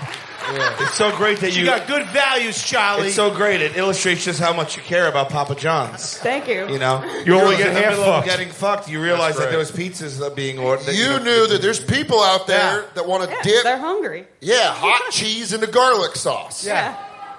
Yeah, Butter did sauce. he look at you like pizzas? Who's the little bitch here now? Major health code violation, by the way. We watched that. 100%. Just going to skirt past it, but it's really something. That's really something. I mean, that's not even the word. Gordon Ramsay would be pissed. There's jizz on the pizzas. Who's fucking jizzing on the pizzas? Worst accent ever. Somehow Gordon Ramsay's in a Papa John's. Because you're fucking in the back like dumb donkeys. Shambles. All right, no more fucking in the back, okay? All right. Anyone Charlie. else have up there's got a frantic hand. Jesus. Christine, give Christine a second. Just stay right there. Sign your life away. I will. Granted. It's out now. Wait, you know can what? hand that out? Fuck that. Hand me out one. Granted. Oh, yeah! You Who know else what? wants it? I You got want Papa over there? Who John's for wants it? everyone here. That sounds like, maybe you're not the best mom. She's not. Maybe there was a plan that we're going to get free pizzas. All you have to do, follow me, honey. All right. So, take sir, it. you have All a you gotta mic? do, first of all, convince Papa John to hire a guy that's black. We're gonna. There's going to be most of your... You get past that, the rest is cream cheese. That is so Teen Wolf. wind at your back, smooth sailing. He got in trouble with. I remember that. Okay. Yeah. Yeah, you got fired Hi. for racist. Hey, how you doing? I'm great. When I was in college... What's your name? My name's Artie. Artie? Yes. Artie, nice to meet you. You were in college. And this girl asked me out on a date. All right. And, we went out to dinner, and then after dinner, we were having sex. And Okay. right in the middle of it, she's like, oh, my God, you're so big, you have to stop. My boyfriend's going to find out that somebody else was in there. Every part of this story reads bullshit to me. He started off from, girl came up, asked me out. So I go to dinner with her, and then we end up fucking, and my dick was so huge she had to yell it out. There's only one way to find out. Let's see it. Come on up here. That was 40 Show years us on ago. Charlie. Things aren't the same as they were And then 40 it just years cuts ago. to Sal 40 years from now, and that was the last Jokers Cruise. That was the Right in last his time my diary. ass got on the high seas. The seas were angry that day, my friends. Turns out that wasn't Charlie's mom. That was her pimp. It cuts to Sal sitting in a truck, like in the beginning of Stand By Me. And that was the last Jokers Cruise. I think about those guys every Old day. and shaky, and I'm telling people to do stuff through a microphone, but no one's doing anything. Yeah. I've had that a lot where my dick was too big. A girl was like, my real boyfriend, small dick, is going to realize that you blew me open too much. It's like That happens walking to me in. all the time, dude. I do that. It's like walking into a room where they move the furniture. Like, did you move something around? Like, My dick. This feels different. it feels different. My Something dick feels different. My dick's so small. instead of getting blowjob, I had to have her eat my pussy. You know when you cheat on me? You know when someone's going through a breakup and you're just hanging out with them and they just randomly keep bringing the breakup? That's what Bobby's doing with his pussy eating story. We'll be like on the boat later, be like, yeah, fucking, ask to eat my pussy. Fuck. I want to see the big dick guy. I want to see what he looks He had like. to sit down. It was fucking pulling him down. Oh, yeah, man. That thing's dragging. There's no way. Is there any way to bring the lights up a little bit? I just want to see his face. You just want to see what You want to see the face of the man with the dick that fucking changed the girl's insides? Sometimes you can tell by a guy's face. Walk down here. If he's packing. We're going to tell if you're packing or not. We want to see if this guy's a... Yeah, walk over here. If he has monster of cock Yeah, face. don't hit anybody in the head. Yeah, with your dick. go ask the face. Don't don't cock slap the road like you're doing low fives out of a football tunnel. Yeah, you're playing duck, duck, goose with the row in front of you. Come on down, big cock. Yeah, the next contestant on, where you're probably full of shit. All right, walk down to the stair right there with the girl with her flip-flop right there. No, just on that stair. We got to see him. We can only see him. Is this him? Well, take your flip-flop off. We're going to measure it. Right there. Stop. Go right there. That's good. Yeah, Okay, he's got a random Band-Aid on his arm. You're I standing trust there it. like an action figure. I'll tell you what, Bobby. This guy might have a beast. Yeah, Bobby, what are you going down? Bobby, what are you going down to do? I'm going to go shine a light on the situation. That's Robert fair. Kelly, do not fucking lie to this man. He will find you out. We're not getting Bobby back up on this stage. That guy's a hog. We just told him he can't use the steps, so he has to do the pool thing. There you go. I can right. see it from here. Those are pleated shorts, I think. If they're not pleated shorts, watch out. Oh, wait a second. Is it on my left, your right-hand side, sir? Now, I just want you to do one thing. You know what a hula dance is? All right, do a little hula dance. I can see Bobby, that. it's knocking around. That dude's got a fucking piece. Holy God shit. bless Sal. Sal, everybody. We walked him. You and your big dick walked Sal. I hope you're happy ruining relationships and taking the one joker we could get on this show. Wow, that was fucking... Dude, that hula dance was weird. It worked, though, didn't it? He had a wallet on the left side and a ding-ding on the right. Yeah, his right? It was knocking right around. there. God damn. How dare you call that thing a ding-ding? Respect what you just saw. Unless you're going to stick a pepperoni in your shorts. Jesus. Where's it? Are you here with your wife, sir? Let's see how she walks. Probably like an old sheriff. Yeah.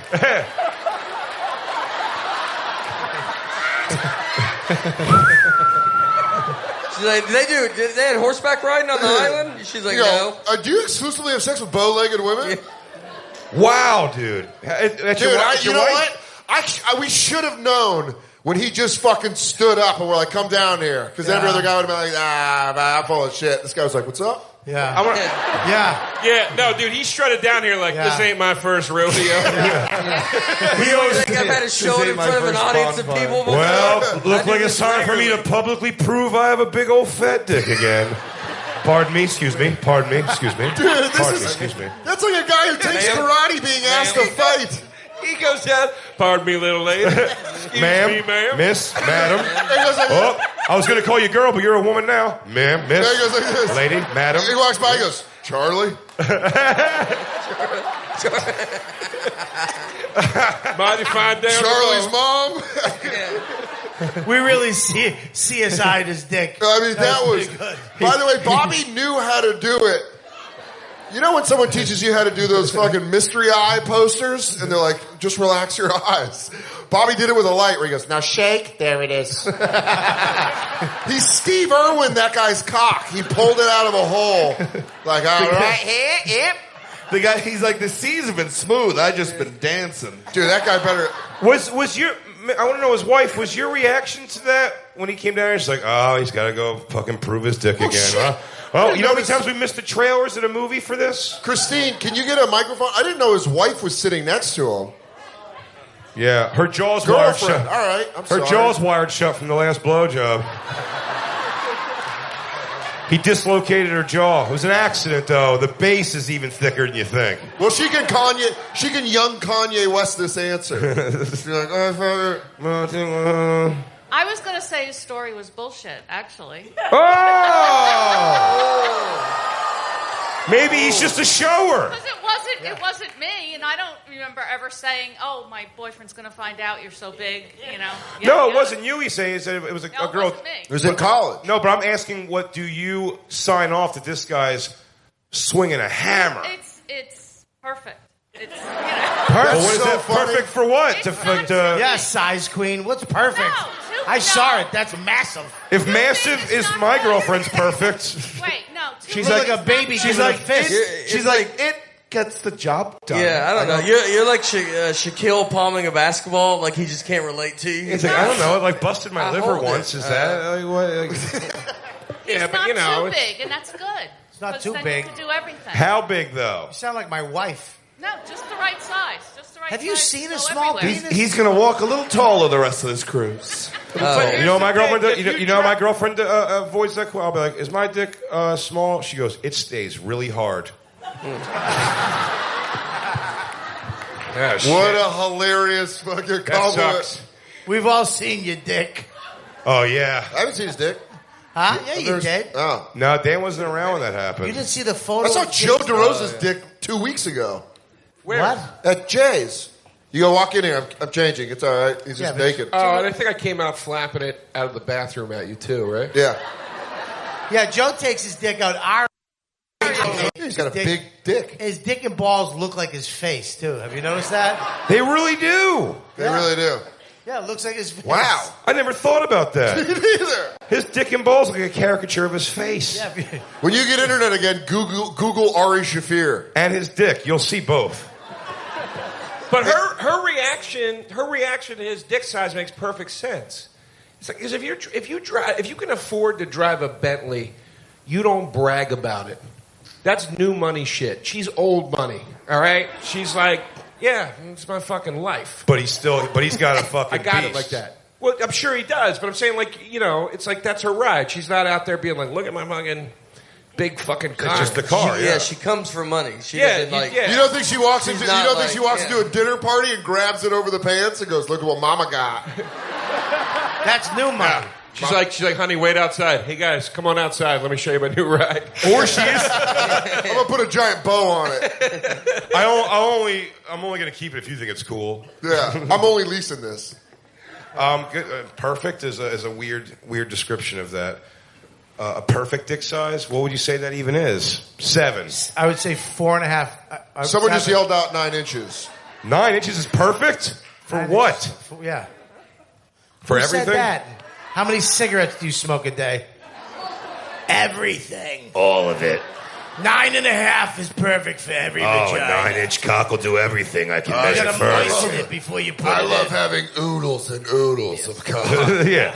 I like to feel it in the bottom of my throat.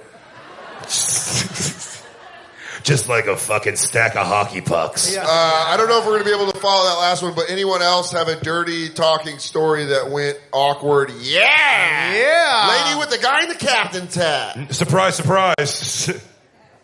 Hi. First off, hello. Hi. What's your name? Katie. Hi, Katie. Hi, Katie. Hi, guys.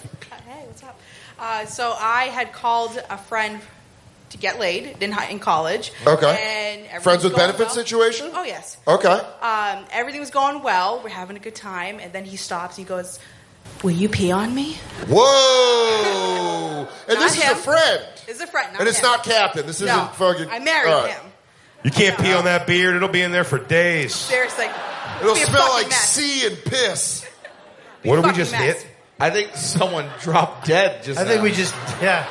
We just hit a Yeah. whale. He goes, did a person fall from an airplane onto the boat? That was the president of True TV in the back. There's kids out there! That was something. That wasn't nothing. Something happened, and we're just going to continue. But something's happening back there. Someone fell we down. use that guy as an anchor. We're like, get out there. Go throw it in front of the boat. Slow it down. Hey, Jim, how deep are we? How far are we from shore? Dump that thing. Give me a level. We need you at the aft hole. He just has to sit in the front of the boat like he goes. It's just out a hole. It's like this. 300 meters. Yeah. 400 meters. 500 meters? This thing's still going. 700 meters. We're on a shelf. We're on a damn underwater shelf. So he says, pee on me. He just says, pee on me? Yeah. And you say? I'm good. Really? I'm good? As in, like, you don't have to pee? And Or so, like, depending on how bad he wanted it, so he goes, like, you don't have to go right now. yeah. You're good, like, you want some water? You want some, here, take some bottles of water. I actually had this happen to me on the phone. I was with this girl. A guy asked if you could pee on him? No, a girl was like, I want you to piss on me. And I didn't. I was like, what? She's like, I want you to piss on me next time we're together. And my real father, who I never talked to, I've only talked to him a few times in my life, literally called me at that time. And I was like, hey, I'm really Dad. proud of you, son. No, I go. He goes, I heard you just got a phone travels fast. Yeah, I heard you just got a phone call. I go, this girl's on the line, and she wants me to pee on her, and I don't know what to say. And he goes, well, I wouldn't muster up a piss and drink a gallon of water, but if I had to piss, fucking do it. I was like, that's the only advice my real father ever gave me. That's a dad that doesn't talk to his kids. Because he goes, I like the idea he mussed your hair when he said that. Hey, man, but if you got to piss, might as well piss on her, right? Yeah. Let's go have a catch. I never heard the term muster up a piss, but I got to tell you, it's pretty good. Yeah. So how did you, after he asked you to pee and you said no, did the friendship end? No, you kept going? Was it weird knowing that, your friend wants to be peed on? Did he ever get you to pee on him? No, he's a cop now. I'm just waiting for him to pull me over. He's like, whoop, whoop. Do you know why I pulled you over? Now you have to pee on me. Yeah, now you got to pee on me. You have to do it. That's why I can write you this ticket or... Well, good evening, officer. Would you say it's pissing outside? Where would that have happened?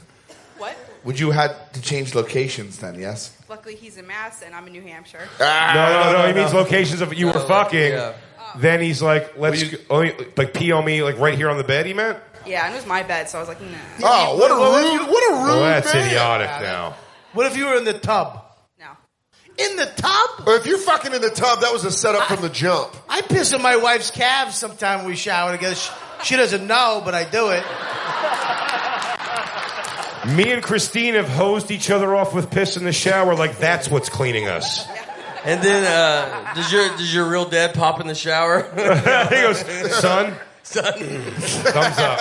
Pat on the back. You're doing great. You mustered up a nice pee right there. Hey, son, I just want you to know, I'm always here. That's a good final story. What time is it? Do we have to wrap it up? Yeah. I mean, we can take one more story. Let's do another story. Is there one more story? You're good if you want to keep going. You're good. All right. Who said that? That was a weird thing. I'd look over and see a guy in a Charlie's mom? Charlie's mom. Same guy. Charlie's mom. Charlie's mom. Charlie's mom. Charlie's mom. She fucked the same guy, but it was at a Domino's. The story goes full circle. My child Charlie, she was at work. She didn't. You were going to retell the same story. Retell the joke. Who's got a story? Wow. Yeah. You know, I love she did this thing. What's Dan. that? She's my favorite. She goes, my daughter Charlie went to my... I just can't. The trail off is my I was just favorite. trying to embarrass her. After she tells that story, I'm just trying to have fun. You're like, yeah, she's poured her heart out. She told that story for a while. We have one more story. Just no one else has had one Someone in weird the back. thing said to them. That guy right there, right here. Man, Yeah. this guy by himself. By himself. This should be... Yikes, I don't know if we want to hear yours. Well, Christine's going that way. Christine's up. Oh, this... No, wait, right this here. way or So we're this doing way? two more. Well, we get two more. We're not in a rush. Go ahead. What do This you has got? piqued my interest. Hey, by the way, the guy that wore the merch stuff just left. He just came in to do that, and then was like, all right, I'll get out of here. He goes, I'm going to go do a little FaceTime in a different room. He just goes to every live thing, and he's like, huh? All right. Hey, how hard is this outfit to put together? I got to get out of here. I gotta get out. Yeah. All right. Hi, my name's Sherry. Hi, Sherry. Hi. This starts with about 15 years ago, and preface it by saying I have twin sons. When they got their license, always drove to the same place in separate cars because they fought over who could drive. Yes. So my husband and I were home. We started off in the bedroom, whatever. An hour later, we made it to the living room. Doggy style, slap the ass. Slow down. It is a Massachusetts melee of words happening in that corner. It is fucking hitting me hard. He's fucking me so hard. He fucking cocked me on the fucking thing with the bar. I got a fucking red palm on my ass. Lady, I'm having a hard enough time pinpointing the R's. I don't need you blowing through the details, too. Okay. You know what? I think you're doing I think you're doing a good fucking job. I'm from Boston too. Slow down. Yeah, Bobby, so you can hear it. We're trying to train how to translate. No, Bobby did a cool thing. Bobby saw what was happening, and he's when he goes, honey, slow. He knows what's happening. Go ahead. All right, so now we're in the living room, and doggy style, slapping my ass. Oh, baby, that feels I'm sorry, so good. what did you just say? Hey, you say sucking. That's, Can we my, have, that's my thing. Can Bobby go up there like the boxing translator and just stand next to her? Slapping my ass. Baby, that feels so good. Oh, you cock, I love your pussy. You get so wet. All this kind. La, la, la. Fast forward an hour, we're watching TV in our recliners. One of our sons walks in the door, and we say, hey, where's your brother? Oh, he came home an hour ago. So between the time in the bedroom and time there, he was downstairs listening probably, Oh, man. It was one of those moments, yes. How does one... This was 15 years ago. They're 32 now. Do you think twins can, he felt the pain that his brother was feeling? He's like in a Wendy's drive-thru, like, I rushed home. I felt distress. I felt distress in your heart. He's about to order a fucking hamburger. Yeah, give me a hamburger. Suck my ass. What? I'm sorry, I didn't... fuck, dude, there's this one twin downstairs, and you fucking... fuck me with your cock. He's like... I like she's okay. Goes, fuck my cock, suck my pussy, fuck. We were playing the fucking standard hits. Your cock makes my pussy wet. You're so fucking hot. Not to mention the clapping of the spanking of the ass. Oh, dude, that would fucking drive me to heroin. If I heard the... Yeah, I know. Is that twin now the fuck up? No, they're both doing well. No, they both own homes. But who's doing better? When was the last time you talked to him? I actually text his mom, that have day? fun and we love you. So no. Nope. He didn't go full Patrick Bateman on you? Nope. I've always been open anyway with them. I gave him the sex talk growing up and everything. So please tell me what that sex talk was. Did you show him a sex talk or did you give it to him? Now listen, one day, this is the sex talk. One day your dick's going to get hard. You stick it in a mouth, an ass, or a pussy. Hey, and then you don't come in it. If you were a real G, you would have went down to your son downstairs right after that happened and been like, that was the sex talk. Yeah. Well, that's how you do it, kiddo. Let the boy watch. Dude, she comes down in a robe and she goes, do you want a sandwich? I'm making your father one. Right? Just sit there. If you just gave the oof your dad gave, you'd be hungry too. I like how your first... Hey, heads up, hotshot. You might have a fucking 16-year younger sibling here in a second. Your dad's ready to rip into a fucking steak and cheese and hit the sack. Your father Rajal Rondo'd me and took it right to the hole. Christ, that is Mosquito Coast dark right there, man. That is fucking dark. Well, at least your kids turned out all right. It was pretty funny. They used to steal our porn from our DVD player, from our porn. ROMs. You know what? Fuck this whole story. I just love how healthy your sex life is in your marriage. Yeah, I'm very happily married 25 years later. There you go. Yeah. Hell yeah. And he's still fucking beating it up in the living room. I like that we're flipping this at the end, at the 0 hour, and turning it into a positive affirmation. Good for so you. let's all just leave feeling really good about this, okay? Everyone's happy. Should we get the guy by himself? Should we get the guy by himself as last go? Sal, I have a picture with everyone but you. What did it say? She said she has a picture with everyone but you. Can I just... Facts. Great.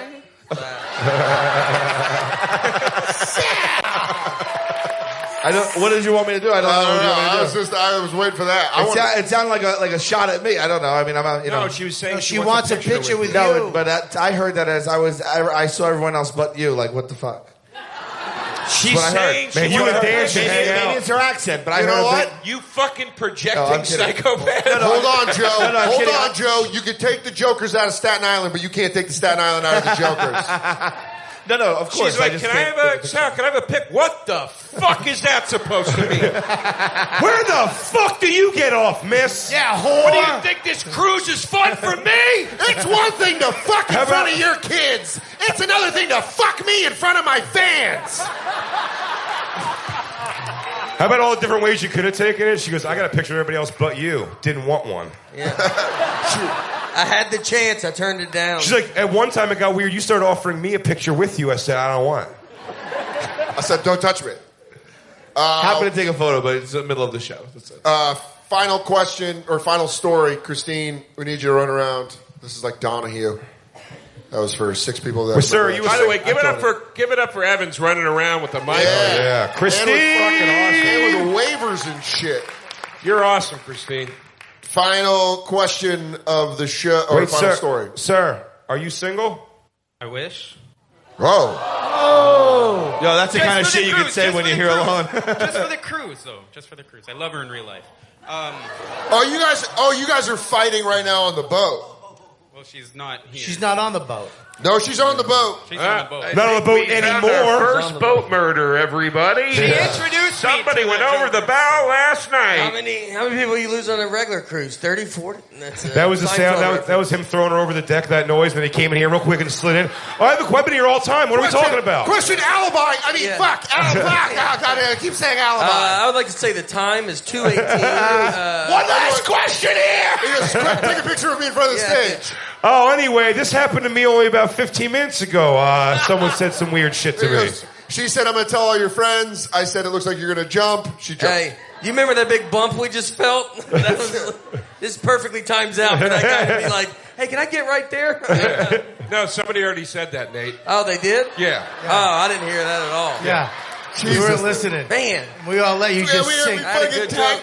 I'm doing like this soda joke. I'm like, did someone steal that from me? Nate's like, let me tell you guys how I clean my asshole. Yeah. I guarantee in Nate's head halfway through saying that, he's like, why is this not killing right now? There was a moment of like, I thought it was pretty good. I thought you heard of this thing. I thought I tightened it up from the first time. It was fun to watch it unfold because we all were thinking it. Oh, I didn't even. All right. I can't wait to hear this guy. Speaking of unfolding, so this is probably only like the What's fifth your name? or sixth. Matt. Matt. Where you from, Matt? Canada. Hey. How old are you? 28. Matt, just some clarification. I'm so sorry. So your significant other is on the cruise. Yeah. She's not here right now. That's because she just happenstance, or you're fighting? No, it's just I wanted to be here and she wanted Oh, okay, because the way you implied it was that I know. you wish you were single, so we thought there was trouble in paradise. Who doesn't really want to be single, though? What?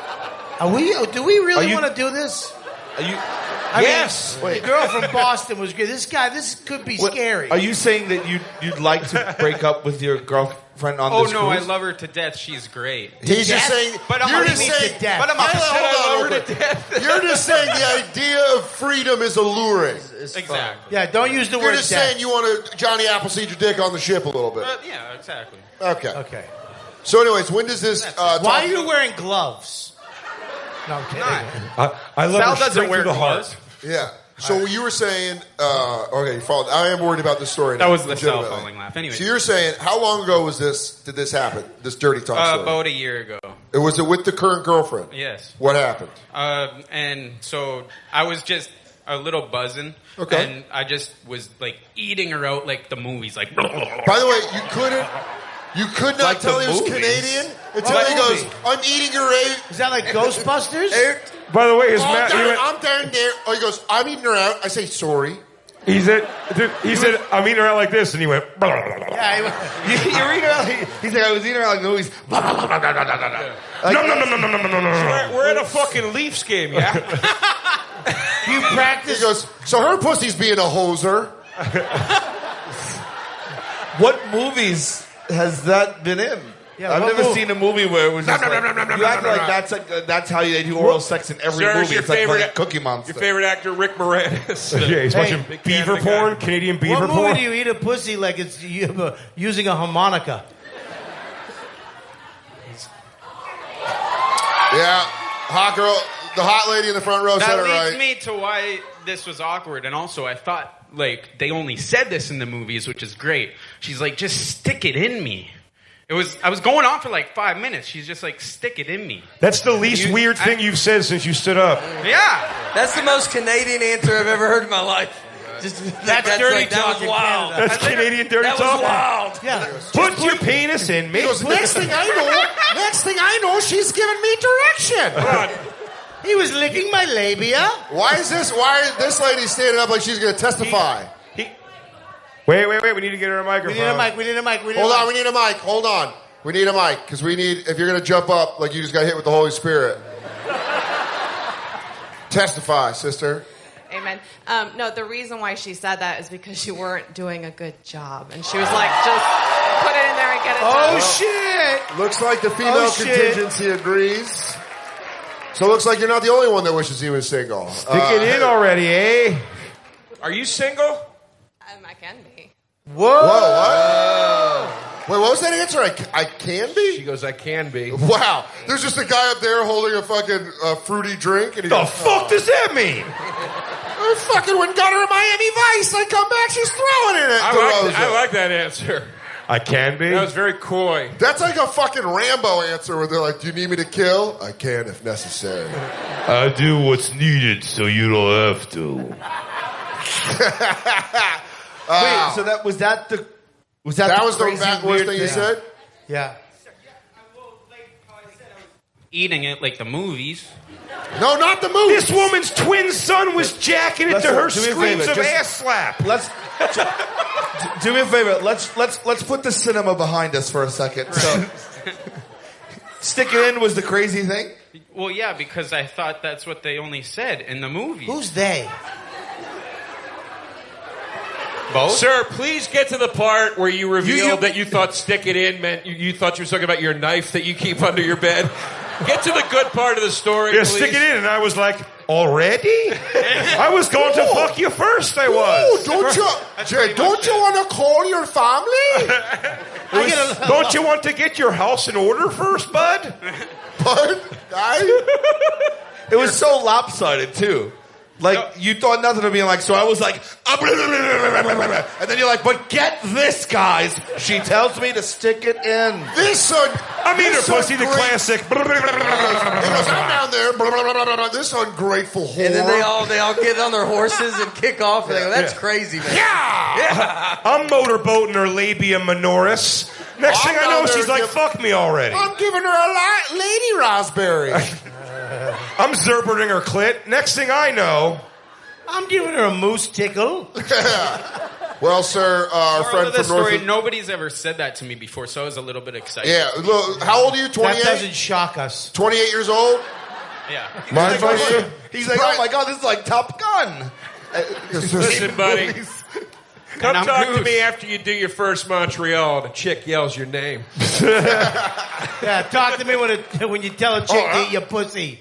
And then she leaves and never talk to you again. Just word to the wise. Just focus on the clit and stop all the motorboat and stuff. Yeah. I got you. Thanks. All right, we'll move forward. We save lives. We save lives. You guys have been a phenomenal audience for this live bonfire. Guys, Robert Kelly, Nate Bargatze, Sal, Joe DeRosa,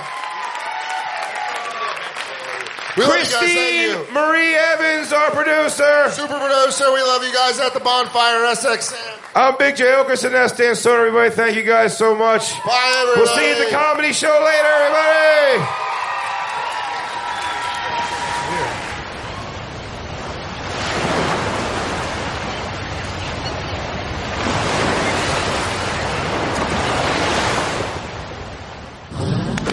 And now, the Bonfire Lost at Sea tapes with Big J. Oakerson and Dan Soder. After a week on the boat, we've gone crazy. We're mad at sea. I've gone mad. I've gone mad. It's the Bonfire, Comedy Central Radio, Sirius XM 95. I'm Dan Soder. That's Big J. Oakerson, and we are on the Impractical Jokers 3 cruise, the last day of the cruise. Final episode of the Lost at Sea tapes. Yeah, saga. It would be a saga. We've gone through so many things. You just heard the live show last week, which we recorded in the theater here on aboard the boat, which was so much fun. Interesting thing, a vacation like this, a cruise ship, because it is close quarters. You are involved in this thing with 3,000 other people. Yeah. And you, in 4 days, if we were just home, what were we talking here? Wednesday, Thursday, Friday, Saturday. You don't have many experiences in your day, even in New York City, walking around doing comedy, as many things to talk about in a day as you just encounter in this odd situation. Because at all times there's some sort of music going on. Yeah. There's tons of drinking going on from morning till night. Yeah. Strangers, people really cutting loose because this is their chance. We have not talked about yet. We watched a guy last night, drunkenly. Oh, my God. Laying down, with no exaggeration, $2,500 to $5,000 hands on blackjack. A hand. We went down to the casino, as you heard on a previous episode. We knew we were going to play craps. Ramon was meeting us down there. So after the show, after I went and settled up with the law and we finished that episode of the Bonfire, went to Jay's show and hung out, and then went down to the casino. We were playing craps, and it just wasn't, the magic wasn't there. It was fun. Nate and I rolled a couple times. Yeah. And then we picked up our chips because we're like, this kind of sucks. No. Frankie Coffee Cake, no good.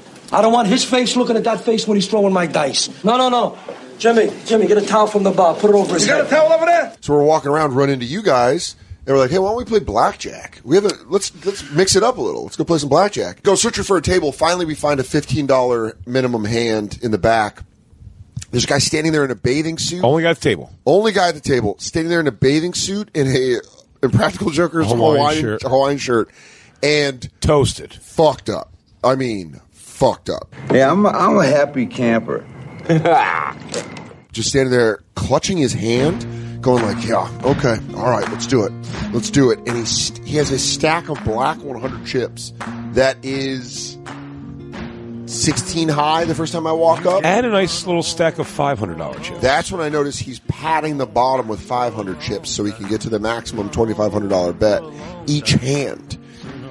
He loses all of it and notices that we're several times, but just keeps pulling out chips. Then he notices that we're all kind of standing around waiting for the table because it's a $15 hand. So it's like, hey, dude, the guy we were playing with who was at that table with us was like, why don't you go to a table with a higher minimum for better odds? Yeah. They're going to give you better odds. And he was like, oh, just took his chips and left. And we all sit down. This guy kept going at the next table.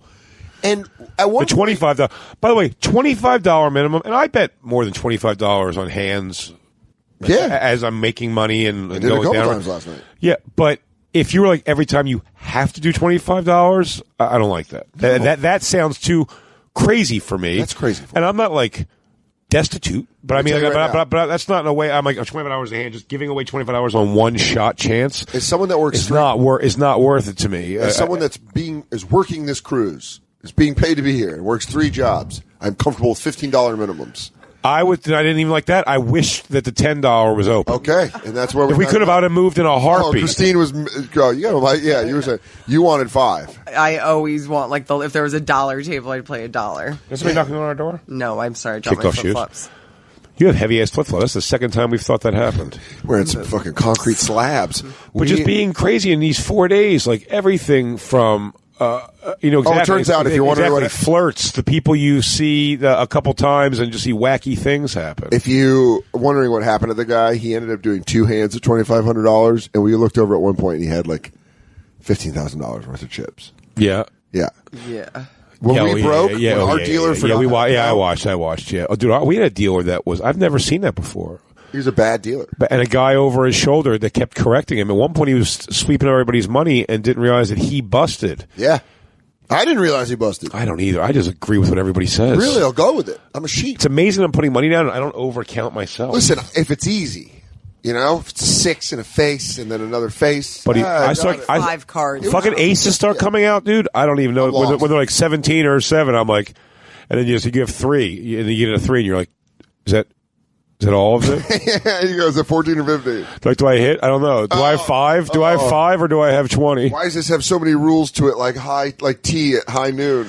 Did we tell this story on our shows back on land yet, or do I talk about last night? Oh, you got to let it go here. You got to keep it on the boat, dude. Guess we do have a crazy adventure. Get off the boat.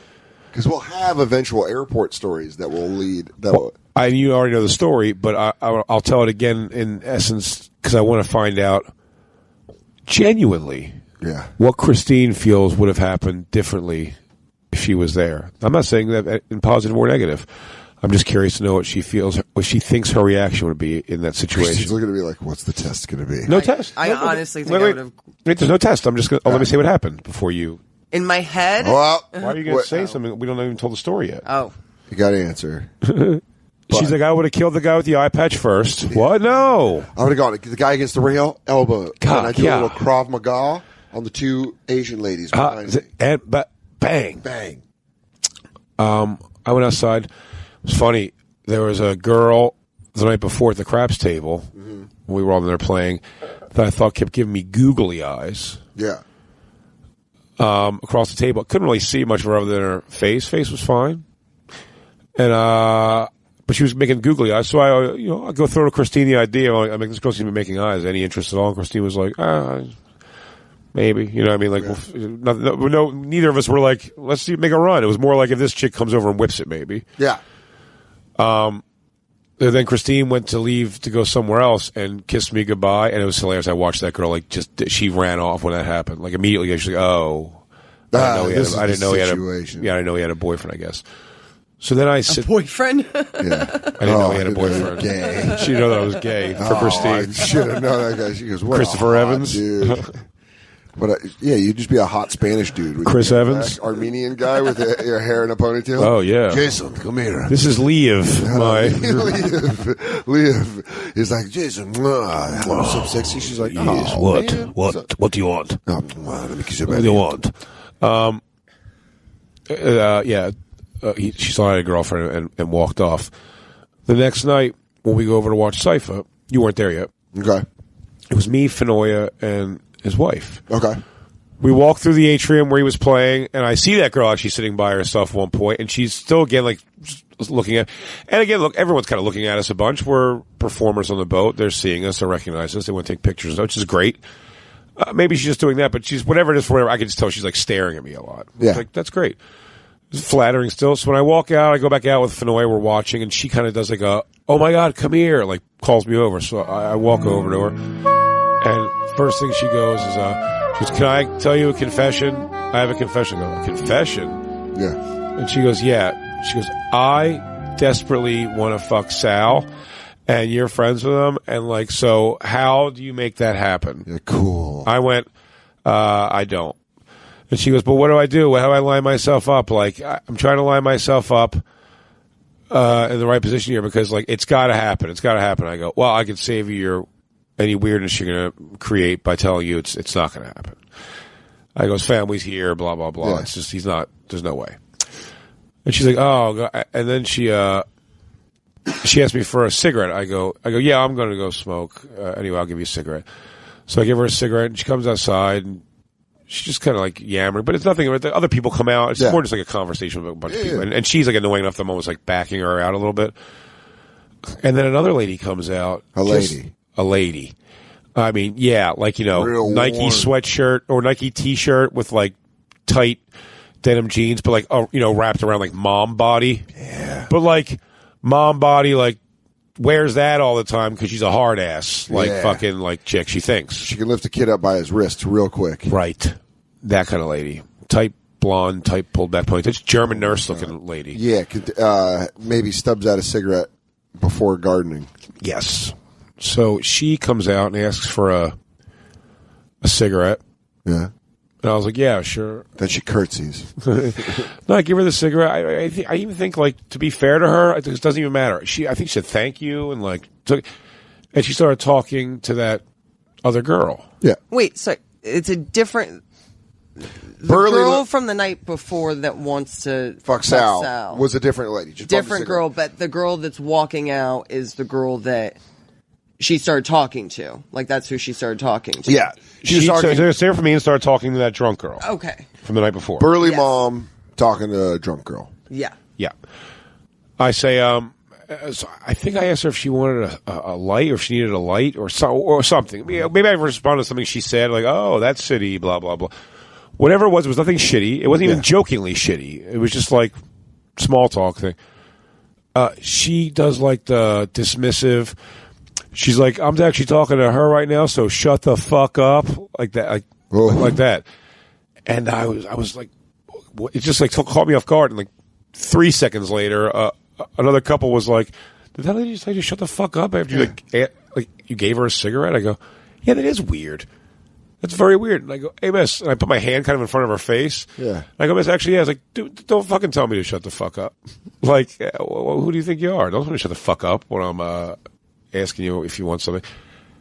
And she goes nose to nose with me, and it just goes, I'll say whatever the fuck I want to say to you. What the fuck are you going to do? I mean, nose to nose with me. It was so bizarre. My back's against the rail of the ship. Yeah. And my body started shaking, dude. Because it was a weird thing of a weird embarrassing moment she's creating. Not like I'm afraid of her embarrassing. Like you're making a scene in front of there's 20 people out there. We'll say total. You know, she'll say whatever fuck. And I go, lady, if you don't back the fuck off me right now, I'm gonna. So aggressively, I'm gonna knock you the fuck out. Why are you punching her? And she goes, I'm sorry. She goes, I think maybe I was joking. What? I don't know. I get drunk and I don't know. I'm sorry. And I was like, what the fuck is wrong? And I go, yeah, back the fuck up. And then I just kind of finish my cigarette and talking to other people. She goes, oh, sorry, I was werewolfing on you. Yeah. Sometimes before I get a rip of nicotine, I go real off. I go real drill sergeant on people. She came over really like hyper apologetic afterwards, which is fine. But I'm like, where is that? What's that gear? Well, did you take something back? Oh, yeah, I did. And I said, I'm taking my cigarette back. And I did. I reached over across her and to her hand and took the cigarette back. Hell yeah. What'd you do with the cigarette? Put it back in the pack. Yeah, she didn't lie to you yet?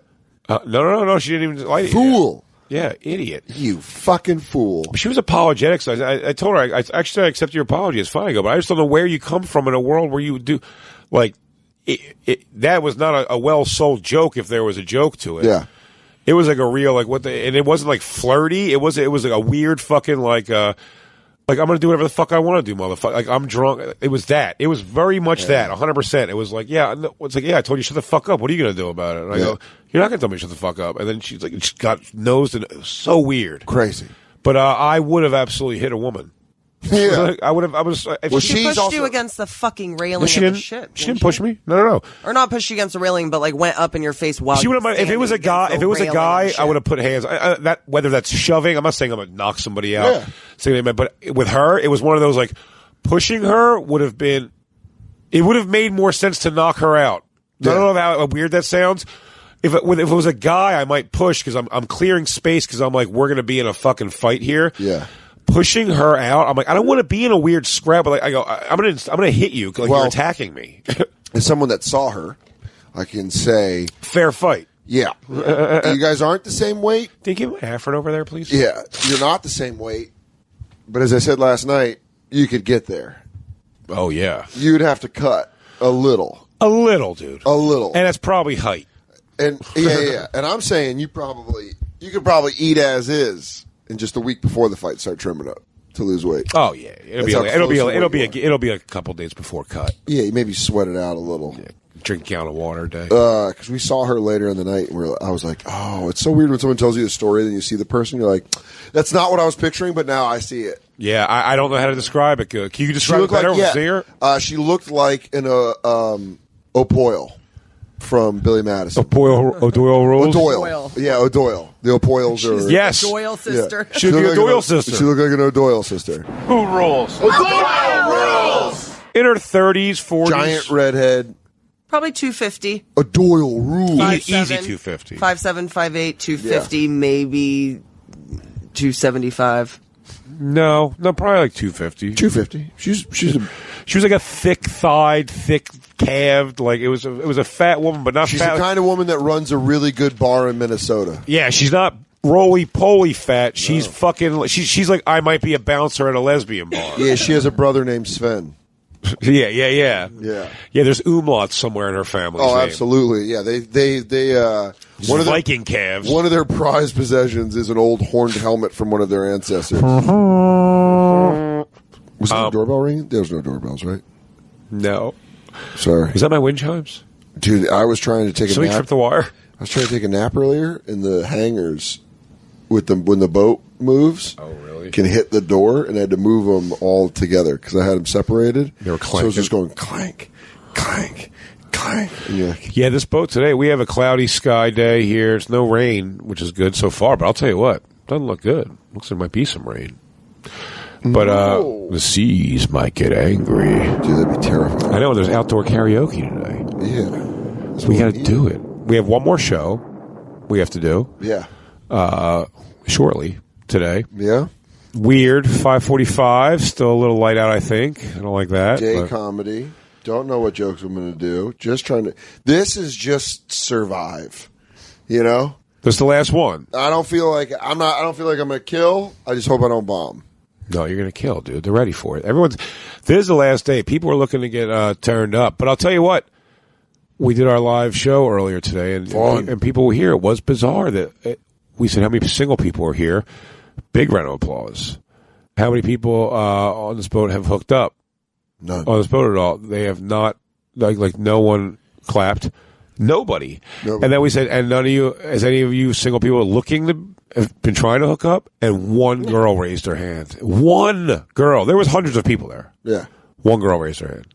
Was there hundreds of people there? Am I overshooting that? No, there were hundreds of people there because that room seats like 750. It was pretty. It was about. That makes sense. How full it was. About a third full. Yeah, we had about 300-400 people there. Mm-hmm. Yeah, absolutely. So it was like it was a great show. Yeah, for sure. You guys already heard it. Yeah, you guys heard it last week. It was great. It was fantastic, but it was a great crew. You loved it. You wrote us. Remember, you guys loved it. Remember, you said. You guys said it so much. Yeah, they. Sal shaking his face every time.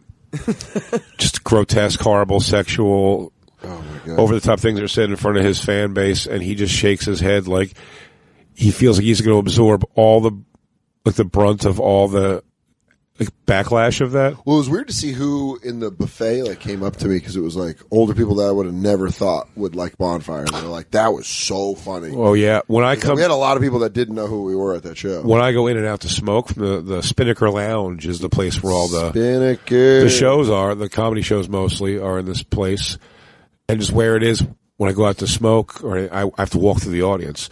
So I have heard the walkout complaints from people who know that I'm on the show too, or that I'm coming up or something. They just walk out like, nope, that's enough for me. I mean, be funny already. It's like that kind of, and you're like, oh man. Oh, fuck.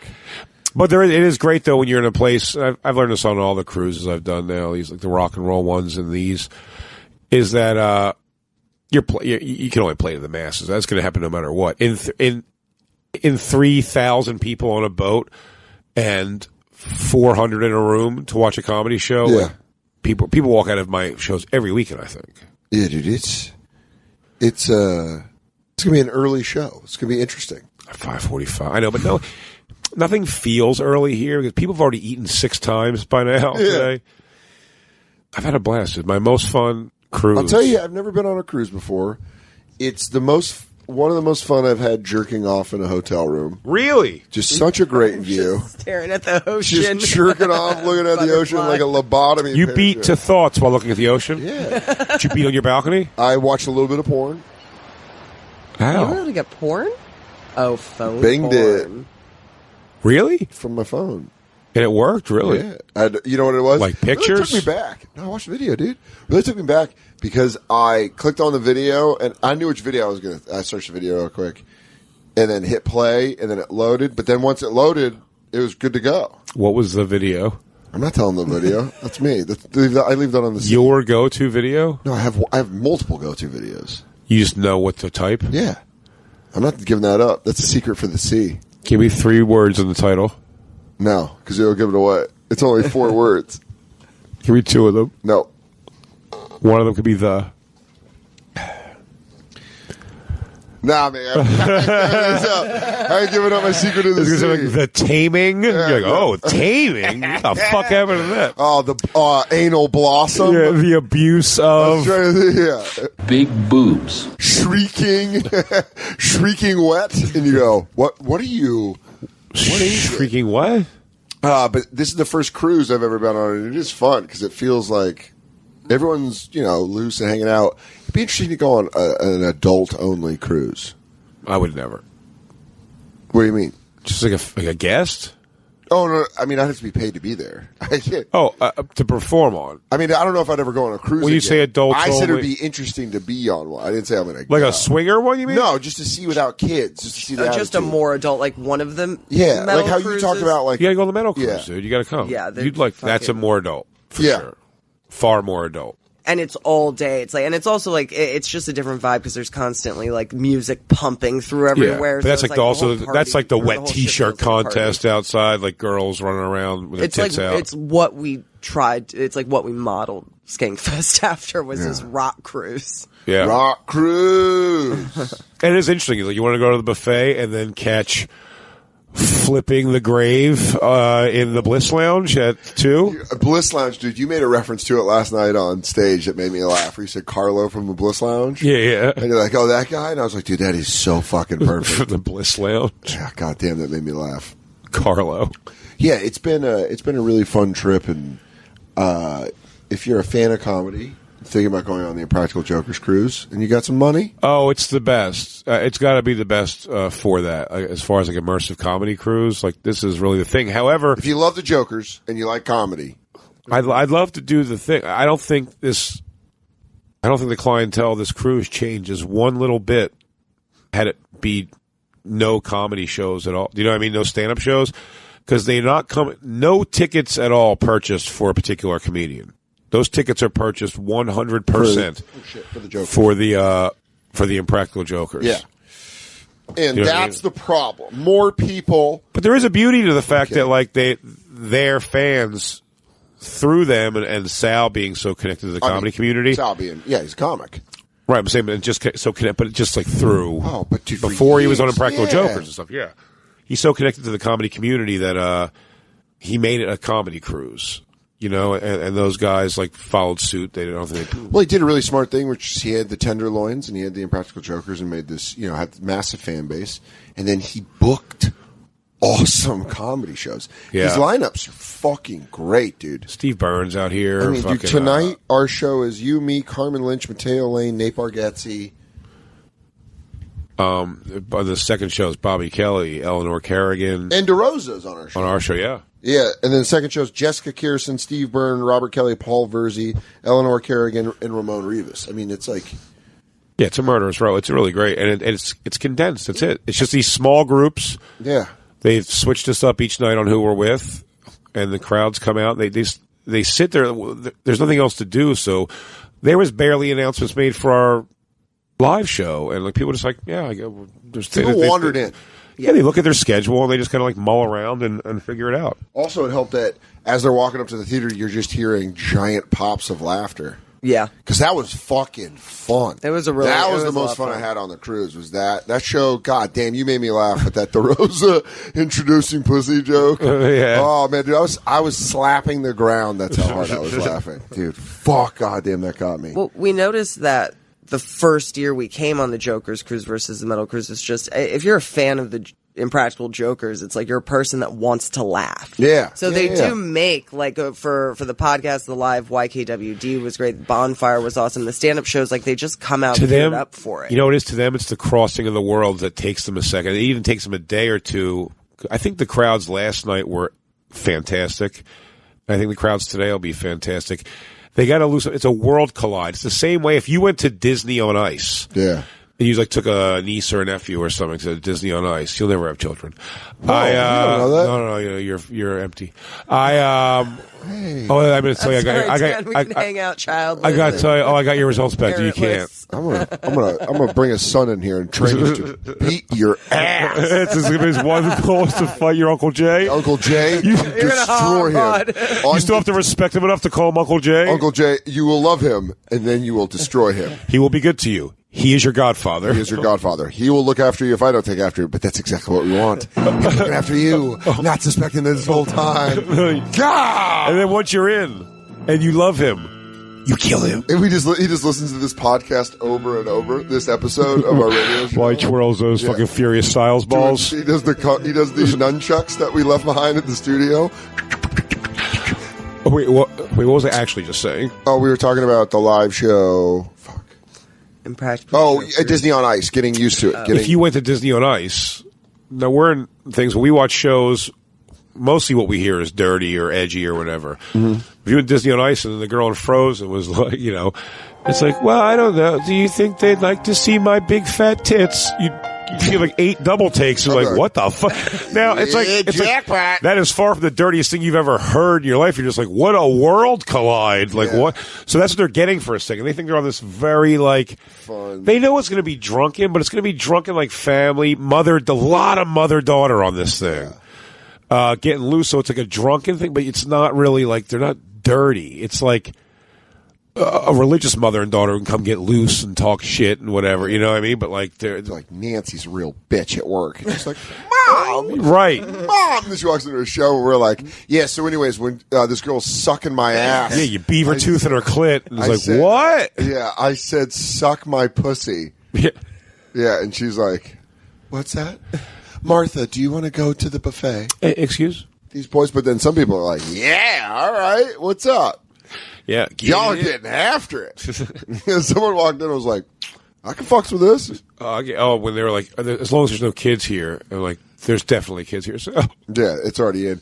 That hot Asian lady that came to the front row. Yeah, she moved. Big cans. She moved. I was in the elevator with her. I don't know. She's. It was she could be. She could be 20. Thanks for coming out. That's my dumb response to everything. Thanks for. You guys are great. Thanks for coming out. It's funny. I have a joke about it, but there really is like. I couldn't tell you if that girl we're talking about right now is 22 years old or 46 years old. I don't know, but those cans are. Oh, they're like a year old. Yeah, those things are like 2 years old. They looked. Yeah, they were up there.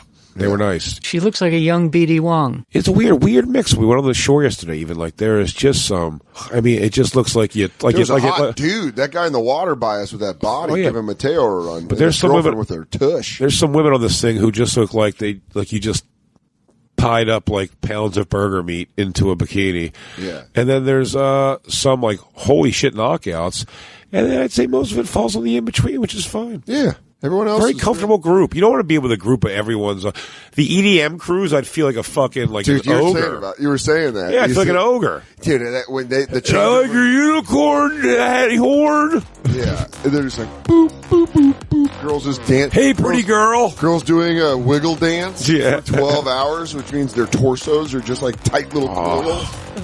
I love this. You and you, Molly. You know how many doors have to be kicked open to drag people out who are ODing on those fucking cruises? They're so. That's where all those marks come from on the door. I've lost my mind. They're so in shape that it's not that they have an outie belly button. It's just that their stomach is all the way back. The bottom of their belly button shows. Oh yeah, they have African belly button. It bottoms out. Yeah, yeah. You know, it's like a little popped out. And you're like, not popped out. It's just flush. Yeah. It just looks like a little crease. Oh yeah. Like the Intel Inside sign. And then they're just at the bar being like, hey, can I get another vodka Red Bull? Can I get another vodka Red Bull? Yeah, but there's But I'll tell you, the sex must look, to quote Jacob, their lovemaking must be beautiful. Oh, yeah, for sure. Those ass cheeks. That's the public sex where you see on a cruise and you're like, I'm going to stand and you just thumb your drink. You go, I'm going to watch this. How much balcony fucking, percentage of rooms have had the balconies fucked on this trip? 35%. That's fair. That's fair, right? I think that's fair. I don't think it's half. No, not half. Not on this group. But no. But I think there's enough people with a good enough sense of humor and a good enough head on their shoulders like, let's fuck on the balcony. We didn't need sense of humor. Just be like, let's fuck on the balcony now. Oh, yeah. This is a great... Me and Kristen, we didn't know on this trip, but we may have fucked on the balcony before. For sure fucked on the balcony. Because no one can see you. It's great. It's awesome. Yeah, no one can see I'm just fucking at sea. Fucking at sea. Well, you're fucking outside, the wind whipping. Yeah, it's great. Yeah, super primal. Yeah. It's very primal. Is that the word for it? But she means because I bite her in the back of the neck while I fuck her. I bite her by her scruff. Yeah. And then I carried her to another chair. Go, you're going to fuck her here. Yeah, like a mother cat. Go over, I'm gonna fuck you in this place now. I bite you by your neck scruff. You're back in the Oh, you're right here. Don't you not laugh at that microphone. I'm gonna nip her right here and carry her to another chair. You son of a bitch, I didn't take her. We would just like jerk off next to each other on bears or hump each other's legs. I might try to jerk off on the balcony and see if I can shoot over. You should. Yeah. I'll see if you can glean the cube. I'm there, dude. Up and over. Oh my god! Oh, just shoot it up and then just watch the wind catch it and fire it back. Looks like gull shit on the next guy's window. So dude, it just takes a load 3 doors down. Dude, I want to see you throw. Are you a rope shooter? I think if I. See, I don't know. I could be hit or miss. I got a gassed up hand job I think I could probably pop. I can rope shoot, but then sometimes it's a fizzle, which is going to blow back on me. That's exactly what I was going to say. It's a launch day. Could be a Challenger. Could get to the moon. Yeah, that'd be great if you could really send it out there. No, dude, just bang, just one. All you need's one. Yeah, just one pop. Just watch it go away. Yeah, that's it. And then you're still coming as you're watching it go. Oh my god! It's like jerking off out of an airplane window. It's like someone. There has to be a video of a guy jerking off while he's parachuting to the earth. Yeah, Steve-O did it on his new special. Jerks off. Yeah, remember he said and comes. Yeah, remember he said he was like jerking off on the plane. Oh yeah. It's on Steve-O's new special. That's got to be a porn thing. Well, there's a couple. I saw they had a couple fuck while skydiving, which is like that's a lot. It dries out the pussy. There's no way the pussy's not dry. Oh, there's no. Oh, 40,000 feet. You just fucking blowing wind right into it. Free fall. No, but it is. I'll tell you what. Nothing looks funnier than flappy pussy lips coming down. That's what it sounds like as you're blowing in. Pussy looks like tucked away parachute. Yeah, or it looks like your jacket hanging out of the thing, like a windbreaker, like a windbreaker on a motorcycle. I don't know. Maybe I'll try it. Jerking off on the balcony. Give it a whirl. Me and Christine, if I had to guess, knowing us enough, that we probably didn't finish on the balcony. That's not our thing. That'd be weird. Christine, we will fuck. I'd say we're adventurous, fucking wise, as far as positioned in place. But like when it's time for if it's a fuck session where it's going to happen, it's gotta. There's finite moves that have to happen for that to go down. Yeah, and it's not going to happen on a balcony. You guys had a bigger balcony last year, or 2 years ago? 2 years ago, yeah. This is about the size of the room we have every year in Shiprocked. Okay, so you guys know this boat very well now. Very this boat so many times. It takes me about 2 walks around to know where everything's at. Yeah. Like I right now know where everything is. So when we're going to the show, we just go straight up. Straight up. Right here. Front of the boat. Straight up. Boom. Buffet. Walk all the way down. All the way to the back. Splat out. Splat out. In the middle, floor 6, casino, production office, boop-a-da-boop, the Stardust Theater. Huh. Boop-a-da-boop, ba-ba-bing. I didn't get to do stand-up in the Stardust. I was pretty bummed about that. Yeah, I did the first night. It was pretty cool. Yeah. It was cool. It wasn't the best show of the. I watched your set. It wasn't the best show of the week or anything. Perched above. It's a matter of how good the crowds get. Loving. Judging positively. Positive. I love you. Love you. Mike Fenoy is texting me. Oh, we gotta He's go. lost on the boat. He's lost somewhere. He's lost somewhere on this boat. What's crazy is we're going to have 6 episodes? 5. 5 episodes from being on a boat for 4 days. Yeah. So the best way to release it because today we did a live. Oh, you guys know. We released it in chronological order. Chronological order. I hope you enjoyed that. Yeah. Well, I feel like maybe... I wonder if we sell any Impractical Jokers tickets for next year. Like, if anyone listened to this and the entire time, they're like, fuck yeah, I want to go see I can see a lot fun. of people that would have a fun time on this just not knowing about it at all. Yeah. I'd like to be... It also sells out, like, pretty quick. Tell you what, I'd like to be the first main acts, come back 2 years in a row. Oh. Bring the Bonfire back. Yeah, that was a lot of fun. The people like the live Bonfire. I'll tell you what, we did a Bobby Kelly's. You know what, dude? Also live. All of our group doing a lot of fun, too. It was just a setup, unfortunately. We were lucky that we got the theater because it was bigger, more space. We were able to do a semicircle so we could all see each other the whole stand show. Up, move around. That with the mic. Where we were with Bobby, and Bobby, not his fault at all, but we were standing, I think, 8 of us in a straight shoulder to shoulder line. Look like the poster for Usual Suspects. We had no rhythm to look to the next guy and find out what he's going to say And or it was talk. still a good episode. Great. It was fucking hilarious. But I think people liked the Bonfire one because we were able to I could see if Nate was trying to get something out or if you were trying to get something out. Yeah, it was also the fucking rockiest place on the boat. This boat today is rocking. You see a lot of I'm over it face on the boat today, don't you? I recognize it because I had it. I saw an 18-year-old girl who her mom was just me. Goes, she's over it. She's like, I want to see my dog. Oh. Yeah, I knew. What if I said cat? Yeah. Jesus, really? If someone's like, I love my cat, you're like, fuck you? Just dogs? I don't think fuck you. It's just like, cool. All right, cats are all right. So you want a red golden retriever named Colorado. That's the dream. No, I want a corgi, and I'll figure out the name later. What's a corgi? They're small. They got little legs and big butts. They're perfect New York dogs. You want a little dog? Yeah, you can't have a golden retriever in New York. It's fucking mean. Yeah, it is mean. They need a place to run around. Those dogs love to run, so you got to be able to open backyard and be like, go. You want a little boutique dog? No, I don't want a boutique dog. I want like a little teacup sissy dog, mid-sized dog, like this big. You know? Teacup sissy. Yeah, I want a little Chihuahua. This is Mr. Winkles. I whisper my jokes, and he barks if he likes them. Oh, well, looks like that one's going in the dating is weird folder. No, I want a corgi with a big old butt that they can shake. I would love a Shar-Pei. I would love a Basset Hound. Fuck you. Shar-Peis are so ugly. No, they're not. A Basset Hound, those big floppy dumb ears. Yeah, these little idiot-looking dog. Shut up. Stupid. Fuck you, man. Open your heart. So funny how rarely you curse at me, but you have a few things. Fuck you, man. For real, I love dogs. I celebrate China's right to have a festival where they eat dog. You're a gross human being. I celebrate the right to do that. I'd have a yellow lab. Oh, they're delicious. Those are the best with brown rice. I'm upset. I want to look at the ocean. Is the ocean going to calm me down? Dan, do some ocean looking. It really does. Yeah. I don't know what it is. Must not fall down to paradise. At least it's not for me. Take a picture of Dan right now. If the wind is right, you can set away. Try to get it. Are you thinking about my phone? No, Dan, look off. We were talking about where Fenoya on one of the episodes. Let me see. You can tell your face going. Which is a nice tight smile.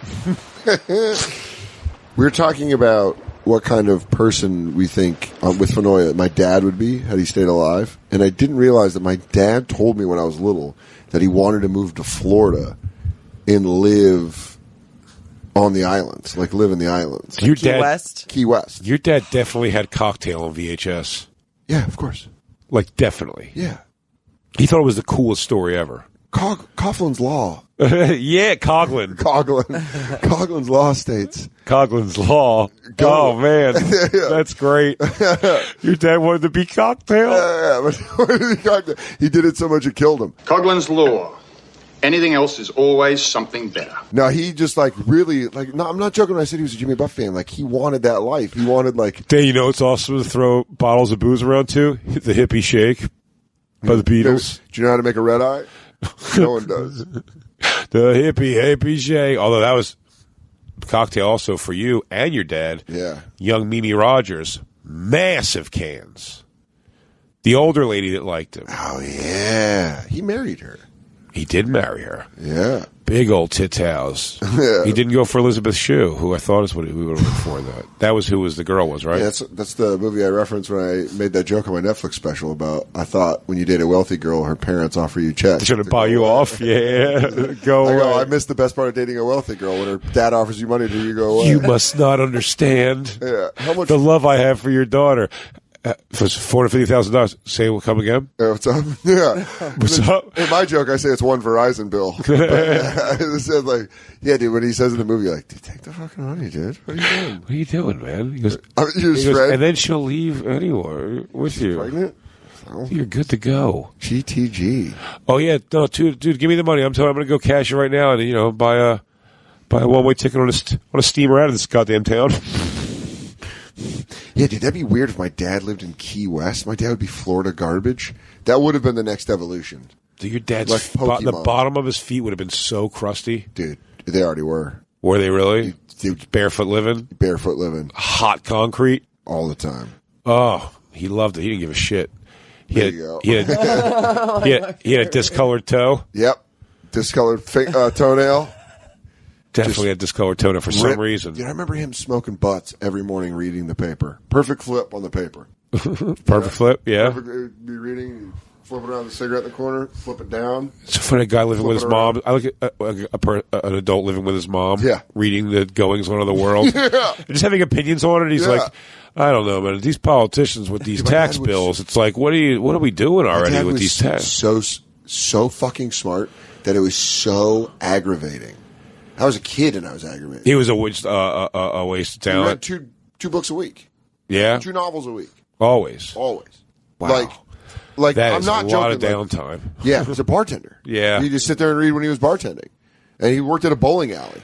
I'm sure he If somebody wasn't... was weird, he goes, Dan and I escape into my stories. And, Do you remember the movie The Fan with Robert De Niro? yeah. My dad had that book. I remember looking at that book when we shared a pull-out bed in Marin. Really? Yeah, it's like laying on my side looking at that book like The Fan, and then like picking it up and being like, oh, yeah. And then it came out as a movie, and I was like, oh, fuck. That's crazy. I remember Dad read that book. And he was like, the guy dies. Then he cuts off his tattoo. It's pretty sick. Oh. Yeah, I just think my dad, I think when you see a parent like that you're just like, you're not doing anything. Why aren't you doing? It's like a dog just sitting there with a leash being pulled and it's not moving. Just never had that. My dad always worked like blue collar jobs, always, but like just worked like that thing always, like doing that. My step pop came around young and like had jobs, but eventually went to school and just got like, legit like professional job. My mom, same thing, always worked a lot and then went to school and got her medical job. So like, it's my mom worked. My mom was the opposite. I never saw a dad just kind of like, even Christine's dad, for like, being an alcoholic and shit, like, he was very functional, right? Like, he wasn't like a missed work because he was hammered guy ever or nothing. No, he had like a full-time job with Edison and like super responsible. And pass out at night from booze and wake up for work in the morning. That's awesome. He worked, it was a great shift for an alcoholic. He worked fucking 3 p.m. to midnight. Killer. Shift. Smart. Yeah, so. My mom was the opposite of my dad. Worked 85 hours a week, nonstop, go, work, always push through it, that kind of shit. My dad was like, dick left and right. Dude, she was efficient. She was like Bill Clinton. She was like, I can get dick on Friday, Saturday. I have to go to Nick's to get some seeds and some planting to plant on Sunday. Monday, like, dick. And then Sunday, maybe some late night dick. I'll leave. Maybe some Wednesday. Nom. Boop, boop, boop. Yeah, little nosh. Bing, bang, boom, man. There you do. I don't know. Dipsy doodle. Going to the Fleetwood Mac concert. Bing, bang, bang. There's dick, that. Dick. But my dad was just straight up like, let's get fucked up. Yeah. Like, let's get fucked up in a way that's not cool. Do you wish you had a chance in a weird way, like, before you're about to get like fucking ripped with your dad, just like have like a smoke a butt and just tell stories, just hear it all. You know what would be fun? To go on a cruise with my dad. Yeah, dude. Straight up. Oh, you guys could have fucked. You could have fucked the mother-daughter team. Totally. My dad would have set it up. You know what I mean? My dad would have been like, he would have, because he could have bragged for me. Yeah, it's my boy right there. He's like, yeah, you watch Showtime? And my dad's charming as shit. And then just getting hammered playing cards with him. And then, like a wink as he walks away with the mom. Me and my dad. Get out of here, pal. Me and my dad could have tag teamed some ass on this boat for sure.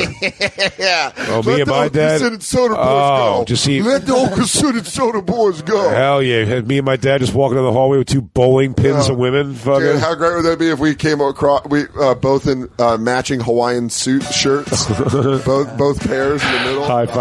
High five into the backwards low five. Oh, it's fucking great. We're going to take a break. Because this is the Lost at Sea tapes. The Bonfire.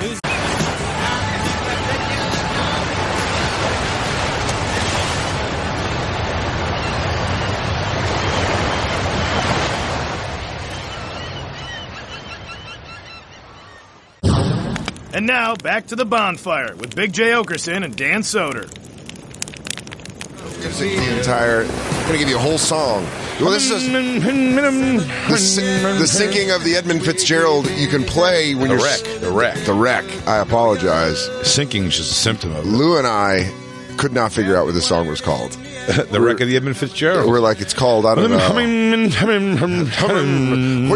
and Dan were on the boat. This was a risky song to play, but now they're home and it's okay.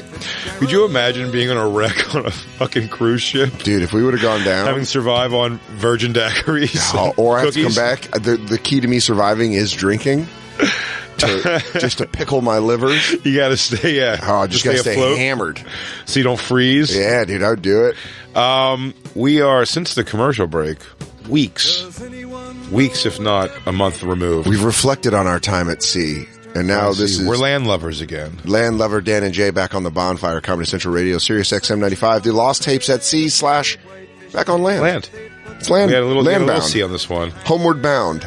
This is a symptom of last day. We stopped because we had to do something, and we go, we'll come back to this afterwards. And then last day, you're just like, man, it's the last day. Yeah, we're just hanging out. It's like we're hanging out. We didn't want to we also didn't want to pull anybody away. It was a good crew. We were having fun. It's amazing. I wish it all time. We would have had 100 episodes for you if we just kept ourselves mic'd the whole time. I mean, with the conversations that were had. But we were able to pull several great episodes out of that. And it was fun. That live episode?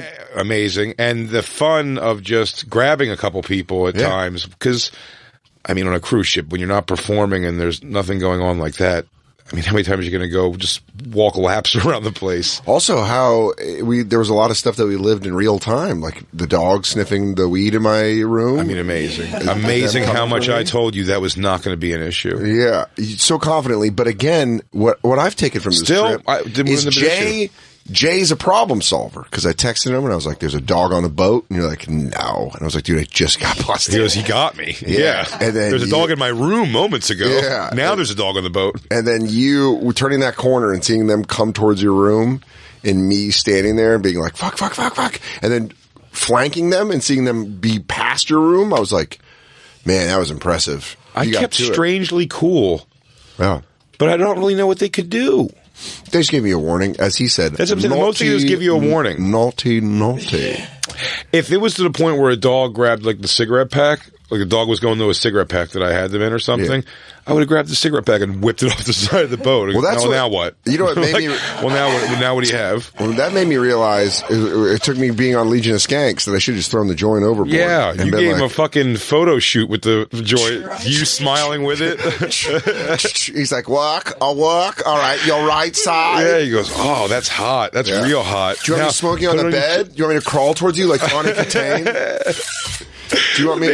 When you told me that way later too, he goes, "Yeah, they maybe took a picture of it." I go, "You let him do a photo shoot with your half joint?" Yeah, that's and so my great. License. There it you is. should have been like, "Yeah, let me pose with it," and just flick it off the boat. Now there's nothing. I hope your dog jumps off the side of the boat trying to chase it. The dog does.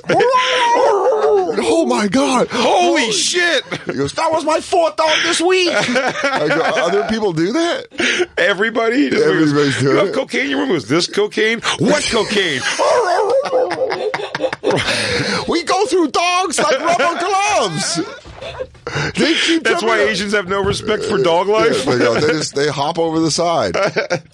He was, dude. He was like leaving. He was like return to paradise Asian, like that kind of yelly. Man, I was like, I'm gonna get hanged in a court or whipped for chewing bubblegum. You have to put bamboo shoots under your fingernails so you learn. Made grave mistake by bringing your devil lettuce on the sea. Pirate rules.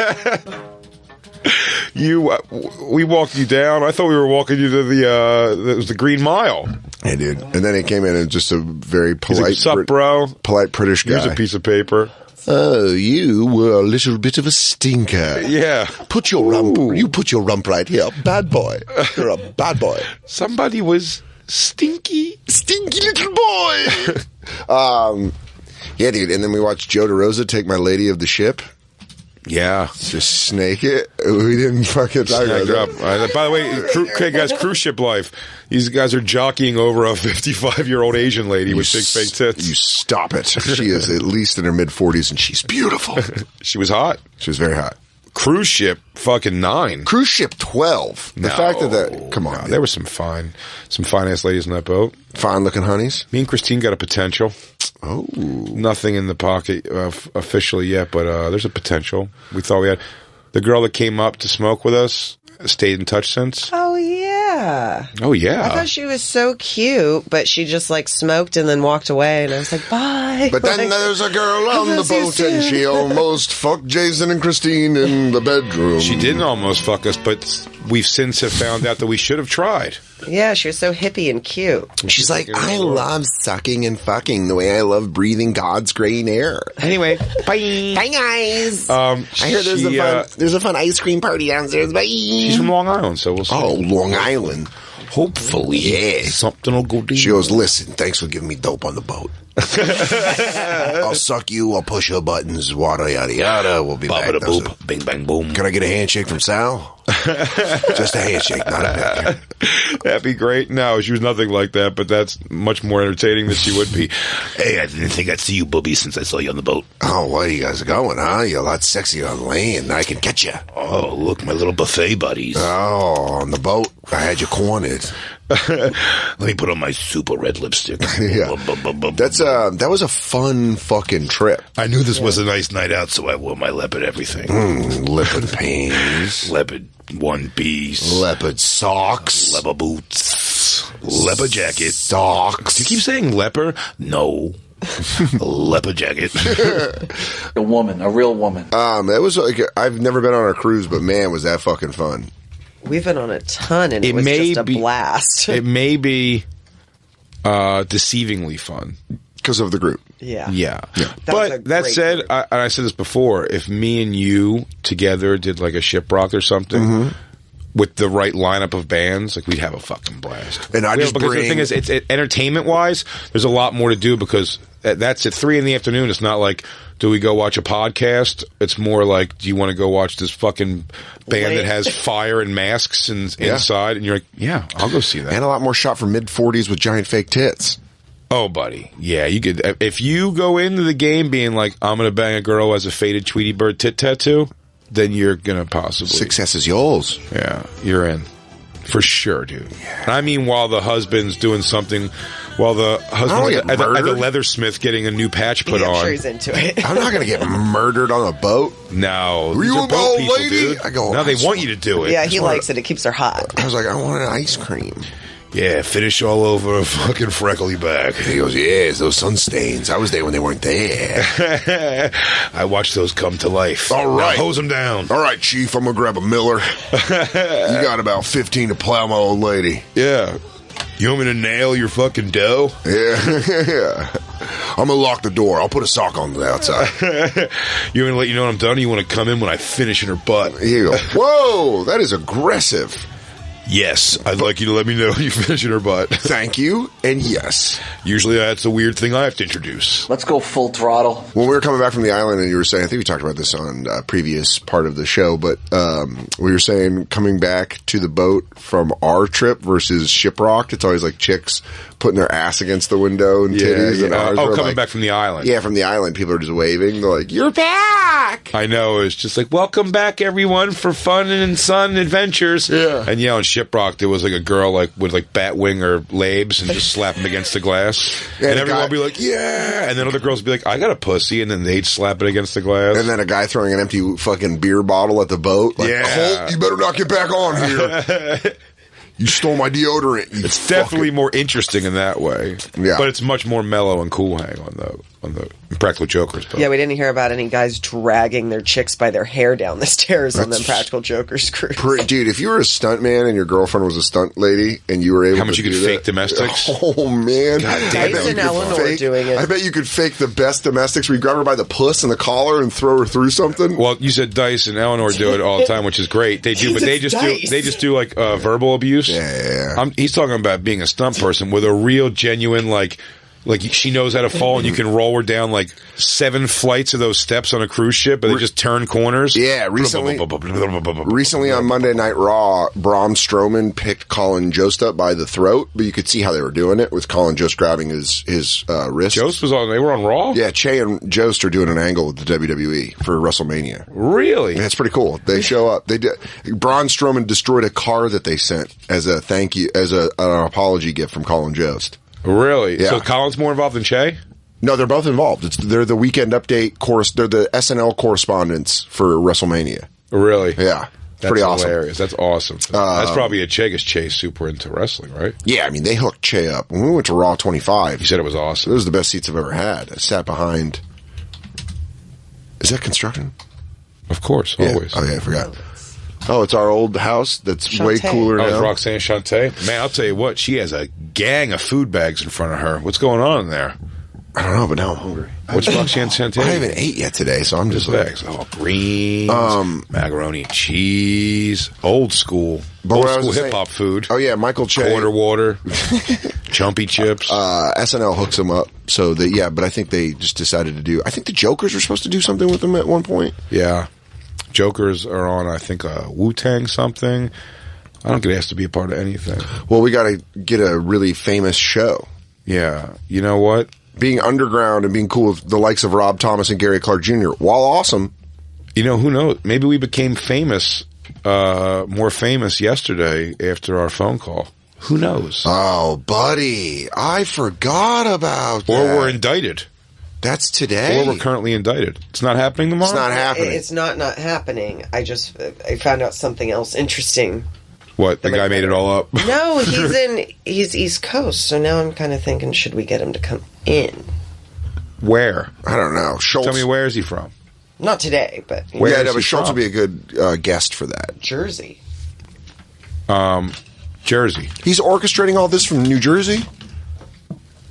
What do you mean he's orchestrating? You know whose side I'm on. I'm on the Feldog side. Oh, yeah. But yeah, I thought he was a West Coast guy. He's an East Coast guy. When's he supposed to... He's supposed to call When him did this today. happen? Did this happen Tuesday or Wednesday? This happened Wednesday. This was going to happen tomorrow. If we have him come in, we could put it on Wait, you're camera. confusing it now. This is Thursday's show. This is Thursday. So it happened Wednesday or it happened yesterday? It happened, okay. When did it Terminator happen? Timeline can really fuck you up. Terminator Timeline, yeah. You're saying to have him come in. Why can't he come in yesterday? It's a little short notice. Huh? A little short notice. From Jersey? What is this guy doing that he can't come on the show? Well, I was also thinking maybe we put it on camera because he's a YouTube guy. No, we don't need that on camera. We need it immediately. Then we should have him call in tomorrow. Yesterday. But why didn't we have him come in? I will see if he can. See if he did. See if he did. See if he did. Because we have Nate That's right. Craig on that show, so see if he can come in. Blue, when we have conversations like this, can you play the Terminator music? Go. I'm Kyle Reese. Technically, I'm your father, even though I'm also your soldier. So I'm younger than you. But that's a whole thing. Your first appearance are dead. The new Terminator's getting made right now. With Arnold again? I don't think Arnold's in it. What are they pretending didn't happen now? They're going right from 2 to now. Yeah? They're just erasing everything. It's unbelievable how they do that, isn't it? Yeah, it's Halloween did that flat out, didn't they? They killed Jennifer, or not Jennifer, Jamie Lee Curtis. Jamie Lee Curtis, and then brought her right back. Yeah, she's in the new. Yeah, it was like as if it never happened. It goes from Halloween 2, Halloween 1, 2. It's Halloween 2. Halloween 2. This, yeah. Oh man, I never saw that. I still haven't seen it. The new one? Yeah. Me either. Danny McBride? Yeah, I want to see it. I'll be honest with you. I'm never in a rush for those anymore. Somewhere in my late teens, early 20s, I think it was Twin Peaks that got me. My horror interest shifted from the person chasing, like the monster chasing you. To more mental shit? From interest to being more like, I'd rather have like the demon-y alternate fucking thing happening. Someone behaving weird. Let's watch Halloween together. I'll watch the new Halloween with you. All right. I'll do anything with you. Baby. Buddy, I will drive off a fucking cliff with you. What is Roxanne Shante eating? Stop saying it because it makes me hungry. There's smoothie. There's some sort of an orange drink. Is that Tang? Black Lou, is that Tang? They're not astronauts. Are they drinking? Why do you think black people eat like astronauts from the 60s? Is that dehydrated ice cream? Is that moon cheese? Can black people shoot their water out and it comes out in drips and they can jump around and catch it? You're like, no, dude. You're thinking of astronauts from... Do black people from the 80s sweat Ecto Cooler? God, I love Nectar Cooler. Did you? Yeah. Anything high C. High C Never was my excited shit. about it. I was never excited about a neon drink. Squeeze-Its were all just like syrup. I saw the gross in all High those C was things, decent. like a Go-Gurt or anything where you bite wax and drink something out of it. What about fruit? I never liked that. What about Fruit by the Foot? I was okay with Fruit by the Foot. I was old school, just fruit roll-up. Fruit roll-up and I'd was... wrap it around my fucking finger, and I'd suck on it for an hour. You dirty bird. What about Gushers? Nope. You didn't like it popping in your mouth? Nope. Oh. There was some sort of a gum that had juice in the middle when I was younger. Oh, It was a big Bubblicious. deal. No. It had juice in the middle. It was so fucking weird. It was bad. Do you remember that, Lou? Yeah. I feel like I can't remember what it's called. I love that gum. And it was just like, I don't remember. It was just next Yes, to the I Dentine. do. And it wasn't like a holy shit kids gum. It was just where like the Dentine and Tried It and everything was. It was just, that was the mint jelly that would like make your breath better, I guess was the thought. But it was something unnatural. Oh my God. Freshen up. Oh. There it is. That's it. Freshen up. God, it was Bubba Hubba. grotesque. Did Bubba Hubba have stuff in the middle? Hubba Bubba. Hubba Bubba. Bubba Hubba? Bubba. I couldn't see it. Bubba Hubba. Bubba That's what you say Hubba. about it when you see a hot guy. Ooh, Bubba Hubba. Bubba Hubba. Look at the legs on that gent. Bubba Hubba. Hubba Bubba. Juice in the middle of go. You love that, Lou? I like Hubba Bubba. I don't know if you're getting the right one. Mine, I remember, was green or blue. Yeah, green. Freshen up. Yes, that's it. That's it. Yeah. You liked it. Love that gross shit. Yeah. Oh. Did you like the wax where you bite off and drink the juice? I did that. I like that too. Really? Oh, I remember these. They sold them at my dad's liquor store. Oh, there's soda inside gum? Yeah. RC Cola of all sodas? Yeah, dude, it was Royal Crown. By the way, I've never seen gum described as, and it says on the package, I quote, 5 big chunks. Yeah. It was, dude, they used to sell that at my dad's liquor store, and I loved the cherry 7-Up ones. Really? Loved Was it carbonated? No, it was just like a gooey. Just cherry? Yeah. Ugh. But I was like 8, so I was like, yes. Liquid center bubble gum. I would eat those. I just realized that my dad would give me candy, but he would just steal it from the liquor store. Yeah. Like, he'd be like, yeah, take that. And then I'd be like, he never put money back in the register. My mom called him out for that because I was bragging about it. I was like, yeah, when I go to work with dad, I get like candy and sodas. And she's like, oh, so he's stealing from the liquor store? And I was like, is that what he's doing? Because you're a kid. You're like, wait, what? I didn't work long at 7-Eleven enough maybe to see the fire back, but I think I've said on the show before, I gave cigarettes out to every one of my friends who smoked. Like, I didn't. You just give a pack. I didn't do cartons, but I would just like, I mean, almost on cameras, like, blap. Hey, would you? I'm like, buy gum or something, and I would eat like the food was like at my house. Would you? I would open up chips. I would make hot dogs. That's I make combinations of chili, nacho-y, hot dog bits. How long did you work at 7-Eleven for? I don't know. Just like overnights for like a couple months. Were cigarettes still on a counter? They were above. Okay, remember when cigarettes were on the counter? When you were On a the kid? counter? Yeah, when you were a kid, cigarettes used to be on the counter because my friends Nick and Scott used to have this thing where they would steal them, where they'd go up and they'd point at something to the dude, and then they'd grab like 2 packs and then just put it, like in their sweatshirt. I wonder if that was like specific to where you went, because I never seen cigarettes. Cigarettes have always been up or low, higher, below the desk behind, or up high. It was the mini stop, which I believe is now a 7-Eleven on Quincy and Himalaya. I don't know if that's right. Did you ever work at a convenience store in your life ever? No, never did. That's the big thing, is when you open up a cart and you have to take off like some part of the box and send it back or something, or file that away. But I just gave cigarettes away. But again, this may have been a time, I don't remember, this may have been a time of cigarettes cost, if I'm going back to 20 years, $2 a pack. It's probably like 2 something a pack. Maybe. I remember you'd have. So you weren't killing. You were probably shitting on more product when I would grab, like, open a bag of fucking chips or something. Yeah, or a 6-pack of soda. I remember waiting on the side of Circle K for a guy to walk in, to buy. Like, excuse me, sir, will you buy us cigarettes? It was always $3 for a pack. Yeah, and these guys would be like, "What?" And you'd be like, "Marlboro Reds in a box." And they'd be like, I remember guys would be like, Jesus. Yeah, they were like, hey, it'd be funny if they came out with just like a lighter, like, I got you ultralights, kid. Relax. Dude, when they would get us, it gets better. When they get us the wrong cigarettes, me and my friends would like be angry. Like, what the fuck? Like in Marlboro Lights, you'd be like, what the fuck? And he's like, what? It got Marlboro. I was like, Marlboro Reds. And they're like, that's so funny. You told us that before. You'd be shitty about it, which is so funny to me because, like, I was a kid. Just smoke them, man. I was 13. You're like, I need that kick. Can't smoke a soft pack. Can't go to Laura. I almost said her last name. Can't go to Laura's house with fucking Marlboro lights and we're all just smoking in the basement. Do they make soft packs at all anymore? I hope so. I'll tell you this, man. They do? Yeah. I love soft packs. A soft pack? My uncle, soft pack. Anybody with a shirt pocket and that can do a fucking flick where one shoots out. Oh, I did like about it was, you tap it on your side of your finger and then one would shoot out. Gary was a master at that shit. Yeah? Gary could just be talking to you, be like, and his Marlboro Red pack, and just one would shoot out, and he'd be like, what's up? He didn't take it out with his mouth? Nah. He'd just fucking pull it. Or say he could with his mouth if he was like driving. I remember my dad shuffling him over and then just doing like the I'll tell one you out, fucking pull it, light it.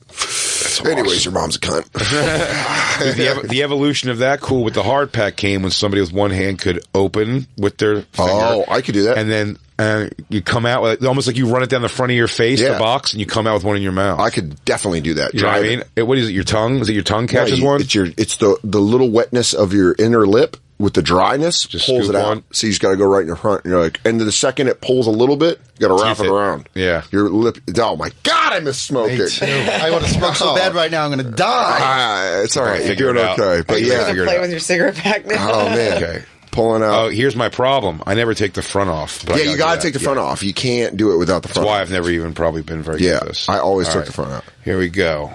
I've already made it not that cool. Yeah. Hey, I can't hold it back. Let me see. Hey, everyone. Oh,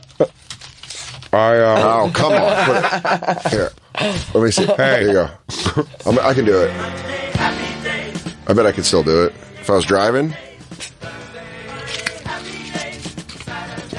It's a little wet. You lost it. It's a little wet. It was already wet? Because what I used to just do is you push it a little. You like pull it up like that. So you cheat. Oh. I didn't know we were cheating.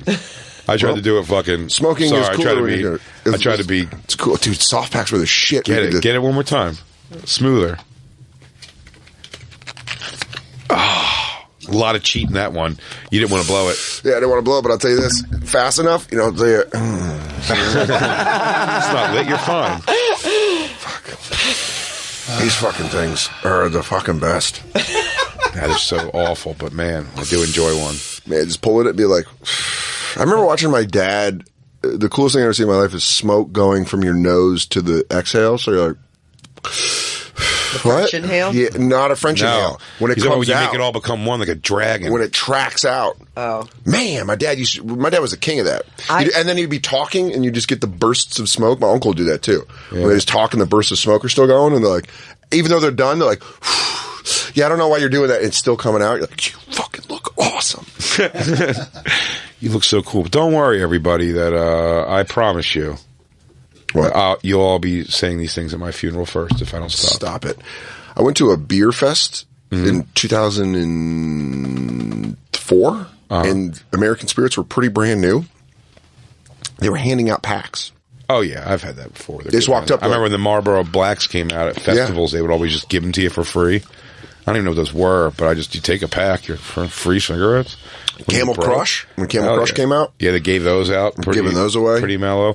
And there used to be 3 packs for the price of less than 2 deal on Parliaments. Oh, yes, the buy 2, get 1 frees. P-Funks would do buy 2, get 1 free. I used to buy that pack. Buy 1, get 1 Marlboro Mediums used to do that. Marlboro Mediums and Parliament Lights. So you get buy 1, get 1. I switched from red to Parliament Lights or Mediums. It's so funny, man, because smoking... I went to Parliaments for the 3-pack deal. Yeah. You don't really think about this, but smoking isn't popular anymore.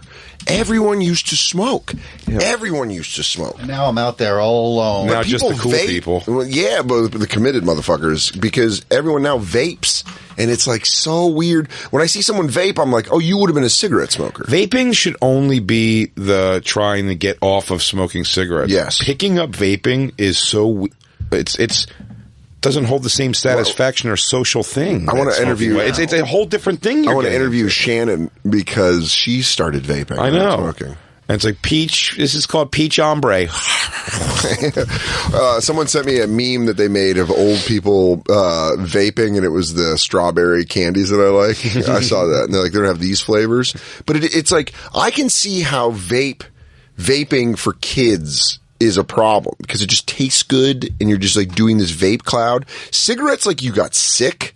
And then you were like hooked, and then you were a cool ass kid for as long as you smoked. To become a smoker, you had to do so much getting that smoke down your lungs and breaking that wall of now I'm a smoker. Yeah. What did we just talk about? Christine went with me to Baltimore this last weekend, and driving down, she always remembers I told her that when I started smoking in my early 20s, and I was driving back by myself from this is after Kev may have moved. Okay. Kevin Hart may have moved to LA, and Keith and me, I started dating Carla, or just trying to do like my own thing more. Yeah. And I would drive up and back myself for a couple months, I did. And when I was coming back, I remember exit 14 getting on the Jersey Turnpike, exit 9, exit 6, exit 3 where I got off is all the times it's the times that I would ironically make myself smoke. Weird. When I was trying to get smoking. Weird. So I could look cool outside of comedy clubs. And then it became the place where I ultimately I would drive back and forth where I would make myself only smoke so I didn't just keep cranking them. Really? So I'd space it like that. So it was you getting used to it, and then you having to curb yourself because you were so into it. And I remember getting to like exit 9 being like, already? Like, hey, like I'm going to get I kind of like the head rush. But then it would just be like this thing tastes like the taste that I don't taste anymore is that it get your mouth. I think about if I smoked a cigarette now because I still smoke weed, it would taste a million times different than it would taste to me. It would taste awful. It wouldn't even be awful. You'd just be like, oh yeah, there's that taste. You haven't tasted it since you were a teenager. What? I haven't tasted it in 6 years. No. You haven't tasted that taste. Oh man, I'll tell you this. Since you were a teenager, I had that taste. I think I fucking liked it from the jump. But it's not something to not like. It's what I'm trying to say. To me, it's not a gross taste. It's just, this is the taste of cigarettes. Oh. I don't have that anymore. Yeah. The taste of cigarettes was... So if you took one puff of a cigarette right now, and by the way, that doesn't mean, not like a joint with weed in it and build that wall. Build that wall. Stop it. Build that one. Jay, they are... We don't even know if they're Mexican. No, they're not. They look to be... Asian of island. But Dan, if you didn't have the taste... Laos? Are we doing a Laos tour? I would say they're Laos. Because I'm wondering, because Jade also doesn't drink coffee, doesn't like whiskey, like that type of thing, so the taste may even be worse, but... Too adult for me? Because did you get the... you went through, like, being sick, though, like, turning, like, green, like it... I got one headache, and then was like, when are we doing this again? We smoked... It was behind McFrugal's. I fucking love headaches. On Chambers and Hamden, which is now like a Dollar Save store or whatever. It was right by the Save Bank where you could turn your cans in for money. Nick Myers, Jason Poyle, and I had a Marlboro Light. I took fucking one drag, and I was like... I need stronger. Dude, I took it, and I was like, so that's smoking, okay. And then they would like come by my house, and they're like, dude, we stole... Jason went by the nickname Turd. Accepted it. Dude, rocked it. Rocked it with pride. Good for him. And he was like, dude, we got cigarettes from Turd's house. Do you want to go smoke? And I was like, yes. God, yes, I do. I'll get my bike. And Byron, my best friend, smoked too. And then Byron started doing a thing where he would steal a Salem Light and a Marlboro Light from his mom and his stepdad every morning. And then he'd meet me at my house. We'd go to the bus stop, and one of us would get the Salem Light, one of us get the Marlboro Light. We'd smoke before school. Salem Light's where I started. And that was 13? It was 12. When did you start being able to, like, get cigarettes? Like, when did you start 13 was when I... 13 years old. 13, 14. 13, the whole 8th grade, what we would do is you'd get off school, you'd ride the bus home, maybe hang out with one of your friends a little bit, then I'd go to my house, get my bike, meet up with a friend, we'd ride up to Circle K with money, we'd wait, and then we'd go to this girl Laura's house where we could just sit in her basement and smoke cigarettes and listen to music, and then, like, you know, like the older kids fucked her. And, that was Laura's house. And it was like her mom, I'm pretty sure, was a prostitute because she was like a massage therapist, and they would just like walk dudes upstairs, and you're like, hot? No, she was like wet curly hair white trash. Oh, really? You know that permanent? That was definitely HJ's. You know that permanent wet hair? I do. Yeah, it was like that. Probably a dragon on the tit. It was like for sure. But she would just let us go in the basement. But it's actually, you could see the speckle because it was done with just a needle and ink. Yeah, dude. And we'd just go to her house and smoke cigarettes. And it was like, that was like the coolest thing. Or we'd go to the park. Was the girl hot? She was cute. Yeah. Cherub face. And older dudes were railing her. But dude, this ninth grader, when we were in 7th grade, she was in 7th grade and it was a ninth grader. And he fucking boofed her. Good for him. 7th and 9th? On I a didn't start waterbed. anything to 10th grade. And I was failing 8th grade. I was in the 8th grade and I was failing hard. Like, my mom had to meet with a teacher in a parking lot to get me an extra credit assignment so I could pass this one class to get out of 8th grade. Dude, in senior year, people were like, got my dick sucked last night at so-and-so's party. And I'd be like, that's happening now? You're like, what? I'm like, I'm still trying to make myself not play with guys. Dude, I was playing with guys. That story I told... senior year you weren't playing with guys. No, but I'm saying that story I told was around that time. When those guys come in, they were, oh my God, you guys got toys? And I was like... No, I know. That's what that was the group I was hanging out with. I'm saying, and in senior year, I still had, like...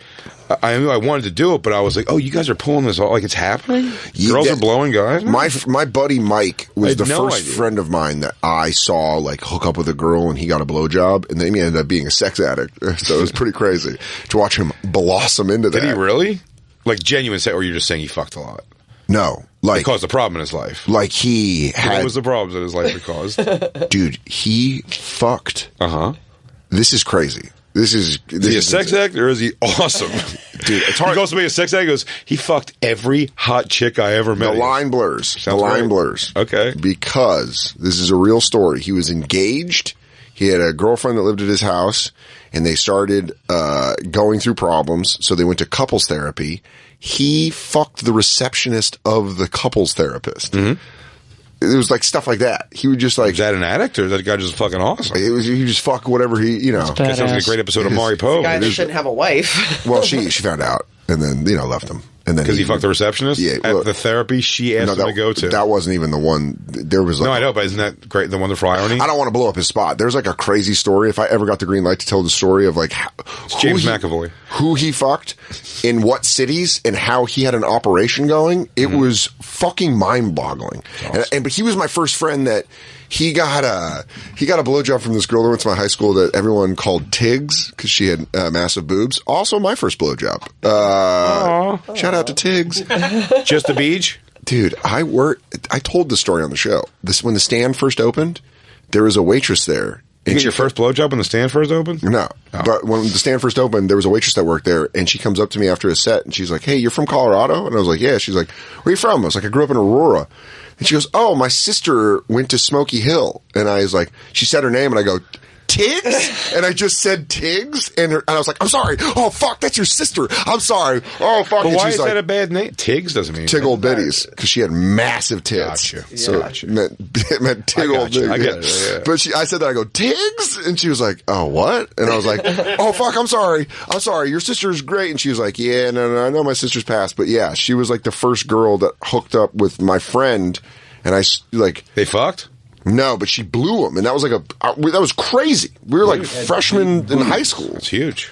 And I was like, he came back in, he's like, yeah, she blew him, but then she'd like blow him at the movie theater in the back. Good for her. But I was like playing, I still was like just stopping playing with guys. No, I'm saying this was in my world too. I asked my friend Jamie all the time. She's like, oh yeah, people were like fucking around and doing all this stuff in these grades. I'm like, really?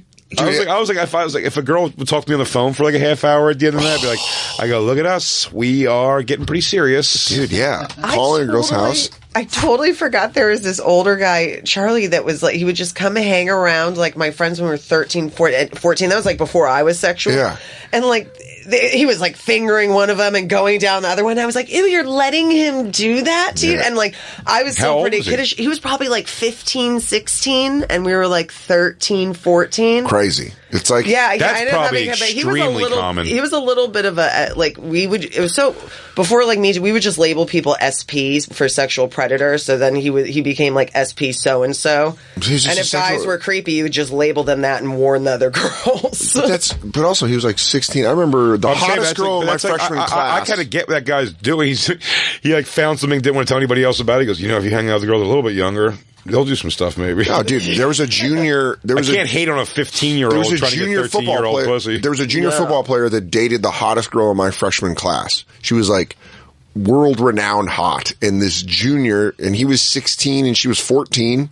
And that was his girlfriend. Yeah, that's what I'm saying. I can't. I mean, like, he's coming in there to, like, prey on the situation is pretty creepy because he's fingering one and doing this to the other and all that kind of stuff. They all, like, loved him. But he's, like, my point being, he's 50. Like, he don't know shit either. He's just, like, fucking... If he was, like, 19, you're like, you're a fucking in his predator. In his mind, like, he's like, oh, I just found the fucking soup I simmer in nice. You know what I mean? Like, he came in, he was like, look at this. It took me getting to a radio station at 19 and realizing older alcoholic women wanted me. That story is insanely different if you just go 17 and he hung out with a bunch of 12 and 11-year-olds. And then you're like, oh, well, that guy's got a problem. Yeah, it wasn't that far off. It was just the difference. Like, we were still in middle school. Yeah. It was like the kind of the summer between middle school and high school. So we started, like, doing stuff at the high school we were going to. When I was a fucking freshman or sophomore, if there was, like, a fucking one, what's the last grade of middle school? Eighth. So it's eighth, yeah. So it was like an 8th grade girl and I was, like, in ninth grade, like...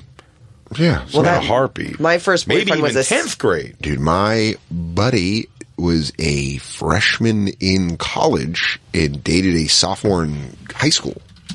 She was smoking hot. I did crazy hot. I was 8th. I would have been 8th grade senior, but it was 15. It was like 10th grade 20 instead of 15.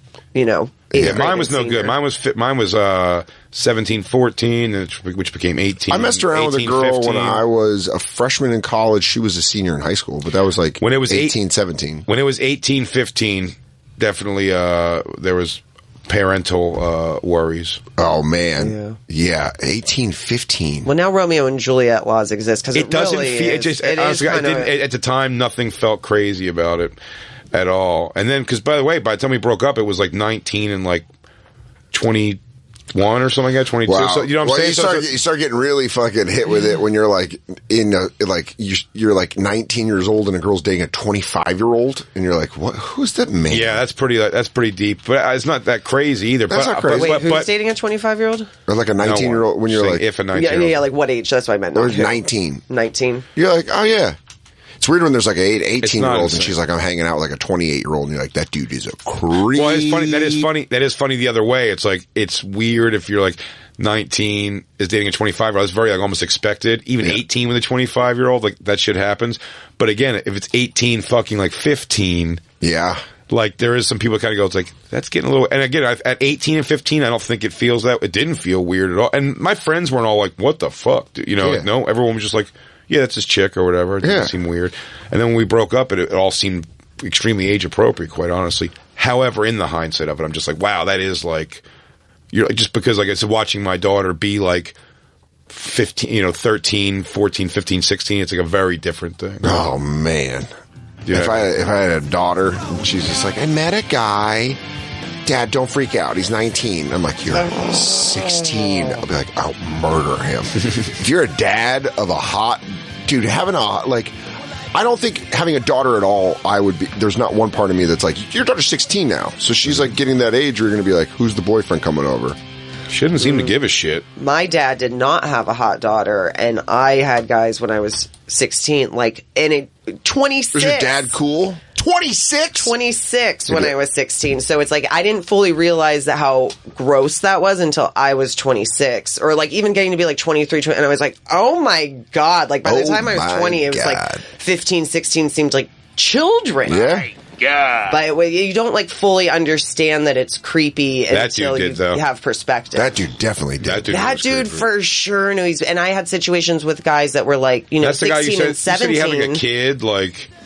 Oh, he had a whole life. Yeah, so weird. What a creep. He was such a drug creep. dealer. Oh, there you go. Selling coke to children. So. Oh my God. This guy's a real... We have to take a break and then basically we'll come back and say goodbye. Well, why don't you say goodbye now? You need 3 segments and I just can't do it without... I can't do 2 segments. Jacob will kill me. Okay. All right, everyone. We'll be right back. It's the Bonfire. Did you hear? And now, back to the Bonfire with Big J. Oakerson and Dan Soder. Hey everyone, that was a few seconds. Well, we're back, and we have to be out of the studio for God knows what in 8 minutes. But we need 3 segments, where Jacob's going to freak out. And he's in Florida, and he's got a .22 rifle. We certainly don't want him freaking out. He's going to take it out on God knows what kind of wildlife. Yeah. I hope he tries to take on I'm going to go kill me a grizzly with this thing. I'm going bear hunting. This bolt's going to bounce off. Papa's going to go get some bear hunting done. We got so far off track off of boat adventures, though. But I will say it was amazing. For everything from Mateo and his fantastic body and little underwear, little bathing suit. Little itty bitty bitty teeny weeny itsy dot polka dot bikini. The mystery rages on. Do me and Christine ever hook up with this Long Island chick? Never know. Is Dan different now that he's back on dry land? Is Dan different now that he's back on dry land? Did that Asian girl ever finally turn into the dragon? Oh, so many questions, but what a great fucking trip. And we're glad we could bring you guys a bunch of episodes for Lost at Sea. They were fun. The live one was just, what a blast. We knew when we got off the stage on that one, like, that's funny. Yeah, that was just a good episode. So what a gathering of people. And thank you to Sal and the Impractical Jokers for having us in the Bonfire on the Impractical Jokers Cruise. We hope you guys enjoyed it. Yeah, check it out. Next year coming. I'll sail any sea with you, Sailor. Let's hope. There's an Impractical... Oh, did they announce? They did announce. Yeah, they did. Right? There is going to be another one. I was trying to give you a compliment. What was it? I said I'd sail any sea with you. And then I called you Sailor in a sexual way. I'd sail any sea with you. Thank you. You're my captain and I'm your first mate. No! All right. We'll see you on Monday. It's the Bonfire. Put your hands on me, Jack. I will now.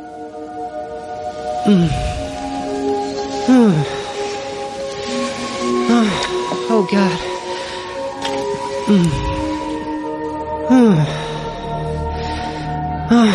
Oh, God. You're trembling. I'm beyond happy.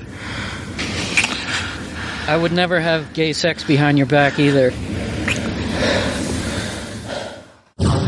Big J. Oakerson, Dan Soder. Bam, stand We're up hanging face. out with Garen James. Again, the CEO of Cowboys for Angels. It's cowboysforangels.com is the website, right? Well, you know what they could do? You know what Cowboys for Angels could do? Is hire us as, like, closers. So, like, Yes. if it does get taken to sex, post-sex, we come in just to do, like, you know. Cuddle. Yeah, pillow banter. Just make you laugh. He goes, hey, you want to share a sleeve of Oreos? And I'll tell you some funny stories about growing up as a fat kid. I bring in Coco and I go, yeah, this is a Steve Austin t-shirt. It's pretty comfortable. Scoot over. What do you want to watch? I go, oh, this bed is soaking wet. Someone got to work. Anyways. I want to. Don't worry, I brought my own towel. I lay on top of. I like when they come over like really as cowboys, just like spitting chaw on your floor and slapping you if you complain about it. I go, morning, miss. A young man, I paid for you to be here. Shut up, you old son of a bitch. Where's Armando? I will usually like Armando on Thursday. I go, well, miss, there's a little bit of a problem down at the train station. Armando ain't coming. But a man that can drive steers from over about El Paso to up to Golden, Colorado, well, I'm your man. I can't promise you sexual gratification, but I can promise you fresh beef. And I've seen what them things been eating, and it's good. Grass-fed, mostly. You're my cowboy? Can you do the lotion in the basket? I mean, that's my standard voice. That is. I mean, do you hire for that? Do I get to wear a robe and tuck my dick? Voice. Oh, dude, I'll dig a pit. Dude, if you put me in the pit room, she's like, give me back my fucking dog. She goes, wait, what is this? And then you shut the door behind her, and then that song kicks on, the Q Lazarus, Goodbye Horses. Yes. Yeah, and this is me, Chaps, going, would you fuck me? I'd fuck me. Wait, did you want the full premium package? Or do you want to help me move a couch? Do it. Do you mind? Don't you hurt my dog? Hi, I'm Bill. I'll be your cowboy. I'm your cowboy for your angel. You're about what are you, about a size 8? All right, yeah. I can work with that. Yeah, I could definitely work with that. Oh my God. You mind, I need a camera. What kind of lipstick do you have? Is that L'Oreal? All right.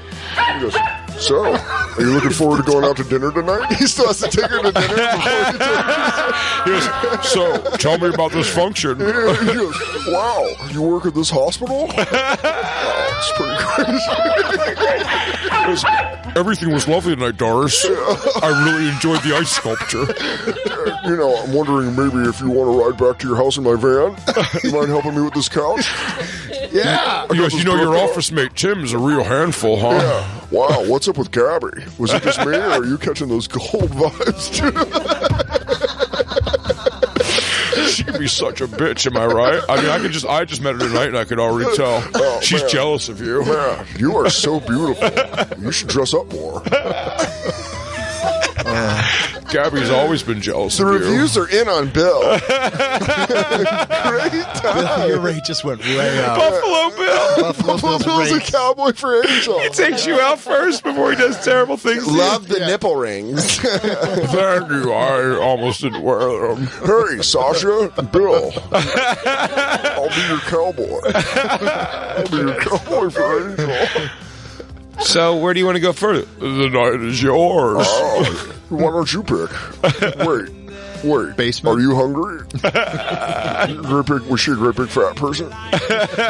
My friend got a cowboy for Angel. Was she a great big fat person? I remember. She was a bigger girl. Yes. Yeah, I remember. Oh, dude, see, Jay and I will kill in the discount bin. Closers. Think about closers. That Bringing was us so in good. to do pillow Well, talk. can we be part of like a package deal? Can you send like a yes. thick dick Nick Hawk, and then when he's done, like me and Dan come in and like Yes. squeegee your tits off? Yeah, we take And lay bong on rips. you? Take bong rips. Watch Family Guy. Dude, I'm Vanilla Dan. You show me a right tit, I'm good for the night. I'm not wiping the jizz off, but I'll throw you a rag and then go get us 2 iced teas. And then after she cleans up, when she walks from the bathroom to the room, that's where I get my excitement. I go, I saw her boobs. He goes, "Oh my god, I just see her butt." She just bent over. I saw her butthole and cooch. I'm gonna beat off so hard this later. I go, Jay, dude, this is so much fun. All right, let's take our bong rips, watch Family Guy. She's like, "If you want to go knock one out in the bathroom, I understand." He goes, "It's not the cowboy way." Sorry, miss. I'm a sheriff. I signed an employment agreement that says I will not beat off at your house. That is rude. And Call me a stickler. yeah, I believe that Cowboys for Angels stands up for a code of conduct, and I will not jerk off, even though I saw your super nice boobies. Even though I saw your super nice boobies in that nightgown. You guys' rates are going higher and higher. I want to hire you guys. Yeah. Like, just come to my house.